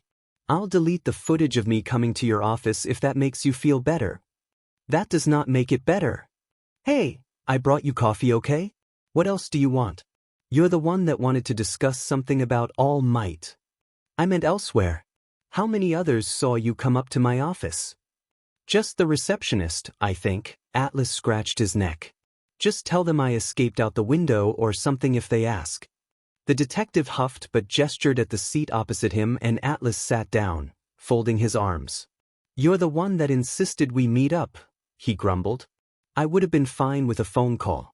Your quirk works with it anyways, so why is this necessary? It wasn't really, Tsukachi admitted. I just wanted to make sure you were okay. I heard you got shot last week. That I'm fine, Atlas said, surprised. There's no need to be worried about me, detective. We've got Asclepius, remember? He can fix broken bones in seconds. I'm perfectly fine. I know that, but what if you can't get to him in time someday? The older man sighed. Nobody can fix death, and you're far too young to die. We might not know how old you are, but you're definitely younger than high school students, Atlas. Nobody can fix death? He grinned despite himself, though it was fortunately hidden underneath his mask. So, did you have something to say about All Might or? There is, actually, Tsukachi said, following his change of topic. He's going to be going abroad for a while. There's some trouble in America and they asked him for help So nobody's going to be searching for Shigaraki? Tsukachi's face was grim. Sir Nitai's agency will keep looking, but it's been years and nothing's been found. From what Ion told us, he was raised by All for One and Dr. Garaki, but they've been in Tartarus. Do you think it's possible that he's dead? No, Atlas said immediately. I highly doubt it. You guys never found Gigantomachia, right? They might be together, most likely are. There's no way he's dead. There's one other thing I wanted to ask, Tsukachi said after a few moments. Are you somehow related to Hawks? I'm sorry. Ether's your brother, right? And Hermes is your cousin. They both have wing quirks. The commission is starting to question whether Hawks is involved with the syndicate. That's just stupid, Atlas said, standing up. Not every bird quirk is related, for God's sake. But for the record, no, we are not blood-related to the hero Hawks in any way. Tsukachi looked visibly relieved for some reason and nodded.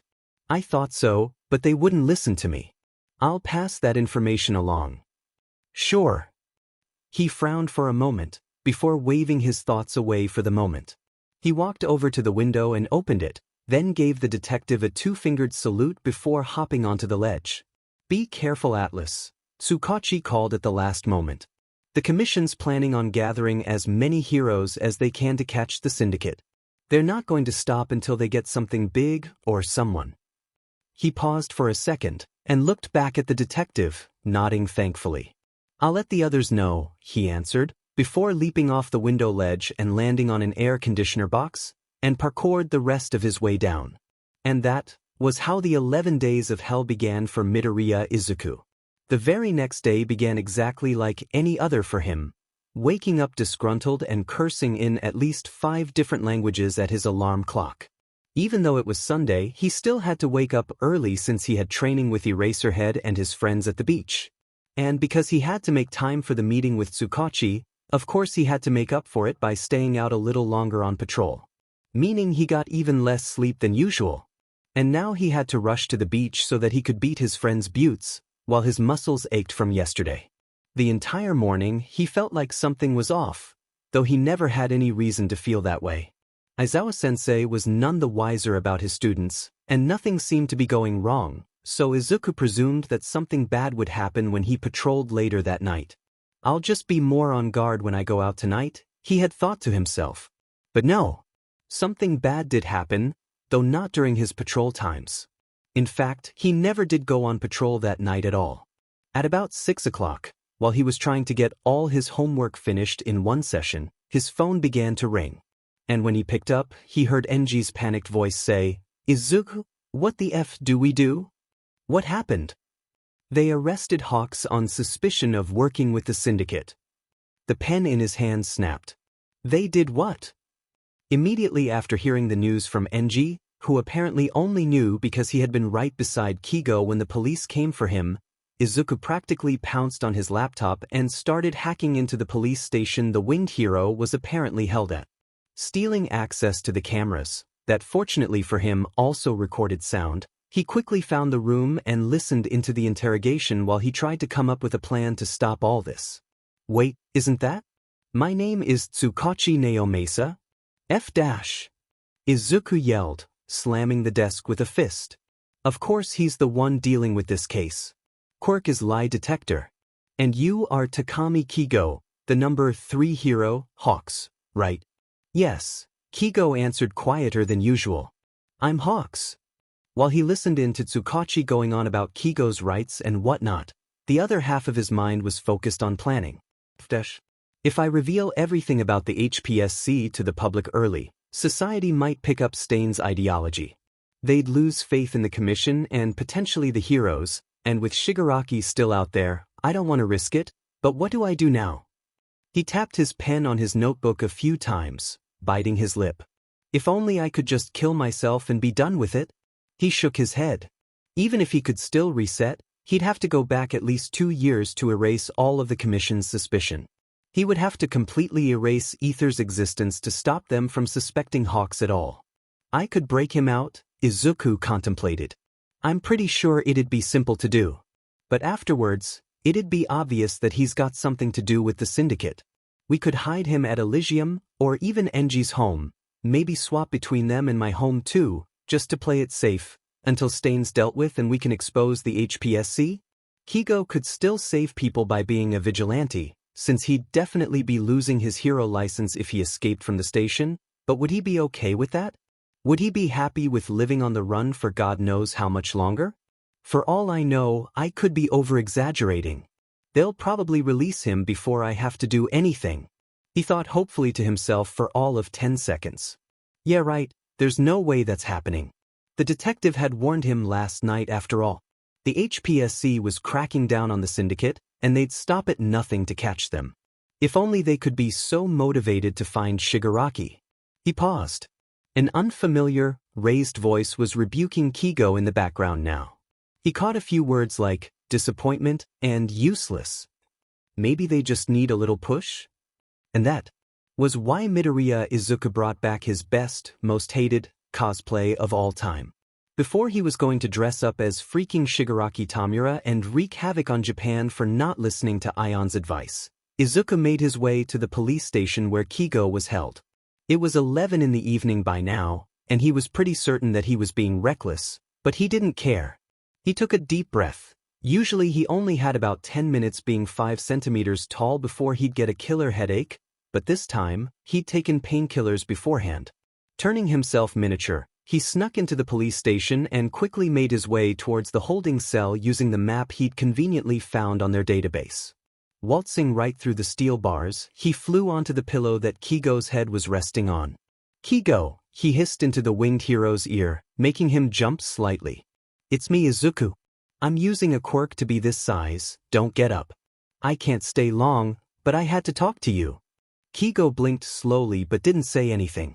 "I was hoping that the HPSC would release you since you're the number 3 hero and all, but I suppose they're more determined to stop the syndicate than I thought," he muttered. "I was listening in on the interrogation earlier today. Are you going to tell them anything? You barely said a word the whole time today." Kigo brought his hand up to his mouth, covering it, pretending to scratch his face. "Not if I can help it," he whispered. "I don't think. They have enough proof to charge me with anything. What's the longest they can hold me for?" 23 days, Izuku answered wearily. "Far too long for my liking." They fell silent for a bit. "That I have enough evidence to get the HPSC destroyed," Izuku said eventually. "Do you want me to release it now? I'd have to push forward some plans, but I think I could make it work if I have to." Another pause. The young hero turned onto his side and stared at Izuku's appearance, his eyebrows furrowed. "Stain's still around, somewhere. I don't know if you've noticed, but this is kind of an emergency," Izuku muttered dryly. "I can break you out of here no problem, but you'd have to live in hiding until we can get rid of the HPSC without worrying about society breaking down. There are enough safe places, our headquarters Elysium, my apartment, Enji's house, but would you be okay with living like that? You'd be hunted by heroes and police." "I don't really care," Kigo whispered in response. "At least I'd be free to have my own schedule, right?"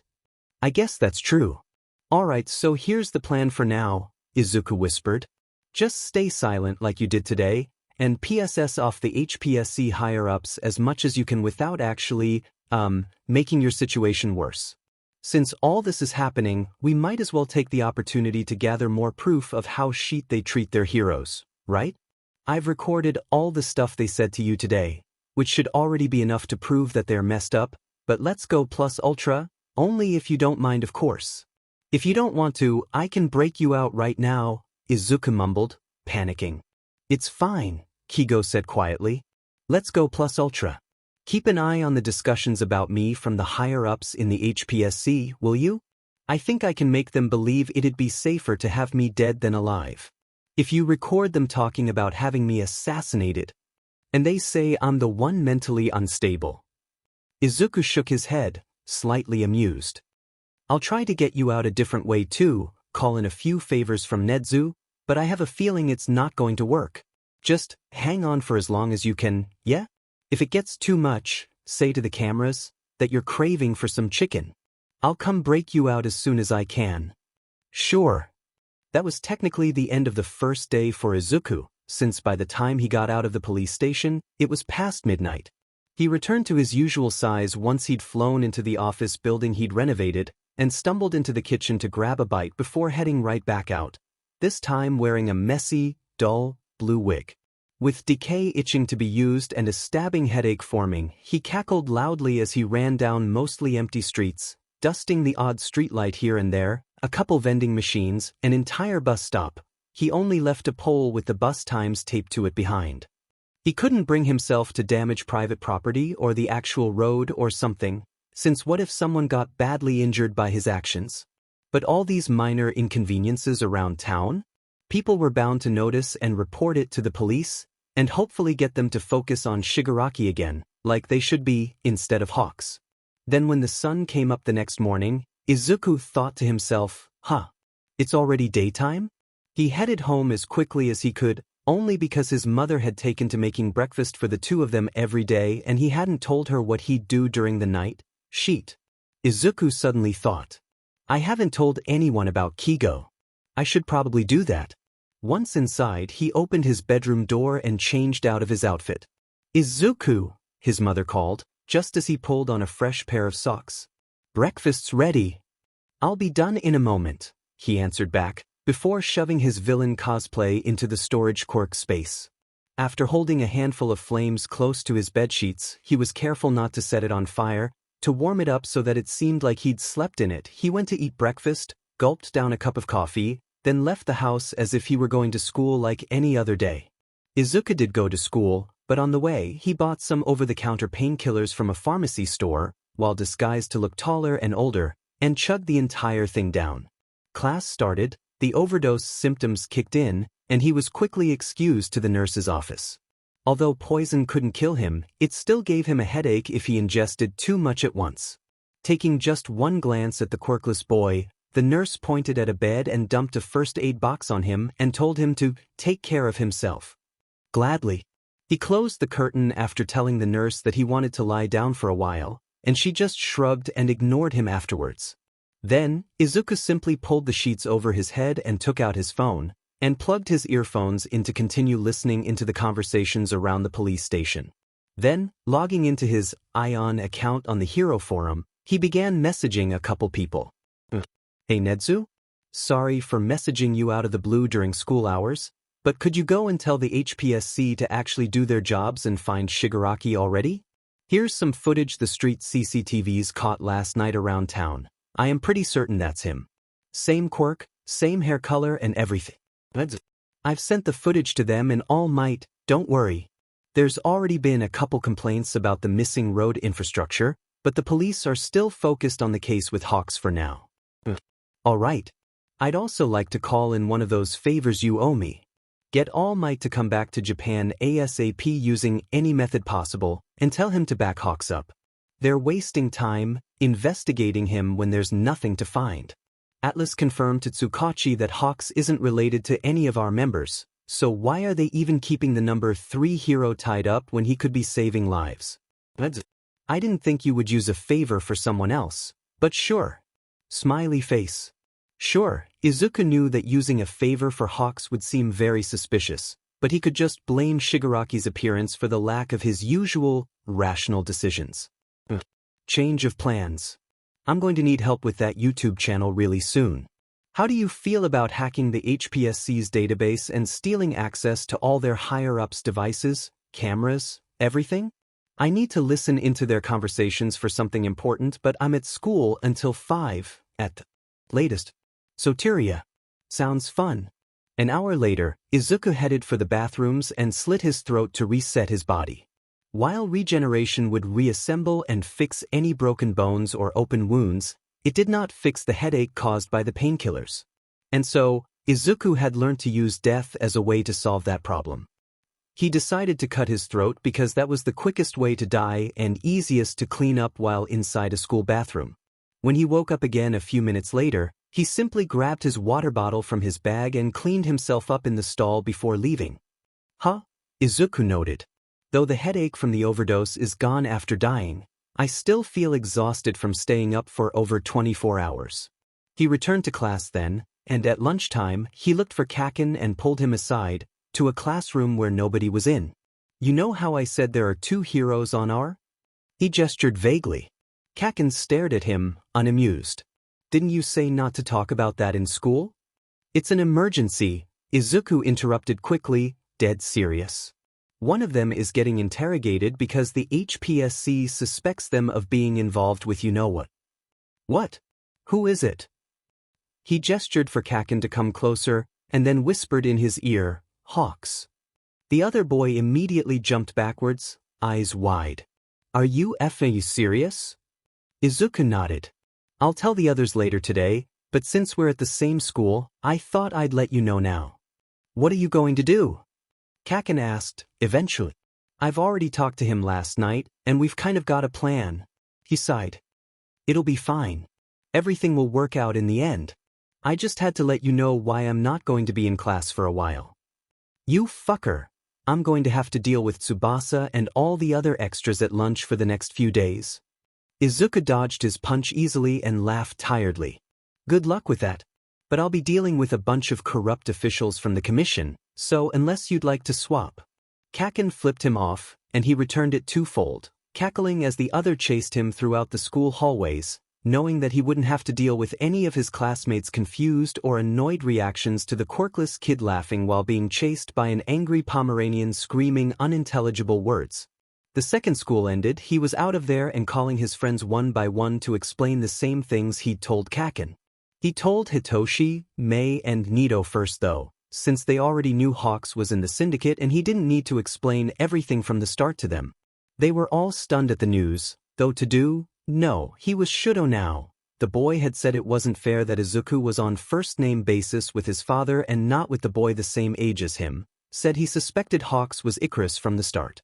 And then he proceeded to ask the same question the HPSC wanted to know, if Ether was somehow blood-related to Hawks.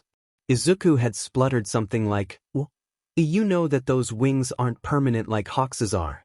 I told you that my quirk gave me extra ones, and that the wings came from that. Afterwards, he called NG and told him the plans he and Hawks were going with.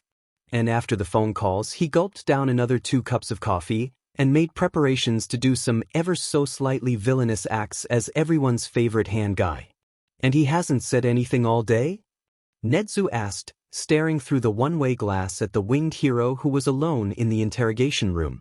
He didn't look particularly worried or nervous, just bored. Tsukachi sighed and nodded. Nothing useful, anyways. I don't understand what's going on though. He sipped the coffee tiredly. If he really is involved with the syndicate, wouldn't Ion just reset? We'd never be in this situation at all. But Hawks isn't talking at all, and now the higher-ups are convinced he's hiding something. If he's not involved, why won't he just talk and clear his name? That was true. Nedzu wasn't sure why Ion used a favor for Hawks, but he wasn't going to complain. He did find it incredibly suspicious, but if Hawks truly was involved with the vigilantes, wouldn't the director simply go back a couple days and stop the commission from ever doing this? Or did that mean Ion couldn't stop the HPSC from suspecting Hawks?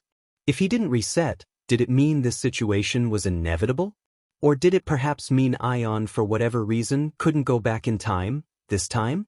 No matter, Nedzu said cheerfully, clasping his paws behind his back. All Might's on the first flight back to Japan, and perhaps that will solve all this. If Shigaraki really is as horrible as Ion described, we'd better put everything into stopping him early on instead of wasting time keeping Hawks locked here. It was evening by now and Izuku was starting to feel the effects of sleep deprivation, but he couldn't bring himself to nap when he still had things to do. Namely, decaying more vending machines, some playground equipment, a couple CCTV cameras here and there. If the HPSC doesn't believe Shigaraki's real, I'll make them believe it. Hey, what do you think you're doing? Pseudo Shigaraki turned around to see a hero, Fat Gum, running towards him. He saw the man touch his ear, probably reporting to someone else that he found a villain, and he took off running in the opposite direction. A police car's siren could be heard in the distance, but Izuku couldn't help but grin. If only they could look for the real Shigaraki like this, he mused. He jumped onto a trash can and narrowly missed grabbing onto a window ledge, then pulled himself up and kept climbing. He panted as he ran, not because he was particularly out of shape, mostly because he was exhausted by now and felt like he could drop dead at any moment. He really should have taken a nap earlier, but he'd been too excited, discussing things with Iba. At least he'd gotten some dinner, and talked to his mother about how he'd be busy for the next while. His stomach rumbled at the thought of Kacchan. He probably should have eaten seconds. All of a sudden, something shot out from nowhere and wrapped around him. The familiar underground hero Eraserhead walked out holding the opposite end, and Izuku felt the urge to decay things dissipate from his hands. "You're Shigaraki, aren't you?" Eraserhead growled. He didn't respond. He didn't have his voice changer on, after all. The man was getting closer by the second, and though the light was dim, up on the roof, Izuku wasn't certain that the hero wouldn't recognize the kid who trained with him every Sunday. His hand was close to his pocket, and he quickly cut the scarf loose and hopped backwards, looking for an escape route. Out of the corner of his eye, he noticed Fat Gum at the bottom of the alleyway with police running behind him. He cursed mentally, but jumped off the side of the building anyways. Eraserhead ran right after him, keeping his quirks erased, and then Izuku slipped on the window ledge he'd meant to land on. Tumbling to the ground, he was lucky his back hit off something attached to the wall and landed finally on Fat Gum. The hero fell onto his back from the impact, but reacted quickly by reaching out to trap him in a hug, but Pseudo Shigaraki was lucky once again. A line of laundry fell down and blocked Eraserhead's view, and he took the opportunity to decay the hero's arms. "Wait, what the F am I doing?" Fat Gum was screaming in pain, and the police were pointing their guns at him, screaming unintelligible words too. He hadn't meant to actually harm anyone. He deactivated decay and touched the hero again, hoping to fix the damage using regeneration, but nothing happened and he realized Eraserhead was falling from the sky. "Let go of him, put up your hands, villain," someone yelled. He just turned the other way and ran. What the f was I thinking? I didn't mean to do that. I was just trying to escape, I'm actually FING stupid. Gunshots rang out the second he wasn't right beside Fat Gum, and he cursed aloud when a few shot through his chest. "Of course I get shot the day I'm not wearing the DMN armor May made me."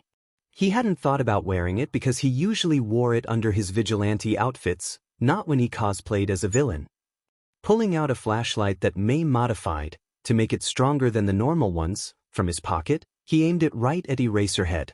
The hero blinked immediately and tried to shield his eyes, everyone did, and he activated his erasure next, for good measure, while turning tiny instantly, hoping that it looked like he got teleported away to anyone that might have been watching him from a different angle. He scrambled to sit behind a cardboard box and was panting as silently as he could, gasping for air.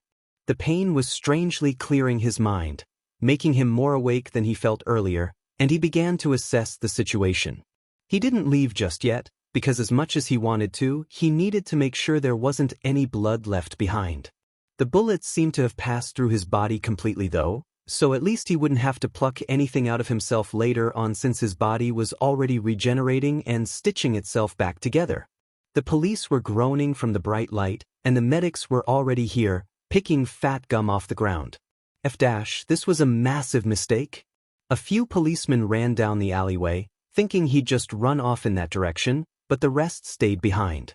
Eraserhead was talking to the people in the ambulance. Izuku quickly stood back up and activated the raccoon quirk, so that he could see in the dark, and fortunately for him, he found the bullets before the police, and he dusted them out of existence so that they wouldn't get his DNA. "All I need to do now is burn this alleyway," he thought. "So any potential drops of blood won't give them my identity." He frowned. Unlike the other quirks he'd gotten, Endeavor's Hellflame didn't seem to completely work for him. Was it because he was subconsciously traumatized by the experience of getting burned alive? But how was he able to use all the other quirks, when he'd died in worse ways? Izuku was getting distracted again. He needed to get away, as soon as he cleaned up any traces left behind. This was no time to be worrying about trauma or why the fire only formed in his hands. The only problem was, there were still some people in the alleyway. And it'd be best to stop the fire from spreading into the buildings. I know what I'll do, he realized. I'll just regenerate them if they get hurt. It'll be fine. He made a quick calculation of where his blood might have splattered to, and aimed his palm out in its direction. I need a massive fire, he told himself, so that it's instant and they won't be able to stop it immediately. It needs to burn for a few minutes, at least. Forget about the trauma, I need to go plus ultra. And so, a sudden burst of flames roared into existence. Minutes later, Backdraft showed up on the scene to put out the fire. Once he snuck into the Syndicate's base and the adrenaline left him, Izuku flopped onto a sofa and slammed his fist into a pillow. What the F did I do? He groaned, starting to feel terrified at his own actions. Sheet, am I going crazy? He stood back up and checked his laptop, searching up the police reports and where Fat Gum and the few policemen that got burnt in the fire were. I should go and heal them. Though it was currently 4 a.m. in the morning, the guilt was wrecking Izuku and he quickly pulled on his Asclepius outfit and rushed to the hospital. All 3 injured were in emergency surgery, but he simply snuck his way in. He repeated apologies in his mind as he knocked the doctors out, and then healed any injuries, and then walked over to where Fat Gum was lying, unconscious. Recovery Girl was nowhere to be seen, but it made sense to him once he saw the damage he'd caused. He held his breath. Fortunately, he hadn't decayed the entirety of Fat Gum's arms, though it still must have hurt a ton anyway. He had grabbed the hero's forearms, right in the middle between the wrists and elbows, and although his hands were still attached to the rest of the arms, it was hanging on just barely with some muscle and skin. He almost threw up right there and then, when he saw the bones sticking out, since he'd decayed part of them. The whole thing looked far more gruesome than he expected, so he glanced away for a moment. From the equipment the doctors had laid out, it seemed like they were going to amputate the hero's arms. Even if Recovery Girl were here, she couldn't do much for him. He grimaced and decided to quickly get to work. Reaching out his hand to touch the hero's shoulder, he watched in awe as the bones began to grow and reattach itself, as the flesh twisted around them and as the skin connected, looking good as new. Everything seemed fine, so he pulled the doctors into more comfortable positions and quickly left to find the policeman who'd gotten burnt. Asclepius knocked out the doctors once again and stared at them, wincing. He wondered if that was what he'd looked like when NG killed him, thinking he was possessed by Shigaraki. Wait, he paused. Is that what's happening? Am I actually possessed? He shook his head and grabbed the policeman's wrists, watching the charred skin fix itself as he muttered his apologies over and over again. Once everything was done, he hurried himself out of there and left a message with Netsu, from Ion, saying that he'd sent Asclepius to heal them. Izuku was going to go to sleep once he got home, but by the time he made it to his bedroom, the sun was up and he could hear the interrogation beginning for the 3rd day in a row from the wireless earphone connected to the station's recording systems. He knew he had to stay awake for a little longer when All Might's voice greeted Hawks. He was getting messages from Netsu and someone else too, but he felt too tired to even read and respond to them, so he went to the kitchen to get some more coffee first. When he finally glanced at them, he saw that NG was freaking out and asking if he'd heard about what happened yet. I shouldn't tell him that I'm Shigaraki. He'd probably be against this plan. Yeah, Izuku answered, his phone on his shoulder. I healed Fat Gum and the policeman that got burned. I think Kurogyri already got created, NG said. His voice sounded far too loud for Izuku's liking, so he turned it quieter. It didn't help. Shigaraki was nowhere to be found, and neither was whoever set the alleyway on fire. He might have teleported Shigaraki out of the alleyway, sent Dabi to scorch the place, then helped him escape too. Dabi? Izuku asked. The fire wasn't blue, but what other fire user would the League have? He might be able to control the temperature of his flames and kept it low for some reason last night. Huh. Are you okay? Why do you sound so out of it? I just didn't get enough sleep, he explained, nursing his head. Since you went to heal them, right? You should probably go back to bed then. I'll be fine, it's nothing serious, he lied as he watched the walls move. Izuku didn't like how the walls moved back in his apartment, so he went to Elysium and found Iba tapping away on her computer. "Whoa, what's with those eye bags?" she asked, the moment he stepped into her view. I haven't slept in a few days," he admitted. "Just too busy, I guess." She frowned. "How many days has it been since you slept?" Izuku struggled to remember. 2 or 3 days, I think. "Whenever I texted you about moving our plans?" "You've been awake more than 48 hours, she exclaimed, eyes wide. "You have to go sleep for a few hours. You're going to die of exhaustion. Your body is physically a kid's." He blinked. Now that was an idea. He had told Tabita and Iba that his quirk gave him extra quirks, but not that he had to die to get them. Dying of exhaustion. Would that work? He took out his phone and searched up the effects of staying awake too long, and DMN. It could lead to a heart attack? Or a slide. If my heart simply stops, will I properly die? Since regeneration wouldn't exactly have something to reassemble. He was lying on a couch by now, but he sat back up and started muttering his thoughts aloud. If I kill myself by exhausting myself, will I be able to reset a day? Will I get a new quirk? What kind of quirk would I even get from dying due to lack of sleep? I'd probably get some kind of invisible quirk, like how I can hold my breath for much longer before I suffocate, so I probably won't need sleep as much as normal people. I wonder if I'd be able to force other people to sleep. That'd be a cool quirk. It'd be useful during villain fights too, especially to subdue large groups and without causing injuries. Like the Meta Liberation Army. We'll need to fight them sometime later on, and being able to knock others out easily would be so helpful. He frowned. If I reset, I'd be creating another timeline, and I have no idea what will happen to this one. I shouldn't. It'd be really selfish of me, wouldn't it? But the Meta Liberation Army. He mumbled. What's one more timeline, really? I've decided. I'm going to try to stay awake until I die. Even if it works, I might not reset at all, he tried to persuade himself. And so, Izuku left the office building, since Iba kept bothering him and asking him to sleep, and went to buy more coffee before heading home. The walls weren't moving anymore, but the colors looked all wrong.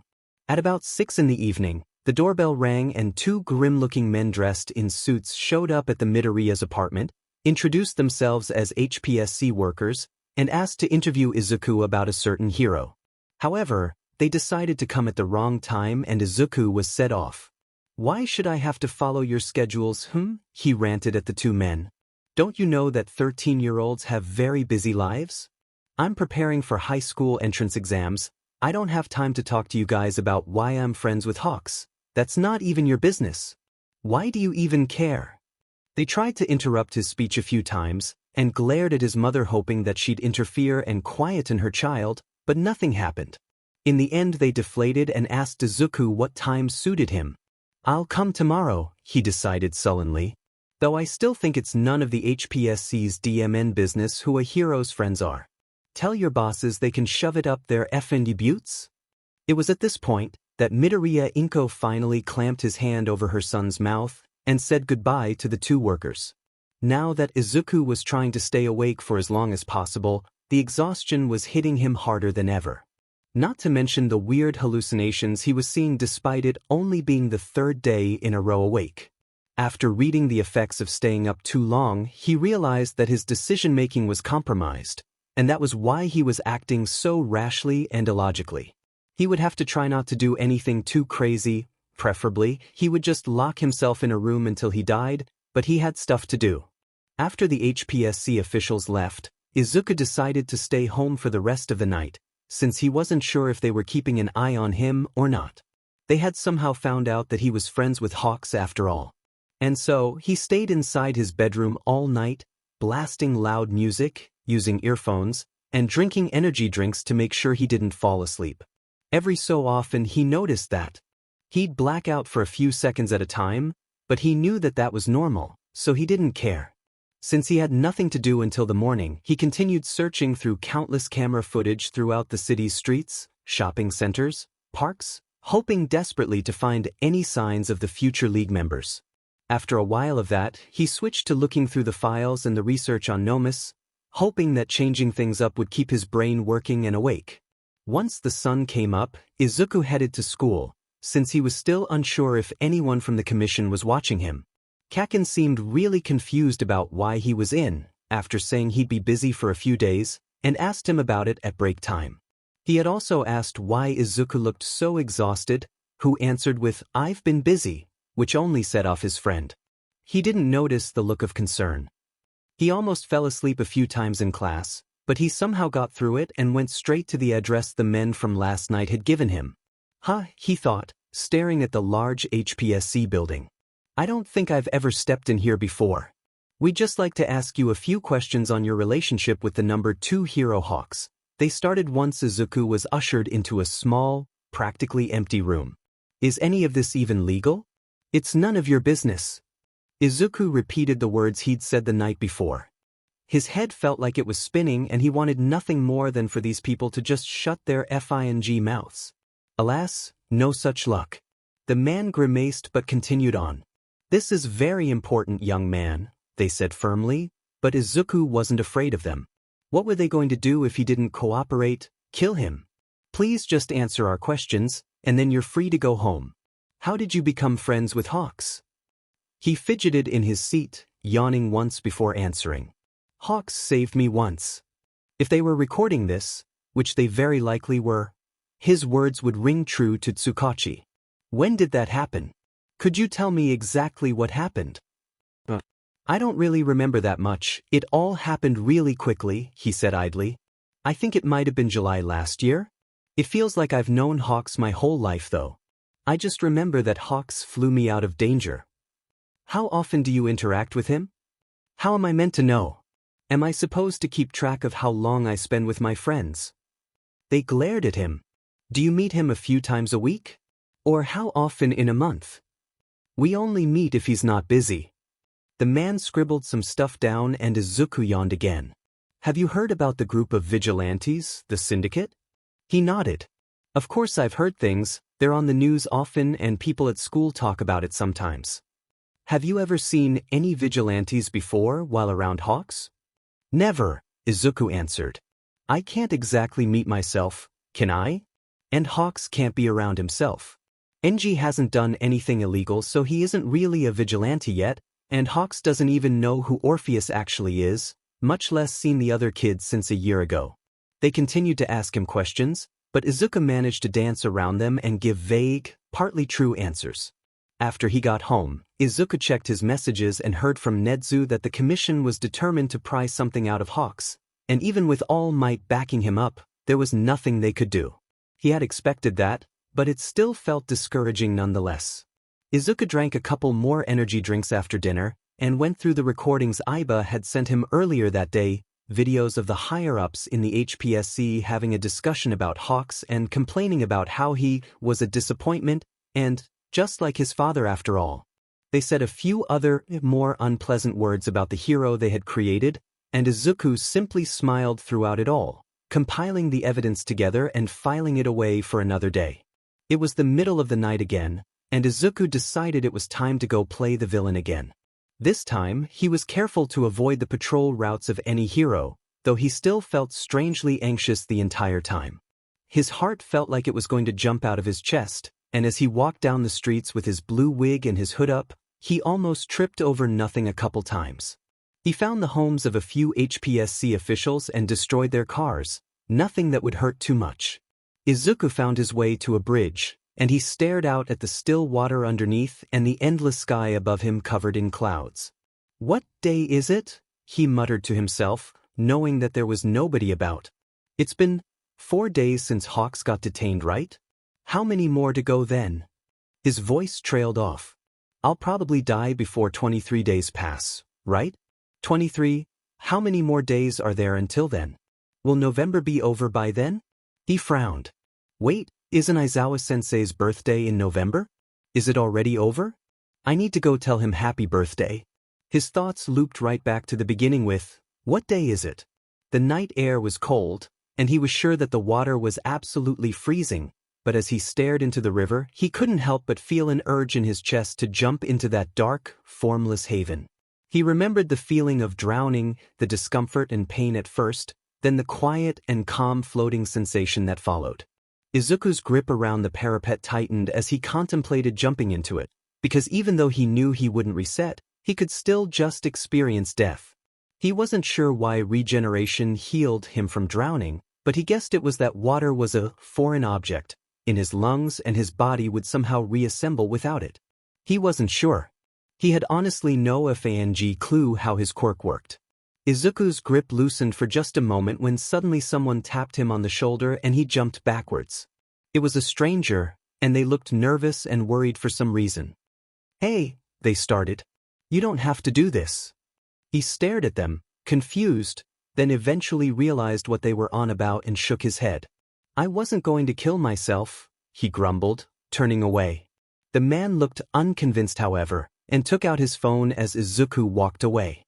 As he got further away, he activated the raccoon quirk to enhance his hearing, and he caught a couple words of the stranger's phone call, presumably to emergency services, telling them there was a suicidal teenager in the area. If they took him seriously, they would send a hero over to hopefully find him. He wasn't in the mood to have another chase around town, so Izuku found his way into an empty alleyway, opened his wings, and flew as high up in the skies as he could so that nobody would spot him. At some point between midnight and sunrise, Izuku suddenly had the bright idea to search for his father. Midoriya Hisashi. Why haven't I looked for him yet? I should find him and yell at him for leaving mom. Scourging the government's database for information, he was met with disappointment when there was barely anything to be found. He was starting to wonder if the man even existed, because the files and information Izuku did find seemed to be scarily close to the fake profiles he created for his own alternate identities. The Akatani family. Izuku thought as he scrolled down the list. I should add some more details to my alternate identities to make them more realistic. He was starting to think his father was a villain or at least caught up with illegal activities. Why else would he have a fake identity created? It made sense too, what with him leaving the family all those years ago. But before he had too long to think about it, his eyes were starting to slip shut again. So he quickly went to wake himself up with a cold shower and left to buy an unhealthy amount of coffee. He had a feeling that once he was finished trying to die from exhaustion, he wouldn't be able to stand the taste of coffee or energy drinks for a while. Izuku, are you even listening? He sighed. Shut up. Can't I just have some peace and quiet for a while? He glanced up wearily at the larger man that loomed over him while he was sitting on the park bench feeding pigeons. What? Benji said, stunned. Sheet, did I say that aloud? I'm so sorry, he muttered without much emotion, looking back down again. Bad week. Enji huffed and sat down beside him, then crossed his arms. So, are you going to tell me whatever plan you two made to get him out? It's been 5 days already. He paused. And why the hell are you wearing a wig right now? I think the HPSC were watching Hawks on one of his days off, and they found out we were friends. I snuck out of the house just in case, and put on a wig before coming here, Izuku said, watching the pigeons pecking the pieces of bread on the ground. He sighed. If only I could be a pigeon. I wouldn't have to deal with any of this anymore. That would be so nice. Wouldn't have had to deal with bullying in school, with fighting for my life in UA, with trying to save the world. Why did I have to be born a human? That's so unfair. Zuku, you're zoning out again. Are you sure you're getting enough sleep? Yeah, he snapped back, before cutting himself off again. He was wearing makeup to hide the terrible eye bags, so it wasn't exactly Enji's fault he didn't know Izuku hadn't been sleeping for days. Sorry. I'm fine, you don't have to worry about me. I'm just a little stressed, worrying about the future, you know how it is. Enji said nothing for a while, so Izuku continued on, feeling somewhat guilty. Going to get Hawks out of there, he mumbled underneath his breath. He'll have to hide from the HPSC and police for a while, until Stain's gone at least, but he said he's okay with it. What? Where's he going to stay? There's plenty of room in Elysium. And if you're okay with it, maybe he can move around to be safe? Between your house, the syndicate headquarters, and my apartment. Enji just stared at him in disbelief, before putting his head in his hand and sighing. Are you sure that's the best option? Is there nothing else we can do? I've asked Nedzu and All Might to speak for him. Even they couldn't persuade the HPSC to drop it, so. The pro-hero and Izuku stayed silent for a while longer, both lost in their own thoughts. So when exactly are you planning on breaking him out? Why haven't you done it yet? That I have to do it sometime soon, Izuku frowned. They were talking about bringing in this woman they found with a memory-finding quirk this morning, since he hasn't talked at all. Apparently she can see glimpses of people's memories in the past 30 days and they're hoping she finds something incriminating. She said she'd take the first plane out tomorrow, so she'll be there on Saturday. If she uses her quirk on him, they'll find our faces, and I definitely can't let that happen. He stood up and stretched his arms, and then ran a hand through his black curls. I'll wait until the last possible moment, he admitted. Soteria La Brava, the hacker lady, is gathering evidence of the HPSC officials treating Hawks like shit. Hawks thinks he can make the higher-ups order for his assassination. If that gets out to the public, they're going to riot, NG finished. What will you do then? Probably get Nedzu to take over or something, he muttered in response. NG sighed again. And what am I meant to say to my family about hiding a wanted vigilante former hero in our house? That's for you to figure out. The sun was starting to set, but Izuku was still wandering around the streets alone. He wasn't strolling aimlessly, however he might look, because he was in fact coming up with a plan in his head. He found a building that was scheduled to be taken down soon, and made sure it was empty already, and then noted down mentally all the escape routes he could take and shortcuts and hiding spaces throughout the city. Tomorrow was going to be a mess. As he walked, he squinted at a pigeon flying overhead. The birds are working for the commission, his mind told him, and he took off running for somewhere where the birds couldn't find him. By the time morning came, he had drank another 2 cans of soda and he felt like his heart hadn't stopped racing for even a minute. He peered at his watch, decided it was time, and headed out in his Shigaraki cosplay once more. Although it was raining, he headed straight for the building that would be demolished soon with or without his help. There weren't many people around the area, thankfully, but Izuku was pretty sure his control over decay had improved a lot and that he would leave behind close to nothing when he was done, so they wouldn't be in any real danger anyways. He forgot one very important thing: that he was sleep-deprived. The moment all 5 of his fingers touched the abandoned building, cracks began to grow starting from his fingertips and spread throughout the entire thing.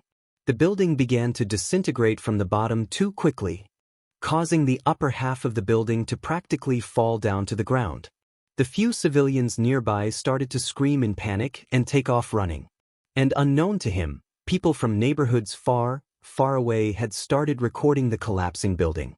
A gust of wind suddenly passed by him and he watched the construction completely get smashed to pieces by a certain hero's punch, and his eyes widened when he saw All Might, in the flesh, with his fist raised high above his head and with that massive, familiar grin on his face. The force of his punch had completely shattered the pieces of the building, and the sky was now cleared of rain and clouds.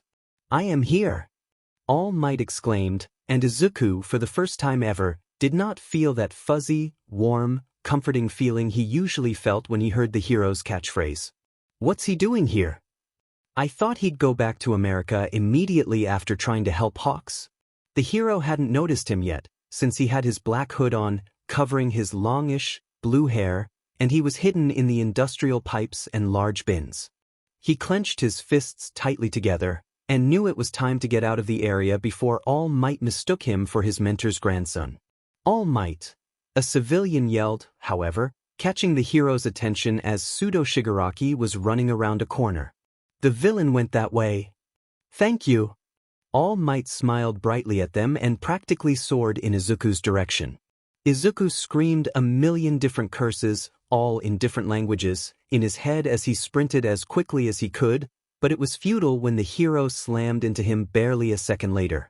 He crashed to the ground, grateful that force reflection was negating all the damage, and pushed the hero off his back simply by pushing off the floor, throwing him some distance away.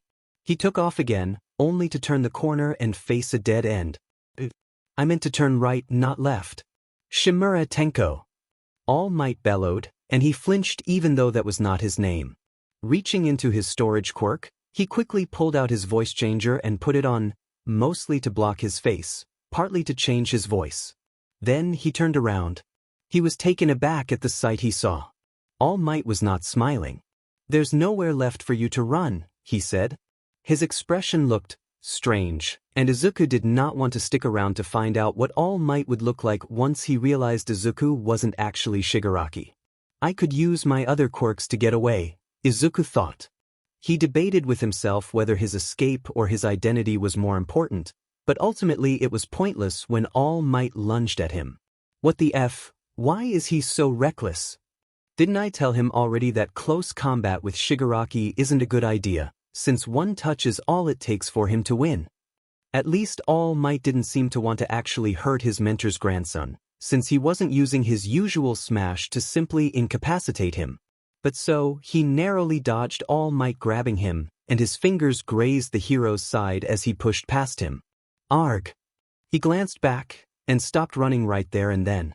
All Might was clutching his left side, and blood was seeping through his hands and spilling out from one corner of his mouth. His eyes widened as he realized what he'd done.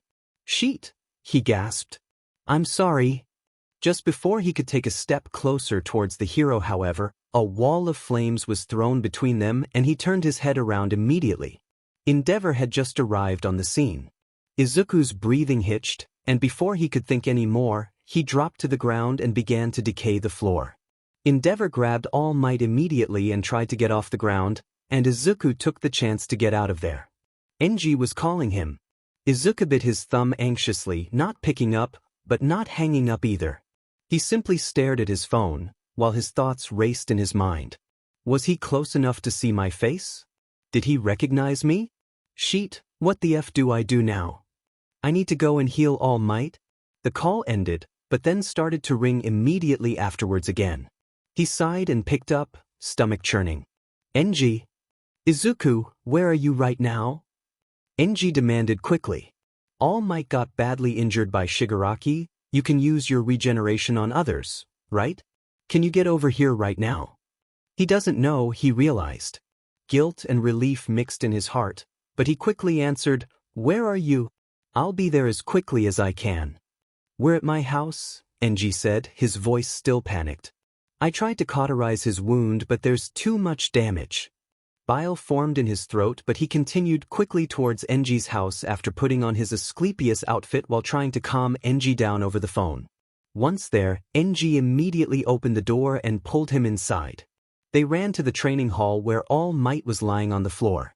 All Might was still conscious, somehow, and was breathing heavily, staring up at the two. He seemed to be staring at the pocket watch that hung around Asclepius's neck, but that didn't matter right now. Izuku knelt on the floor and placed his trembling hand on All Might's hand and squeezed it, in an attempt to comfort, to apologize, and he watched in relief as the hero's side began to reassemble itself. All Might's breathing returned to an even, calm pattern and Izuku finally let go. "Thank you," All Might said, sounding exhausted. "Don't thank me," Izuku whispered under his breath. He stood back up and All Might sat up, examining his fully healed side. Blood still stained his hero costume, but otherwise, it looked perfectly fine. "You're the healer from the syndicate, aren't you?" All Might asked him after he stood up too. He tensed, but nodded jerkily. "I won't ask how Endeavor managed to contact you," he said, placing a hand on Izuku's shoulder. "You two saved my life after all. I'm just glad we won't be losing the #1 hero so suddenly." Enji sighed, all panic dissipating now. "Why did you even get close to him in the first place? You know his quirk needs all 5 fingers to touch you." "I thought I'd be faster than him," All Might answered, sheepish. Izuku wanted to get away. He wanted to wash away the guilt he was feeling, the blood on his hands. He hurt All Might, he didn't deserve All Might's thanks, he deserved to die, he wanted to die. "If everything's okay now, I'll be on my way," he said weakly, interrupting All Might. Enji seemed a bit surprised but nodded and Izuku left quickly. Returning to his bedroom, locking the door. He slumped to the floor and sobbed. "I'm so sorry," he cried as quietly as he could even though his mother wasn't home. "I'm so sorry. I'll have to tell Tsukachi some of what happened," Toshinori said regretfully. Although he said he wouldn't ask about how Endeavor had got Asclepius to come over so quickly, he realized now that he had to report what happened to Tsukachi, and there was no hiding things from that man. Endeavor only sighed. You can tell him that Asclepius fixed you up. He knows that Ion's been keeping an eye on me since ages ago, and I asked him to send Asclepius over. If Toshinori didn't know better, he would say there was a brief glint of amusement in Endeavor's eyes instead of exhaustion. Izuku spent the rest of the night at home, locked inside his room. He hoped death would come soon, even though research told him it would likely take a few days yet. He didn't want to go outside anymore, not when his reasoning was impaired and when he couldn't control his quirks properly. Sure, he was able to heal everyone that got injured by him, but that didn't stop the immense guilt forming inside him. Only when morning came did he remember that the lady with the memory quirk would be arriving today. Having no clue what to do, he couldn't break Hawks out now when the whole station was filled with people. Izuku ended up wearing all black to disguise himself and flew to the station. He shrunk down and snuck into the vents, quickly making his way to where Hawks was, and started to wait. He grimaced when he realized there weren't many painkillers left inside the space created by the storage quirk. Refuse to talk, we have no other choice. The HPSC official's voice snapped him back to reality and he stared down from above into the tiny room. A European lady walked inside with a nervous smile. The man from the commission told her to do her thing, and the second she reached for Hawk's hand, Izuku activated erasure. Huh. She frowned and let go in surprise. She touched Hawks again, but nothing happened, once more. My quirk's not working. What? Nothing's happening when I try to use my quirk, she said, panicking. Hawks looked somewhat relieved, but didn't say anything. The HPSC man glared at the hero. Maybe the cuffs are interfering with your quirk? He muttered. Making sure the door was locked, he reluctantly removed Hawk's quirk suppressing cuffs, that was mostly pointless on mutant quirks, but anyways, and instructed the woman to try again. She tried, but only turned paler, and she shook her head. They ushered her out of the room quickly after that, furious but incredibly confused. Izuku finally blinked in relief, and used his raccoon ears to eavesdrop. They might ask her to try to use her quirk on someone else, he realized quickly however, and followed after them. It was working a few days ago, the young lady said miserably. I have to consciously choose to use it, so I'm not sure when exactly it stopped working. We've set up an appointment with a quirk doctor for you later today, the HPSC official sighed. If the problem gets solved, we'll see you tomorrow morning. If not, Izuku let go of the breath he'd been holding. He managed to buy a little more time. He would break Hawks out tonight. For the rest of the day, Izuku basically stalked the girl and made sure she couldn't use her quirk any time she tried. He lost her a few times when he couldn't focus, but hacked the street cameras to track her down again.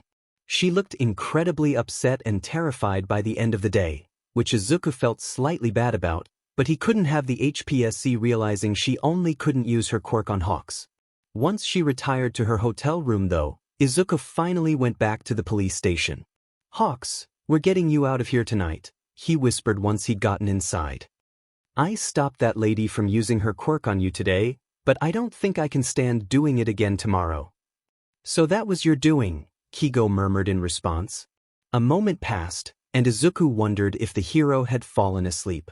How mad is the president? Pretty angry. A lot of the higher-ups in the commission have said things that will help reveal their corruption later on. But they haven't decided to get rid of me yet, right?